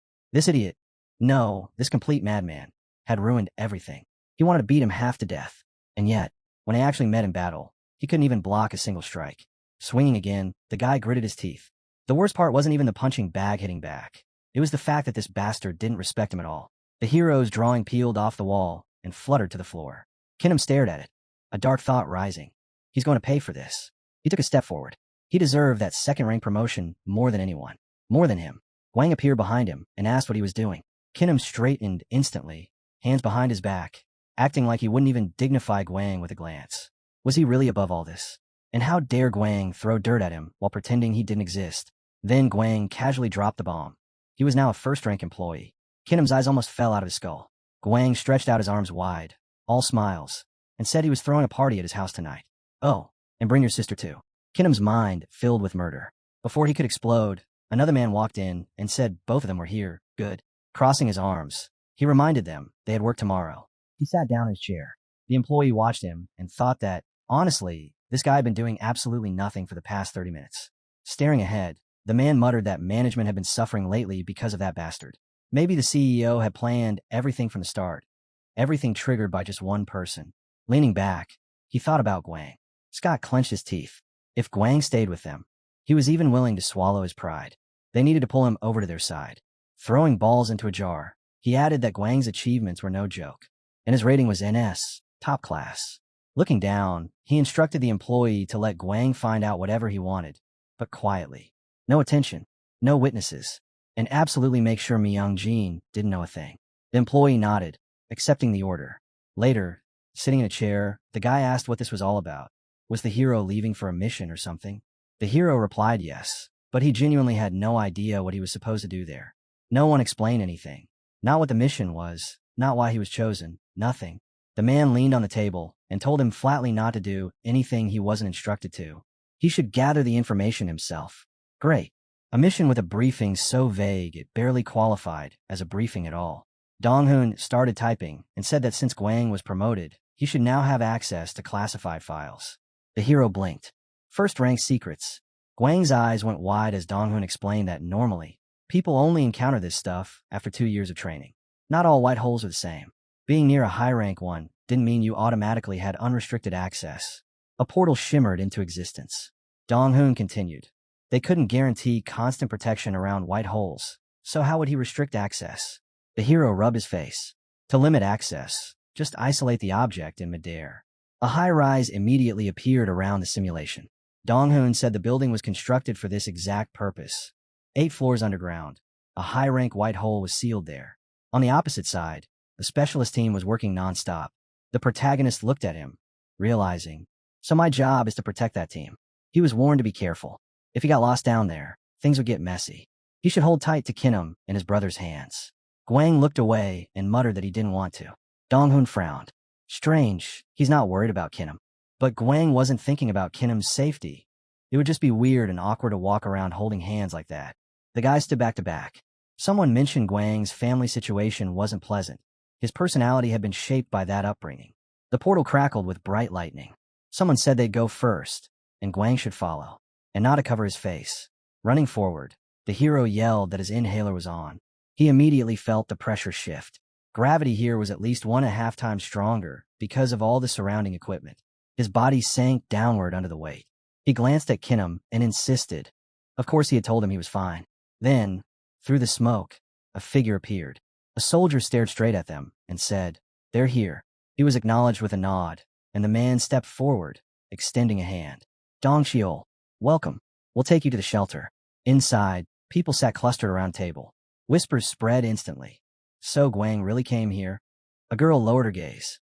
"Didn't you two join the company at the same time? Aren't you close?" Someone asked. She shook her head. "We talked a couple of times." "That's it." The guy beside her grinned. "So, what are you feeling now that Kinum and Guang are here to protect us? You're finally going to meet them properly." She slammed her cards down. "I'm washing my hands of that." The guy snorted. "You do know it's forbidden to talk personal stuff on duty, right?"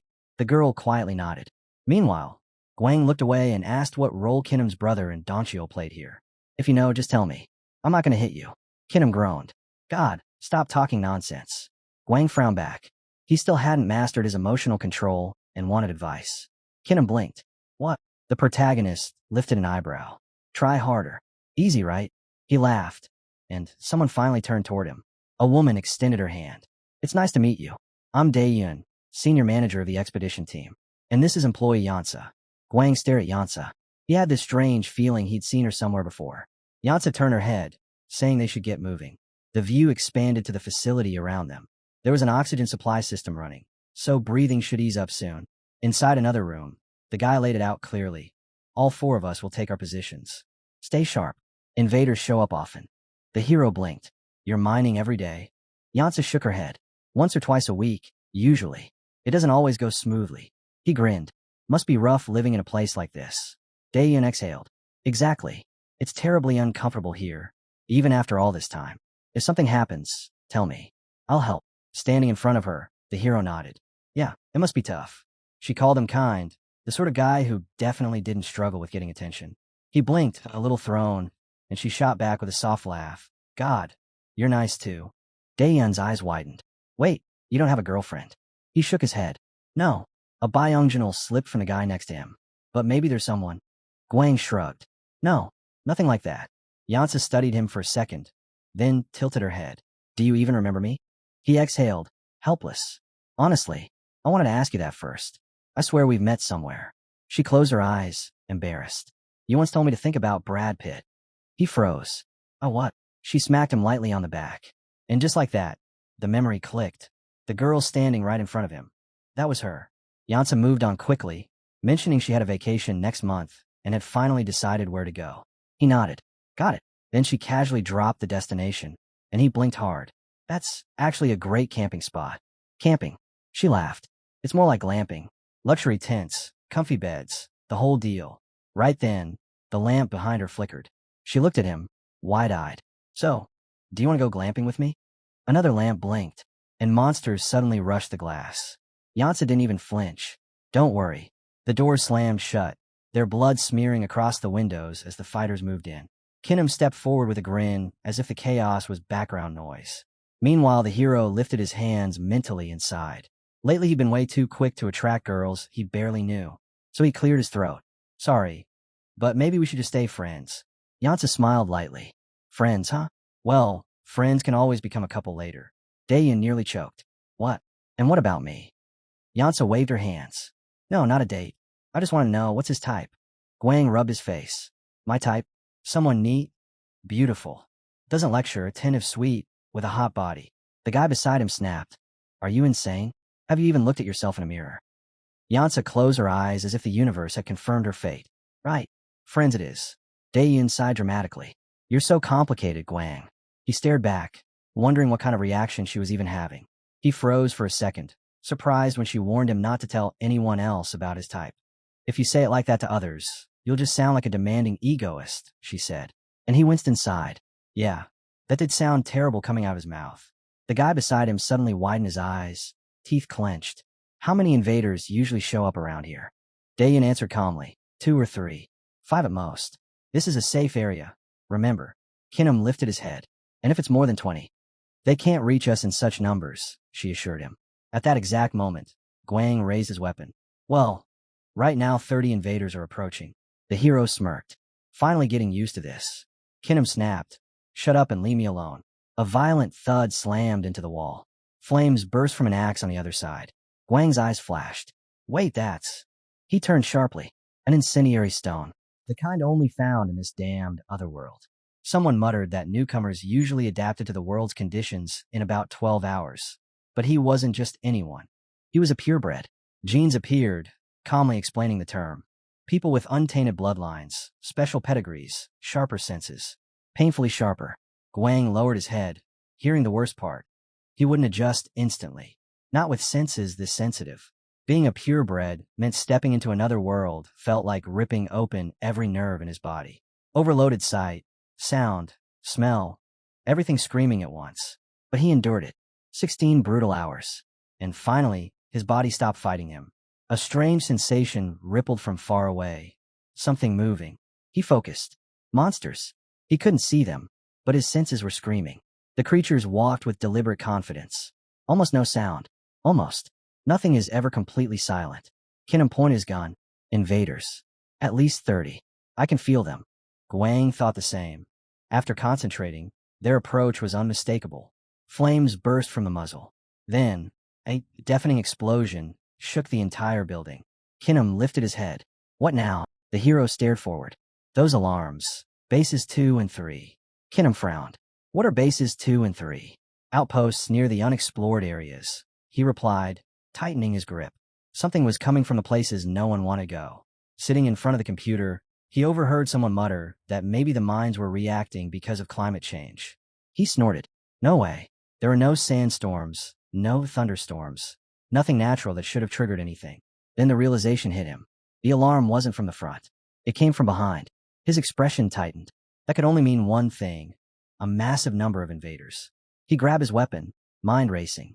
Base 2 only had 4 people stationed there, and 2 were newbies. It was supposed to be quiet, uneventful. But the conditions on that side were completely different. Terrain, atmosphere, even the equipment setups weren't the same. A soldier sprinted past him, shouting, We need to get to Base 2 now. Call reinforcements. Special Forces 2, hurry.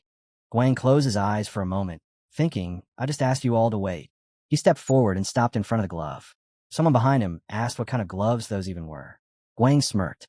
A good boy's gloves. Santa gave them to me. Kinum didn't even hesitate. You're an idiot. Daeyeon, sitting on the floor, pointed at the axe earlier. What even is a throwing axe made from flammable stone? Yansa shook her head. I've never seen anything like it. Guang sighed, then stopped blinking like that. Outside, the monsters had already fixed their eyes on the building. Up, someone barked. Weapons now. Guang looked aside and grinned. All right then. Whoever gets the most points wins. Scopes locked on moving shapes. Invaders capable of slipping past mines and ambushing in total darkness. These weren't normal creatures. Most carried only boulders or crude blades, but their stealth and instincts made them dangerous. We've got cover, Daeyeon muttered, lining up her shot, and way better gear. We just have to hold until backup arrives. The nearest monster opened its mouth unnaturally wide and let out a furious roar. Then the entire pack surged forward. Gunfire erupted. Gray smoke blasted through the air. Shouldn't that have killed them? Someone shouted. Frowning, Guang answered, No, that's not enough. One monster collapsed to its knees. Then its arms began to grow back, stretching out rapidly. Guang's lips curled. High-speed regeneration. Kinnam's voice shook slightly. All of them can do that. Before anyone could answer, the monster's eyes snapped open, glowing with violent energy. It thrust its arm forward and screamed. Yansa held up a stick of dynamite. This day just keeps getting dumber. She lit it, tossed it, and the explosive sailed perfectly toward the horde. Moments later, a chain of detonations shook the ground.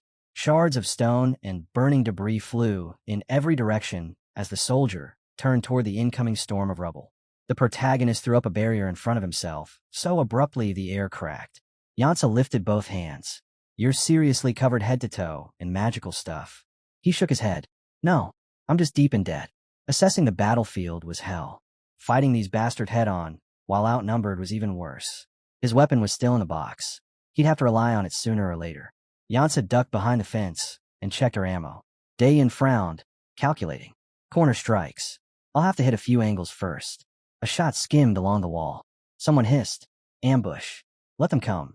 Dayan glanced sideways, grinning. Nice. I didn't think anyone else was hiding. Wait. Yansa suddenly jerked her head up. Above us. A monster crashed down from the ceiling. Yansa froze when she heard him shout. Stop. Don't shoot. He stared straight at the creature. It's from that thing. The monster's eyes flared. Bullets ricocheted off its skin like sparks off steel. Dayan's eyes widened with fear as soldiers fired back desperately, rounds bouncing everywhere. The protagonist steadied his aim at the invader, jaw clenched. Kinnam, back turned toward him, warned, Don't let your guard down. Guang shot back. Then you watch yours. He looked away for a moment. What is that? BB-8, someone answered. A potion. Odin's blessing. Dayan nodded toward it. It boosts every physical stat. Take it. Glass vials hit the floor. Proof the invaders had come prepared. And a sinking heaviness filled the air. It felt like none of them were getting out easily. Guang exhaled and stepped back. I'll move ahead. You can handle this without me, right? Kinnam pressed a hand to his chest. Go. I'll deal with everything here. Just watch over him. Dayan narrowed her eyes. You two are close, right? He's not in a boys, is he? Guang answered without looking back. Worry about yourself. I'll grant your wish when I return. Yansa grinned. Oh, say that again. Guang didn't. He sprinted for the exit, her voice trailing behind him. Don't go making excuses later. The man was breathing hard by the time he reached the entrance.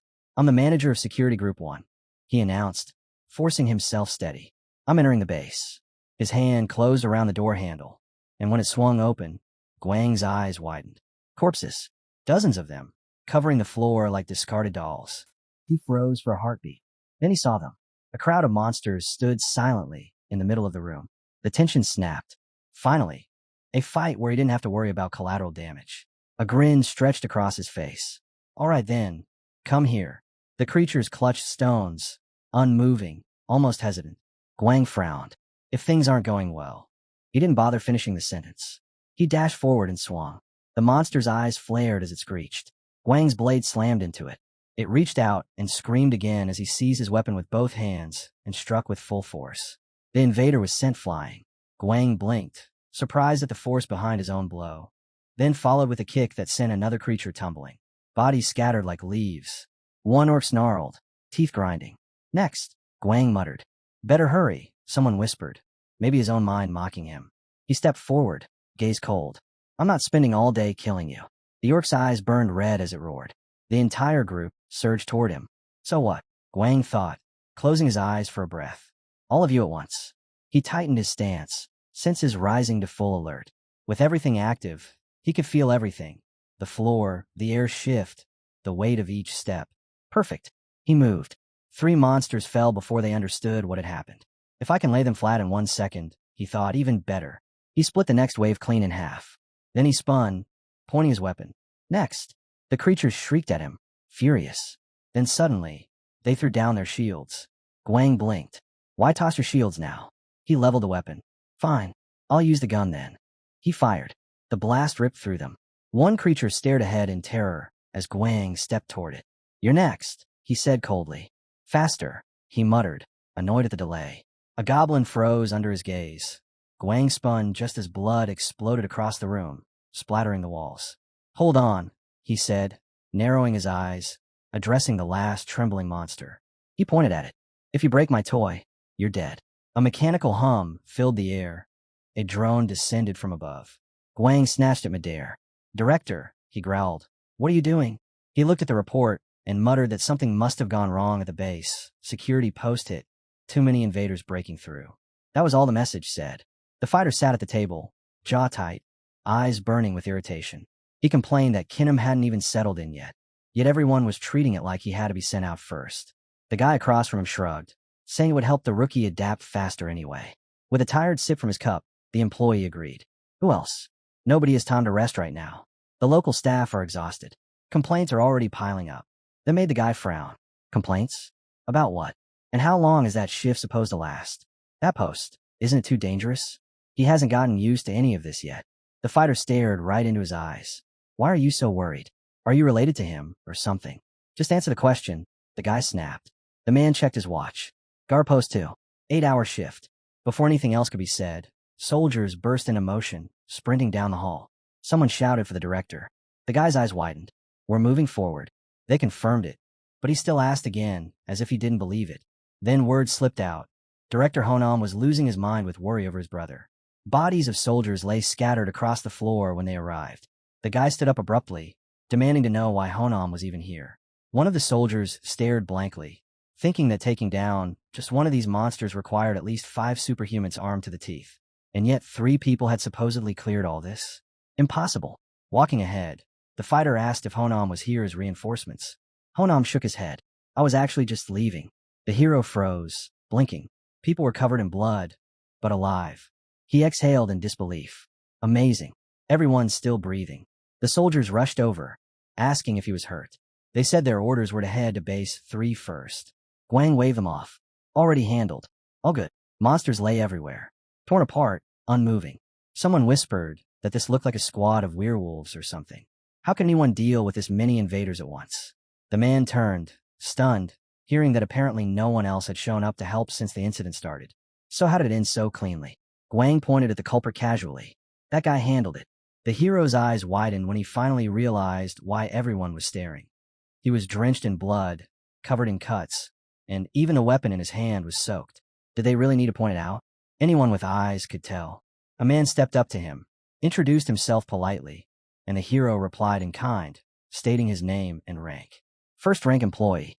The director nodded with approval, saying he'd been waiting for Guang's report. The wounded would be taken away for treatment. Guang looked fine enough to stand, so he'd be helping. Then he noticed the girl lying on the floor. His expression tightened. What's wrong with her? He wasn't exactly in great shape himself, but she looked worse. Yansa opened her mouth with a faint wheeze. He crouched beside her, lifting her gently. The wound is deep, Guang muttered. Don't strain yourself. But then he froze, staring at her. Wait, what the hell am I doing? Yansa looked straight into his eyes, utterly serious. My wish is a kiss. Before the hero could even process that madness, the scene shifted. An entrance to the conference room came into view. At the table, a man tapped his phone and let out a long sigh. I should finish Guang off once and for all. He scrolled lazily. There are so many options. Seems like Guang's never dated anyone in his life. He smirked. Not even sure if my daughter can handle him. Maybe I should arrange a date for them. The hero blinked. Your daughter? I thought you meant your son. The man shot him a murderous glare. What a bastard. He slammed the table. Emergency meeting starts now. Focus on the invasion. Everyone straightened up. News came in. Senior manager Daeyun, Kinham, and another employee had taken down the troll. The room erupted in cheers. Then someone announced that Guang had wiped out all the remaining invaders by himself. The atmosphere instantly changed. The meeting felt less like a debrief and more like a shrine built to worship one guy. Guang looked away awkwardly as someone mentioned his training. He felt like he should say something. Anything. The boys leaned forward expectantly. Guang frowned and muttered, Train your left arm. They froze. He nodded firmly. Ambidextrous people can take over the world. The fighters stared at him like he'd grown a second head. The next day, Expedition Team 4 stood in the training hall, all of them doing left-hand drills like psychopaths. Guang watched them, shivering. Creepy. I just blurted out the first thing that came to mind. He blinked hard, eyes wide, then waved it off. Look, there's nothing wrong with it. I just meant the basics matter the most. The protagonist stared at the menu in front of him. Yeah, maybe not everything needs to be done with the left hand. Someone called out to him, and he turned. A guy stood there, stiff-backed. You didn't have a minute? 10 minutes earlier, you said you did. Guang frowned. You asked to join this expedition mission. To prove yourself. The guy nodded. To prove your worth with one arm. Guang raised a brow. How exactly are you planning to work? Stop talking nonsense. The man closed his eyes, clearly exhausted from repeating himself. I want to join. Just give consent. Stop being stubborn, Guang muttered. Kinham stepped forward, raising a hand like he was presenting himself. I'm perfect for this mission. No, the commander shut him down immediately. I'm not allowing it. And I can't be both commander and raid leader. The commander's voice sharpened. Don't make me repeat myself. Leave. Kinham's face twisted. Anger, pride, frustration all tangled together. If this keeps up, no one will ever acknowledge my abilities. I won't let my family disgrace me again. Honam's eyes widened. Did he really just say that out loud? He looked around nervously. There are too many ears here. Watch your tongue. Kinham immediately lowered his head. Forgive me. If you want this so badly, the commander said coldly, then convince someone other than me. He turned away. For example, Guang. Prove to him you're actually useful. If Guang approves you, I'll consider it. Kinham froze. His eyes widened like he'd just been sentenced. Anyone but him. He clutched his chest dramatically. Please, anyone. I'll even talk to the deputy executive director. No, the commander didn't budge. Convince Guang. Or give up. Kinham's shoulders sagged. That was the final word. Guang grinned. And why exactly should I agree? Kinham straightened, as if remembering his lineage. Because I have the blood of a purebred immortal. No one is better suited for this task. Guang closed his eyes. I understand. Then he opened them again, deadpan. But Director Honam is right there. And unlike you, he actually knows how to fight a troll. Kinham's face darkened. Of course he does. He was sitting among a pile of monster corpses. He heard someone explain, almost casually, if you cut a troll into more than 30 pieces, it can't regenerate. Basic training stuff. Guang dragged a hand down his face. You knew that, and still lost your hand? And you're lecturing me? Try harder next time. Kinham's jaw clenched. Yes, I remember. Then he frowned deeper. But, how hard am I supposed to try? Guang stared at him. What the hell is wrong with this guy? Since when is he this oddly meek? I can't just tell him I'm half werewolf, or something. Scratching the back of his head, Guang sighed. Fine. Train however much you want. Just give it everything you've got. Kinham nodded immediately. Okay, I'll go all out. Seriously, what is going on today? I can't get used to this version of him. Kinham looked up again. So, will you do me that favor? Guang stood silent for a moment, just watching him. Then he turned. First, lift your head. Don't talk to me while staring at the floor. And stop begging for favors. Kinham froze, eyes wide. Instead, Guang grinned. Let's talk. Kinham blinked, confused. Guang repeated himself, slowly. I want you to join the mission. That sent a ripple through the room. I think we're going to need him, Guang added. The commander frowned. What are you saying? Honam snapped. Do you seriously think he can handle anything with one hand? Are you joking? Guang didn't flinch. He doesn't need two hands. We need commanders, attackers, raiders, snipers. And even with one arm, he still has eyes, ears, and a brain. Who's better suited for a raider role than him? As he spoke, he grabbed Kinham's head lightly, almost as if positioning him. Honam gritted his teeth. So you're really taking him? Guang shrugged. Yup. Honam clicked his tongue hard and looked away. Do whatever you want. Later, the men sat at a table, briefing time before the expedition. Guang noticed the girl beside them, drinking from a flask. On duty. He blinked. Is that allowed? Sunchan chuckled. She is who she is. It's fine. Guang watched her again. I guess it really is fine. Kim Yumi extended the flask toward him. Why won't you try it? Come on, you won't regret it. Guang shook his head. She snorted. What? Your girlfriend will get jealous. He sighed. This idiot. Guang cleared his throat and answered calmly. I don't have a girlfriend. Kim Yumi blinked, surprised, then smirked. So you do think about older girls? Guang stared at her, baffled. What the hell is happening to me? How do I end up charming every girl I bump into? Kinham clenched his teeth. Just be careful around her. She's still. A fist suddenly cracked against his head. Kim Yumi glared murderously. Shut your mouth. Guang exhaled slowly. Yeah, definitely no normal people here. Before things escalated further, a man walked in. Enough chatting. The situation is serious. Briefing starts now. They gathered as he stood before the group. Mission name. Investigation of the ant nest. We'll thoroughly examine the target zone. We're especially concerned about the appearance of a special type invader. Avoid combat unless absolutely necessary. Any objections? Kim Yumi raised her hand. None. Good. We leave in 10 minutes. Assemble at the shelter entrance. Honam muttered something, but Guang waved it off. A desert stretched before them soon after. Wide, blistering, quiet. Monsters crawled across the dunes, leaving warped trails behind. Their eyes glowed faintly in the sandstorm haze. The invaders turned 45 degrees to the right. Someone shouted. I just left. Guang glanced at Kinum. He adapted fast. Taking off his vest, Kinum shrugged. It's not that hard. Until we deal with the red lightning. Credit goes to me, though. A violent sandstorm rolled in. Visibility dropped to nothing. Guang narrowed his eyes. Why can't we see any invaders? Kim Yumi stayed close, shouting over the wind. Even invaders' children hide during sandstorms and red lightning. A strike tore across a distant stone, burning the air. Red lightning. Sun Chong explained through the comms. A weather phenomenon from another world. Most living beings turn to Azer if they're hit. The only thing left behind is incendiary stone. The lightning literally forges new materials. They all watched another bolt tear through the desert sky. If the invaders avoid even this, Kim Yumi added, it means they're hiding somewhere safe. Guang nodded. The ant cave. Fireflies flickered around the entrance like warning lights. Strange little fairies drifted overhead, circling lazily. Sun Chong lifted his binoculars. We don't know who or what is inside. First priority is figuring out the situation.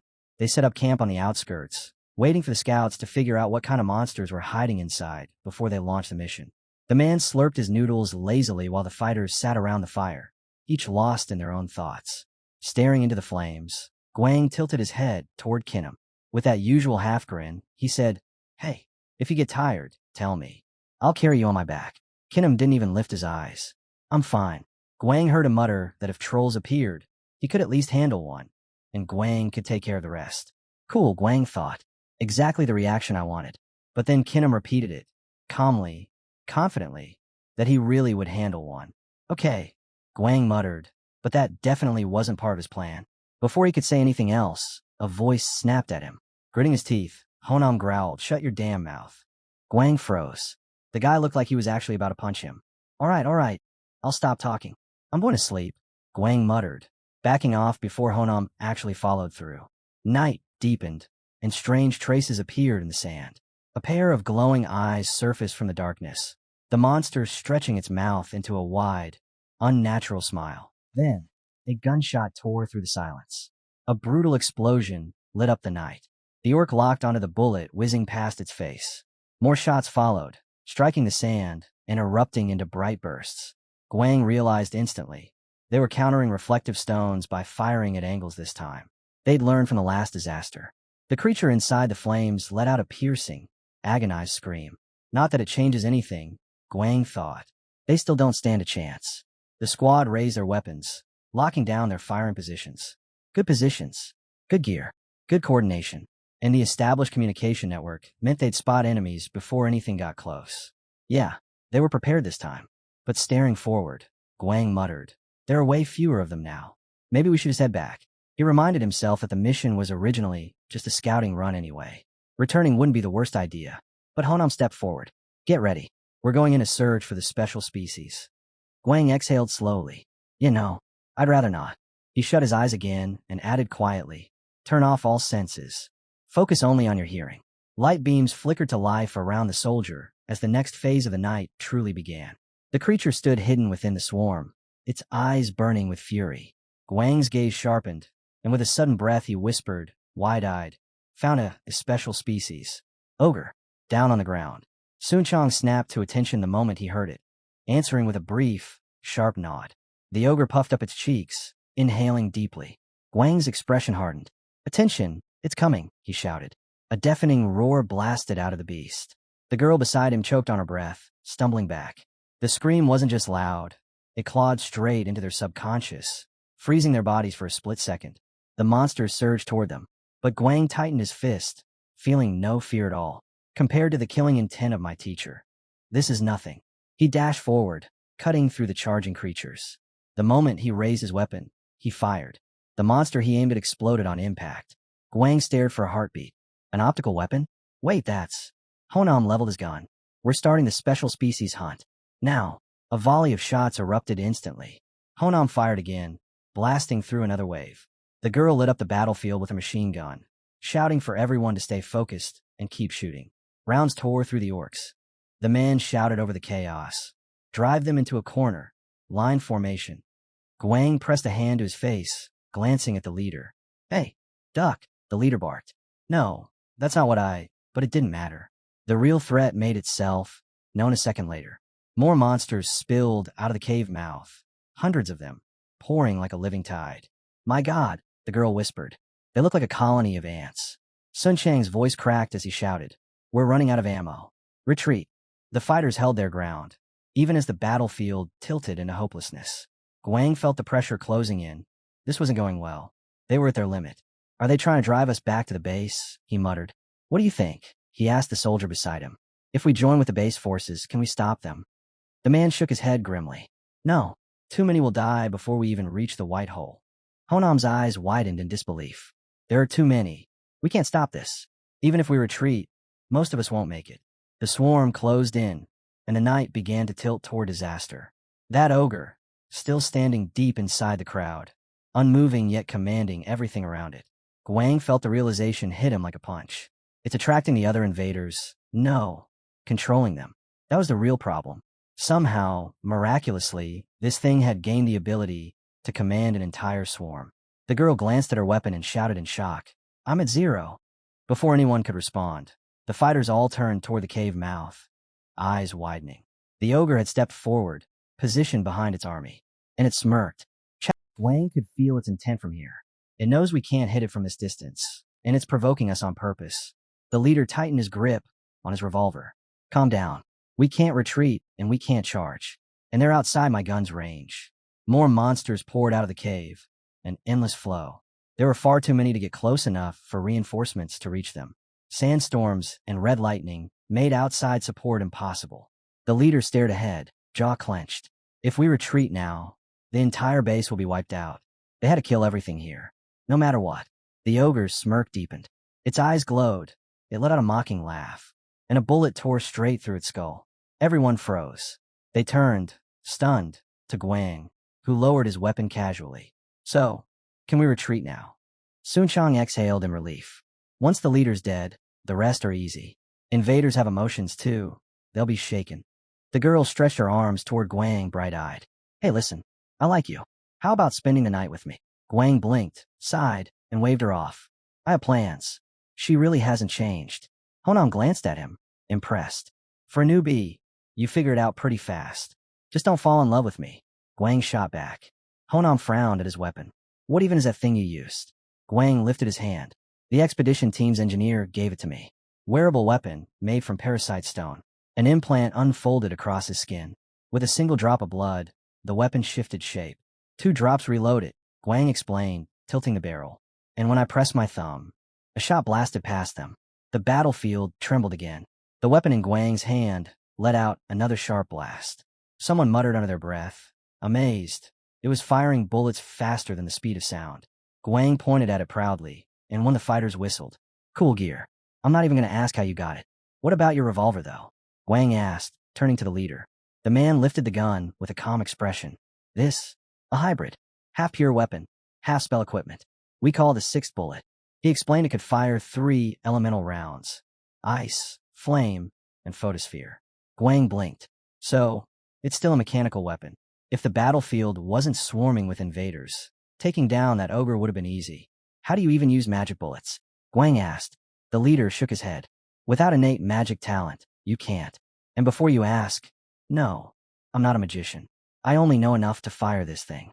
Guang remembered the rumors, magicians hiding around the world, slowly revealing themselves. But he had never seen one in person. Grinning, he nudged Honam. "So, we friends now." Kinham immediately cut in. "Don't cross the line." The leader cleared his throat. "Outside working hours, sure." "Exactly," Guang snapped. "This is between us. Mind your own business." The fighters laughed, amused at the petty argument. Someone reminded Guang that he still needed to report to the expedition leader. "We'll go ahead. Good work, everyone." The girls saluted. Sun Chang grumbled. Pretty sure he did everything himself. Guang clapped a hand on Sun Chang's shoulder. "Come on, let's grab a snack." Sun Chang instantly swatted his hand away. "Don't touch me." Guang smirked. "He never changes. That's what I like about him." Vivian raised her hand casually. "So, do you like boys or something?" "What?" "No." Guang shot back instantly. "I like women. Obviously. And someday I'm going to be president." She squinted. "How is that related to liking women?" Guang folded his arms. "Easy. When I become president, I'll legalize polyandry and polyamory. Then I'll have 15 wives. Someone choked. Sun Chong stared at him. Vivian just sighed. Sometimes you really are crazy. Guang shrugged. I hear that so often it doesn't even bother me anymore. The commander stood still, his voice heavy as he delivered the mission report. If it weren't for Guang's employee, there was an 80% chance we'd all be dead. Someone blinked. You mean the reconnaissance team? He shook his head. No, I mean all of us. Honam's jaw tightened. He's right. A memory flashed. The single bullet that pierced the ogre's skull. Just a few seconds. That was the difference. If Guang had hesitated even briefly, the swarm would have surrounded the ogre, shielding it completely. Killing it in one shot would have been impossible. Guang looked at the battlefield, expression unreadable. He even predicted the sandstorm, turning into a natural barrier. During the retreat, he didn't panic, didn't fumble. Not once. He acted like he already knew how everything would unfold. Hard to believe this was someone who supposedly had never fought in another world. Someone who joined them only a year ago. Honam faced the commander. He thinks fast, acts without hesitation. It's like he already knows what I'm about to order next. His eyes lowered. He's not pure blood, but he thinks ahead of everyone, and he somehow befriends people instantly. He clenched his teeth. This could have gone horribly. All of us could have died, but he prevented the inevitable before it even happened. He's annoyingly good. The girl-eyed Guang, with a strange expression. What if he starts dating my little sister? Next to her, a guy smirked to himself. He's what, 21? 22? Priorities at that age are always women. Who knows what chaos he could cause? Honam frowned. This brat, he's too much. The commander finally smiled. He's too good to be just a subordinate. That's why I placed him on the 4th expedition team, to tame that temperament of his. The man sat down beside Guang slowly. Guang stiffened. This wasn't part of the plan. The commander continued, as if reading his thoughts. I wanted to protect you from Honam's temper, earn your trust, and, honestly, you exceeded every expectation. Guard post, recon mission. You even killed the invader leader with a single shot. His fingers trembled slightly. Staring forward, the commander thought, I can't even cancel this mission anymore. The report of everything that happened would definitely reach upper management. And if the general heard about it, every plan he'd been stacking up would crumble in an instant. The hero stood in front of the girls, instincts still running hot. After every mission, security tightened for a few days. Enough time for him to bump into half the base, receive a few shy confessions from the research squad, and even get a surprise visit from the engineer who'd built that parasite stone weapon. The engineer stared at him with wild, hopeful eyes. He'd heard the hero tested the weapon. How is it? It was amazing, the hero answered casually. The man froze. Seriously? You're being serious right now. And the hero couldn't help thinking. Yeah, engineers. None of them are normal. He pulled Yansa into a light hug, asking if she was okay. She whispered that she had dreamed of him. He couldn't grant her wish back then, but maybe just being alive was enough for now. Someone nearby snorted and told him to at least treat Kinham kindly. Meanwhile, he caught Honam watching him. Not with that old contempt, but with a new understanding. Now he finally got why everyone kept telling him he cared too much about the youngest. His squad looked thrilled. News had spread fast. He was the new star of the security post invasion. The guy who took down a special class invader. Guang grinned to himself. An immortal special forces soldier defending the base.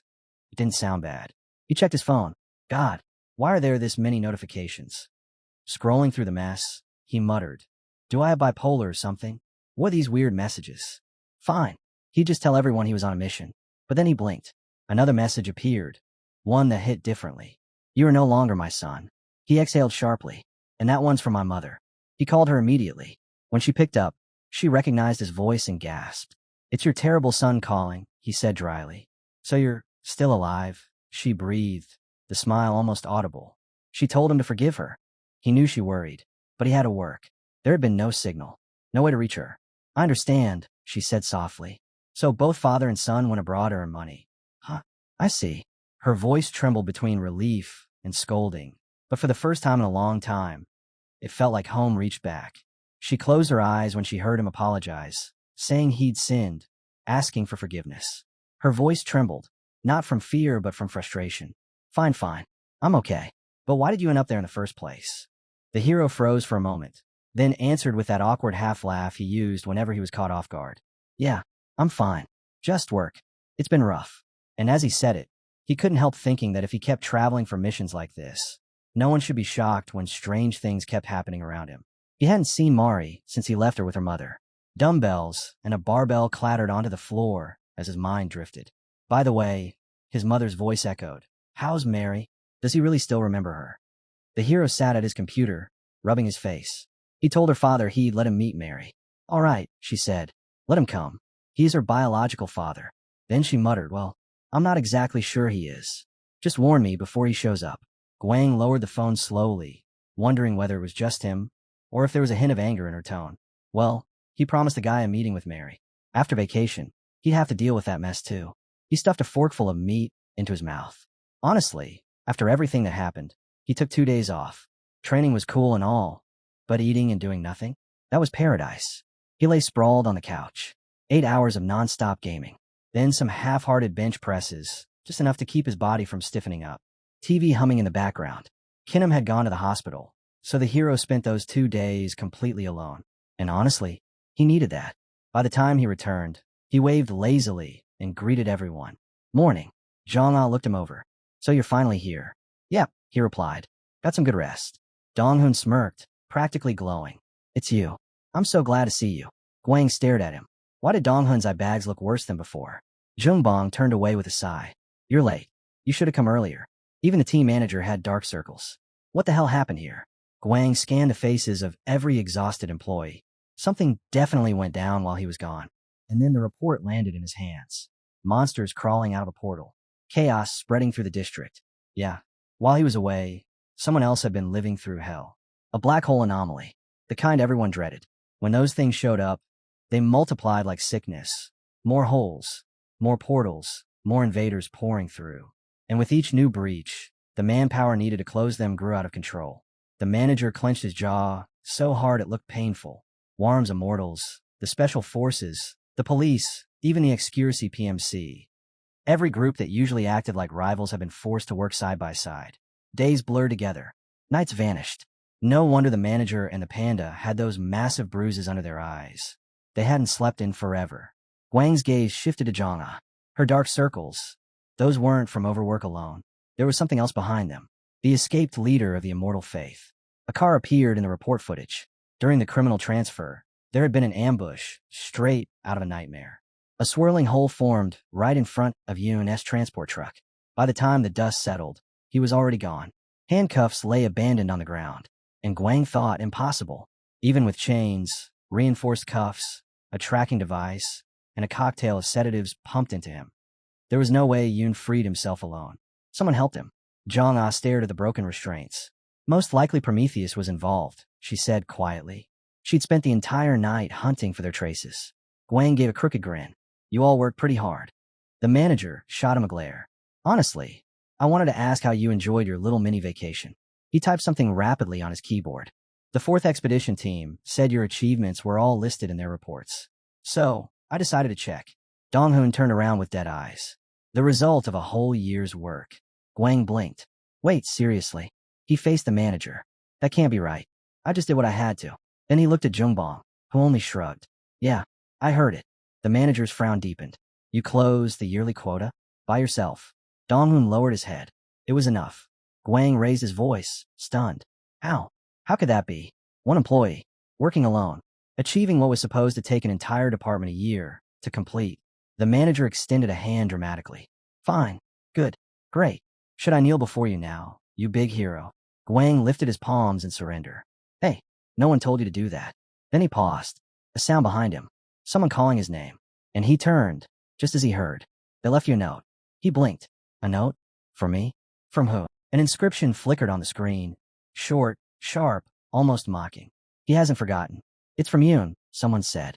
Guang exhaled through his nose. Yeah, he's possessed all right. He turned the note over in his hands, studying the handwriting. Well, I do have a criminal record, he muttered.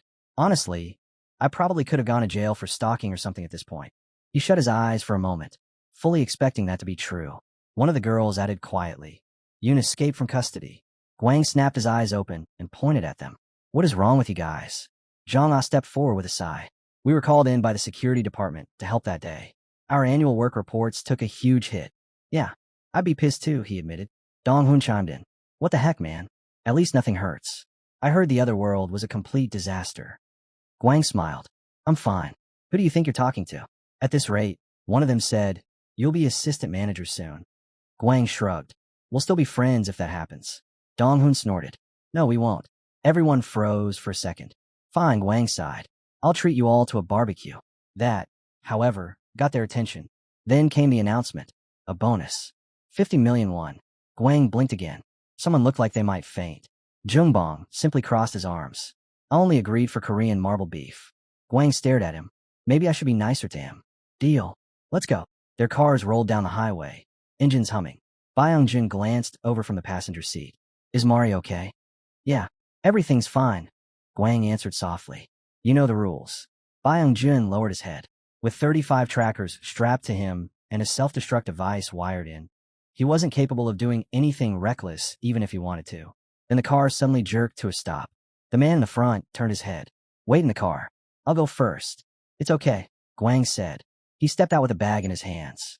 When he entered the house, he placed it gently on the table. "Your son is here." The woman stared at the bags, stunned. A pair of shoes slid out onto the table. I haven't seen you in so long," she whispered. "You've lost so much weight." Sulhi stepped closer, her voice turning soft. "You should eat more. You're earning well now, aren't you?" Guang gave a faint smile. "Yeah. Besides the salary, there are bonuses if you work hard." Guang waved his hand lightly and turned to Mary. She returned the gesture with a soft, almost formal smile. "I hope you've been doing well," she said. She grinned, small but genuine, and Guang couldn't help thinking she'd changed. Not just grown, changed. Maybe the next time they met, she'd even surpass him. A man stood by the doorway, nervous and hopeful.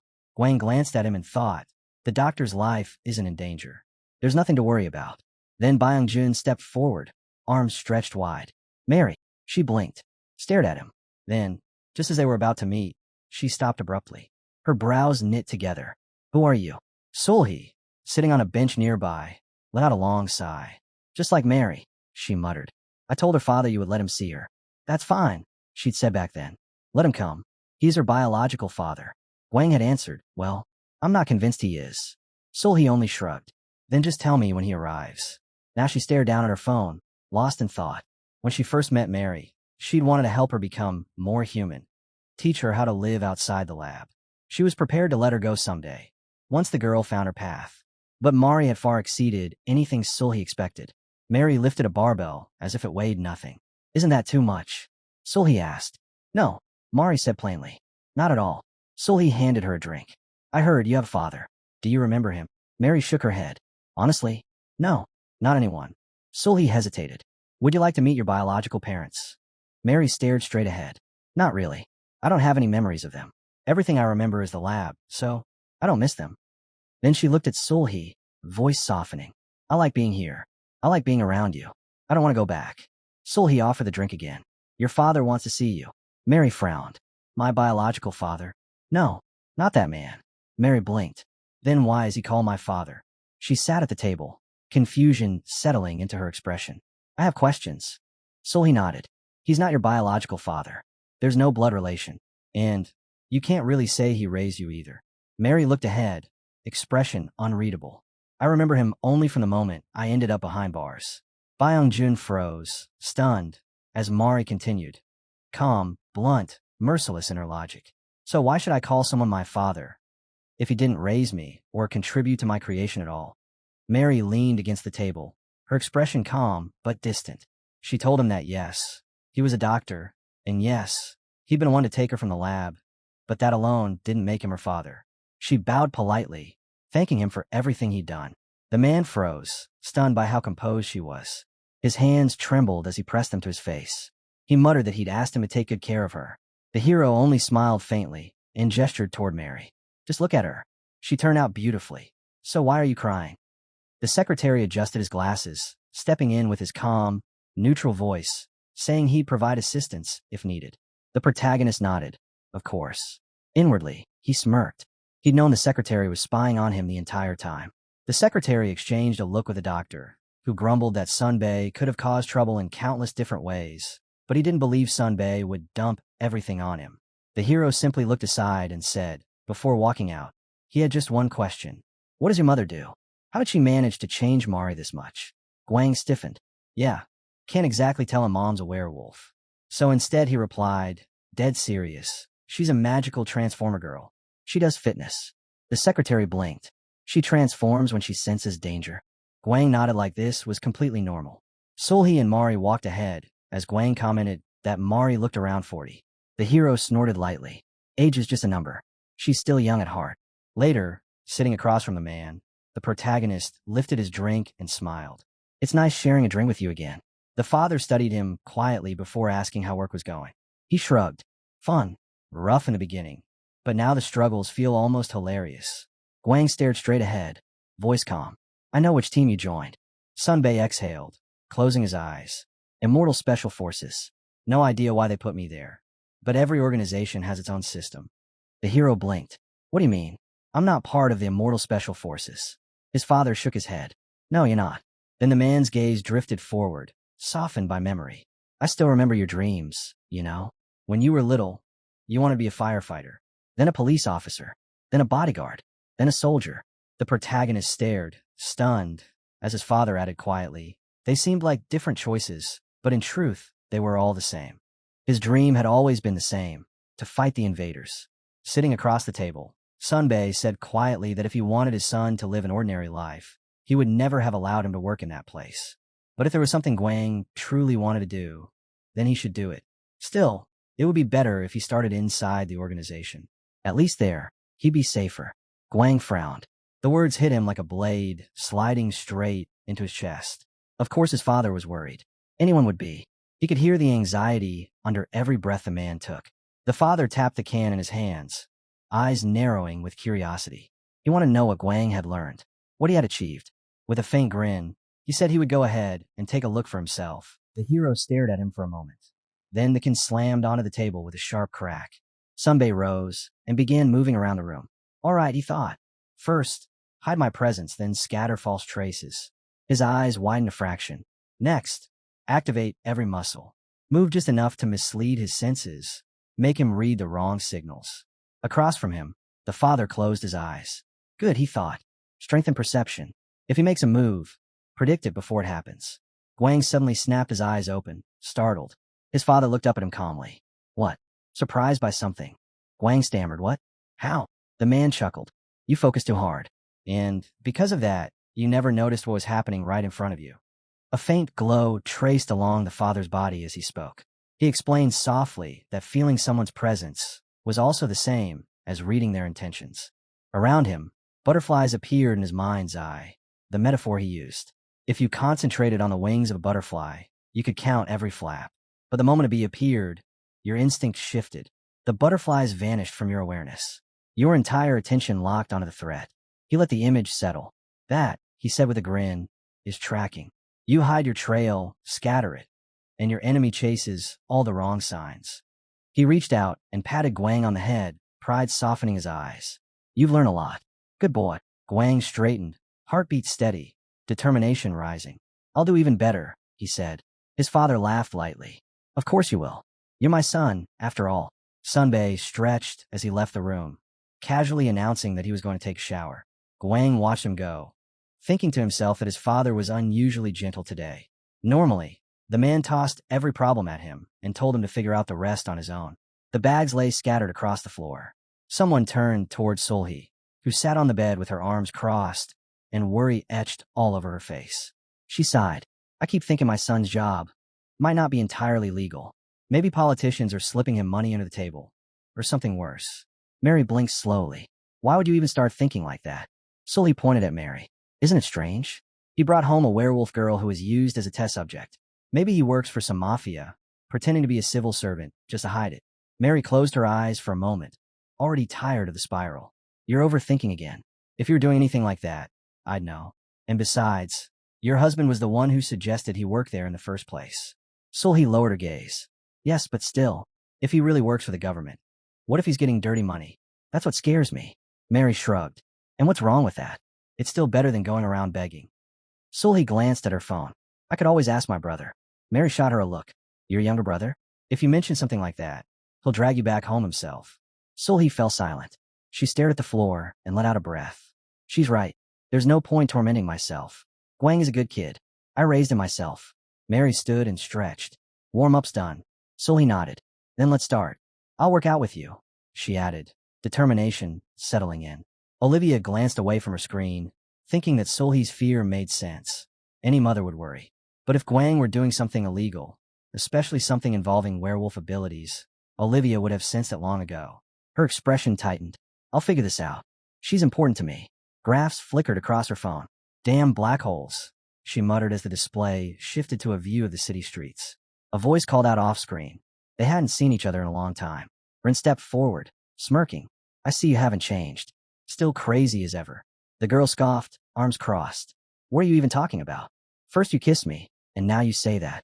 The protagonist blinked at her, genuinely stunned. I had no idea you two were in that kind of relationship. She smirked. From now on, things can change. I'm ready. Before he could respond, she tilted her head. By the way, how did you know I was back? She answered without shame. I put cameras everywhere. She sat down on the swing, as if this was completely normal. Oh, and I met my mother-in-law and father-in-law recently. Guang nearly choked. You're getting married? At your age? That's horrifying. She rolled her eyes. I met your parents, idiot. He stared at her. I thought your only problem was studying, but apparently your head needs help too. Only your husband's parents are called in-laws. Just so you know. Her eyebrow twitched. Damn it. You're so annoying. Then her eyes widened, her tone shifting instantly. Okay, fine. What about you? Do you have a girlfriend? Are you dating anyone? Maybe someone at work is flirting with you. The protagonist shrugged casually. Of course. I change girls every day. There are a few at work who practically drool over me. He kept walking, thinking to himself, Senior Manager Meenam even invited me to dinner. But she hates powerful people. Even Kinham, who doesn't care about anything, has heard of her. The girl grabbed his sleeve. What? You're joking, right? Guang sighed. Relax. I don't have a girlfriend. No one matches my standards. She closed her eyes, relieved. Good. He shouldn't talk to other women anyway. He only cares about me. The hero raised an eyebrow. And that's not your business. How did your final exam go? I studied with you. She lowered her head. My mom almost killed me. I had to leave the house for a week. He burst out laughing. Yeah, your life was more important than grades. Those are just dust. Just don't tell anyone I tried helping you study. She scoffed. You're pathetic. You irritate me. Guang leaned back and looked at the sky. It's so peaceful. Life really is good. The next day, he walked into the office, greeting the empty room before realizing he was earlier than usual. A voice greeted him back. The girl looked up from her desk. You're a bit early today, she said. He grinned. Good morning. Zhang had apparently shown up before him. Guang turned around. Something good happened. Donghun practically sparkled. I had an amazing night playing gotcha. Guang blinked. So that's what counted as good news for him. A moment later, the senior manager walked in. Zhongbong frowned. What's with everyone being early today? Not like anyone's getting paid for it. Then the team lead arrived, last as always. He froze, glanced down, and let out a startled shout. Guang stared at him. The man swung an arm at him in irritation, barking. Why is everyone here so early? Before he could step away, the protagonist suddenly grabbed his leg. Everyone turned, shocked. The manager hissed. You little bastard. Guang smirked inwardly. So I really did track him down. The man lowered his head and laughed, dark and dangerous. Donghun whispered urgently. Run away.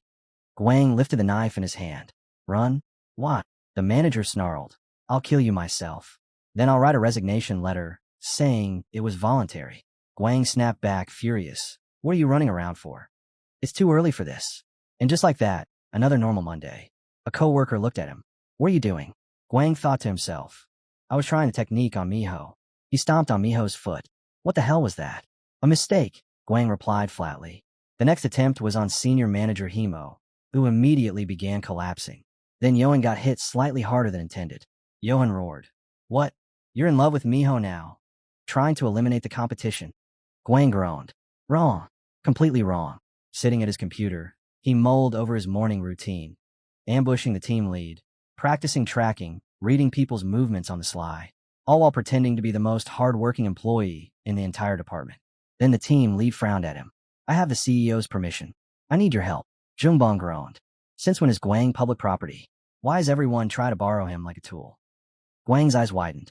He glanced aside, because they had arrived. The girl crossed her arms as she stepped forward. Immortal, purebred, and as pretty as her brothers and the team leader, Guang thought. Looking straight ahead, the guy introduced him with a flat tone. First rank, third security team, employee Guang. The protagonist clicked his tongue. Great. Just don't fall in love with me too fast. I've already had enough trouble with women lately. The girl looked away, clearly unimpressed. No one warned me a lunatic was joining us. He watched her for a moment.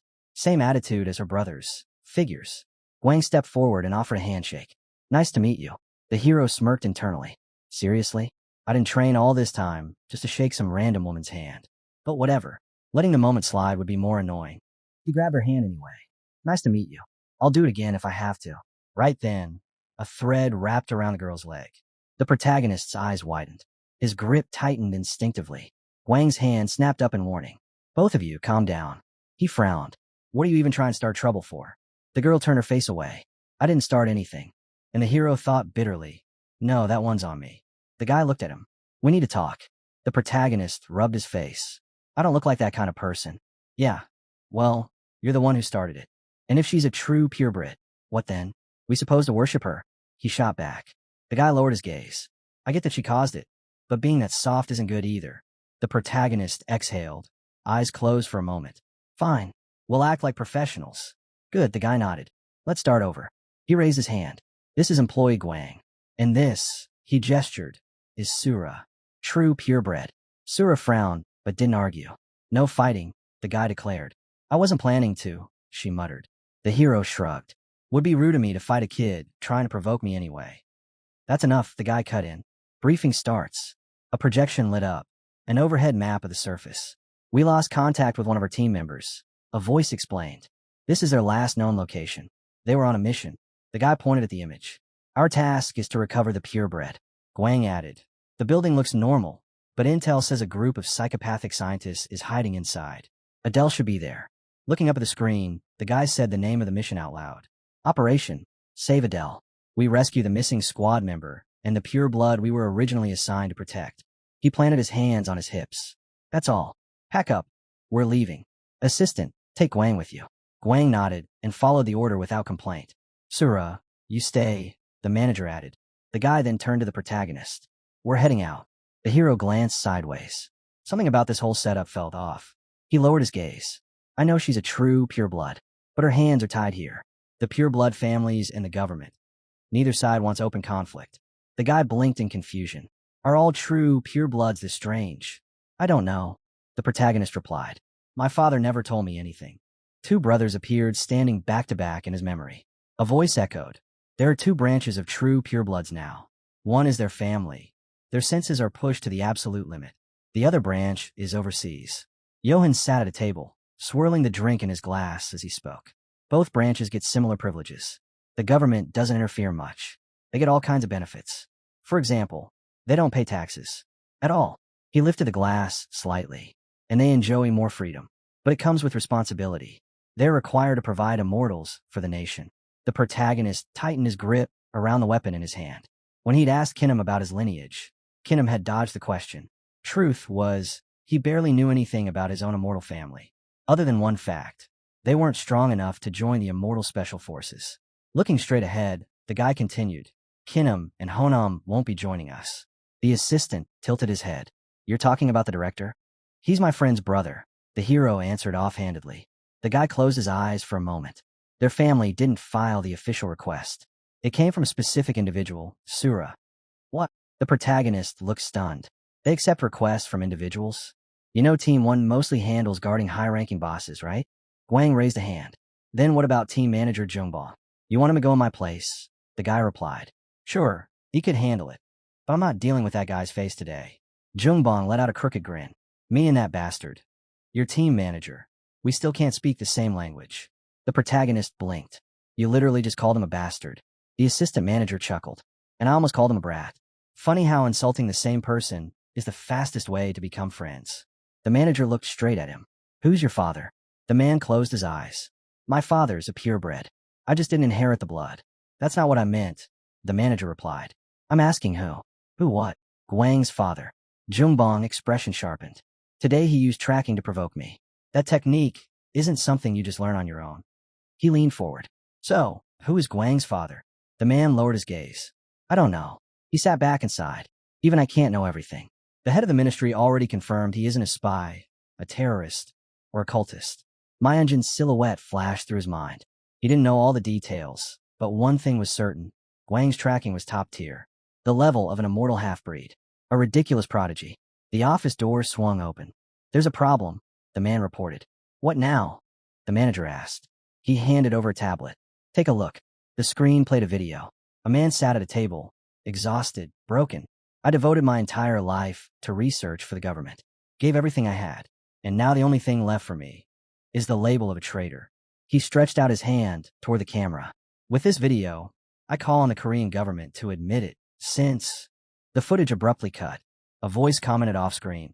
Even now, both of them are still alive. The man holding the tablet sighed. We managed to block the video, but it already spread. Jungbong clicked his tongue. Damn it. He looked away, then asked, Guang was assigned to this mission, wasn't he? He sent Guang out there knowing all this. Myung-jin only sighed. I told you, I don't know everything. I'll order reinforcements. Third team will deploy as well. When the door closed, the manager paused. Strange. This isn't a mission a newbie should be taking. So why isn't he worried about him? The helicopter cut across the water, blades roaring overhead. The protagonist asked again, disbelief creeping into his voice. So it was all a lie. Mostly, the guy replied. The analytical team estimates that 90% of what the criminal said was false. He looked away. They still haven't identified the scientist who supposedly worked for the government. Someone capable of pulling something like this off, but the criminal story had zero truth in it. Then why stage such an elaborate stunt? The protagonist wondered. A frown creased his face. A lone scientist challenging the government? Impossible.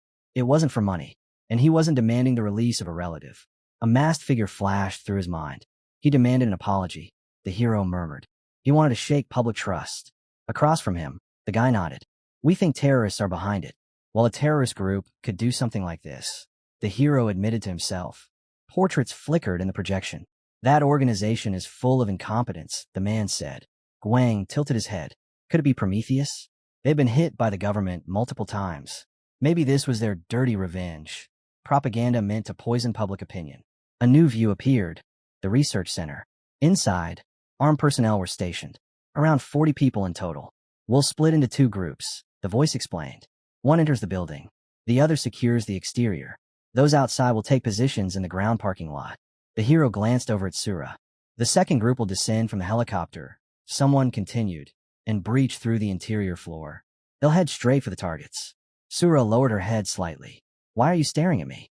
The protagonist blinked, caught off guard. Don't look at me, you stinking mudblood, she muttered. So she noticed, he thought, casting only a brief glance her way. The girl lowered her gaze. Her senses were sharp, far sharper than they should be. How the hell does she do that? Even Kinum couldn't pick up things that cleanly unless he was fully focused. Sura pressed her lips together.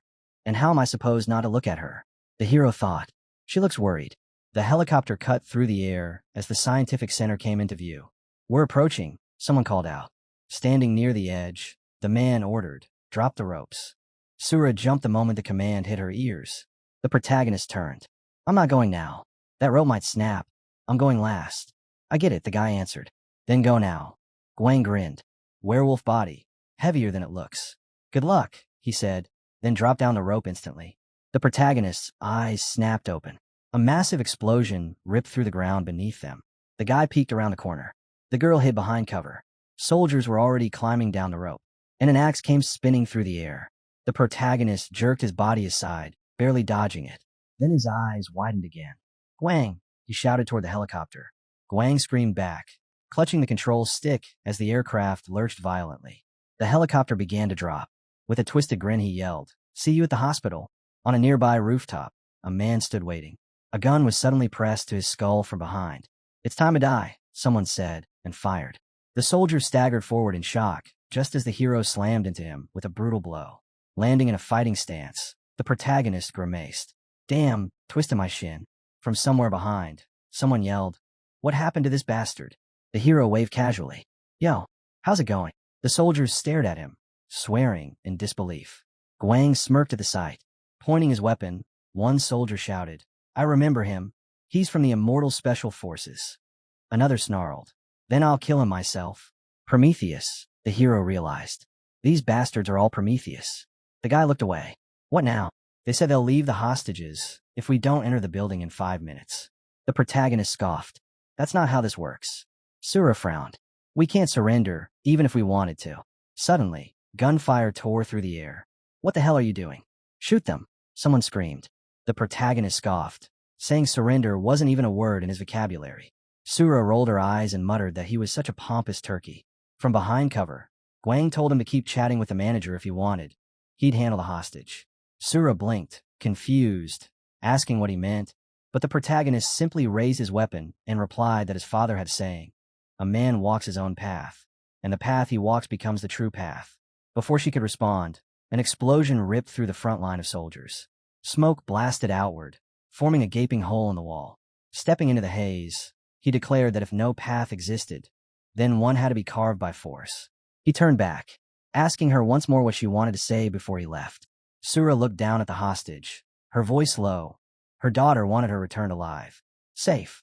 On the other side of the blast, a soldier stumbled forward. What? Why is there a hole here? His words were cut short as strikes suddenly rained down. Gunfire ripped through the air. Survivors scattered. Someone yelled one word, destroy. The manager rushed forward, cursing internally. Of course.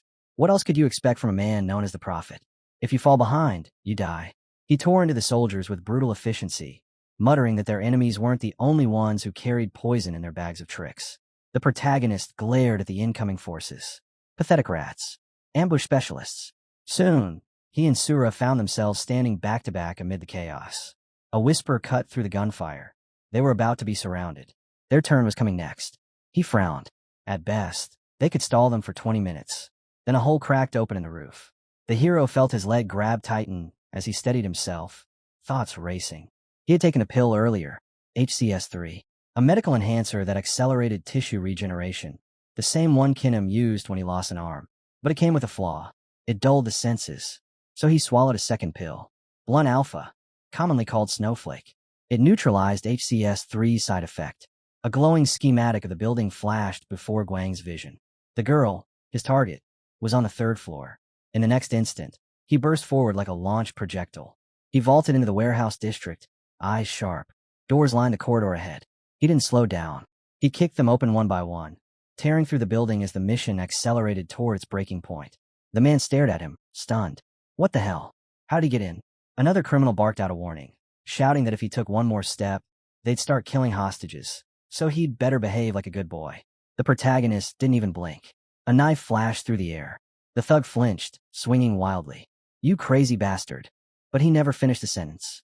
Guang's gunshot cracked through the room, and blood sprayed as the man collapsed. Head split open. The hostages trembled, their breaths sharp and uneven. The protagonist stepped in front of them. Calm. Steady. It's all right, he said. I'm from Immortal Special Forces. A stunned girl whispered.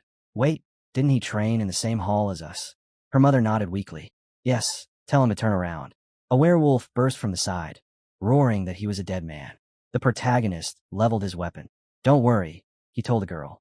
Then he fired, dropping the beast with a single, brutal shot. I hope he requested cremation, he muttered. The girl gagged. I think I'm gonna throw up. Guang's eyes widened. Are you okay? Of course not, she snapped. Think about what you just asked. He blinked. She had manners, even while tied up. Looking at him, she stated what she had observed. All enemy forces were concentrated on the first floor. The exit was probably sealed. The researcher they needed was likely somewhere down there. She warned him to be careful. He couldn't help but notice how sharply she had been watching everything, even as a hostage. She looked startled again when he calmly said they wouldn't be passing through the first floor at all. Then how? She asked. What are you planning? He pointed his gun upward. We're going through the top. A wide grin spread across Guang's face. Move aside. This one's mine. Another enemy shouted that there were supposed to be 3 of them. So where was the last one hiding? He didn't know, but he swore he'd kill that one personally.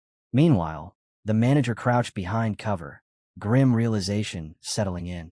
Their enemies were purebred werewolves, fully prepared, perfectly coordinated. Fighting any longer meant death. Surrender was the only logical route, wasn't it? He froze when he heard the hostages were free. The protagonist smirked, almost amused. Why do you look so shocked? I said I'd get them out. The girl stretched out her arms toward her mother, scowling. Sura cried her name and lunged, relief flooding her voice. That relief lasted only a heartbeat. A werewolf suddenly charged. Idiot girl, he snarled, swinging his arm in a killing strike. For a split second, the world seemed to stop, and the thought hit the manager like a hammer. It's over. They couldn't do a thing. The werewolf had his claws wrapped around the girl. One wrong move, and he would tear her apart. But the protagonist didn't hesitate. His blade flashed once, clean and sharp. The werewolf's hand hit the floor before the beast even realized it had been severed. Forward, the protagonist said coldly. The manager swallowed hard but nodded. Right, we'll rappel down the wall. A rope dropped. As the girl grabbed it, she glanced back at him. I'll thank you properly later. But for now, thank you. I'll return the favor. I promise. Guang snorted. Yeah. Just act normal next time. Then he frowned. Wait, how old is she? 28, Sura replied. So, when did you become a mother? He asked. 18. The protagonist blinked. So she's 10. There was a beat of silence. Sura stared at him. He slowly turned his head back toward her. I'll just call you Sura. You can call me whatever you want, she said dryly. Well, he muttered. You're 7 years older than me anyway. Before she could respond, a harsh glow erupted ahead of them. Soldiers flinched, fear tightening their faces. Damn, it's him. A massive figure stepped forward, grinning like he had been waiting for this moment. Got a minute? He asked, stretching his fingers as his knuckles cracked like breaking stones. Thought we could have a little chat. The protagonist studied him. I know you, he said. You're the lawnmower. The man's smile froze. Not. Small, he snarled, veins bulging. The atmosphere shifted instantly. People backed away, terror spreading like wildfire. Then the werewolf spoke, voice deep, resonant. I'm the lumberjack. Images flickered in the protagonist's memory. One of the main Prometheus operatives. A purebred werewolf specialist in brutal close combat. His skill, roar. A fear-based shockwave that froze victims long enough for him to take their heads. That was why they called him a lumberjack. The beast grinned, baring fangs. Well, gonna try stopping me? You'll die in a second. You're nothing like Jungbong. The protagonist tilted his head. And what if I'm just as good as him? The werewolf barked a laugh. Don't get cocky. He raised his axe-like weapon. I'll hack you into pieces. The boy behind the protagonist suddenly shouted, Duck. A thunderous impact shook the ground. The lumberjack had blocked the incoming strike with reflexes far beyond human. The boy grit his teeth. Damn it. I can't just let newbie die. The girl beside him swallowed hard. You can forgive me, but I'm not much help either. The battlefield tensed, and the showdown began. Guang closed his eyes for a moment, admitting to himself that ideally, he wanted to punch the guy once and run. He wasn't convinced he could handle a monster like this. But killing him, that was a different story entirely. The beast lunged. Guang knew he needed a cold head now. Speed, precision, and the door sensations the manager once spoke of. Veins bulged along his temples as he forced his mind open. Synesthesia surged. One sense sharpened above the rest. Blue streaks flickering through his vision. His 5 senses overlapped, widening the 6th, awakening a super sense. The werewolf charged again. This ability, it let him predict the trajectory of the enemy's movements, just barely in time. A massive strike crashed toward his arm. The girl gasped, raising her weapon to shield herself, but the next blow slammed against her barrier. The protagonist shoved her aside, eyes widening. You okay? She nodded quickly, breath unsteady. The werewolf stepped forward, voice rumbling. Good. I expected at least that much from someone who took my follower's hand. Guang grinned. Then maybe you should try holding on to yours. The guy beside him blinked. Why are you provoking him? I'm not. Guang replied honestly. The beast roared and burst forward again. Fine. Let's see you up close. He was right. Guang would need to tap into werewolf reflexes to counter him. But he couldn't use them now. Not yet. Instead, he slipped under the strike, letting the momentum pass over him. I'll turn your strength back on you. The lumberjack's eyes widened. You learned from Jungbong, didn't you? Yeah, Guang muttered. A sudden gunshot cracked. The girl fired, but the werewolf barely flinched. He twisted around the bullets with frightening ease. This is pointless, he growled. Guang swung. Completely agree. The werewolf parried his strike effortlessly. Guang froze for a heartbeat, startled by the raw speed. The beast slammed a fist into the ground. No more blades. Guang's jaw clenched as the shockwave hit. A shimmering shield flared in front of him, the galactic shield activating on instinct. He crashed to the ground, blood splattering beneath him. If I didn't have a galactic shield, I'd be dead already. He smirked when the werewolf mocked him, saying this was all he could manage, and that his shield would wear off within a week. Guang tilted his head and replied calmly, Don't be so sure. It'd be smarter to end this now. Then he stared straight into the beast's furious eyes. Because Jungbong, the one you're terrified of, will be here in half an hour. The werewolf's jaw tightened, fangs grinding. You little bastard. The manager stared at Guang, stunned. Behind them, an image flashed in Guang's mind. A planet engulfed in fire. Rage, the signature weapon of werewolves. The emotion amplifier that turns them into monsters. That's why he provoked him. The beast reared up, throwing his head back as a deafening roar erupted from deep in his chest. Light exploded around him, twisting into a violent aura. Guang's expression hardened. A werewolf's best weapon.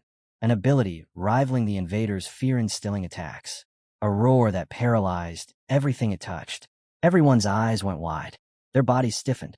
Guang grit his teeth. If bloodlust can turn the tide of a battle by spreading fear, then this roar freezes the entire battlefield. He actually smiled. God, I've been waiting for you to use that. He raised his gun toward the glowing monster. He had survived his mother's bloodlust once. After that, nothing could scare him. The lumberjack's eyes widened. A gunshot cracked through the air. The manager blinked, shocked. The girl froze, breath caught in her throat. Guang, sitting on the ground, lifted one finger in the air as smoke curled from the muzzle. The werewolf toppled backward. Footsteps rushed in. A soldier turned toward Guang. They're already here. Jungbong arrived moments later, confusion written on his face. Was that a werewolf? You took him down? And so quickly. Zhang crouched beside the corpse. He's really dead. Yes, the girl said quietly. He's dead. But how? Another asked. She swallowed. Everyone froze because of the roar. Everyone except Guang. The manager exhaled and smirked. Pack your bags. We're going home.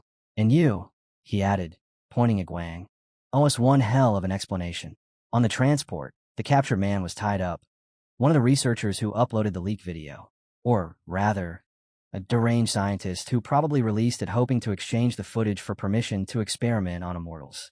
The plane cut across the sky, engines humming. From the back, someone muttered weakly, I told you, I'm not a regressor. Looking straight ahead, Donghun asked if the sword master had really taken over his body. Zhang, with that soft smile of hers, chimed in that he had been a good boy. Maybe he just wanted something tasty. The hero couldn't help thinking the assistant manager was in his usual ridiculous repertoire again, while Zhang looked genuinely satisfied that he had taken down one of Prometheus's leaders. She closed her eyes, her voice lowering as she said she was grateful that she would repay him for it. Tenfold. The words lingered in the air, heavy and sincere. The manager glanced away, adding that he'd come running to help next time.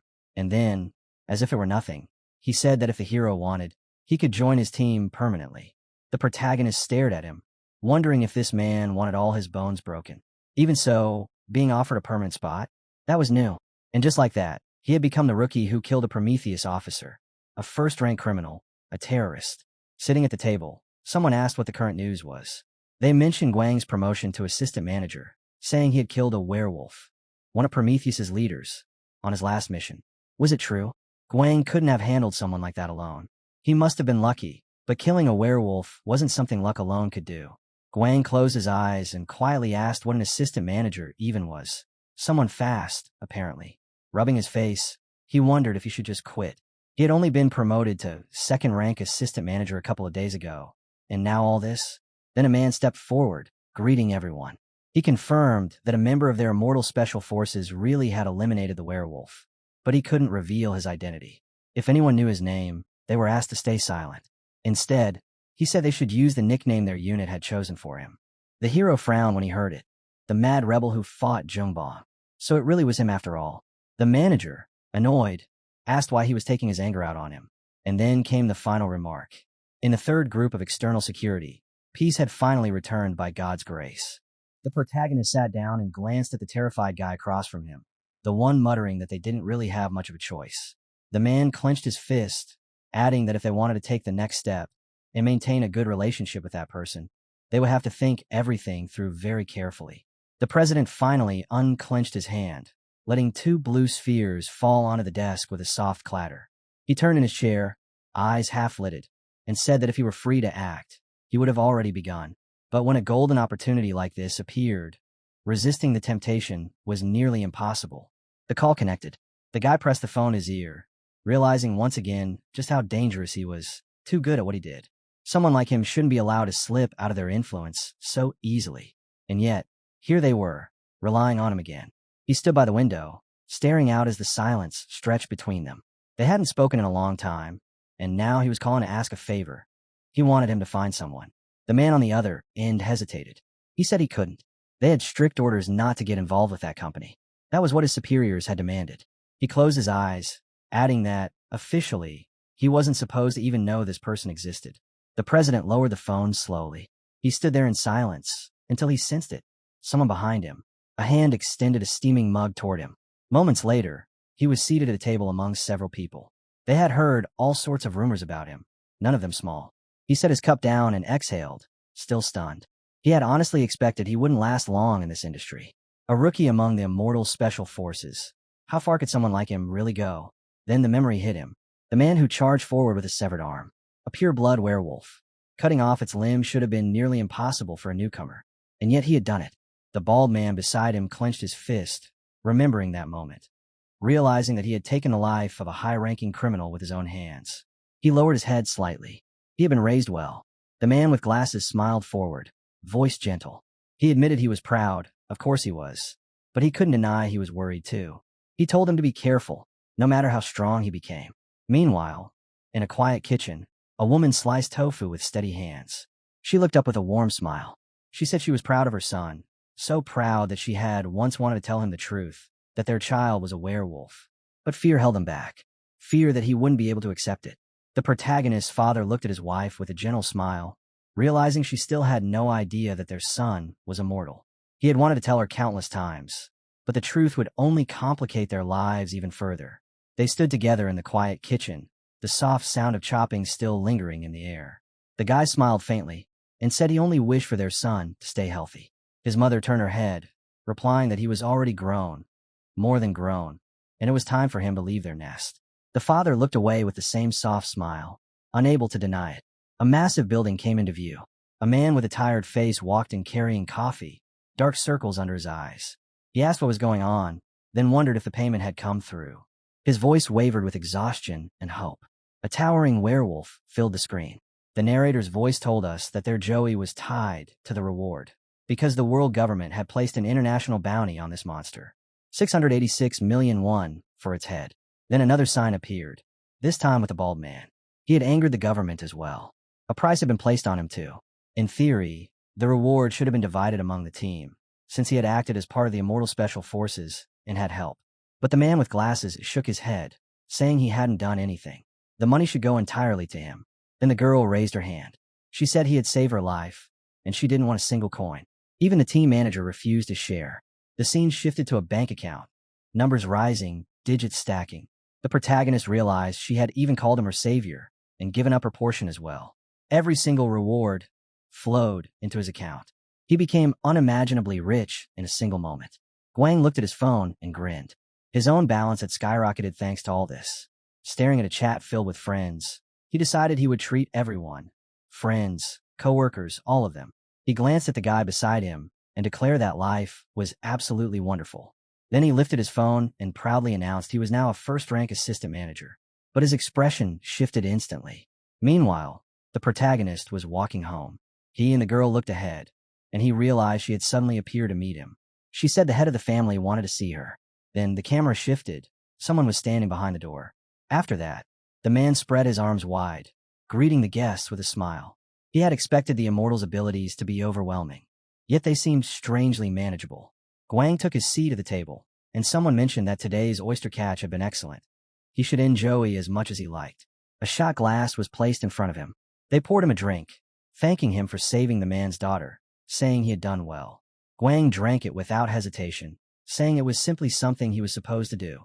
But as he looked at the man across from him, he realized this invitation wasn't just for a friendly drink. So he asked directly, why did the head of the family want to meet him? The bearded man chuckled, saying Guang was as straightforward as ever. They'd met once before, shared a drink once, and now he wanted something from him again. Guang's eyes widened slightly when he heard it. He needed a child. Sitting there calmly, the head said he could introduce Guang to any girl he wanted, and if Guang refused, he could just serve as a donor. Guang stared ahead in disbelief. The man was asking for his children. A kitchen knife snapped in Guang's hand. He muttered he wasn't interested in being anyone's donor. That's when the truth came out. Abilities like his weren't always inherited, but he was a special case. A valuable exception. The head raised his hands, continuing casually. For Guang's male health, it wouldn't hurt to cooperate. Besides, he could make any dream come true. Money, influence, a government position. It would be beneficial for both sides. Guang's jaw tightened. The way this man talked, the way he tried to buy him. The moment the head mentioned helping him get a government placement and offering as much money as he wanted, Guang's expression darkened. He shot to his feet, slamming the table, voice sharp and furious. He was the head of his own life. How dare this man treat women and his own family as if they were nothing more than incubators? A suited man glared forward, warning Guang to watch his words when speaking to the family head. Guang didn't even bother responding. He turned and walked away, saying he'd pay for whatever he ate. Behind him, the head lifted his glass, eyes turning cold. He muttered that Guang's outburst was simply youthful maximalism. Purity. Society hadn't spoiled him yet. That's all. Guang kept walking until someone stepped in front of him. Several men straightened their ties, blocking his path. A blonde girl stood among them, her gaze lowered. The guy lowered his head, pressing a hand against his forehead, trying to steady himself. His friend whispered urgently, telling him to stop, that nothing would change, and picking a fight with them would only get him killed. Guang looked away with a faint smile. The next moment, the arrogant men who had blocked his path were already sprawled across the floor. He clenched his teeth, realizing how pathetically weak they were. Guang nudged one of them with his foot, smiling as he did so, because giving these pure-blooded brats exactly what they deserved felt far too satisfying. Someone reached out a hand to him, begging him to stop, warning that he was only making things worse for himself. Guang stood in the hallway, looking down at the two groaning men. "This isn't your problem," he said quietly. "It isn't something you should try to fix." He walked past, leaving them behind. But one of them called out after him, calling him an idiot. A man stepped between them, hands raised, urging Guang to listen, because the guard's words carried weight. They weren't wrong. Later, another scene unfolded. The head of the family stared deeply into a glass, the drink trembling slightly. Guang realized something grim. The head wasn't the only danger. The rest of the species were equally insane. If the world stayed like this, it would only produce more fools, more monsters, just like him. Guang's expression shifted. He stared forward, exhausted, sick of this rotting world. And for the first time, the thought burned clearly in his mind. He wanted to fix it. A different room. Rows of people sat in front of computer screens. Someone stood up with a tired sigh, clapped his hands, and announced that the installation was finished. Guang turned in his chair as another man said they were getting someone new, someone he'd have to look after. Guang lounged back, legs stretched out on the chair, smiling as if everything was easy. He insisted he never caused trouble on purpose. The guy rubbed his temples and told him the newcomers weren't ordinary recruits, they were magicians. Guang tilted his head as the door opened. Someone stepped inside. Apparently, the guy muttered, that's how they managed to request placement in Team 3. They even have someone specific they want to work with. A girl entered, standing with her eyes closed, greeting everyone softly. She opened them, brushing her hair aside. Guang froze. His fingers shot out in disbelief, expression twisting in shock. He couldn't understand how she had ended up here. The guy scratched the back of his head, and the girl blinked at Guang, unable to believe he was that happy to see her. The guy kept shaking his head, completely lost, while Guang casually told him that she was his neighbor, and apparently, the two of them had already agreed they had a future together. The girl leaned forward, waving her head playfully as she introduced herself to the others, acting so natural that the protagonist froze. She was selling the story so well that even he started doubting what was real. He stared at her, stunned. She actually thought they were dating, and somehow she was holding the role like she had practiced it for years. His mind went blank. No wonder she thought he turned down her date earlier. In her head, they already had a whole romantic timeline figured out. The guy laced his fingers behind his head, frustrated, muttering to himself that yes, she was his neighbor, but none of this had anything to do with him hiring her. She just stood there smiling, looking up with that innocent expression that somehow made everything worse. And then Guang added fuel to the fire, saying she was a girl who failed her final exam yesterday, and he only met her properly then. Guang pressed a hand to his forehead while the girl finally spoke up, saying she never meant to deceive him. She didn't plan on confessing anything, at least not until after their wedding. She spread her arms helplessly and said the only thing that mattered. They'd known each other since they were 8. She didn't want attention, didn't want trouble. She was just trying to survive all this quietly. Guang placed his hands on his hips, exasperated. "Fine. Then how did you know I was immortal too?" The girl leaned in, lowering her voice. Magicians track immortals. Superhumans hunt werewolves. That was the rule. Hadn't he ever heard that before? Scenes flashed. Different people, different fighting styles, each with abilities of their own. A fist, a palm, 2 fingers extended like a spear. For special types existed in this world, she said. And the dangerous part? Magicians and immortals couldn't resist each other's influence. Superhumans, on the other hand, had abilities built specifically to catch werewolves. Another flash, a palm, 2 fingers pointed forward. A chain of forces meant to counterbalance each other. But none of it was absolute. No guarantee that any confrontation would end in a clean victory. In this world, the rules were more twisted than that. She stepped closer to the protagonist, meeting his eyes. Someone who could use magic. He had no chance against them. Not yet. Guang glanced away. Even if he wasn't angry about what she revealed, it didn't change much. If anything, it reminded him of the simple truth. He was grateful to carry both immortal blood and werewolf blood. That mix alone kept him from being helpless. The girl tilted her head with a bright smile. So, how are you holding up? She asked lightly, before turning toward the hallway. Come on, I'll explain the rest in the conference room. The protagonist closed his eyes and let out a long breath. The girl raised 4 fingers, her expression turning serious as she said she needed to explain the alliance of magicians, for unions known across the entire world. Images flashed one after another. A crest with a sword and shield, her own emblem woven into it. She continued calmly. The Illuminati ruled Europe. The poets held power in Russia. A crest of 8 intertwining lines appeared, followed by a symbol resembling yin and yang. Galaxy belonged to the United States. And cycle dominated Asia. Then she lifted 5 fingers instead. Not every mage belonged to these alliances. Blood didn't decide loyalty. She, for example, born a mage, yet unaffiliated with any of them. Across the table, the red-haired guy sat stiffly beside the others. They exchanged uneasy glances, thinking the same thing. This was basically an infiltration mission.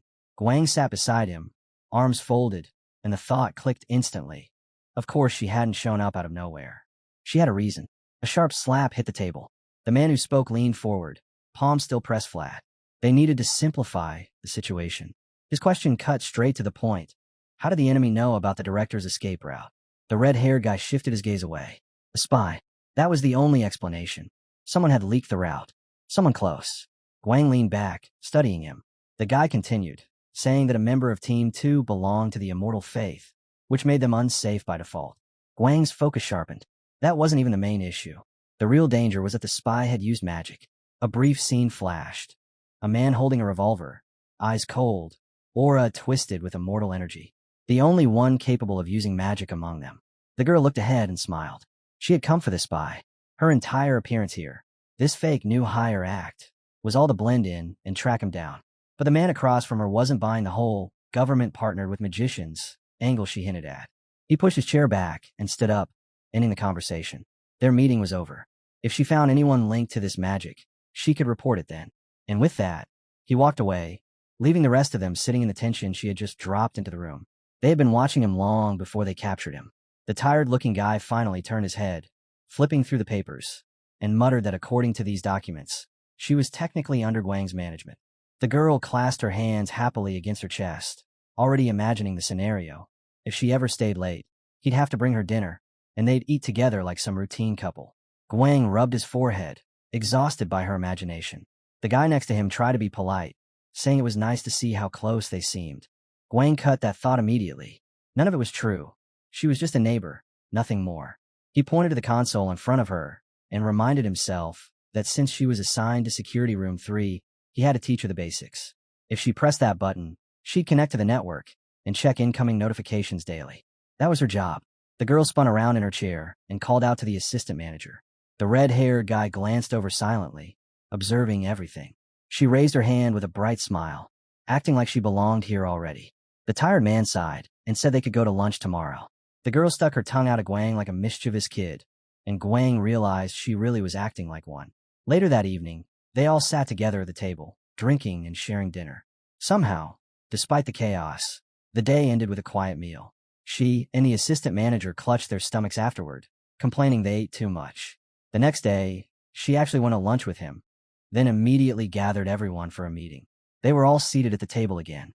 Guang rested his hand near his chin, slightly annoyed, slightly impressed.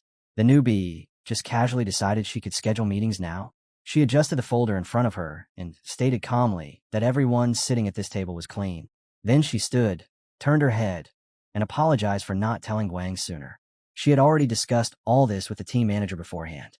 And again she repeated, none of the four were spies. Guang stared ahead, lost in thought. This was not the same girl he knew from the neighborhood. She wasn't acting adorable or chaotic. She was competent, prepared, different. Then she stood straight, eyes sharp. Guang covered his face with his hand, cheeks heating. There was no way he was actually thinking of her as a girl right now. He shook the idea out of his head.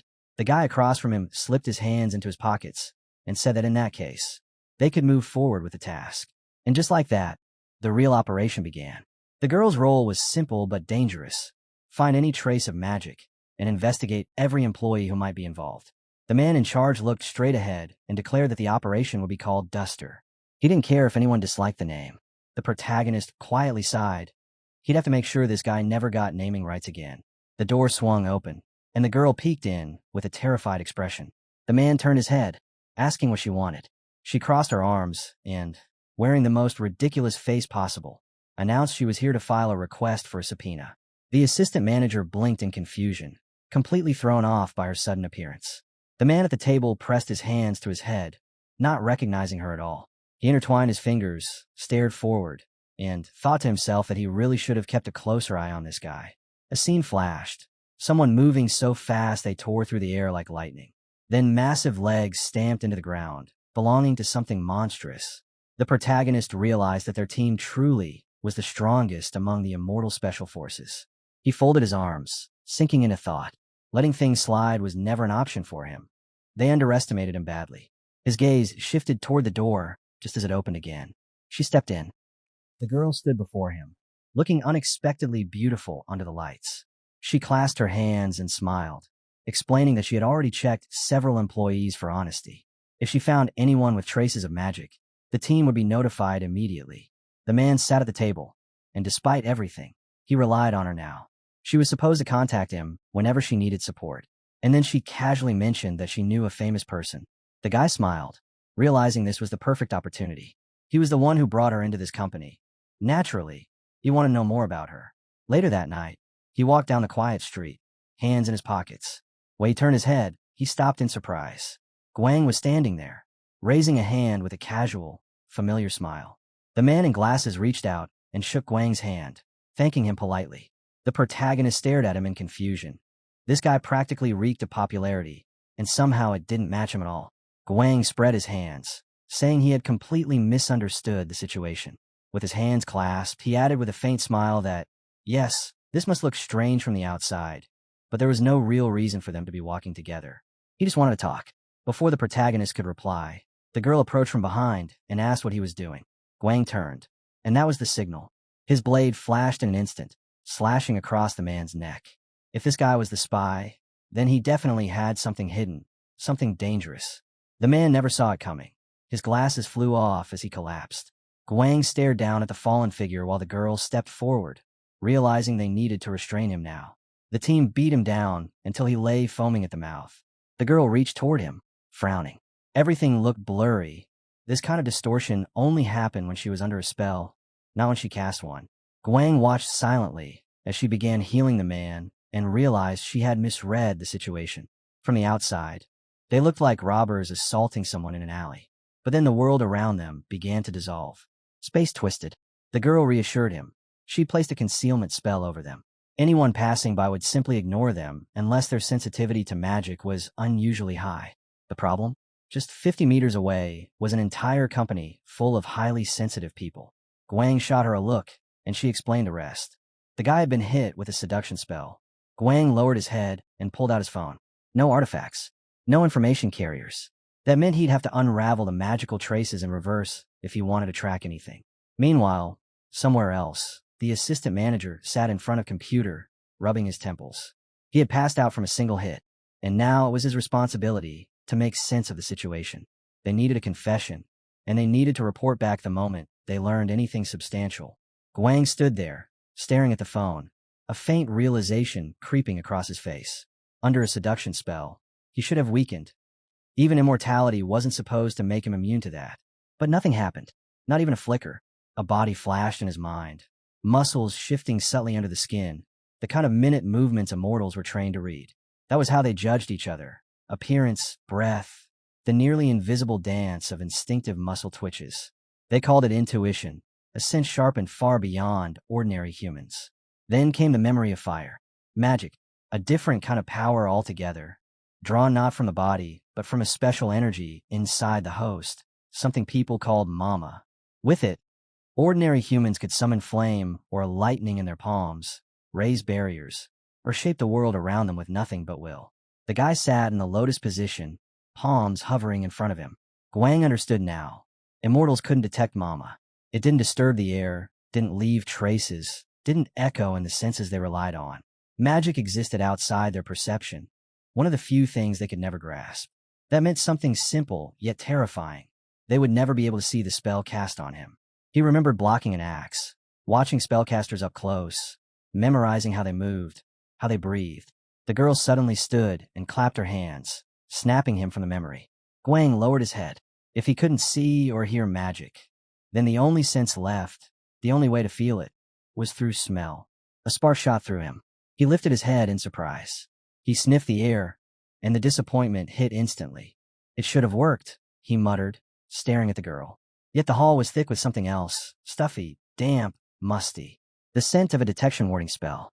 It clung to everything, saturating the air. Guang shut his eyes and focused, drawing in the bright energy around him. They stood near the unconscious man, and the moment Guang inhaled, he froze. Beneath the mustiness, the second scent emerged. Dark, heavy, seduction. If he could smell that, then he could track it, sense the magic with a skill immortals weren't supposed to have. He rose slowly, hands on his hips, almost amused. Immortals were weak against magic, pathetic even, blind to the very thing humans could manipulate freely. The girl looked ahead with a clueless expression, not realizing anything. She wasn't reading the signs at all. She was just forcing her way through the situation with brute strength. Guang exhaled once, a sharp breath of irritation and understanding. This world really didn't make sense to him sometimes. And honestly, most magic couldn't even pierce the body of a werewolf. It barely scraped the surface. Guang knew that well. The man's documents flashed before them. The girl announced that everything was prepared. There was evidence he'd leaked information from Team 1's mission to unwanted outsiders. They had been discovered entirely by accident. Guang lifted the phone to his ear just as someone approached, reporting that the internal investigation unit had already been contacted. The girl holding the documents stared forward. The team manager would be on site soon. The blonde girl shifted slightly, mentioning she was the new hire. Guang rubbed the back of his head and looked ahead. The guy beside him squatted down and gave a report to the oncoming manager. They had confirmed the suspect's identity, and he was ready to be detained. Guang raised his hand in a casual salute, commenting that the company atmosphere had been tense recently and everyone needed to be careful. The girl with the ridiculous expression glanced at him. She asked if he really liked her or if she was imagining things. She returned holding lemonade, squinting at him, complaining that she still couldn't tell whether he was hiding something. Guang let out a breath and told her she had to figure that out herself. She only sighed, claiming she assumed he was rich enough not to worry about trivial matters anyway. The protagonist walked off, lifting a hand in farewell. People murmured that it was unusual for a rookie to talk so casually with his superior, and that he should leave now. They'd see each other tomorrow. Guang stepped onto the street, heading forward, until something pulled his attention. A cat at his feet. He knelt down, and the cat bolted. Without thinking, he chased it. Around the corner, a hooded man stood waiting, holding a tablet. A hologram flickered to life. Her. The girl leaned on her hand in the projection, and Guang frowned. "So you really decided to hide out in Korea?" he asked. "But this is your last offer." He raised a hand dismissively, already annoyed. "What now? I know you. I'm not taking your jobs." The girl stared directly at him and said she wanted him to work for them, that he could obtain anything he wanted, that she was willing to hand over all the information one final time. Guang stepped forward slowly. Then, without warning, he swung his leg. The hooded man's eyes widened, completely lost on what was happening. Just before the kick connected, Guang crashed into the ground with the hooded man, both of them rolling before Guang pinned him down. He grabbed the man by the collar and hissed that she must have known he'd show up again sooner or later. And this time, Guang intended to beat the truth out of him. The man panicked instantly, hands trembling as he begged, promising he'd talk, just not to touch him. Guang released him, letting him drop like dead weight. The mercenary clutched his neck, gasping, stammering that he was only a hired gun, just a bounty hunter registered with the association. Nothing more. Guang stared straight ahead, expression unreadable. That true. Fog rolled through the alley. The man tried to bolt, sprinting blindly into the mist. Guang didn't bother to chase. He simply watched him run. Then, in the next moment, the mercenary was on the ground again, Guang towering over him. Guang grabbed him by the neck, voice low. "You're caught." He slammed him down hard enough to shake the dirt loose, climbed on top of him, and pulled back his fist. The mercenary babbled something about finishing a job, right before Guang's shadow fell over him. And then, instead of hitting him, Guang's lips curved faintly. "You want to grab a drink?" Next thing we saw was the guy slumped beside a toilet, drool dripping from his mouth, staring into nothing. His fingers clumsily tapped messages into his phone. Guang, meanwhile, was already at the bar. Glasses clinked, one for each of them. The mercenary raised his drink with a forced smile, apologizing, claiming the backflow earlier had made him feel sick. Guang emptied his glass easily, gripping the mug and asking if he wanted another round. The man lied through his teeth with a shaky grin. "Yeah, sure." He downed it in one swallow, then slammed the glass on the table like he was trying to prove something. His eyes drifted to the empty bottles lined up, his expression suddenly serious, almost resentful. He knew now why the higher-ups liked using mercenaries like him. They didn't want to dirty their own hands. Guang stood, waving with a careless smile. "Sweet drink today." He ordered another bottle without hesitation. The mercenary stared ahead, silently, as Guang placed the bottle in front of him. His hands shook. He raised them slowly in refusal, completely unprepared to keep drinking. Guang didn't care. He just sat back down and handed him the bottle again, as if this was the most natural way to continue their conversation. The guy sat there awkwardly, staring ahead, thumb hesitating over the screen. He told himself to endure it. This was just part of the job. Nothing more. His expression twisted into something ridiculous as he held the phone. Then, fed up, he tossed it straight into the toilet. Downstairs, Guang walked through the cafeteria with his hands in his pockets, wearing that usual half-smile, even though exhaustion was written all over him. He casually mentioned that he'd been attacked earlier by some paladin wannabe. The girl beside him studied his face, noting how drained he looked, but also remembering that he owed her a company tour. Not for fun, for magic traces. She wanted to check everything herself. Her expression hardened as they stepped into the bustling building. Something felt wrong. A moment later, her eyes sharpened. She lowered her head and whispered that a spell had been cast on two people, turning them invisible. Right on cue, two hooded figures exchanged containers, faint magical residue drifting off them, perfectly visible to her trained eyes. One of the men glanced away, realizing he'd been noticed. The girl turned, apologizing under her breath. Right before the hooded man crushed the container in his hand, darkness pulsed outward. Guang froze, fear cracking through his expression. A massive explosion tore through the hall. He instinctively stepped between the blast and the girl, shielding her, as a terrified employee behind them nearly dropped his mug. Another man burst into the room shouting that they were under attack. An ambush. Guang's smile returned, but now it carried a darker meaning. So they finally decided to attack openly. He raised his hand, already calculating the next steps. They'd have to alert the entire company. Everyone in the building needed to mobilize now. Meanwhile, deeper inside the compound, a hooded figure stood near the doors, staring out as flames crackled in the distance. For others huddled near the fire, faces grim. One of them snarled that their test results had been stolen, and worse, another mage had appeared within the company. Time was slipping away. Exposure was inevitable, and the information they'd just uncovered was lethal. The hooded man clenched his jaw. They needed a plan. A real one.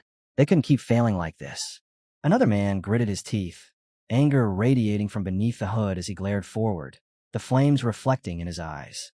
They said the immortal faith had once belonged to the Prometheus, an ancient pact, a promise etched into their lineage. Guang tightened his grip around the knife, understanding all too well how those people lived, protesting the world itself by wielding their own power as if it were a divine right. He stepped forward, eyes narrowing. He only needed one person, just one, and he would make that man cry tears of blood. Somewhere else, a robed figure spread his arms wide. He declared, almost proudly, that nothing in their plan had any guarantees, and the spell they relied on, that seductive psychological curse, pulled its target toward them like gravity. If it truly worked without fail, magicians using it would have ruled the world already. The girl pressed her fingers to her lips, realizing something frightening. This effect could charm anyone, even slightly attractive individuals. Then her eyes widened, because before her stood someone whose appearance was extraordinary, even among pure-blood immortals. Guang caught her staring. The first time he'd seen her, he'd been stunned into silence. So stunned that his only real concern now was whether he or any other immortal could ever use such a spell. A crest flickered in memory. A crescent moon paired with a golden revolver. The girl explained that she had been trained since she was 8.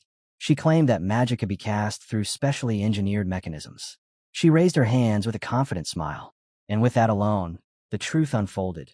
If one trained hard enough, even immortals could wield magic. Meaning she wasn't just talented. She was their spy. Guang exhaled sharply and closed his eyes. When he opened them again, blood covered his face. The girl, trembling and teary-eyed, begged him to stand. "You can't die here, you can't." Guang forced his bloody mouth open. He realized, somehow, he was still alive. She stared at him, horrified. The secret was fully exposed now. The man with clenched teeth growled that he refused to stop being their scout, not even if it killed him. Then came footsteps. The green-haired man and 2 girls approached, declaring that there was only one exit, and Guang would die before passing through it. Guang, wiping blood from his lips, muttered that today was a particularly unpleasant day. He wasn't in the mood to entertain any of them. The hooded girl scoffed, calling him a crazy fool. The blonde girl's expression shifted, her confidence absolute, unwavering, as if she already knew how this confrontation would end. She rose to her feet, blue lightning coiling around her like a living storm. The green-haired man stared straight at her, smirking, promising she'd die the moment she tried casting a spell. And yet, he said he'd let her walk away. After all, he knew who her father was. Hwaram lifted her hands toward him, her voice cold. Anyone who dared to insult them deserved death. The man's jaw tightened. He swung. His fist shot forward, but it never connected. A hand caught it. Dong-hoon stood there, unmoved, gripping the man's punch as if it weighed nothing. The attacker jerked back in shock. Dong-hoon exhaled slowly, telling Hwaram to grab Guang and get out. He needed to speak with his old friend alone. The green-haired man trembled slightly, eyeing Dong-hoon. "You're still alive, after all this time." Dong-hoon met his gaze. "You didn't think I'd go down that easily." The man chuckled darkly. "True, I'm only like this because of you." Guang, who had been face down on the ground, lifted his head with a groan. "Old friends? Yeah? In that case, good luck with the reunion. I'll just lie here and die slowly." A violent explosion rocked the place. Soldiers surged in, and the green-haired man barked the order without hesitation. "Kill them all." Far away, Sunbae slammed his fist against the table. His fury shook the room. The girl beside him rose, asking if the general had finally exposed his son's identity. Sean's mind raced. His wife, she was in danger. If she discovered he was immortal, fine. That didn't matter now. What mattered was reaching her before someone else did. He rose from the couch, eyes blazing. If anything happened to his wife, he would burn the world down to ashes. He declared that anyone who wasn't coming with him could get lost. A fierce aura erupted around him. He wasn't going as a special forces captain. He was going as a man desperate to protect the woman he loved. Back on the battlefield, soldiers sprinted toward Hwaram. She lifted her hands, gathering mana for a spell. The green-haired man darted forward, screaming for her to stop. Dong-hoon caught him mid-charge and turned his head. Jonga! Gunshots erupted, several clean rounds slamming into the man's face. Era froze for a moment, shocked, and demanded to know where the sniper was. Jonga was already on the ground, steadying a massive rifle, her eye locked onto the scope. The green-haired stranger's eyes gleamed blood-red. He grabbed Dong-hoon by the collar, laughing softly as if the whole situation amused him. With a single jerk, he hoisted Dong-hoon off the floor, but in the next heartbeat, Dong-hoon vanished from his grip. A brutal kick crashed into the man's face, twisting his jaw and bruising half his cheek. Hwaram didn't waste a second. She summoned a barrier, sealing Guang and herself inside the shimmering dome. Era, enraged, pointed at Hwaram and screamed that the mage must die first. Bullets hammered against the barrier like a relentless storm. Hwaram gritted her teeth. This shield wouldn't last long. Not against this many attackers. But there was no other choice. Guang sat behind her, watching the professional soldiers close in. He had to admit, Dong-hoon was doing a damn good job keeping their friend busy, dodging every deadly strike. Guang looked down at his own hands. He needed time. Just a little time to recover. "Can you blind them for 10 seconds?" he asked quietly. Hwaram nodded. Mana gathered in her palms, pulsing violently. Guang took a breath, then drove the knife into his own leg. Pain flashed across his face, but he didn't stop. Hwaram released the condensed mana. It split into 2 clean halves, exploding in a thick fog that flooded the battlefield. Ira's brows shot up. What is he doing? Did he come here to watch a magic show? She barked. The soldiers charged, stabbing at the barrier, and were suddenly blasted backward as it detonated outward. Guang stepped out, smashing his fist into a soldier's face. All right, he muttered, eyes sharpening. Showtime. Ira stood before the drifting fog, frowning. They were cornered. The mage wouldn't be able to cast properly for long. All they had to do was wait until she collapsed. Then the fog parted. Guang stood among them, holding a soldier's limp body like a shield. Blue mana flickered dangerously around his eye as he stared down the entire squad. Ira's breath caught. What are you? He looked straight at her, expression calm. Non-standard. The soldiers hesitated, confused and furious. Ira snapped out of it and shouted for them to kill him. Gunfire erupted. Guang surged forward, using the soldier's body as cover, sprinting straight into the hail of bullets. Ira's eyes widened. She finally remembered what NS meant. Guang clenched his fist, the ground cracking beneath his step. It means, he growled, I don't fit into your standards. The ceiling rumbled violently, dust raining down as the entire structure trembled. The guys looked up in panic, muttering about earthquakes. But the protagonist wasn't looking at the ceiling. His eyes were fixed on Kinem's back. Wait for me, he said. Kinem didn't even turn fully. Stay where you are. You won't help. If you stay put, that will help me a lot more. The guy's hand slid into his coat. A gun appeared. He leveled it at Kinem's back and coldly wished him death. Kinem spun, eyes wide. But he moved just in time.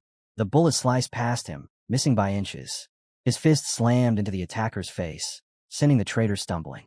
The guy hovered over him, but Kinem just brushed dust from his shoulder, assuring the others he was fine.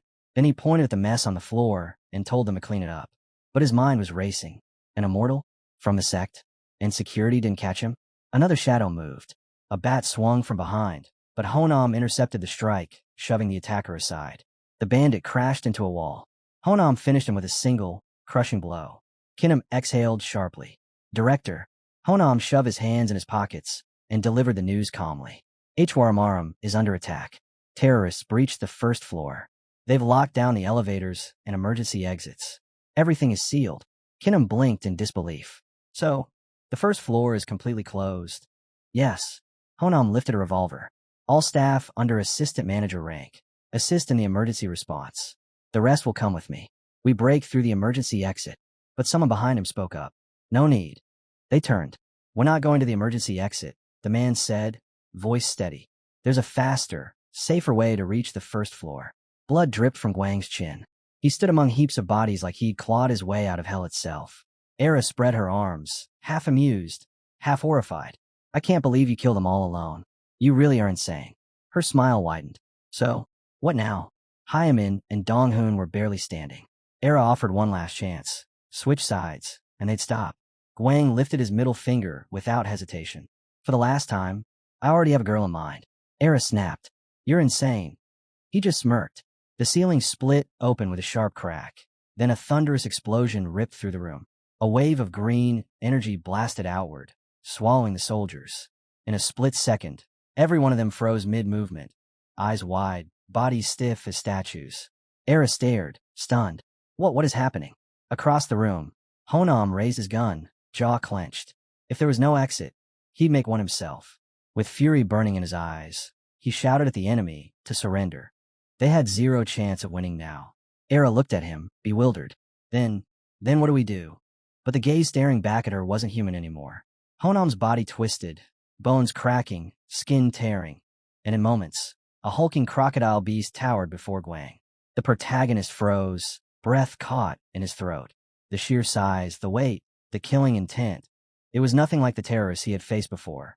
The monster slammed the ground with a devastating blow. Donghoon dropped to one knee, teeth grit. He hated this. The sight, the memory, the feeling clawing its way back up his spine. He opened his eyes. Donghoon remembered the cage, the cold metal, the smell of blood, the endless scars covering his body. A hybrid experiment. Immortal blood woven with werewolf blood. Prometheus had succeeded. And in succeeding, they destroyed him. 2 types of blood, 2 natures forced together. And the side effects? Madness, violence, bloodlust. He couldn't stop killing. He He became a beast that knew nothing but combat. They threw him into sparring matches with high-ranking officials. Day after day, survival by instinct alone.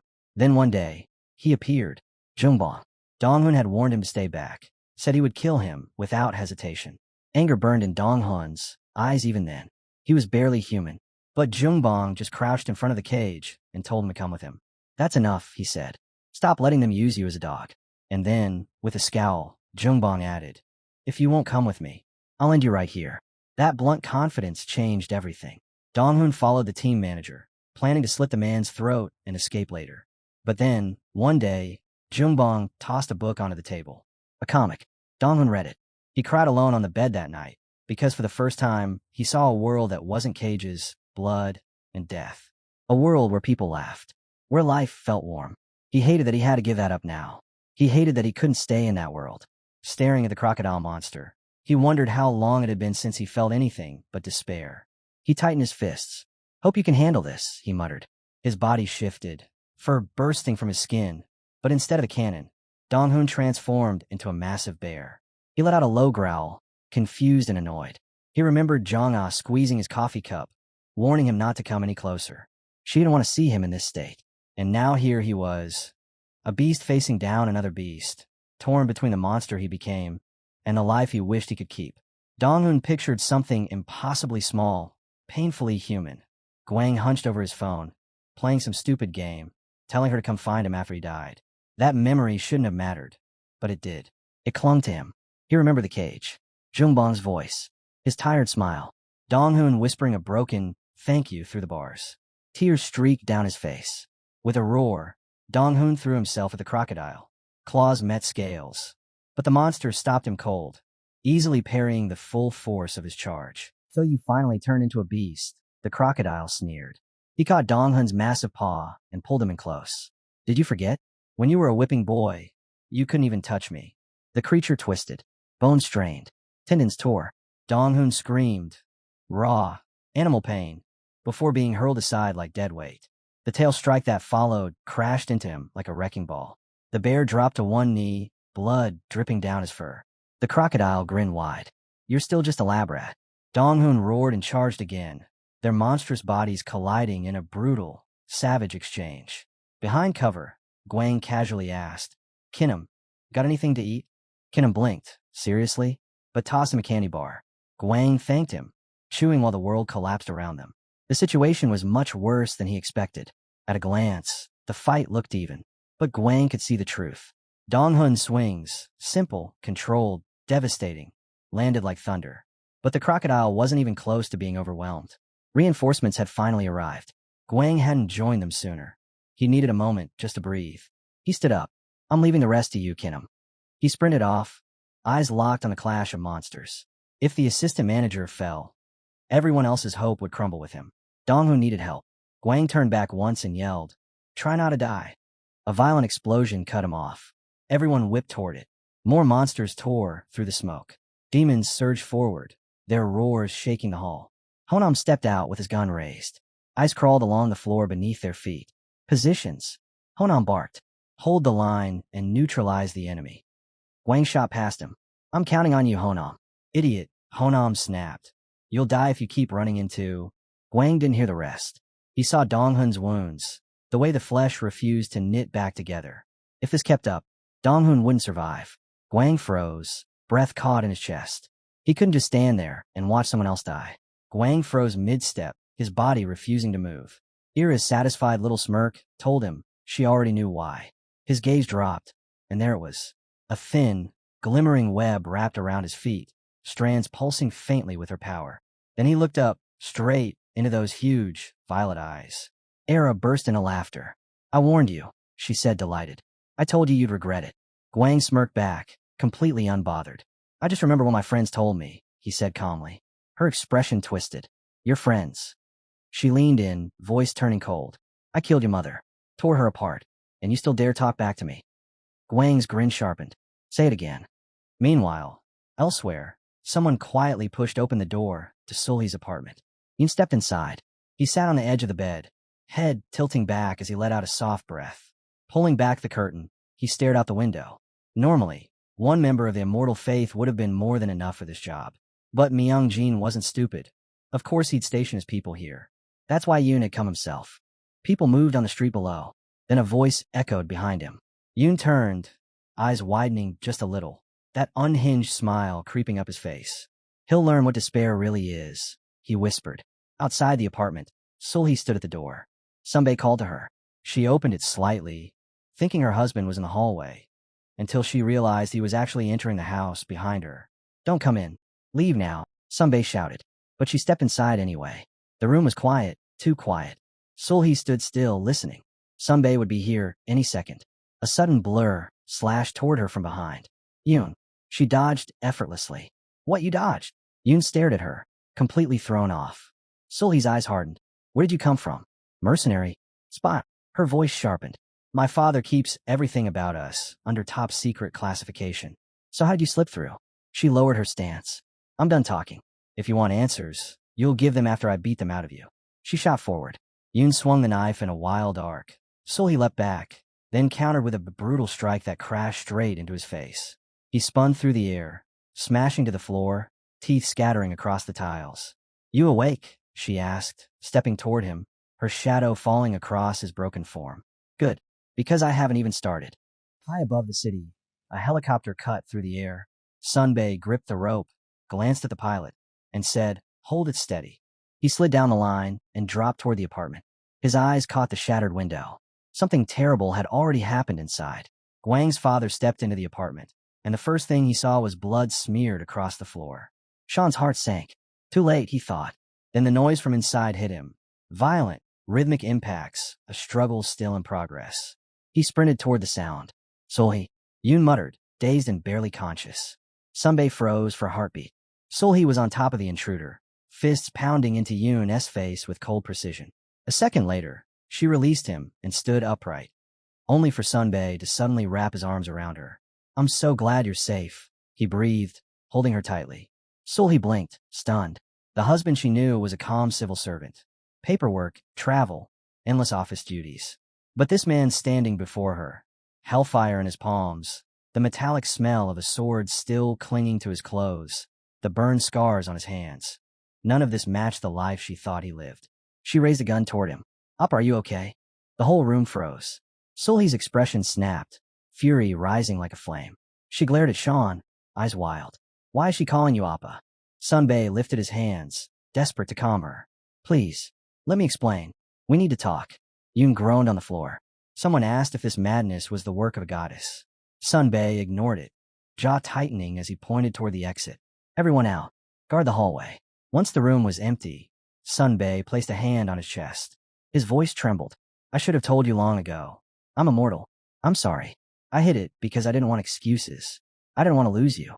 He remembered walking with her, laughing with her, eating meals she made for him. I loved our time together, he said quietly. You made me happy. The thought of our life falling apart terrified me. His head lowered. Sulhi, I'm sorry. Sulhi stepped forward, standing on her toes, so she could look directly into his eyes. Tears welled up. I have something to tell you too. Her voice cracked. I'm a werewolf. Sunbae pulled her into a tight embrace. He could feel how hard it was for her to say it. Smiling faintly, he whispered, You're not going to leave me, right? She leaned in, almost kissing him, then gently pressed her finger against his lips. One more thing, she said, narrowing her eyes. Who is that girl calling you up?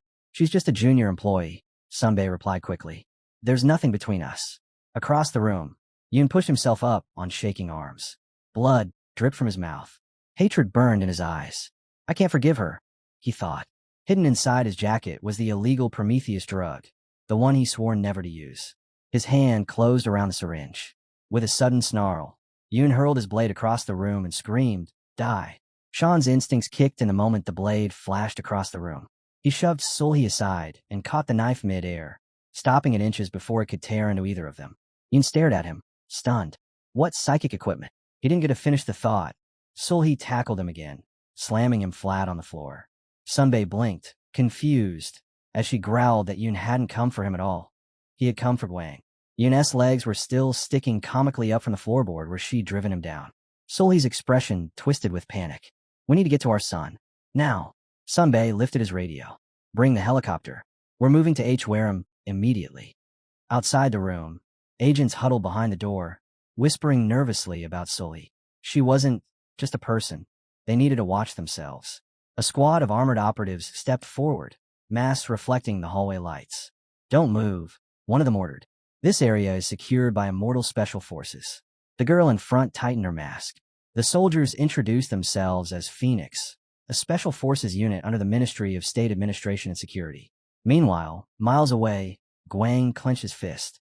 "So Era convinced Myung-jin to leak everything about me?" Era extended a hand, as if offering him a chance he didn't want. "I'm surprised too, you know. But that face," she smirked. "That's exactly why you should have behaved. Maybe that uncontrollable personality is what helped us reach an agreement." Standing smugly behind the soldiers, Era lifted her chin. "But it doesn't matter anymore. It's over. Die." She barely finished the word. All the soldiers collapsed, cut down in a heartbeat. Guang blinked. "Harry, how did you even get here?" Harry adjusted his Panama hat, completely unbothered. "Long time no see." A cloud of dust parted, and Jungbong stepped through, grinning at the carnage. "Good work, Harry. You still hold up." His eyes fell on Kinham, standing awkwardly in a torn uniform. "And look at that. He actually did it." Era pointed sharply at them. "Monsters, kill them." The demons lunged toward Jungbong. He reached casually inside his robe, drew his blade, and sliced through them in one fluid motion, splitting them clean in half. He glanced back at the terrorists. "Did you forget where you are?" Then the scene rewound. Exactly 1 hour earlier. Incheon International Airport. A plane roared overhead as the manager stood in front of his team. All runways closed. The answer came back with a tense nod. Their target was a high-ranking member of the Immortal Faith, constantly monitored. Any slip could expose them. The manager's gaze sharpened as he saw people entering the terminal. "They're here. Stay sharp. Concentrate." The girl bowed to the team, apologizing breathlessly. Jungbong only smirked. They'd confirmed the plane had landed. His car was parked. His luggage was untouched. Yet the target himself had vanished. The manager confronted the employee directly. "How does someone just disappear?" The man's face twisted with panic. An emergency alert came through. Jungbong's expression darkened. Headquarters was attacked. His jaw tightened. Today was spiraling into disaster. First the fugitives slipped through their fingers, and now Hwaram was under assault. Myung-jin had provided intel on the terrorists. Jungbong replayed the moment the director turned to him and ordered him to go to the airport. Had he done it on purpose? Pulled him away from Hwaram intentionally? Watching the manager hurry off, the director called after him, asking where he was going. But Jungbong was already grinding his teeth, barking into the radio. "Call a helicopter. We're returning to Hwaram right now." Sometime later, at a sniper post near Hwaram, shell casings littered the blood-soaked ground. Zhang fired relentlessly into a swarm of monsters below. Smoke drifted over the ruined walkway. "How many rounds are left?" she asked without looking back. Miho checked her pouch with a grim face. 3 magazines. Zhang cursed under her breath. They wouldn't last long. Then, suddenly, monsters collapsed in clean, diagonal cuts. Jungbong appeared from the smoke. Zhang stared at him, stunned. "When did the team manager get here?" Jungbong stood among the mangled corpses, completely unfazed. "Good work," he said calmly. "Status." Zhang remembered the chaos inside. Assistant Manager Dong-hoon is fighting one of them. Guang's holding the enemy on the first floor. Miho added quietly, "But the situation inside Hwaram is much worse than out here. We need to find out what's happening inside first." Jungbong nodded slightly. "Smart." He lifted his sword. "I'll clean up outside. Handle the interior." Before anyone could move, Era pointed at him, eyes blazing. "You're insane." Her pupils glowed, power swirling. Then pain.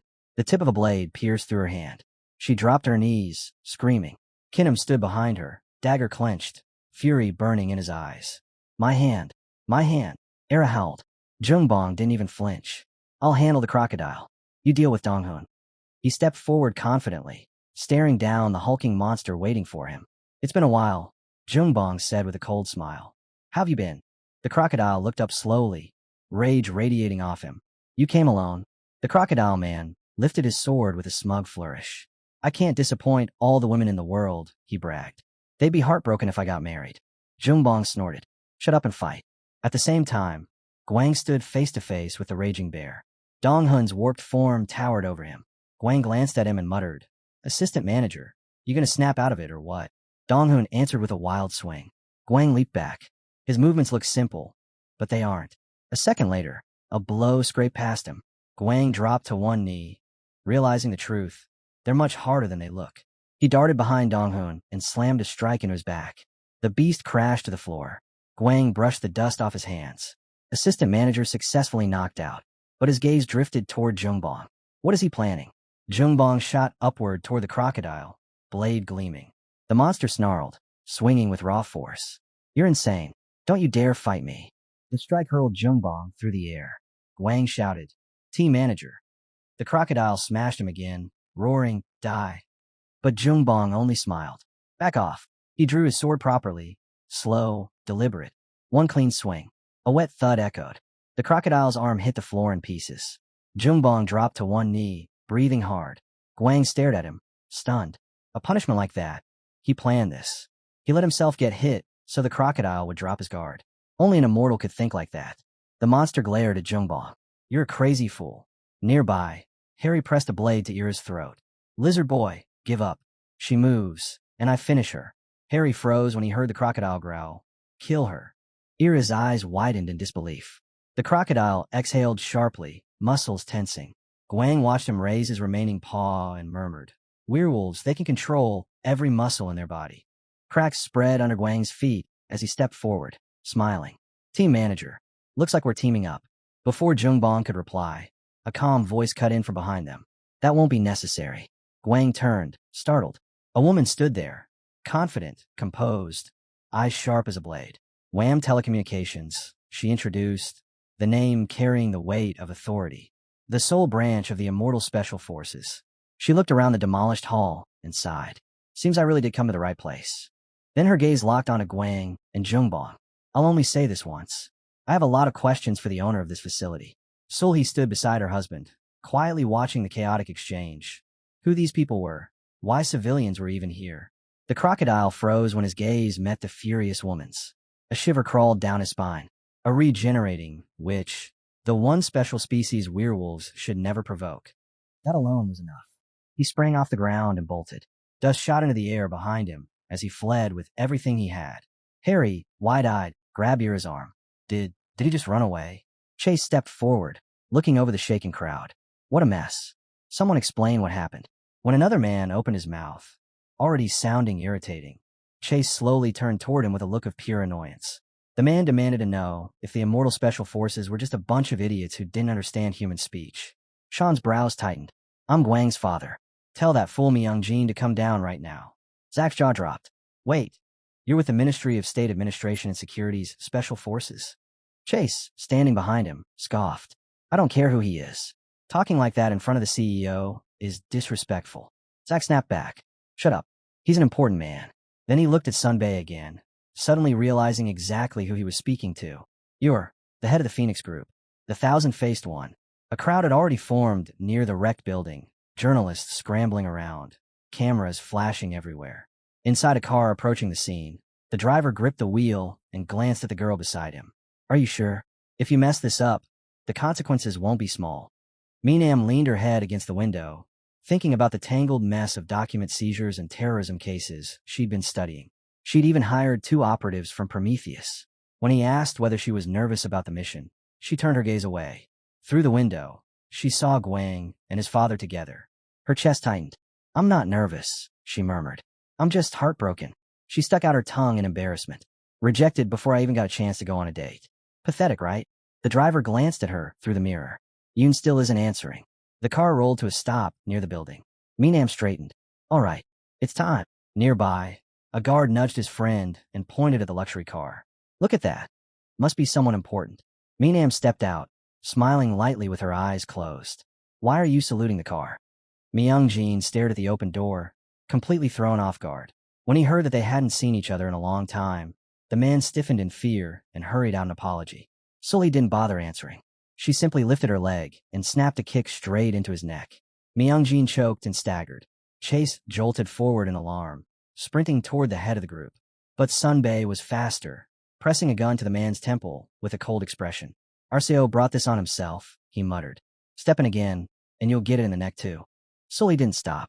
Fury radiated off her as she pummeled Myung-jin relentlessly, fists crashing down until he hit the floor, groaning and frowning in humiliation. He sputtered that it had to be some kind of mistake, a misunderstanding. She planted her foot on his shoulder, leaning in. A mistake, she repeated. Then you should have understood what one costs. Sean's voice cut through the room, low and sharp. Are you ready for the minister to flatten this entire place, because of you? Guang silently watched his mother extend her leg again, beating the poor man like he owed her interest. And it struck him. The general was knee-deep in politics. Maybe that's why he needed Guang. A trump card. A convenient tool. Guang stared at his father, then at the man trembling on the floor, and his thoughts settled. Politics, status, benefits, whatever their motives were, he didn't care. He had no intention of becoming anyone's puppet. He didn't need their stress. He just wanted what was owed to him. He stepped forward between Sulhi and the director. I'm leaving, he said plainly. Myung-jin blinked at him, stunned. Wait, what did you just say? Guang's gaze hardened. 3 billion. A 165 square meter apartment. After that, we walk our separate ways. The man's face twitched, but he nodded. He couldn't refuse. Not with Sully's foot still on him and Sean's gun hovering nearby. Guang lifted a hand, exhausted. I'm done with all this. He cracked his knuckles, turning to his father. It's fine. If something comes up, I'll handle it myself. He rubbed the back of his head, suddenly looking more like a tired son than the man who had just extorted billions. I'm old enough to make my own choices. Sunbae softened for the first time. Of course. You've grown. Guang looked at his smiling parents and felt a strange warmth. Let's just go home. I want Mom's cooking. Barefoot, he walked ahead and asked tentatively, Can I stay with you guys? At least while I'm unemployed. Sulhi stopped and looked at him over her shoulder.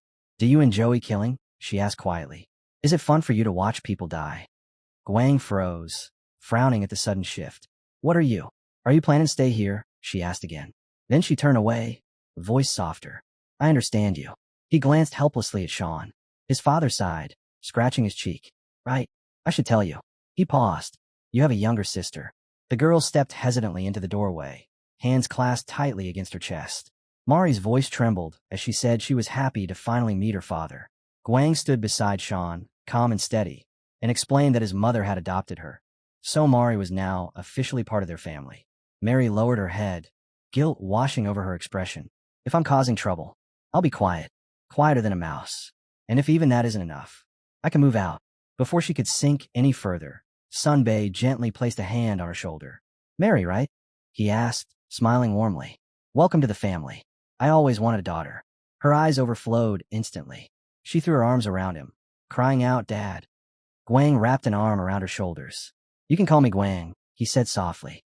A moment later, her sadness was wiped away, replaced by pure excitement as she stared at the beautifully set dining table. Sulhi pressed a hand to her cheek and laughed.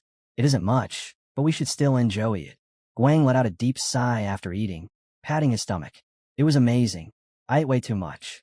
But Sulhi wasn't letting him relax for long. So, she asked casually as she sliced an apple. What are you planning to do now? Guang blinked. Do? She didn't stop cutting. If you think you're going to live off that severance money, forget it. I'll kick you out myself. He scratched his head, flustered. No, don't worry.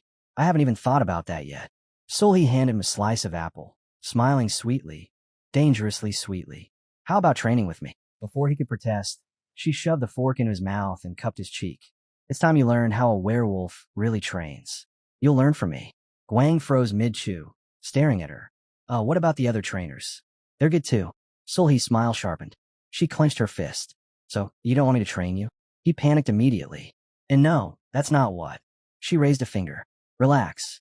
I just need a couple of weeks to get back into condition. Crossing her arms, she declared, training begins in 14 days. Prepare yourself. Guang lifted a hand, uncertainly. Will we at least do theory? 3 days later, in the minister's office, the man bounced excitedly on his heels. What is it you want? Is it about getting rid of Hwaram? Just say the word. I'll do anything. Sunbae lowered himself into the chair with a calm smile. Why don't we discuss it over a cup of coffee instead? Rob lifted 2 fingers with a cheerful smile and asked the secretary for 2 coffees. As soon as the door closed, his expression changed. He had the glass on the table and leaned forward. So, what exactly do you want me to do? Remove Myung-jin from his position? Throw him in prison?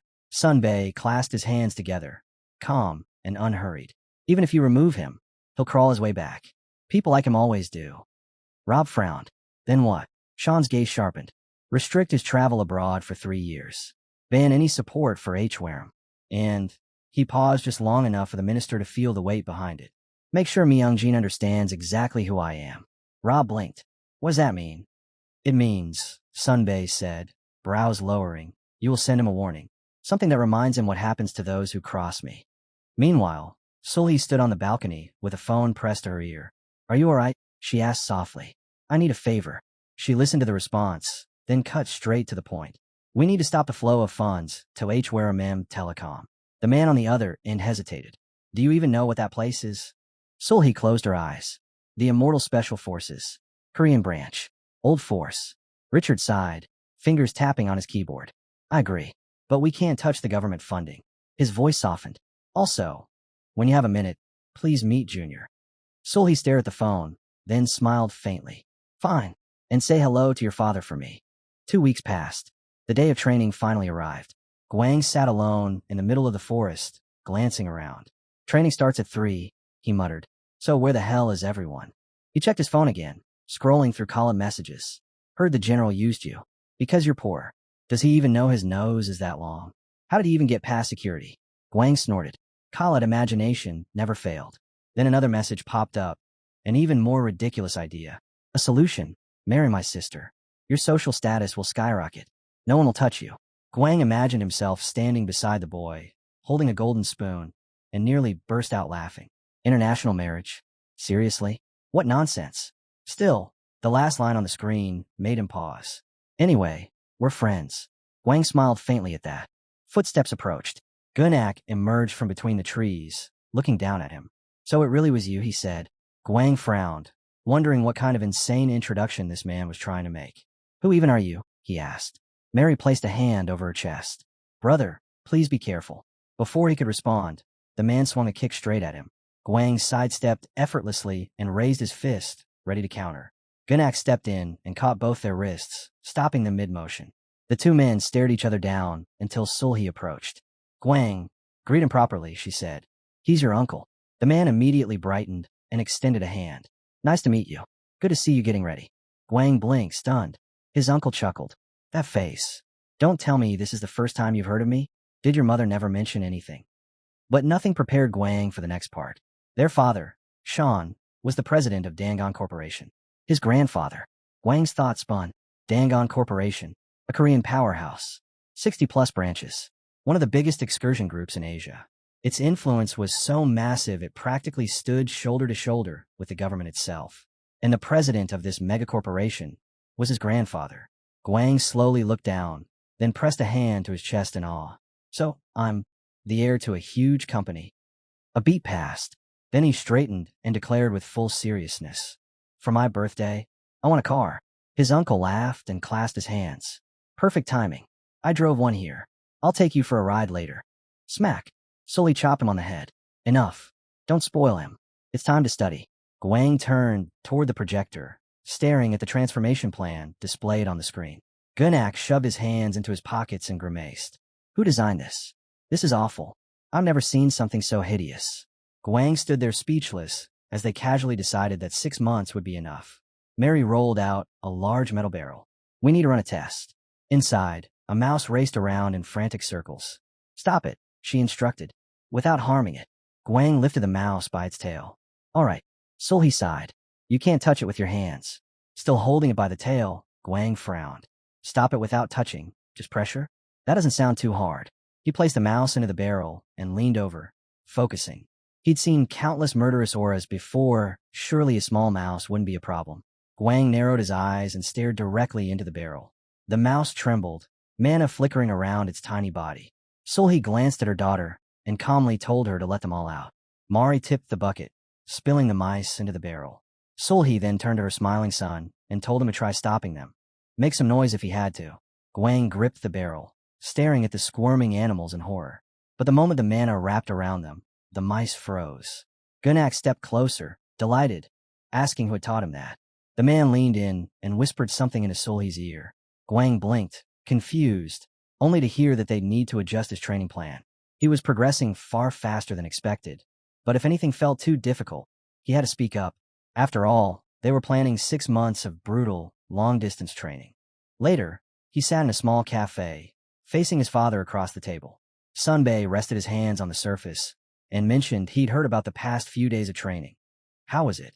Guang muttered that his mother was trying to kill him. Sunbei burst into laughter, genuinely pleased. He never imagined this day would come so soon. As Guang lifted his mug, Sean's expression shifted. He leaned forward, serious. He told him not to be too shocked. He wasn't just an immortal. Their bloodline carried something special. Sunbei intertwined his fingers, explaining that their family once created a secret skill that allowed immortals to control their emotions.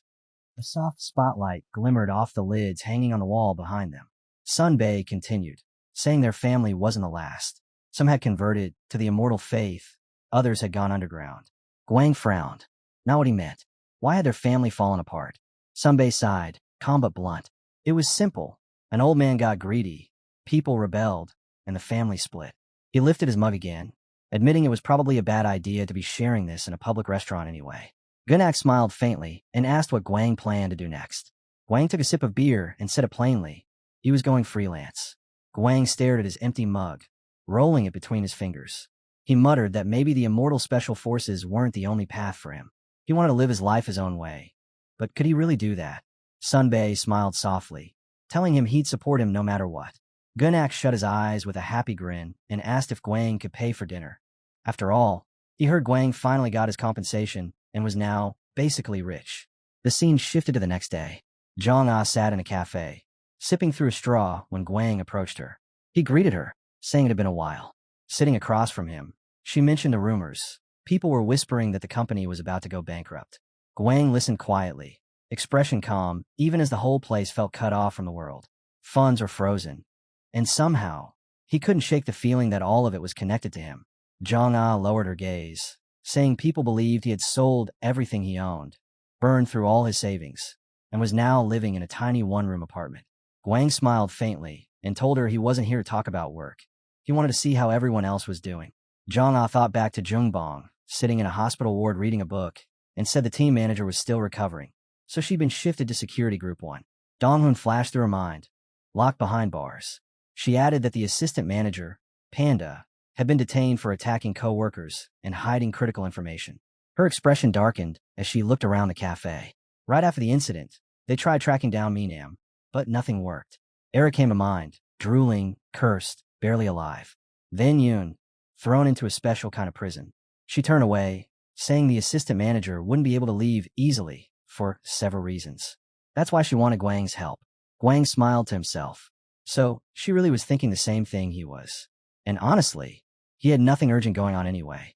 Having such a considerate colleague wasn't bad at all. He lifted his glass with a grin and asked if all of this was really the team manager's idea. Watching Zhang sip her cocktail, he added that he wanted to talk to Jungbong since he left without saying goodbye. On the other end, Jungbong picked up, irritation clear in his voice as he asked what Guang wanted now. Jungbong froze for a moment, genuinely confused. Did Guang really call just to tell him personally that he'd left? But before he could ask, Guang casually fired another question. How was he feeling? Was he eating properly? Sitting in the cafe, Guang sipped his cocktail and added that maybe he should start calling Jungbong uncle. Or maybe old man. Or maybe just Jungbong, his choice. In the hospital bed, Jungbong stared at the ceiling, stunned as Guang continued asking if his recovery was going well. He insisted Jungbong could handle it, but he still needed to be patient. Being a team leader wasn't easy, after all. Then Jungbong froze again when Guang mentioned that Donghun wouldn't be coming back anyway. Smirking, Jungbong asked if that was why he called, to steal one of his remaining employees. Guang snorted, actually offended. Was Jungbong serious? After the way he'd acted? He glanced at Zhang, baffled, wondering how a man over 40 could be this shameless. He stood up from the table and said they'd talk later. As he turned, he finally asked Zhang something he'd been holding back. Did she join Hwaram because of her family? Zhang smiled sadly. Yes, she had lost everyone to terrorists. Revenge had been the only thing left. Guang waved a hand, telling her that if anything happened, she could count on him. Be careful, he added. She thanked him with a soft smile. A moment later, he was already walking down the street. Phone pressed to his ear, announcing the start of Operation Rescue the assistant manager, Panda. With a grin, he asked how Mr. Secretary of State was doing and whether he could arrange a talk with the CEO. Meanwhile, Myungjin lay on his bed, crushed by everything he had just learned. Funding cut, the financial sector refusing to negotiate, no overseas conference, no solutions. Nothing. His company simply didn't meet the standards anymore. He had no choice but to accept it. Then his phone rang. He answered, expecting another disaster, but instead heard Guang demanding to know why he did this. Myung-jin frowned. Did what? On his couch at home, Guang sighed, saying he didn't think he had watched that many movies for this kind of betrayal plot to be happening to him. Guang lounged on the couch, eating popcorn straight from the bucket. He told Myung-jin he'd been struggling lately, catching his breath whenever he remembered what happened, waking up from nightmares, barely able to eat. Myung-jin, sitting in the middle of empty bottles, didn't see the problem. He held the phone loosely as Guang asked if he could free Dong-hoon. Legally, not by sneaking him out. Staring at the TV, Guang said he felt like he still had a few options to work with. Myung-jin frowned, wondering how this guy had the nerve to ask another favor after leaving him with nothing. It almost felt like mockery. Guang took a sip of his soda, while Myung-jin rambled about how his hands were tied. His job, the government, the regulations. There was nothing he could do. Guang looked toward the window, and calmly said it sounded like a skill issue. And that was exactly why he was asking him. Slumped at the edge of his bed, Myung-jin muttered that maybe, if there were a competent lawyer nearby, it wouldn't be a problem. Surrounded by bottles, he added that an appeal could be filed. He glared at his phone when Guang warned him not to change his mind later.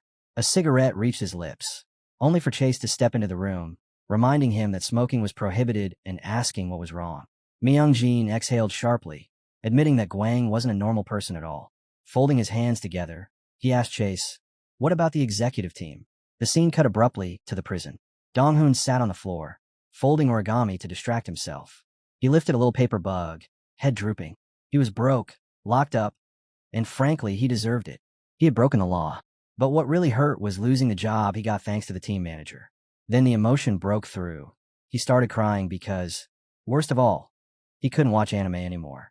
A guard's voice came from behind the door. A lawyer had arrived. In the next visiting room, a woman's voice asked if he was the one she was here for.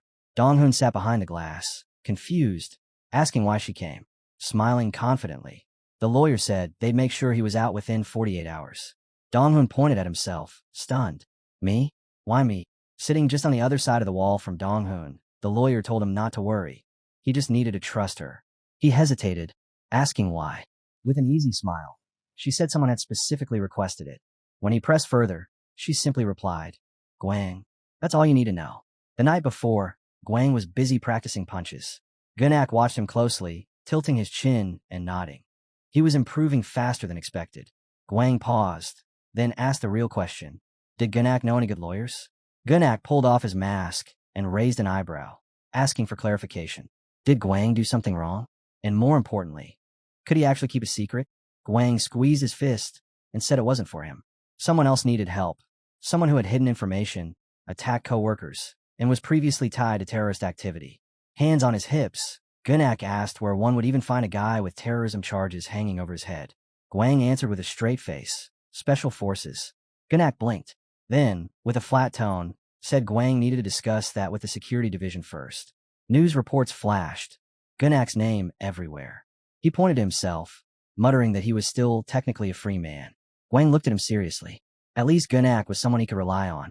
The man trusted his team more than anyone. The prison door opened.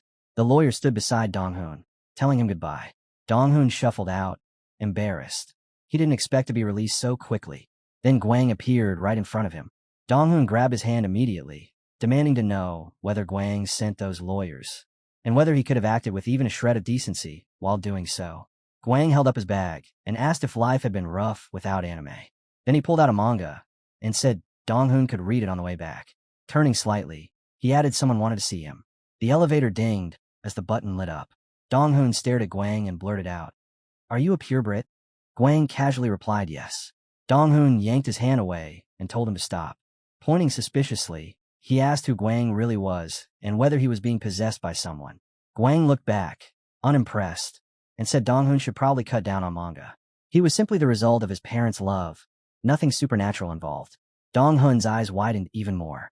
He asked if Guang had ever heard of the Restoration Witch.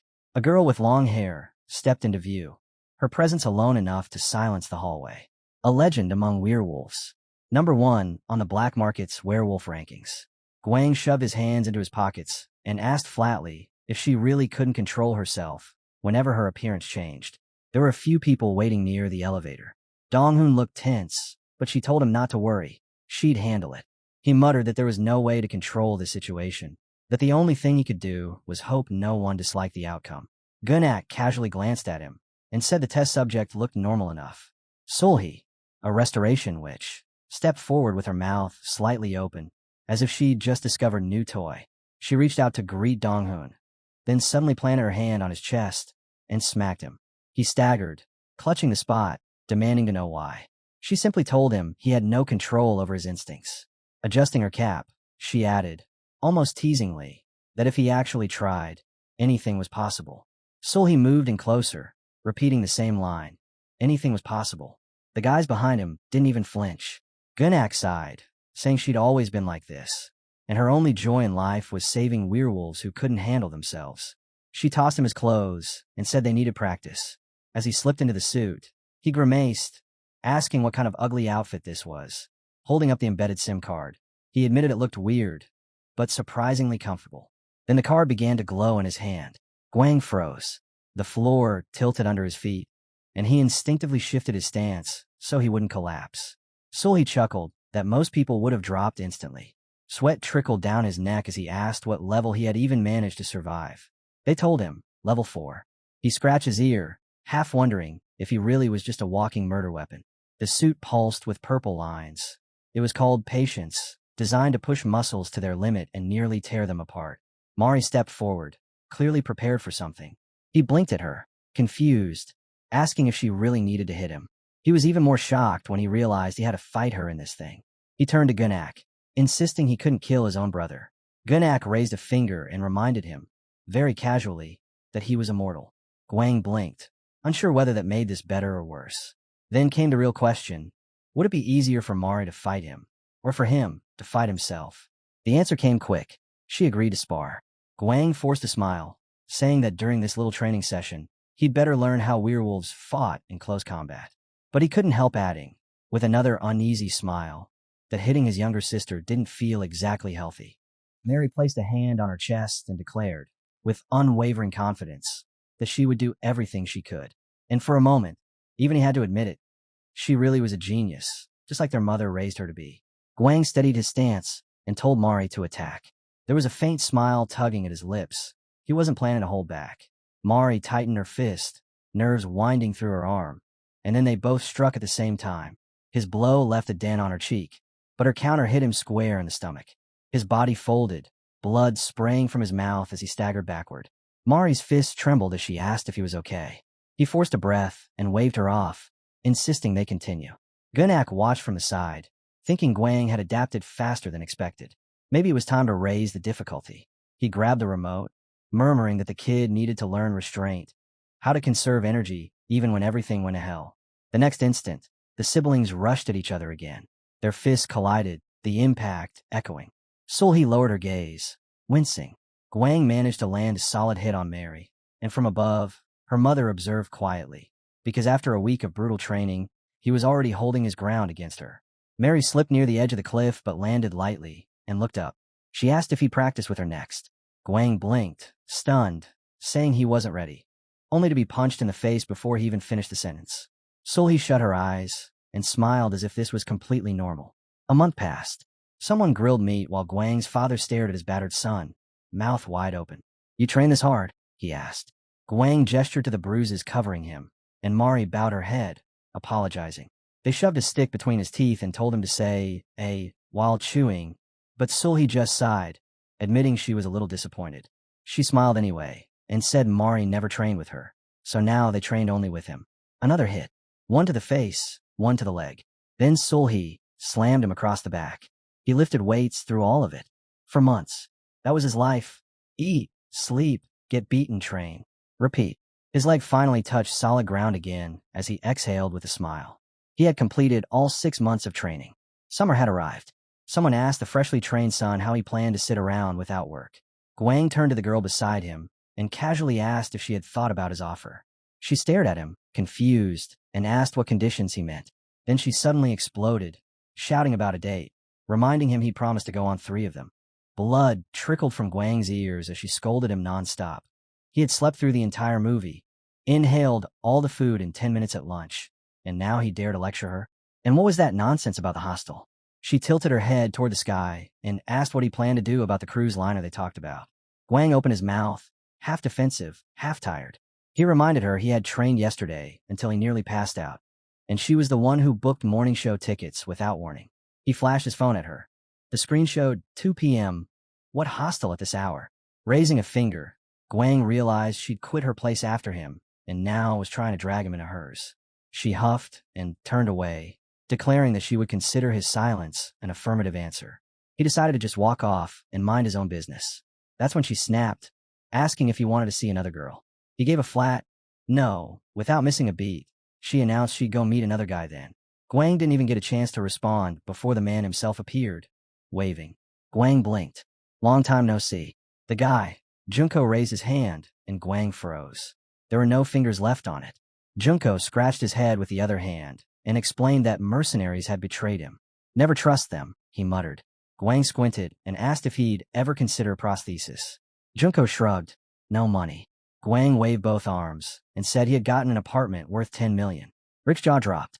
Kneeling down, he pulled out a folded paper and handed it over. It was a job listing, commission only 8%. Junko studied it and admitted it wasn't bad. Some places took far more. Guang said the commission for new clients was actually 35%. Junko stared at him, confused, until Guang explained the real number, 10%. Then he lifted a finger and reminded Junko that they used to work together, that he owed him, too. He had saved his life once. As if on cue, figures burst from the tree lean, sprinting toward Guang and shouting for him to die. Junko froze, horrified. Guang stepped forward, struck the first attacker cleanly, and slammed him to the ground. See, he said calmly. Just save him again. Junko stared at him like he was staring at something immortal, something that simply refused to die.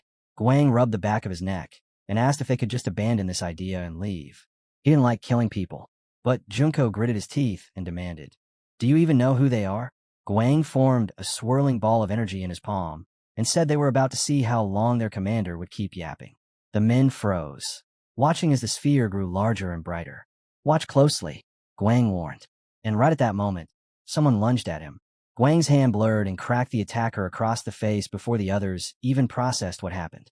Their eyes shot upward. Their commander was already airborne, sent flying by a single blow. Guang flexed his hand, heat radiating from his palm. I told you, he muttered. I don't like killing. The defeated leader dropped to his knees, begging. He swore they had money, all their savings. If Guang just let them go. Guang lowered his gaze and asked flatly, How much is your freedom worth? The men immediately raised their hands, panicked, as Donghun calmly pulled out his phone. They asked him to look up any wanted individuals nearby. Donghun rubbed his eyes and said he had already caught a few Prometheus members before. Guang told him to describe them. Scrolling through the database, Donghun explained that their leader used magic and called himself the Cook. Another one, a guy with blue hair, was nicknamed the Deadly Cook. Guang checked the screen again.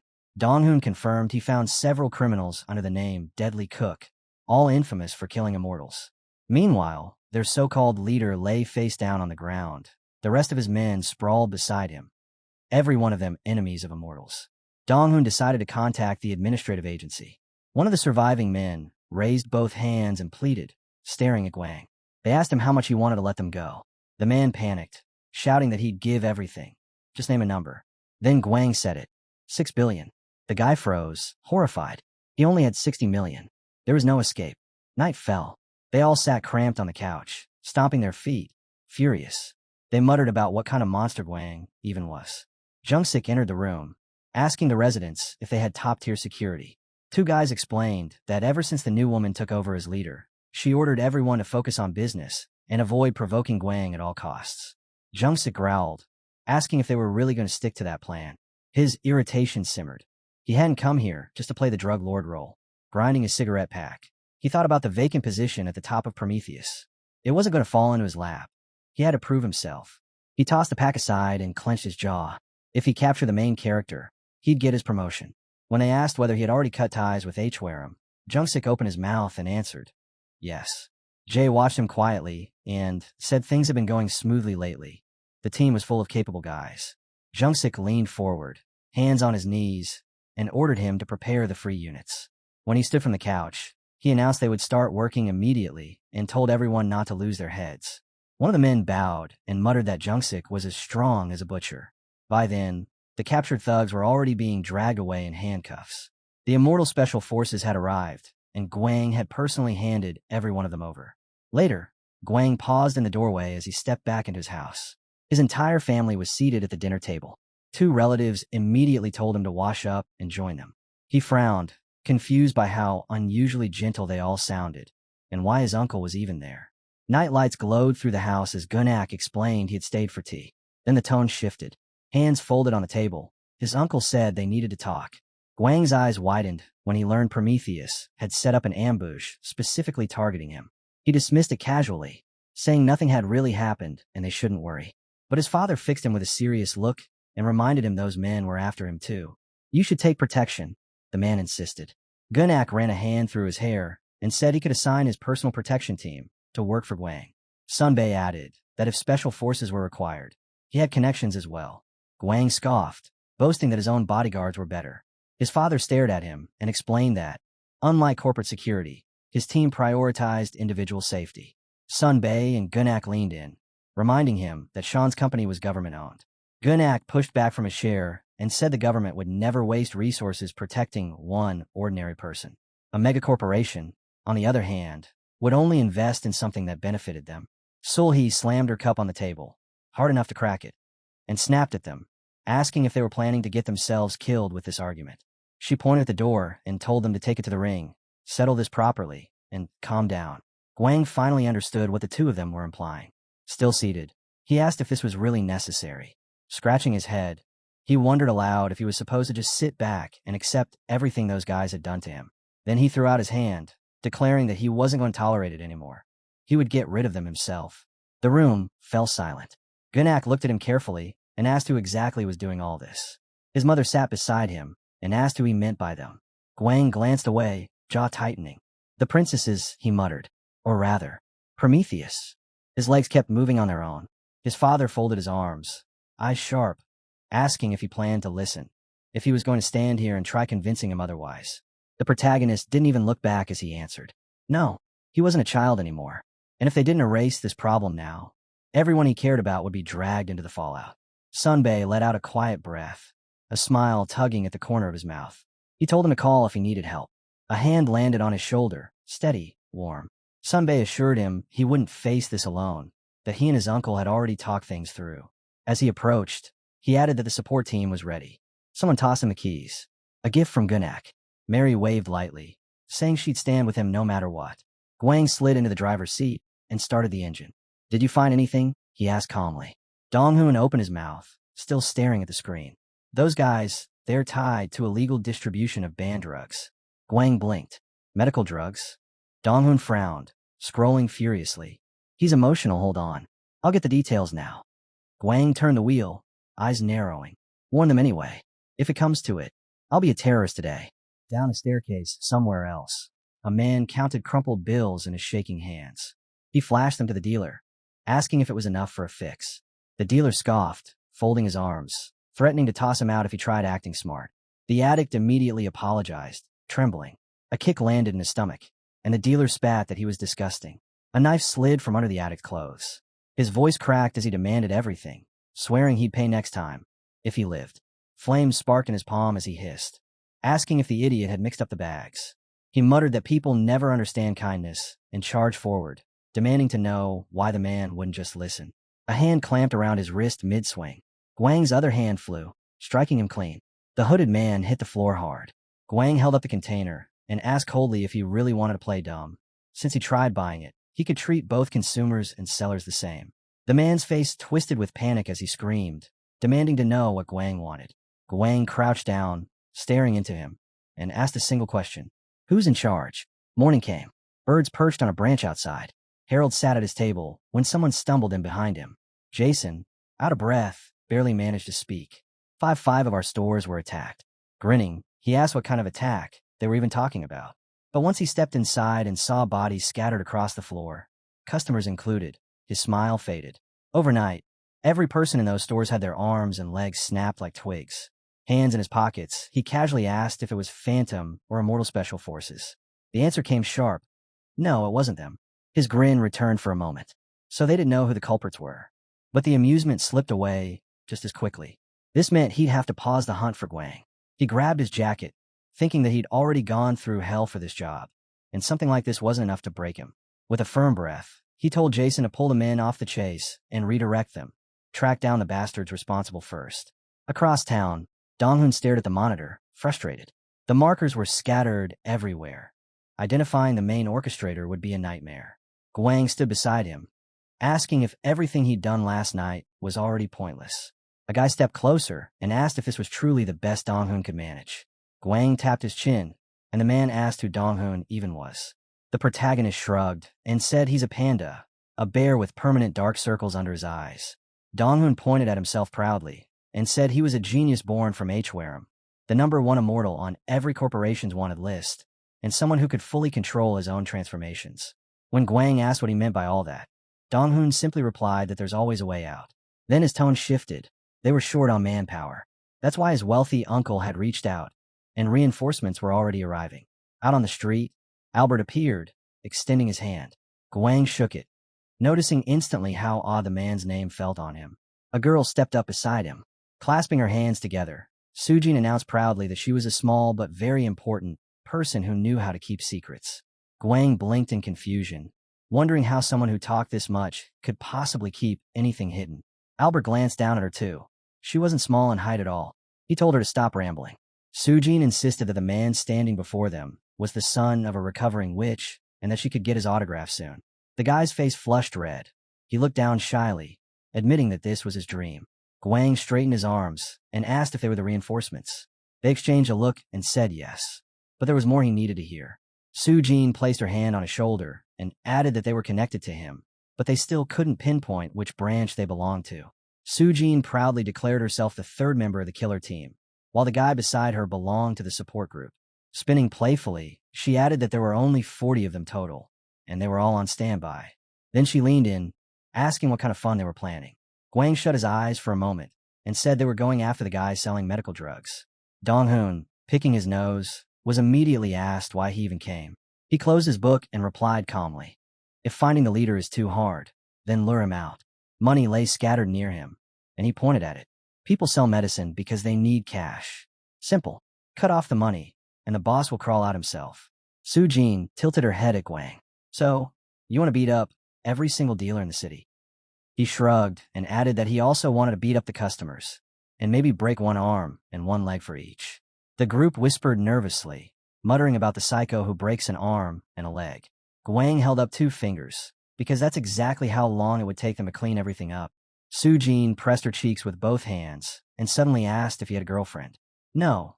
She hesitated, then asked if he wanted to get to know her better. Another, no. Sujin lowered her head dramatically and said they'd talk later. Later, sitting at the table, Guang explained what he'd learned. Each small group had about 15 traitors. He turned his laptop around, showing that the groups constantly communicated with each other. The solution was simple: track them one by one and beat them until the chain unraveled. Sujin burst out laughing, saying this was exactly the type of work she loved. She'd always wanted to walk around the city doing something like this. The support guy agreed, already excited. Guang closed the laptop. It was time to begin. On the TV, the news played. The girl sitting at the table explained that one of the trending topics lately was the breaker. Criminals were being cuffed, drug sellers were getting ambushed, and the breaker's actions were making huge waves in the ongoing investigation into illegal medical drug trafficking. An arm and a leg, broken every time. That's how the group earned the name. Anyone tied to the trade ended up with shattered limbs. No exceptions. Social media was filled with theories about who these mystery people were, and none of them had any idea how close the truth really was. A man stepped up behind the microphones, announcing that both the government and several major corporations had taken active measures to deny their involvement in the recent events. But instead of calming anyone down, it only made the public more curious. A reporter handed a microphone to another man and asked for his opinion on the breaker. He replied that it seemed like some kind of vigilance committee, people acting on their own to protect the soul. But the man at the podium raised his hand, warning that such a committee was dangerous. Everything depended on personal judgment, and that left room for unnecessary and unpredictable harm. Across the city, Stairways leading to certain districts were now blocked. Illegal medical drug circulation had dropped sharply.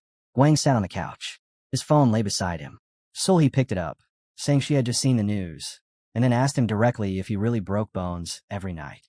Guang glanced at the phone and said he wasn't doing it alone, but yes, he was involved. Standing by the laptop, she warned that the police wouldn't like any of this. Someone held up a card, saying they were preparing for guests, and stood alone at the door. The woman holding it asked if he was Guang, and told him to open up. It was the police. Guang blinked, recognizing the girl immediately. She had changed her hair color. He asked if she'd switched up her hairstyle. She looked at him and told him she remembered him clearly. She didn't waste time. She asked straight out if he was the breaker. Guang scratched his head and said that, as a kid, that had actually been his dream. She twirled her finger, frustrated, telling him he couldn't keep doing things like this. It messed up their work. Guang stared at her, confused, asking if she came here just to scold him. Pulling his arm free, he asked whether his involvement caused a problem. He explained that his entire goal was to choke off the suppliers. Then he asked her directly if there were any insiders involved. He raised a finger and said he wouldn't interfere with that part, but he needed Prometheus. She stared at him. He suggested something outrageous. Claimed publicly that the breaker was a police operation and eliminate everyone tied to illegal drug circulation. She flailed her hand in panic, telling him to stop, asking if he was seriously trying to negotiate with him right now. Guang simply said yes. He intended to keep doing this, and the cops could take the credit if they wanted. He looked her straight in the eyes and told her she had nothing to lose. And just like that, the weight shifted onto her shoulders. Isla straightened her hand, asking him to promise her one thing. Guang smiled, and she told him not to kill them.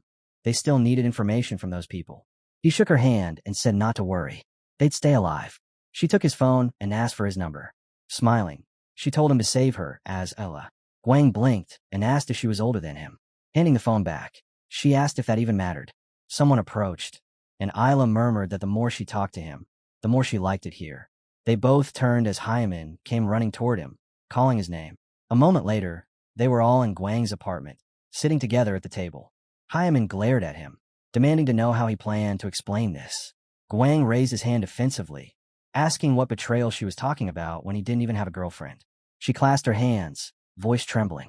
She couldn't sleep last night because she was so worried. And meanwhile, he was out with another woman. Tears rolled down her cheeks as she cried that she helped him with his work, treated his in-laws kindly, and this is what he did in return. Guang scratched the back of his head and asked if she wanted to stay the night. Hwaram sniffled and asked if they could really sleep here tonight. He said yes. Guang closed his eyes, telling her she could wear whatever she wanted. Embarrassed, he wondered silently where he'd ever find another magician this good. Then he froze. Right. That was the secret he had told her. Hwaram lifted a finger and asked if she could really stay with him. He said only for tonight. Then, after a deep breath, she asked if they could order something and watch a movie. Later, at the harbor, Guang looked down at his phone and told Hwaram goodnight. She told him to go away. Sujin stared at him, asking what the cops said and whether they were coming here. Arms folded, he replied that they wouldn't interfere and didn't give him any information anyway. Looking around, Sujin squinted. Doesn't this look like a date? Behind a cargo box, a silhouette shifted. Guang narrowed his eyes. Someone was there.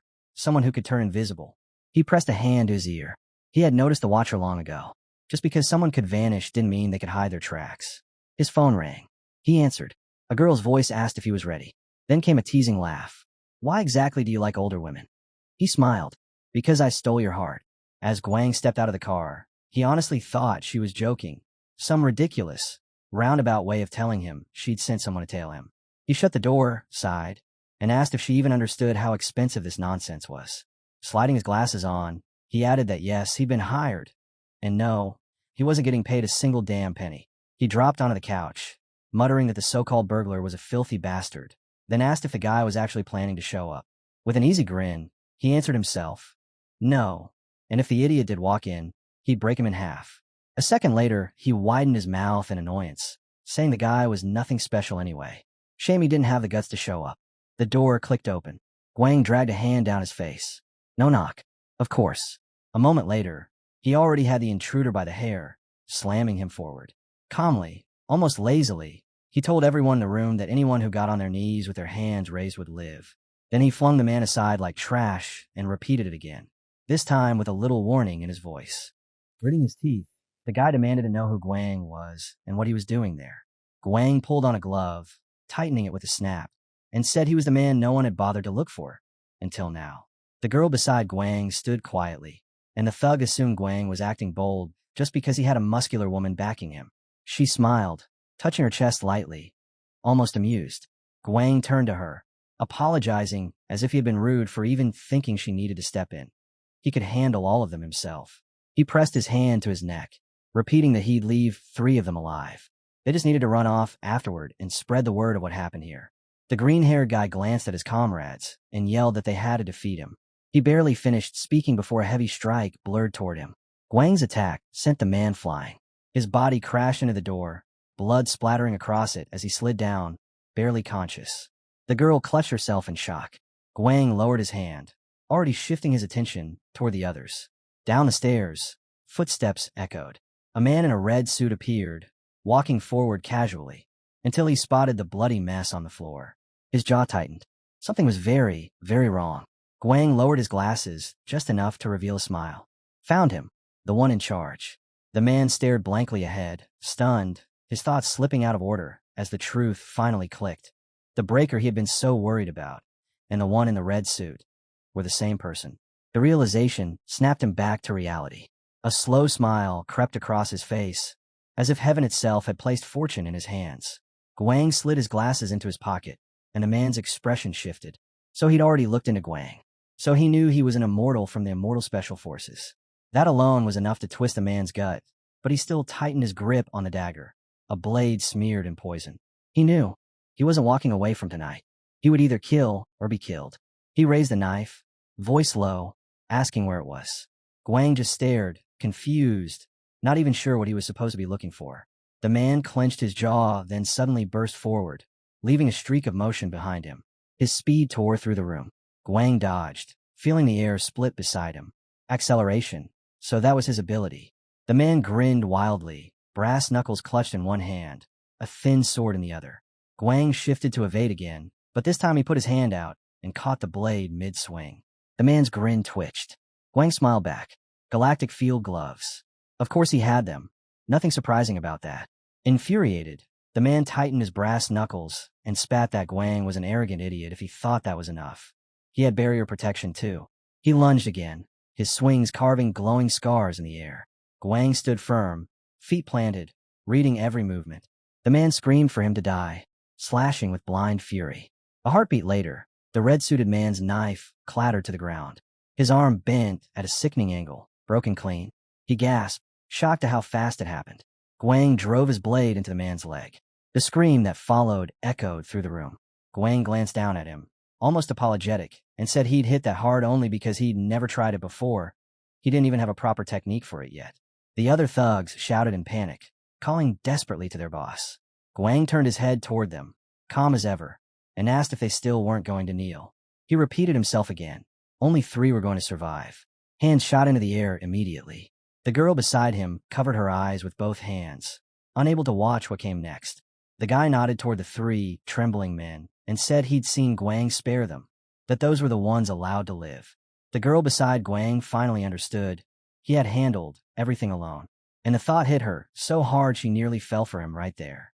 The broken man on the floor laughed bitterly, calling himself an idiot for not even knowing what Prometheus truly was. With a wide, delirious smile, he admitted he honestly thought his actions would shake the world somehow. Guang turned slightly, studying him. From this point on, he knew every person connected to this man, and to him, would become a target, and the guy would regret crossing that line for the rest of his life. The man swallowed and asked what would happen if Guang let him go. Guang smiled, almost amused, and asked if he really believed it was too late. In a world where technology had advanced this far, immobilizing a few limbs wasn't even hard anymore. The man's eyes went wide before he broke into a scream, realizing Guang wasn't just threatening him. He was mocking him. Guang leaned in close, his voice low, telling him he'd noticed how sarcastic he'd been. Then he reassured him, almost kindly, that he was already beyond the point of return. Guang crouched and cracked him across the head. The man collapsed, dazed and limp. Guang exhaled, staring down at him with no idea what to do with the corpse-like mess left behind. Then he turned his gaze to the ones still holding their hands up. He asked if anyone wanted to confess, because he was only taking one with him. One of the men immediately shoved his companion aside and blurted out that he was second strongest after the boss. Guang nodded. That was the one they needed to talk to. His comrades stared ahead, horrified, realizing that even though they had an entire squad of 40 werewolves, it had all amounted to nothing. Guang pointed at them, laughing quietly. The whole thing was just absurd to him. The girl pressed her hand to her lips, finally piecing it together. He was the grandson of a massive corporate leader, and now she really wanted him. Guang reached out a hand toward her, warning that if she tried anything right now, it would end badly. She froze, her expression darkening as she asked what he thought about all this. Police cars swarmed the front of the building, lights flashing across the broken glass and blood-stained floor. The black-haired girl just stood there, silent, staring at the scene. Two men barely clinging to consciousness, dozens more kneeling with their hands raised, and all of it handled by one person. She didn't know whether to be impressed or scared. The criminals trembled on their knees. She knew the investigation unit specialized in drug-related cases. If her supervisor heard what happened here, he'd probably faint. She looked at Guang, unable to hide her interest.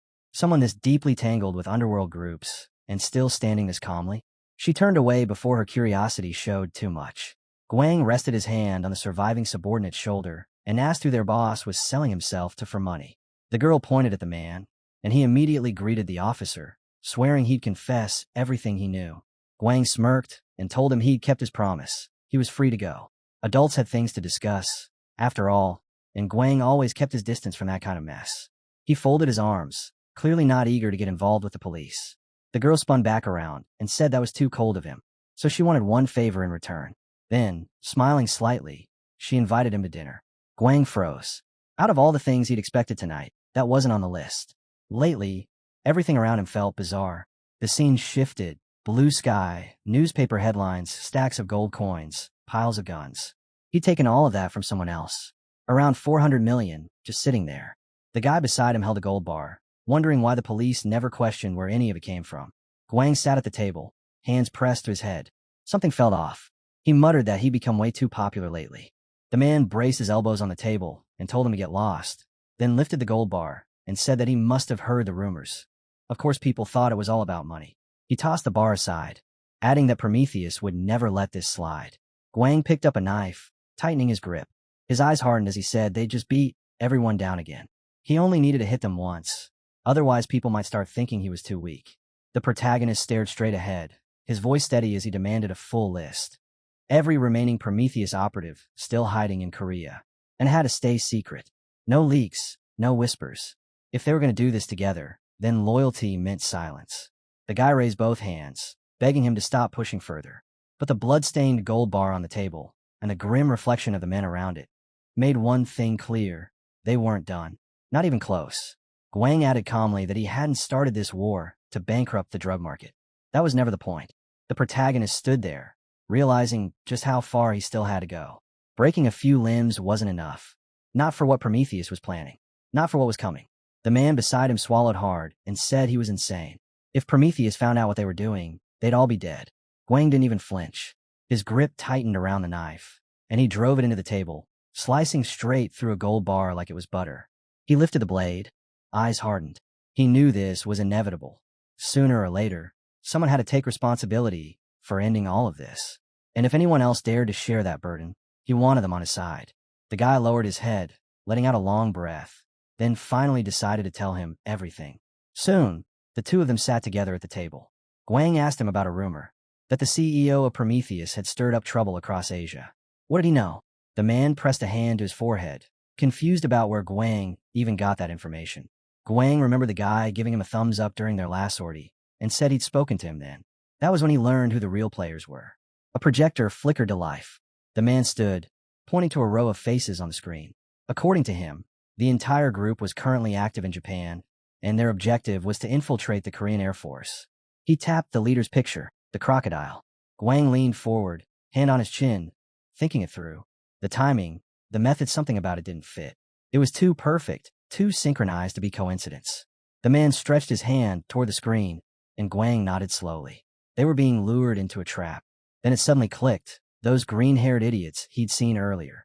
If they were involved, then that crocodile freak really must have been powerful. No wonder the whole plan felt twisted from the start. The protagonist stared ahead with a faint smile, reminding himself that this mission was his to handle. No panicking, no falling into traps. Everyone else just had to sit back and see how he untangled this mess. A bright sign flickered overhead as he glanced at the girl who was busy texting. Before she could finish typing, Guang casually snatched the phone right out of her hands. She froze, teeth clenched, as he asked why she touched his cell phone without permission. He didn't hide the irritation. It was way too much, even for her. She bit back a retort, but Guang only shrugged, saying it was none of her business anyway. Their bickering spread across the table like a bad smell, and the guy sitting with them rubbed his forehead, begging them to keep it down or take it somewhere else. Just then, the door creaked open. The red-haired girl stepped in, greeting everyone. Guang glanced away with a small grin and decided to just start eating before the drama grew any louder. Plates filled the table. The protagonist glanced at his comrade, hoping they could at least cooperate long enough to finish this mission properly. Then he shifted his focus to the guy holding the tablet. They needed to go through everything again. The man swept his hand across the photos, explaining how those people had managed to strike Hwaram in the first place. But the moment he asked his next question, his expression fell. It was pointless. No one had answers. He pulled up 2 holograms, revealing the truth they'd been digging toward. 2 Prometheus leaders existed in Korea. His tone sharpened as he said this was all the intel they had for now. Still, the Axon Stone incident and the invasion of Hwaram were way too big to happen without someone powerful approving it. The red-haired girl raised her head, saying that as far as she knew, the crocodile wasn't the one in charge. A dark silhouette appeared on the display, a man and a woman standing together, and behind them, the third figure, the real one pulling the strings, the leader of the entire organization. That was the conclusion they'd managed to reach so far. Guang leaned forward and asked if there was anything else on that shadowy leader, but the answer was obvious. Too vague, too well hidden. Even the government, the police, and the secret agencies had nothing. A hologram of the surrounding area lit up next. These were the people who usually stepped in whenever mission failed. The cleanup crew, the ones who erased traces. And now, they were finally starting to see the scale of the enemy they were dealing with. Everyone turned toward the protagonist, waiting for his verdict. He calmly suggested they stick to the original plan he mentioned earlier. Ignore the crocodile entirely. If the enemy was hoping they'd panic and step into his trap, then too bad. They weren't giving him that satisfaction. Someone quietly picked at their food with chopsticks. The moment felt tense, but the message was clear. They would move exactly as they wanted, not as the enemy expected. The guy lowered his gaze, realizing that despite everything, this group had always been sharp, never easy prey. Guang smiled faintly. The moment had come. Time to act. A huge building appeared before them. The guy standing inside looked at the hooded man approaching with an unreadable smile. But the moment he heard the stranger's question, fear shot through him. He slammed the emergency button in panic. Armed guards swarmed immediately, surrounding the hooded man. Slowly, he pulled down his hood. The masked figure looked away and murmured calmly. A tiger has descended from the mountains. In a shadowed alley, Guang and his team sat together at a table. The red-haired girl stared at the mask in front of her. The protagonist picked it up and said this was a mask admired by countless people, celebrities, fighters, even underground legends. There was a reason it held so much weight. Guang handed it to her, telling her to put it on. She pulled it over her head, and the girls leaned in, examining how it looked. The guy beside them opened his laptop, saying he'd already mapped out part of the route. She just had to follow it. Guang then put on the mask himself. A moment later, masked Guang stood facing a squad of armed men. Guns instantly rose, pointed at him, as they shouted that this was the very mask worn by that man, ordering him not to move or they'd shoot. Guang simply lifted his hand. Red spheres shimmered between his fingers, and with a sharp motion, he swung. The guards flinched and instinctively raised their arms. One guy bolted sideways, arms outstretched, screaming as the red spheres scattered across the floor. The protagonist stared at an armed man, raising his head slowly. His fist tightened, and the guard froze, unable to process what was happening. A chair clattered to the floor. The protagonist stepped forward and struck, his hand smashing straight into the man's face. Then he grabbed the huge table beside him, lifted it over his head with ease, and demanded they hand over the woman. The girl stood up, startled, staring directly at him. From the corner, the pink-haired girl, shaking but still composed, raised her hand and said she was the manager. She demanded they stop this chaos immediately. Guang turned his head, realizing with surprise that she was that same woman from before. The girl stared ahead, completely lost, unable to understand what was happening. Then she slowly spread her arms. Her eyes shimmered, then burst into a glowing red. A laser shot forward with a sharp hiss, ripping straight through the massive table like it was paper. She blinked, shocked, realizing her opponent hadn't gone down. He was still standing, still hers to deal with. Guang looked at the girl lying on the floor, expression unchanged. He wasn't here to flirt or negotiate. She lay there in a daze, finally understanding two things. First, she really was the actual manager. And second, she had absolutely no connection to Prometheus. The only reason he crashed in here and caused chaos was because it was all part of their plan. The protagonist turned away and walked forward. Up ahead, the masked man shattered the glass with a clean strike. Guang lifted his head. Everything was unfolding exactly as expected. A pack of dogs stood waiting, snarling, eager, bloodthirsty. Fighting dogs. Prometheus attack squad. Guang looked down for a moment, realizing that if he behaved himself, they'd leave him alone, but he didn't need mercy. And he definitely wasn't planning on asking for it. Two furious dogs stepped forward, baring their teeth, saying they couldn't hold back any longer. In the next second, they charged at him, ready to tear him apart. One lunged with its mouth wide open. Guang smashed his fist into its face, sending it flying to the side. The second dog froze, unable to comprehend what it just witnessed. Guang's heel came down, striking hard. The dog staggered back, swung its arm wildly, but he slipped past the attack with ease. They crashed into each other once more, kick against kick, before separating. Then the third dog rushed in, swinging a bat studded with nails. It came down like a guillotine. The hit cracked the floor. Dust scattered. The dog glared up with murderous intent. Guang stepped forward, calm and unshaken. The bat shattered on impact. He blinked, momentarily surprised, piecing it together. He had moved faster than he realized, kicking the weapon aside mid-swing.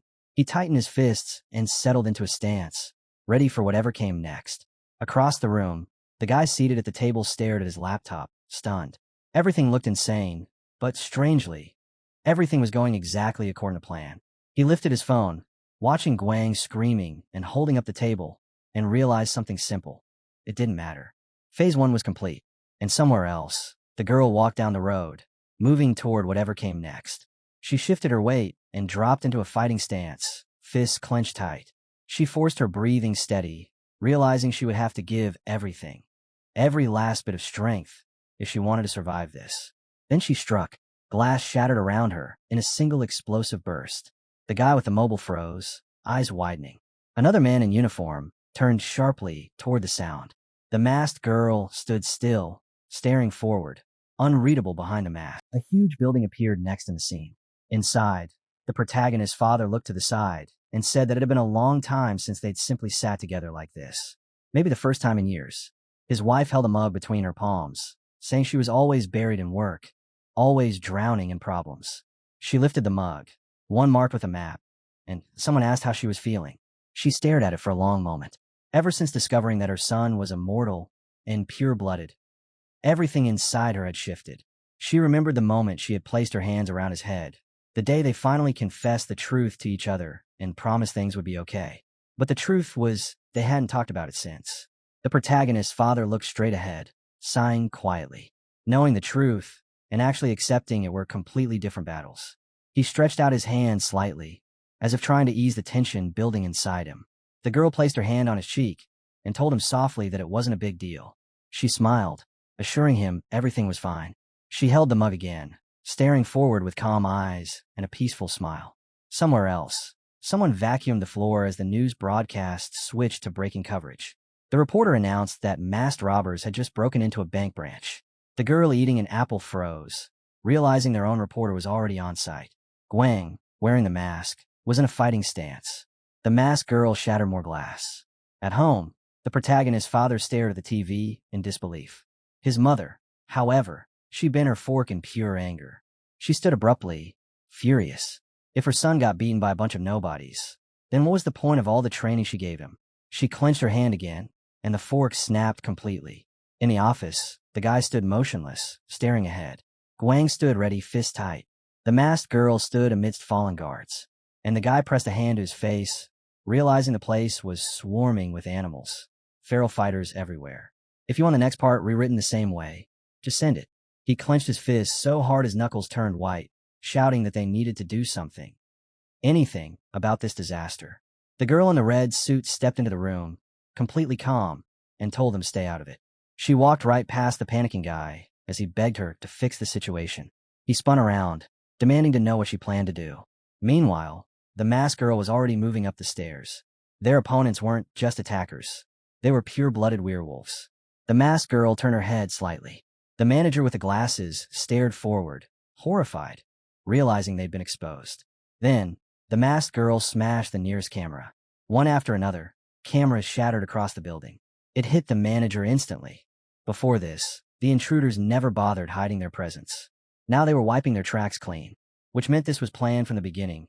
Every step, every distraction, every moment. At the laptop, the guy kept talking on the phone, saying someone else was helping the masked team from the shadows. The manager gritted her teeth. Things were not supposed to go this way. Not according to the plan she understood. A man pressed his hands together, preparing himself. The masked girl hung upside down from the railing, watching him with cold eyes. She saw the bright aura forming around him. He charged at her, shouting that she was useless, and instantly dropped into a fighting stance. The girl and the guy nearby stared straight ahead, realizing they were entering single combat. One opponent at a time, and then the rest would follow. But the moment the man lunged again, his face twisted, and he collapsed. The girl turned, stunned, finding him sprawled across the floor. She barely processed it before the masked attacker leapt in, delivering a brutal kick.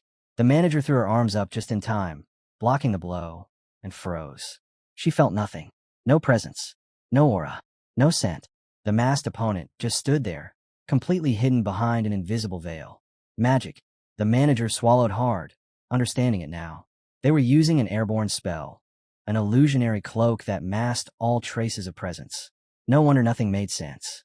Footsteps echoed through the hallway. The masked girl stepped forward and calmly offered the newcomers a choice: surrender or fight. The next moment, the scene shifted. An empty building. Shattered glass everywhere.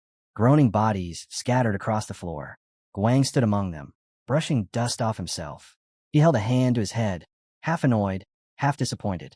He wanted to brag to his mother, because he'd just taken down 5 pure-blooded werewolves all by himself. His gaze dulled for a moment, sinking under the weight of everything happening. Then a strange light flickered at the edge of his vision. A bright aura. Before he could process it, a hand shot forward.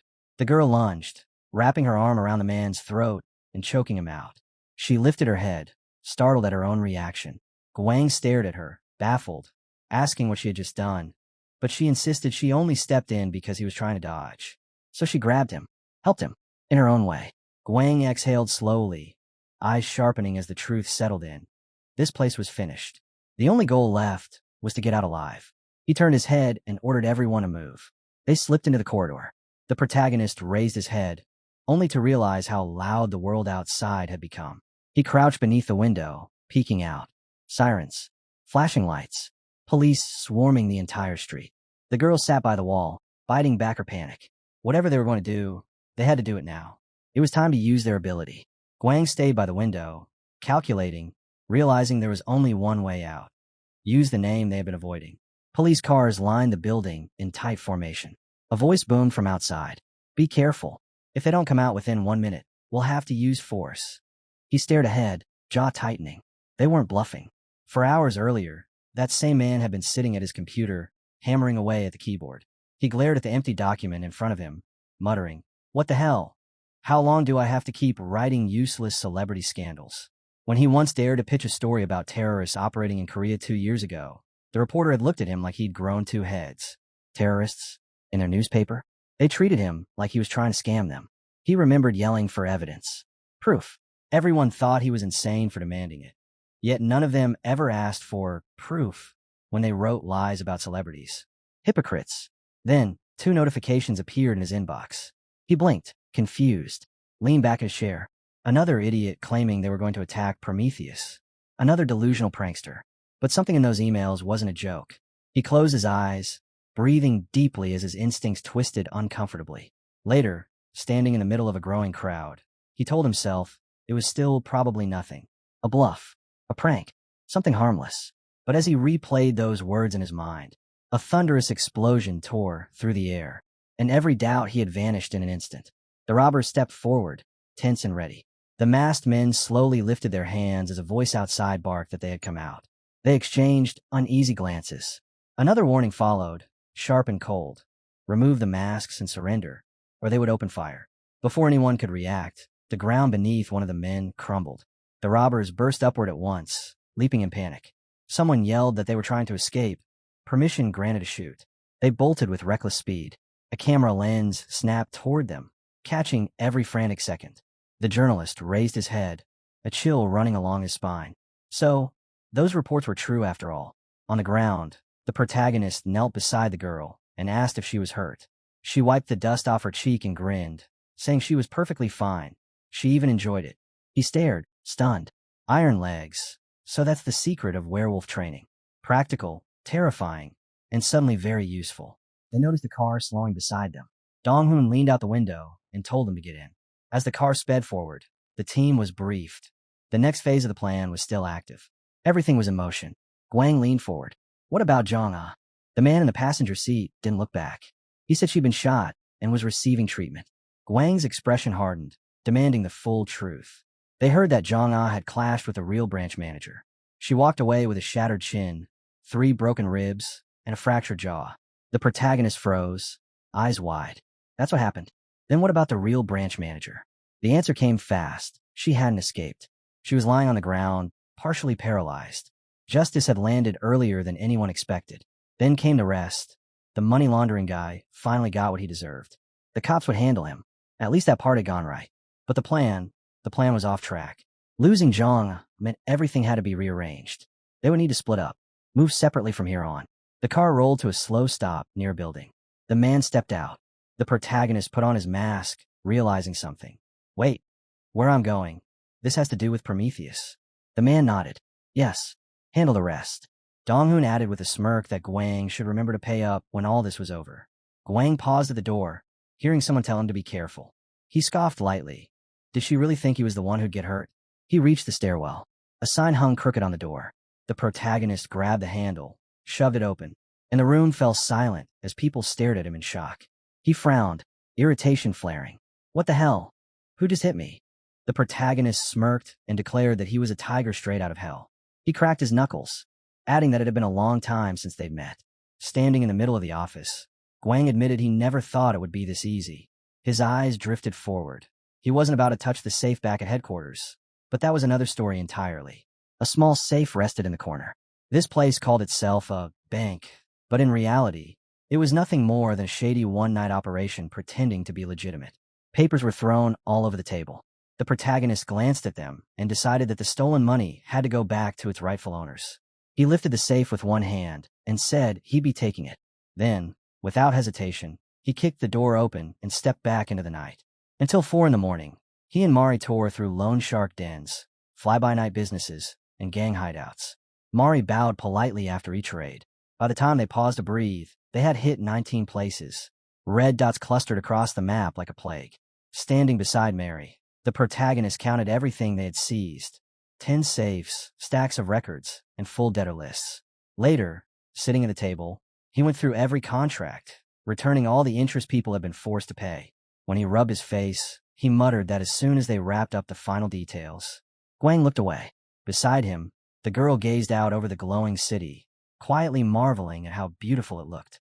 Dong-hoon agreed. Guang lifted his head, wondering aloud how the bastards from Prometheus would react to all this. They wouldn't let it slide. Not after everything. The protagonist grinned. Doesn't matter. I knew this would happen the moment I started. Let them come. I'll just beat them when they get here. The sun dipped beneath the skyline. Someone muttered that, of course, everything was always so simple for him. Then they finally headed home. He was exhausted. The protagonist stepped into the apartment, closed his eyes, and murmured that they were back. A pair of gloves suddenly flew at him. Sul-hee stood there with a grin, saying her son seemed far too brave for his own good, going on dangerous missions with his sister without even telling her. Why not have a training session? He turned to face her, chest rising and falling heavily. She folded her arms, closing her eyes as she told him he could speak.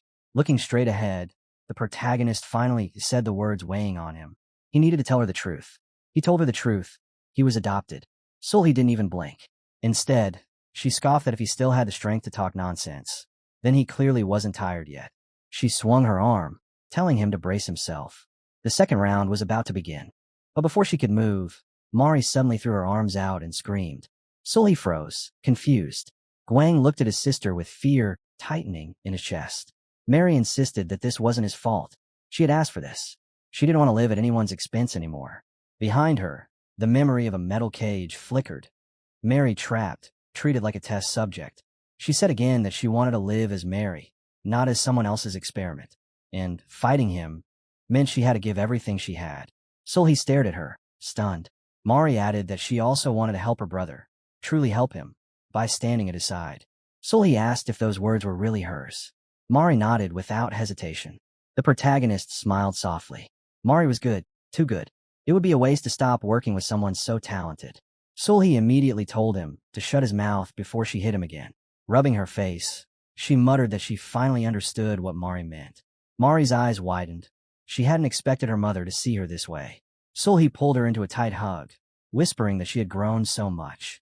Tears welled in Mari's eyes. Sully held her closer, saying it felt good to see her daughter so mature. She could do whatever she wanted. As her mother, she would always support her. The protagonist watched them and exhaled. It was a beautiful sight, and he truly believed she was his sister, his real sister. If anyone dared to harm her, he would. His eyes shot open in panic when Sully's voice cut through the moment, far too calmly. Good. But that still doesn't excuse you. Her eyes glowed with irritation. You took her on a mission without telling me. That's a different matter. Put on the gloves. Round 2. He didn't think this through at all. A new scene opened. The director's office. Papers scattered across the table. The reporter lifted his head. A terrified man stood beside him, shaking as he muttered that he'd been trying to track down the tiger mask all night. The assistant stared at the mess and asked, trembling, if this was a robbery. The journalist raised his camera, saying the only thing they could do now was record everything. A notification chimed. Messages flickered across the screen. If it weren't for that message, he would have believed this was a simple robbery. But it wasn't. More photos appeared. It was reported that the intruders were masked. The journalist began his investigation because a loud crash had echoed through the building, leaving everyone unconscious. Yet all the stolen money had been returned. That alone made no sense. Sitting at his computer, he pieced everything together. The evidence he gathered through the night, the statements from witnesses, every scrap of detail he had collected. He hadn't slept for a second, but he finished the article. The director flipped through the documents and asked what this was supposed to be. Ed frowned, insisting the article should be approved for publication. The director skimmed the text, then his eyes widened. He slammed his fist on the table. The journalist looked at him in shock, but the director simply growled that he despised terrorist organizations. To him, they were all bastards, every last one. Ed asked again if he was ready to drop it. The director gritted his teeth. Publishing this article meant putting a gun to their own heads. As soon as it went live, their lives would be on the line. Ed stood firm. If he had been scared, he never would have started this investigation in the first place. So did the director approve it, or not? A small smirk formed. Fine. Publish it. You have my permission. The article went live. Within hours, South Korea erupted. Chaos, debates, accusations. Everything spiraled out of control because of that one report on terrorist organizations. Watching the news, Guangik chuckled at his phone. He's my nephew, but damn, he's smart. The protagonist stood beside him and asked if Guangik would be able to protect the media company now that they were targeted. Guangik raised a finger, declaring that he would protect the journalist company, especially since someone had the guts to dig into the Prometheus case. He handed over a card, stating that they were still in Korea, and he himself was the director of the main Dangun branch. Anyone opposing Prometheus, or anyone else would fall under their protection. A promise was a promise. Guangik smirked again, announcing to the crowd that they would assign security for 3 full years, free of charge. A notification buzzed on his phone. He closed his eyes. He already knew what the message meant, but he couldn't tell her. She and Dangun never got along. He looked foolish on the surface, but in truth, he was anything but. A sharp crack echoed through the air. It was said that the company collapsed overnight, and the whole country shook under the weight of the scandal. Someone snapped a photo of the man at the center of it, and the thought spread like wildfire. Politicians were being dragged out one after another. Every one of them pretended to be sick, refusing to appear in court as if that excuse would save them. Sitting on the floor, the protagonist sighed and thought, well, whatever. At least this chaos would clean the country a little. After that, he went back to living his daily life, watching TV with one eye while staying on guard, waiting for Prometheus to make their next move. He glanced at the man beside him and couldn't help thinking that their panda had done an impressive job. The broad plan was his, but the panda was the one who stitched every little detail together and made it real. From the couch, Dong-hoon asked what he was mumbling about. The protagonist waved it off and said it was nothing. He just thought he was cool. Guang looked at the man and suddenly asked, "By the way, you know anything about real estate?" The guy blinked. He actually did have a license for that. The protagonist stared at him, hand on his face, thinking, what the hell, of course he does. He explained he wanted to buy a building, 5 floors, one fully dedicated to parking, another converted into an underground training center. The man didn't even look up from his book as he asked what kind of idea that was. The protagonist said he'd search for options first, then choose. A thought flashed across his mind. This guy really is a genius know-it-all. Scrolling through his phone, he suddenly thought of Jong-ah and asked how she was doing. The girl's reply came instantly. Something urgent had happened. Guang frowned when he heard Ira's voice in the background. That idiot again. Lifting her head, the girl announced that the mental restriction spell had been removed. She revealed the location of the Prometheus base. Papers were scattered across the floor as the news broadcast said Immortal Special Forces had raided the place, only to find it already emptied out. Staring ahead, the protagonist muttered that this meant one of two things. Either they had regrouped somewhere else to launch a massive attack, or they had completely vanished. Jong-ah lowered her gaze and said she thought Ira knew the real answer, but she had one condition before talking. He asked what condition. The girl sat quietly in her chair as the answer dropped. She wanted to see him in person. The scene widened to reveal a tall building. Someone asked what this place was. Standing in front of the door, the man simply replied, "The stairs to the basement." Descending the stairs, the protagonist couldn't help thinking that their company had a place like this hidden underneath. Cool, he muttered to himself. When he finally saw the prisoner, he paused. What's this? An underground prison? Interesting. Guang looked straight ahead and asked why she wanted to see him. The man beside him simply said he'd find out himself. He stepped forward and stopped in front of the girl. Here, I brought Guang. The girl slowly raised her head. Ira, sitting on the cold floor, hands cuffed, eyes sharp despite everything. She said she'd tell him everything she knew about Prometheus. The protagonist glanced at Ethan. We'll chat alone for a bit. Nothing to worry about, right? Ethan nodded and stepped back. The protagonist took another step toward her. Then start talking. Ira frowned, shaking her cuffs lightly. Get me out of here first. I already have a plan. It won't be easy, but with this psychological spell, it might work. She looked down as she continued, saying she'd heard one of them was strong enough to remove it. The protagonist scoffed internally. Hyman already said she didn't do it. Ira sat back against the cage bars. Either way, I've been abandoned. Even if I escape, Prometheus will kill me. That's why you should help me. I want revenge. Guang stared at her. Revenge? From someone who used to be a leader among them? She nodded, saying she was sure he wanted to know why. Images of her family appeared in her mind. 5 little brothers and sisters. Her favorite people in the world. She loved them more than anything. She smiled bitterly as she spoke. Their life had been peaceful, until Prometheus made her an offer. After seeing her power, they promised to protect her family, even if she died, so long as she worked for them. Then the scene twisted. Her siblings are lying on the floor. The Immortal Special Forces had recently told her the truth. Prometheus believed she was dead and slaughtered all of them. The protagonist looked at her, shocked. And that's why she was speaking now. That's why she wanted revenge. He lowered his gaze. He genuinely felt sorry for her. But she was still a terrorist. He hadn't fallen so low that he'd free someone out of pity. Ira frowned at his silence, and the protagonist added quietly that he did want the information she had, badly. Well, if she tried anything funny, he could always kill her or throw her back in the cage. That was the comforting thought he kept in the back of his mind. Ira lowered her head and said that Prometheus was pulling out of Korea. They had abandoned their most important Korean base, the place where all their goods were stored. Guang's eyes widened at that. Lamps flickered overhead as she continued, saying she even knew why they decided to leave. She lifted her gaze and stared straight ahead. So let me out. I can help you. The scene cut to the Prometheus base. A girl lay on a couch, staring at the ceiling. In the past few years, she had failed countless times. At least, that's how it felt. Diagrams floated in her mind, pieces connecting. And then it happened. Within just a few days, every Prometheus base had been wiped out. HQ, underground branches, every hidden operation gone. She sat up abruptly, listening to the leaders discussing their options. They admitted their ties to him, and she thought bitterly that they had already lost too much. Her eyes hardened. The security group manager, downed. Lone sharks, wiped out. Attack dogs, finished. One image kept resurfacing in her mind. That man, Guang. Who the hell was he to tear everything apart like this? A man stepped forward and asked if she was really planning to retreat now. Maybe she should leave the rest to him. She asked what made him so confident he could win. He lowered his head and replied softly that if she would just give the order. The girl stood. Everything was fine, retreat or not. Their plans had already shifted. Now they needed to focus on other things. When he asked what, she looked away and said that creating a world for special species, just like Prometheus once gifted fire to the world, was their next mission. He bowed his head and agreed. She told him to contact the crocodile in Japan and inform him they were retreating from Korea. Holding the phone, Grace smirked. She would leave Guang a parting gift, and if he survived it, then she would personally take on the job of killing him. Back in the present, a girl seated at the table asked, stunned, Prometheus is leaving Korea? The hero nodded. Yes, we already checked.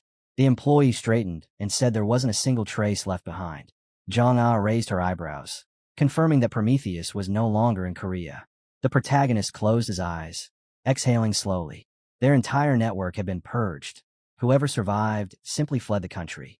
Sitting across from him, Jong-ah said she couldn't tell whether he was impressive or if Prometheus had just gone completely insane. She genuinely didn't know. Guang shrugged and said it was probably both. Then she stared at him, startled, when he told her to say it. She could cast the mental restriction spell on Era again. A woman's image flashed in his mind. Jong-ah said yes, but it wasn't her. It was her mother. The protagonist blinked. Your mother? Jong-ah nodded. She was the one who removed the spell last time. Hwaram closed her eyes, realizing he was still wondering who did it. She added that repeating it wouldn't be easy. Doing the same spell on the same person twice builds resistance. The protagonist frowned and asked what she meant. Hwaram explained that they could try again, if they had what they needed. Jewels shimmered in his imagination. Gold, gems, rare materials. They needed them for magical research. She raised her hand and said that this was the reason she joined the Immortal Special Forces. Collecting such resources wasn't exactly easy. Guang asked why. Hwaram sighed and explained that they normally bought those resources on the black market, but someone kept launching raids on those places lately. He smirked. Right. Someone. Okay then, he said. I'll give you the money and the gems. Hwaram looked up. Really? He nodded. He had some savings, and he definitely wasn't going to tell her he got them because he was the one who coordinated those raids in the first place. Throwing his hands behind his head, he said he'd talk to her mother about it and get her everything she needed. The man stepped forward, and Hwaram suddenly asked why he was trying to save Era. He answered flatly that he wasn't saving her. As soon as he got her information, he was putting her right back in a cell. Guang frowned. Exactly. The man reached forward. Hwaram turned toward him, confused. He told her to wait. The man grinned, too calmly. Stop him. He suddenly hurled a grenade at the floor. A burst of gray smoke exploded across the room. The fire alarm began to scream as the entire place drowned in the haze. Looking at the device, the hero blinked. Was that contactless security? Seriously? The man ahead smirked and said they'd meet again. People immediately scattered in terror. Smoke twisted through the air. The protagonist frowned. Something was definitely wrong. Screams erupted, and then a monstrous creature tore itself into reality. Guang looked up, stunned. What the hell? A black hole? It's opening. More creatures crawled out, crashing onto the ground. A girl froze and shrieked as one of them lunged. The monster's massive arms swung toward her. The protagonist blocked the strike and snapped. Take your eyes off your phone unless you feel like dying. He turned his head slightly. And run. Now. The girl nodded and sprinted away. The monster charged, crashing into the side. The protagonist exhaled sharply. Damn, that was close. His eyes narrowed. Who's that blonde bastard controlling them? The plaza filled with monsters. Too many. He clicked his tongue. Whatever. One thing at a time. The creatures suddenly roared and rushed him. He clenched his fists. He remembered what he'd been told during training. Avoid close combat with them at all costs. He grinned. That was back then. Things are different now. And honestly, his mother would never forgive him if he lost to these things. He slipped into a fighting stance. Actually, there's something I want to test. Perfect timing. Come on, attack. Somewhere else. Guangik sat at a table and turned to Sully. Guang is a monster, isn't he? Sully froze. Did you just call my son a monster? Guangik closed his eyes. No need to exaggerate, but when you were an instructor, did you ever see anyone like him? Sully lowered her head. No, never. People misunderstood something important. A gene flashed into view. Genes didn't guarantee talent, even for purebreds. A powerful werewolf wasn't created by genetics alone. There were limits to natural ability. The hero's body trembled as he struck the ground with both hands. But Guang, Guang could permanently memorize anything he saw even once. The protagonist darted forward at blinding speed and did it better than she ever could. Guangik glanced to the side, quietly admitting that watching him made him feel useless. The woman blinked in surprise. She knew about Huang, right? Before she could question it, men in suits emerged. Word spread fast. Hwaram, the special division under Dangun, made up of nothing but extraordinary geniuses. The view shifted to the city skyline. They were the guardians of souls, the ones who handled invaders when no one else could. A monster lay, crushed on the ground. Another reminder that war took care of anything that threatened the citizens. A tall tower came into view. They said it was one of Dangun's pillars, and war made sure his reputation stayed spotless. The twin ring. Suddenly, a mug slammed against the table. The woman frowned, demanding to know what he was trying to say. He looked away. His father wanted to see him. Meanwhile, the hero glared at the monsters. He slipped past their strikes with a muted step before rushing forward. His fist clashed with the creature's guard, sparks of strength colliding. Guang planted his feet and muttered that they don't break that easily. Then he leapt. The hero slid across the ground, realizing it was tougher than he expected. He clicked his tongue. He'd have to rely on that. Werewolf strength, an unnatural mix of iron constitution and monstrous muscle. He remembered staring out the window earlier, realizing that their iron legs weren't metaphorical. They were skills that hardened the body and amplified force. Clenching his fist, Guang acknowledged it. A technique that boosts muscle power and forms natural armor. He dashed in. Blow after blow rained down, his strikes blurring as fury lit his eyes. Somewhere far away, a car horn blared. A man stuck in traffic shouted in frustration, wondering where all these jams suddenly came from. Beside him, a girl rubbed her face, cursing that they were late. She stared ahead, troubled. The black hole hadn't appeared for any known reason. Cases like this weren't supposed to happen randomly. The guy beside her held out his phone and told her to look. She asked what he meant. Then her eyes widened in disbelief. She turned to the side, stunned. They could actually see it. Back in the battlefield, the hero's fist tore through the air. The girl whispered that she only wanted to watch the whole opening, not this. The manager stared at the scene, jaw dropping as she realized he was killing all of them on his own. In her head, only one thought echoed. Oh my God. Looking down, she muttered that maybe it really was true. He had slaughtered dozens of champions all by himself. Standing in the middle of the corpses, the protagonist clicked his tongue and sighed. Oh my God, there were a lot of them. Then he frowned and added, all right, that's done. I'm going after him next. A clip of the battle appeared on screen. Because of that fight, he suddenly blew up on YouTube. Luckily, the streamer had only filmed him from the back. Still, the entire battle against the champions was broadcast live. Comment sections exploded with theories. People started giving him all kinds of nicknames. And then one stuck, Owl. The video title flashed by. Some viewers even questioned the sudden black hole that had opened. Lying on the couch, Guang stared at the ceiling. It didn't matter what they wrote. He did what he had to. He smirked, whispering that he'd soon find that blonde guy anyway. His phone rang. The moment he picked up, he was told he had been overexcited, that he lost his step. She told him to rewatch the footage. The woman on the call squeezed her eyes shut when he casually admitted that he had done it on purpose. He wanted to be unpredictable.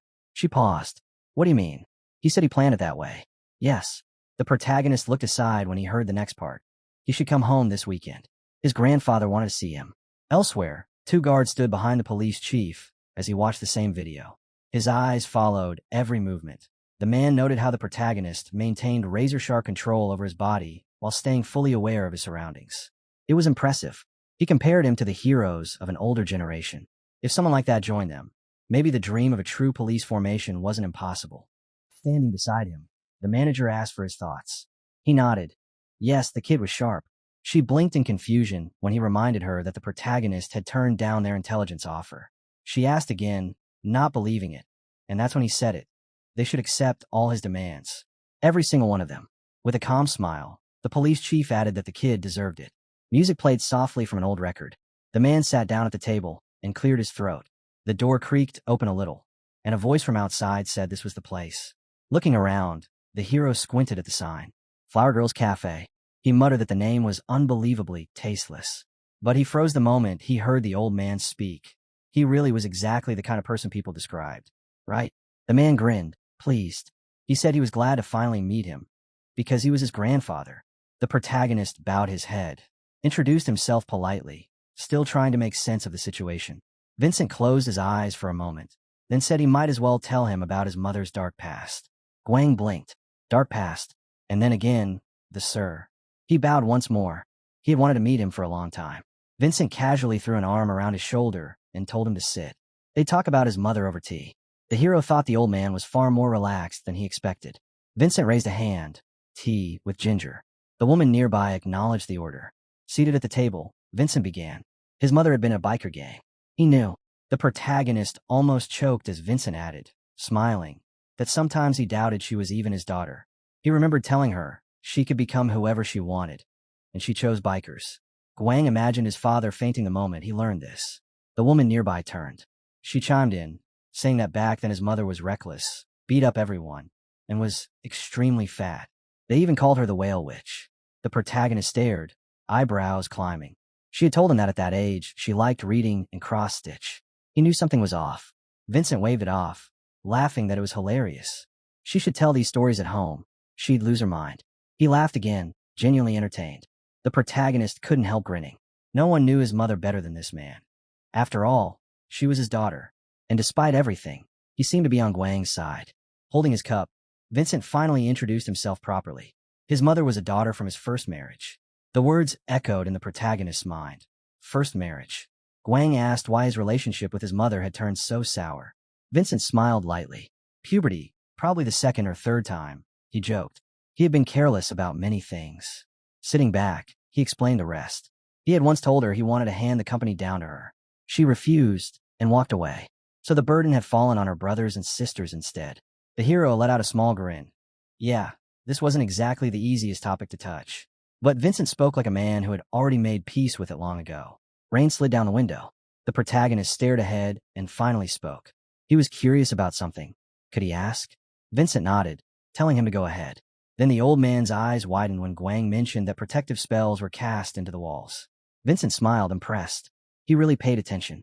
Did he get that from his father? He wondered. Up above, a man crouched on the chandelier. So it was possible. Vincent lowered his head slightly. He had invited him here for a reason. And then everything exploded in emotion.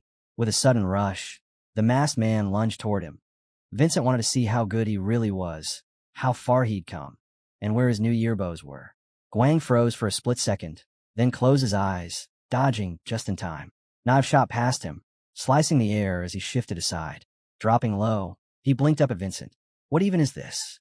Vincent lounged casually on the couch, noting that Guang reacted fast. Not bad. Not bad at all. Guang glanced at the masked attackers. So it really was a test. His mother and uncle had warned him something like this could happen, but he didn't expect it to show up in such eccentric form. Still, he grinned. He wasn't backing down. He wasn't collapsing in tears. Vincent stretched his hand forward, fury in his eyes. Guang held his ground, then reminded him that before all this, Vincent said he could at least receive his New Year's envelope first. As Guang turned away, he mentioned the Earth's black hole, that it could be forced open artificially. Vincent blinked, amused. Open a black hole, himself? He'd never heard anything like that. Guang shifted into a fighting stance. Fine. If he wanted New Year bows, he'd give him New Year bows. Cracks formed above him. In an instant, he dashed forward. Vincent's eyes widened. He truly dodged that attack.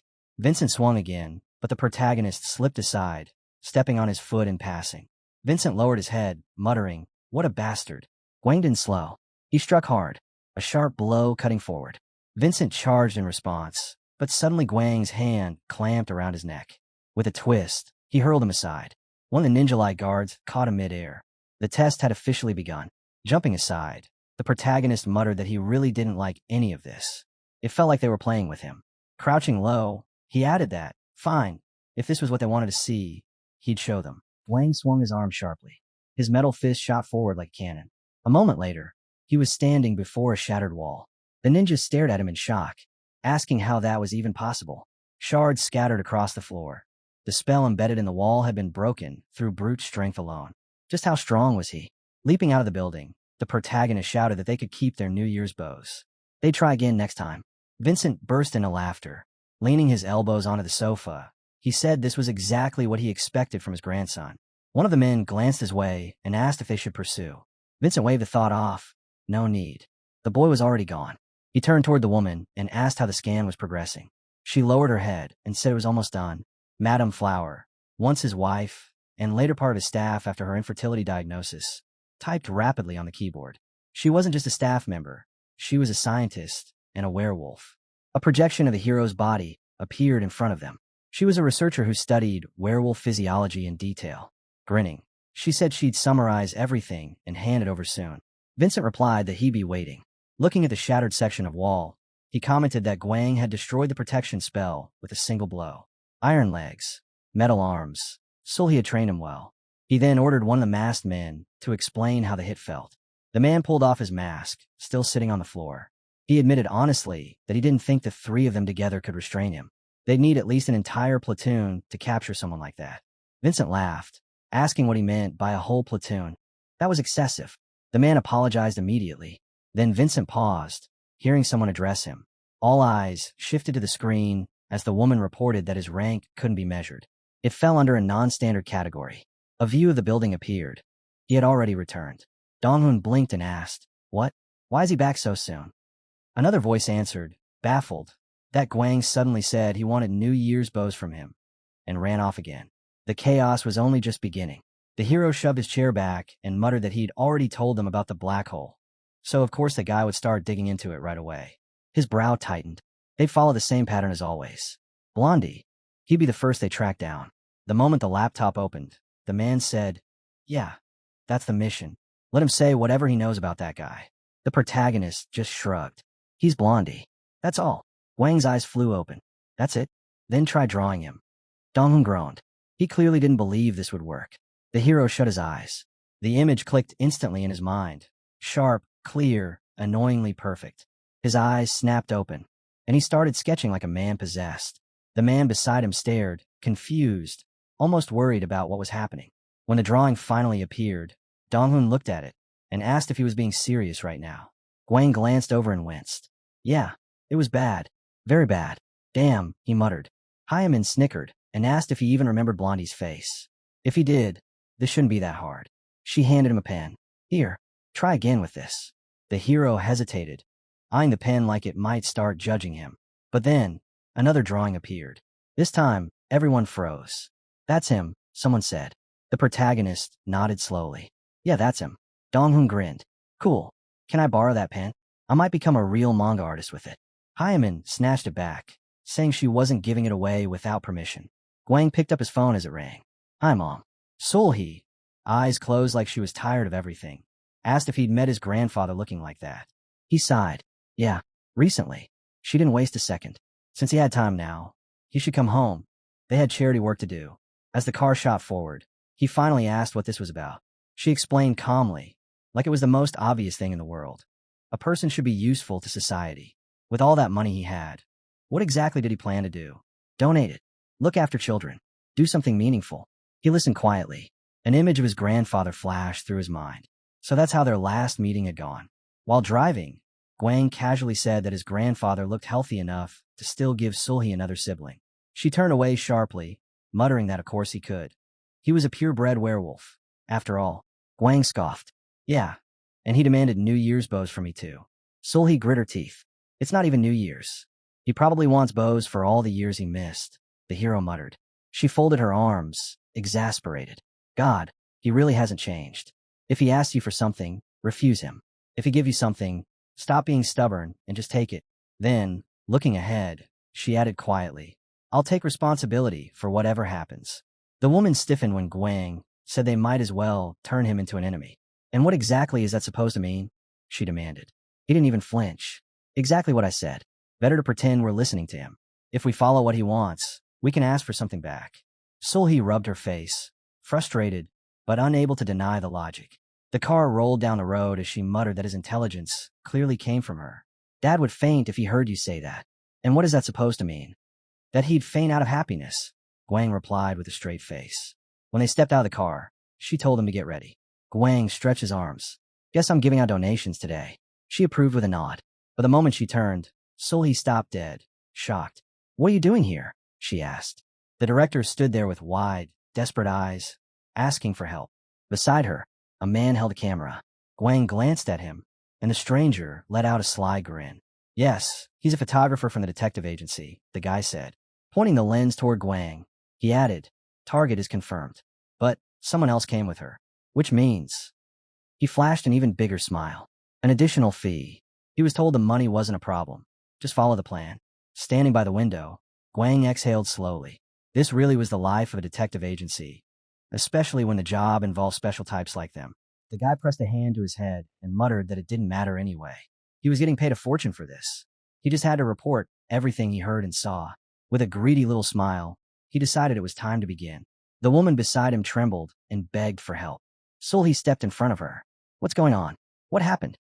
Lowering her head, the woman whispered that some people had taken over the building. What do you mean taken over? Sulhi asked sharply. The hooded man smirked. He explained that the intruders had asked specifically about the volunteers who were supposed to arrive, and the moment they confirmed it, they seized the building. Sulhi's eyes narrowed. And the children? Where are they? Outside. The woman replied quickly. They're studying with the teacher. They're safe. Sulhi put her hands on her hips. Do the other teachers even know about this? And no. The principal stammered. Sulhi's expression darkened. And why didn't you tell them? They said if I quietly brought the volunteers to them, they'd leave and wouldn't hurt anyone. Guang exhaled through his nose. So that's why you were waiting for us here. She nodded nervously, and he frowned. Makes sense. They knew we were coming. Sulhi grit her teeth, fury rising. Those bastards are crossing every line. Then she inhaled slowly, forcing herself calm. All right, I'm calm. Let's go. As she started forward, she added, stay close to me for a bit. My fists have been itching lately. Guang glanced aside. I want to deal with them myself. I've got more experience, so maybe... Sulhi shot him a look over her shoulder. Experience? You haven't even hit 3 years yet. She cracked her knuckles. Use your money however you want. I'll use my fists. Guang blinked. She actually looked calmer like this. Almost peaceful, in a terrifying way. It's fine, he assured her. They'll be gone soon. Then he smirked. Nothing bad will happen. But the camera lens shifted toward them. An earpiece clicked into place. And the photographer's thoughts twisted. What the hell? Perfect. Can't wait to practice on this guy. He held the camera like a weapon, thrilled. He actually sent his mother there. Guang sighed and waved his hand. This bastard. Then the director called out to him, snapping him back into the moment. The protagonist turned when Sulhi told him she'd be fine. He nodded. Yeah, you don't have to worry. If anything happens, we can just call the police. She lifted an eyebrow. I already tried. There's no signal here. Guang froze. No signal. He checked his phone. Nothing. He glanced up at the building, jaw tightening. Prometheus had supposedly left Korea. So who was hunting them now? A window shattered above. A monster flew out and crashed onto the ground, twitching. The director's voice cracked. That's a person. The protagonist caught her before she collapsed. A man burst out of the entrance, panicked. What's going on? What happened? Guang stepped in front of him. Take her and get out of here. When the man hesitated, Guang added, there's an operation underway. Evacuate with her. Now. But what operation? Guang waved him off. We got a call. We responded. Just go. The man nodded quickly and ran. Walking forward, the protagonist thought it was a decent improvisation, simple but effective. After all, he was in Immortal Special Forces. Now he just needed to get to his mom. A body suddenly slammed onto the floor in front of him, a monster wheezing its last breath. Guang looked up and smirked. Good. At least Mom's making it easy. Otherwise, she'd level the whole building. He climbed the stairs. Corpses of twisted creatures were scattered everywhere. They looked exactly like the ones he'd fought before. Experimental subjects, the same types Prometheus used. Disgust twisted in his expression. One of the creatures tried to crawl away, screaming about monster. Guang frowned. Don't come near me. Sulhi had already grabbed another by the collar. Who sent you? She demanded. The father. The creature rasped. Sulhi narrowed her eyes. You mean the man who experimented on you? Not your biological father. He mumbled something unintelligible. That means people are still doing this, she said coldly. So who is he? Your father. Who is he? The creature lifted its head weakly. My father is Leon. Sulhi stared at the creature in shock. Leon. He's still alive. Her voice trembled with anger, not fear. The hero stepped closer. You know him. The beast writhed weakly on the floor. Through its ragged breath came the truth. Leon was a mad scientist, a depraved lunatic who created monsters like them. Sulhi grabbed her phone. I need to call this in. There's no signal, Guang reminded her. The whole area's jammed. She clenched her jaw. Who the hell is doing this? Guang raised a hand. Wait, someone's coming. A mocking voice cut through the tension. So how are things? The hero turned with a frown, try to place the face. Sulhi narrowed her eyes too. You know them? She asked. The group stepped into the light. Werewolves. He recognized them immediately. Dangan's people. The ones he ran into when he met his grandfather. Facing them, the protagonist asked, What brings you here? The girl grinned. We missed you. Another guy squinted at Guang's face. Your face healed up fine. Sorry about what happened at the cafe. Guang shrugged. I'm fine. Someone dragged the photographer forward by the collar. So you already know each other, he said with a grin. He added, You didn't show mercy back then. Guang scratched the back of his head. I try my best. The guy snorted. You were still holding back. You hide your strength well. In his mind, Guang admitted they were fast learners. The man extended a hand. Anyway, enough about the past. Name's Angiol. I was sent as backup. He smirked. Guang returned the handshake. Nice to meet you, but I didn't ask for backup. CEO's orders, Angiol replied. He said to tell you it's part of your New Year's payments. Oh, Guang nodded. I get it. And who's this? He tossed the photographer onto the ground. Pick him up on the way. He's the reason your phone died. He was hiding on the top floor. Guang rubbed his face. So, someone was really orchestrating this. And why bring him here? He asked. The man on the floor groaned. The name spilled out. Juho. He owned a private detective agency. And maybe, just maybe, he had the kind of information someone desperately wanted. Walking ahead, the woman muttered that God, her father, really adored his grandson. The hero only gave a quiet nod. The guy lay sprawled on the floor, barely conscious. Juho, that was his name. A private investigator. Someone who dug too deeply into things he shouldn't. Maybe that was why he knew too much. The protagonist crouched beside him and asked again. Juho nodded. Angiol held out the camera, saying he checked everything.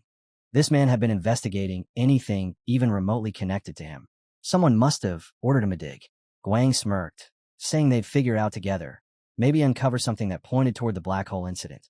The hero only muttered that it was good. Pretty good for New Year's payments, at least. But then the guy shot him a glare, telling him not to treat him like an object. He added that he'd already deposited the New Year's bonus into his bank account. The protagonist blinked, confused for a moment, until he heard the rest. Dangon was taking over the headquarters. A sharp exhale escaped him. That was the one massive headache he couldn't solve on his own after Prometheus disappeared. Standing before the gathered people, Guang thought that sure, this solved their problems too. But still, the director suddenly barked that she should go there herself. He cut her off immediately. No, there was an operation underway. The woman smirked and turned to Sulhi. But the moment she looked toward the building, her eyes widened, and she gasped. Sulhi glanced at the hero with a sly grin. You've got plenty of money, right? He gave her a look. So fix the building, she added, confident he'd handle it. And the hero knew she would say that. He sighed and told her fine. She could rely on him.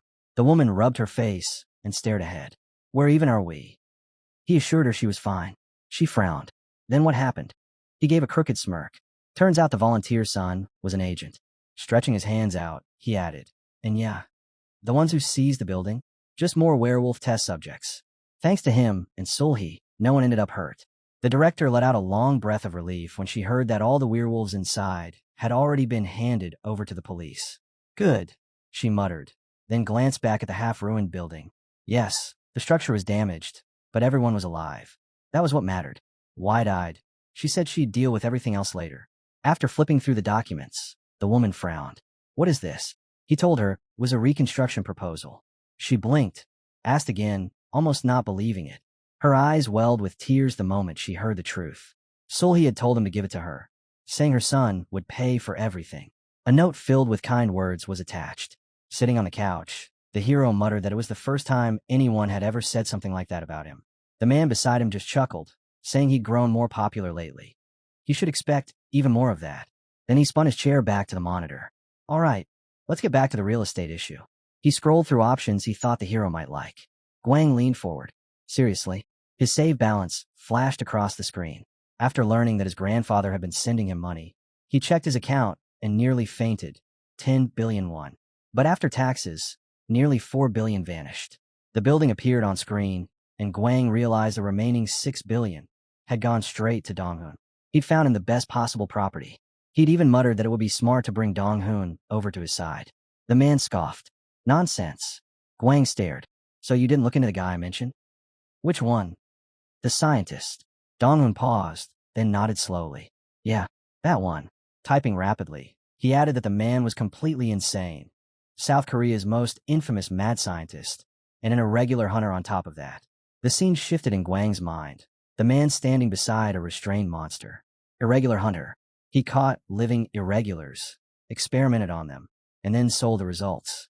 A twisted genius, talented, dangerous, and completely unhinged. Dong-hoon looked off to the side and muttered that despite being a lunatic, the guy was good at what he did. Not just the leader of irregular hunters, but the head of an entire lab. Staring straight ahead, the hero asked why that man was chasing him. The answer came cold and simple, because he had mixed blood. Being an immortal irregular alone would have been enough to draw attention. But he wasn't pure. That made him a target. A woman's silhouette surfaced in his mind. Dong-hoon muttered that it was only a theory, but he believed Prometheus had leaked information about him. Every illegal lab, every underground group, every criminal network. Suddenly they all seemed to be moving in sync. The protagonist leaned forward. And that blonde guy, what's his deal? Dong-hoon shook his head. He couldn't find a thing. He's a ghost, Dong-hoon said quietly. When someone leaves absolutely no trace, that's the term they use. He's too good at staying in the shadows. Guang pushed himself upright. Fine, then you keep digging into the scientist. I'll handle the blonde ghost. Dong-hoon raised a brow. You trying to persuade the guy in the basement? Guang smirked. Yeah, with words. Nothing else. Downstairs, the tied-up man sat silently until he suddenly jerked and screamed in fear. Juho stared up at the ceiling, panicked. What? Where? Stop. His mind was a blur. He remembered meeting them. And then nothing. Now he was bound. Something had gone terribly wrong. But then he forced a shaky breath and whispered that he was fine. He came prepared. A crooked grin crossed his face. He had a beacon hidden inside his body. His rescue team would come for him. Any moment now. A loud crash erupted behind the door. There they are, he thought proudly. Hiring a top-class mercenary had been the right move. Then the door opened, and it wasn't the mercenary. It was Guang. The hero walked in, eyes steady. You're awake. Juho stared at him in horror. The man was bruised, beaten, yet standing perfectly calm. A shocked gasp escaped him as he realized what he was looking at. A half-blood werewolf. Someone who had once defeated a member of the Immortal Special Forces. What the hell is this place?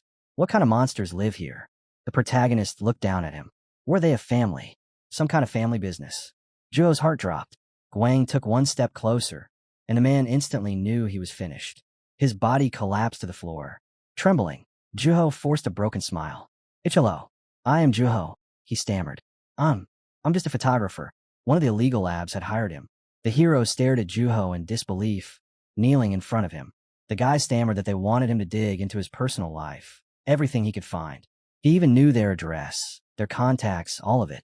The protagonist smirked. If he spared them, Juho would hand over every detail he had. Walking down the street afterward, the man asked who those people were. Juho clenched his teeth and snapped back. How should he know? He didn't know a single name. Nothing. Guang suddenly glanced back at him.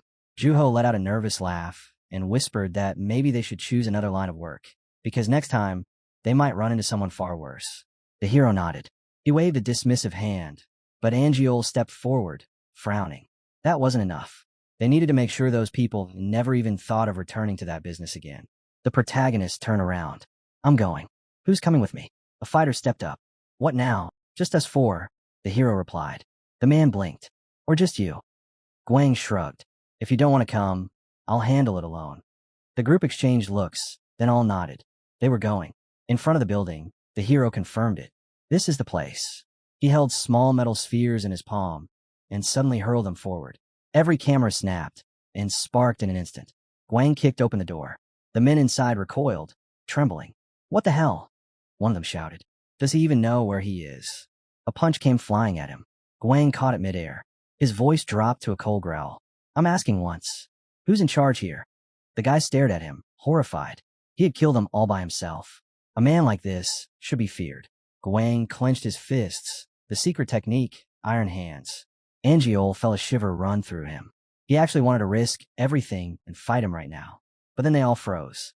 Someone was standing at the exit. The hero turned slowly. The man smirked. How did you even get in here? Guang's expression hardened. He lunged forward, roaring that the bastard wasn't getting away. The others scrambled to cover the exit. Guang sprinted full speed, kicking off the wall and landing hard. He stopped, scanning the shadows. He couldn't sense him, but he knew one thing. He couldn't have gone far. Walking down the corridor, He muttered that relying on senses alone was useless. Only a pure blood could run and hide at the same time. That line made the protagonist look away in surprise. A window flashed by, and without hesitation he leapt through it. He should have been outside by now. Guang landed on the ground, rolled once, and looked to the side. Nothing. No presence. No movement. Strange. I still feel nothing. He moved in the opposite direction. Then blood. A sharp scent hit him. Eyes widening. He turned and saw the girl frozen in place. She was wounded. A man behind her smirked, saying he had caught up to them faster than expected. The fun was only just about to start. He snapped his fingers, adding that running into Guang here was a surprise. But since fate had handed him this chance, he'd be taking him along. Suddenly Guang swayed. His head spun violently. His limbs wouldn't move. His tongue went numb. The man twirled a knife lazily. How cute. What an idiot. What a tiny bastard, Guang thought, grinding his teeth. The man frowned and told him to behave. A blurry image appeared. His body, his movements, everything around him felt twisted. Maybe that was the guy's ability to confuse senses, tear perception apart. Guang forced his hand to move. Fingers curled upward. His legs trembled, just like werewolf training. That strange sensation spreading through every muscle. The knife flashed. The blade dove straight for his neck. Guang twisted at the last moment. Pain scraped across his skin. The man clicked his tongue, irritated. You dodged? I thought you'd just sit there and take it. Your chatter's annoying. Guang exhaled sharply. I learned to talk when I was 4. Before the man could react, Guang grabbed his wrist. And now, he growled, I'm getting used to my senses again. He drove the knife into the man's leg. No, be quieter. He yanked him downward and slammed a fist into his face. Bone cracked. That's the taste of a werewolf's flick, Guang muttered. The girl stared at him, wide-eyed, trembling. It passed. I thought I was going to die. What is wrong with you? Sitting on the ground, the man clutched his head and muttered, What the hell? What the hell? Guang let out a dry breath of amusement and told him it was nice to finally hear his real language. He dropped down beside him and asked how he'd managed to open that black hole. The man snapped back that it was impossible. No ordinary person could do that, not even a sensitive immortal. Guang only smirked, leaning in, asking what answer he planned to give him. And this time, the man actually answered. Staring at the floor, he admitted that he'd figured out exactly where the black hole would appear before it even formed. As the smoke cleared around them, it became obvious. He had been pretending that day. He already knew the black hole would open in that exact spot. Looking forward without blinking, he confessed that they had developed something far more advanced than psionic. A flash of the lab appeared. She was there too. The men sat around a table, speaking with full confidence that they'd catch him. The one holding both werewolf and immortal blood, the irregular they'd been hunting for years. The man smirked, assuring them not to worry. Photos lay scattered across the table. He said everyone had a weakness. A sudden knock at the door. The scientist called out, 1 minute. But the guy standing in the doorway didn't wait. He reported that the photographer had been caught. What? The scientist snapped, not expecting that to be the reason he'd been summoned. Leon stiffened when he heard the next part. That another one had been captured. What? Who is it? He asked, confused, until the truth hit him. A special type metahuman had been taken. Guang couldn't help but smile. Of course, this was his doing. The scientist's face drained of all color when he heard that another base had been wiped out and a message had been left behind through the one-way comm system. If I find you, you're dead. That's what he said. The man tried to laugh it off, muttering that the bastard, Guang, was bluffing. But the truth slipped through his thoughts. Guang would make sure they got their hands on him and tear him apart alive. A cold shiver slid down the hero's spine. A girl behind him called his name. She said they'd hand everything over to the company. They still had to bypass the security system and a dozen other steps. Guang grinned when he heard that. If the problem was money, he could handle that any time. The man shook his head. No, that's not it. Grinning through his teeth, Angio leaned forward and asked what exactly he didn't want. And Guang simply answered, yes, they were his. Angio's face tightened. He snapped that Guang couldn't, and shouldn't, be doing things like this himself. He wasn't even a developer. This kind of work belonged to actual professionals. Guang just frowned back. He'd been giving him that same stare since yesterday. But why? Dong-hoon, arms crossed, sighed, and said they'd need a real hacker for this job anyway. Sitting on the couch, Guang told them they were picking up the conversation they left unfinished. The man rubbed the back of his head and admitted he had nothing new. A guy lying on the floor muttered that they hadn't been able to find another lab either. The one causing them trouble recently had already been shut down. Guang clicked his tongue. He'd expected to squeeze something useful out of that blonde kid. But the idiot turned out completely worthless. Images flashed across his mind. While Prometheus played both in public and behind the curtain, these lunatics, the underground scientists, stayed buried in the dark. Impossible to track, annoyingly good at vanishing. One of the guys looked at him and told him to open it. She was a member of the team after all. The door opened.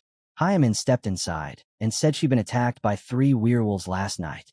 Guang raised a brow. You look way too good for someone who got attacked. She smirked and said she obviously used that scroll to deal with them. Guang nodded. Good. Makes sense. You learned kickboxing anyway. Then the thought hit. Right, she actually mastered it. Hwaram stared at him. So they're connected to you somehow, aren't they? When are you going to catch them? Guang exhaled, tired. I want to, but they're hiding too damn well. Her eyes suddenly widened. Guang blinked. What? What's wrong with your eyes? Holding up a glowing card, Hwaram grinned. Good thing I cast a tracking spell on one of the bastards who attacked me. That's where we'll leave it for now. If you want to catch the next part, make sure to like the video and subscribe so you don't miss it.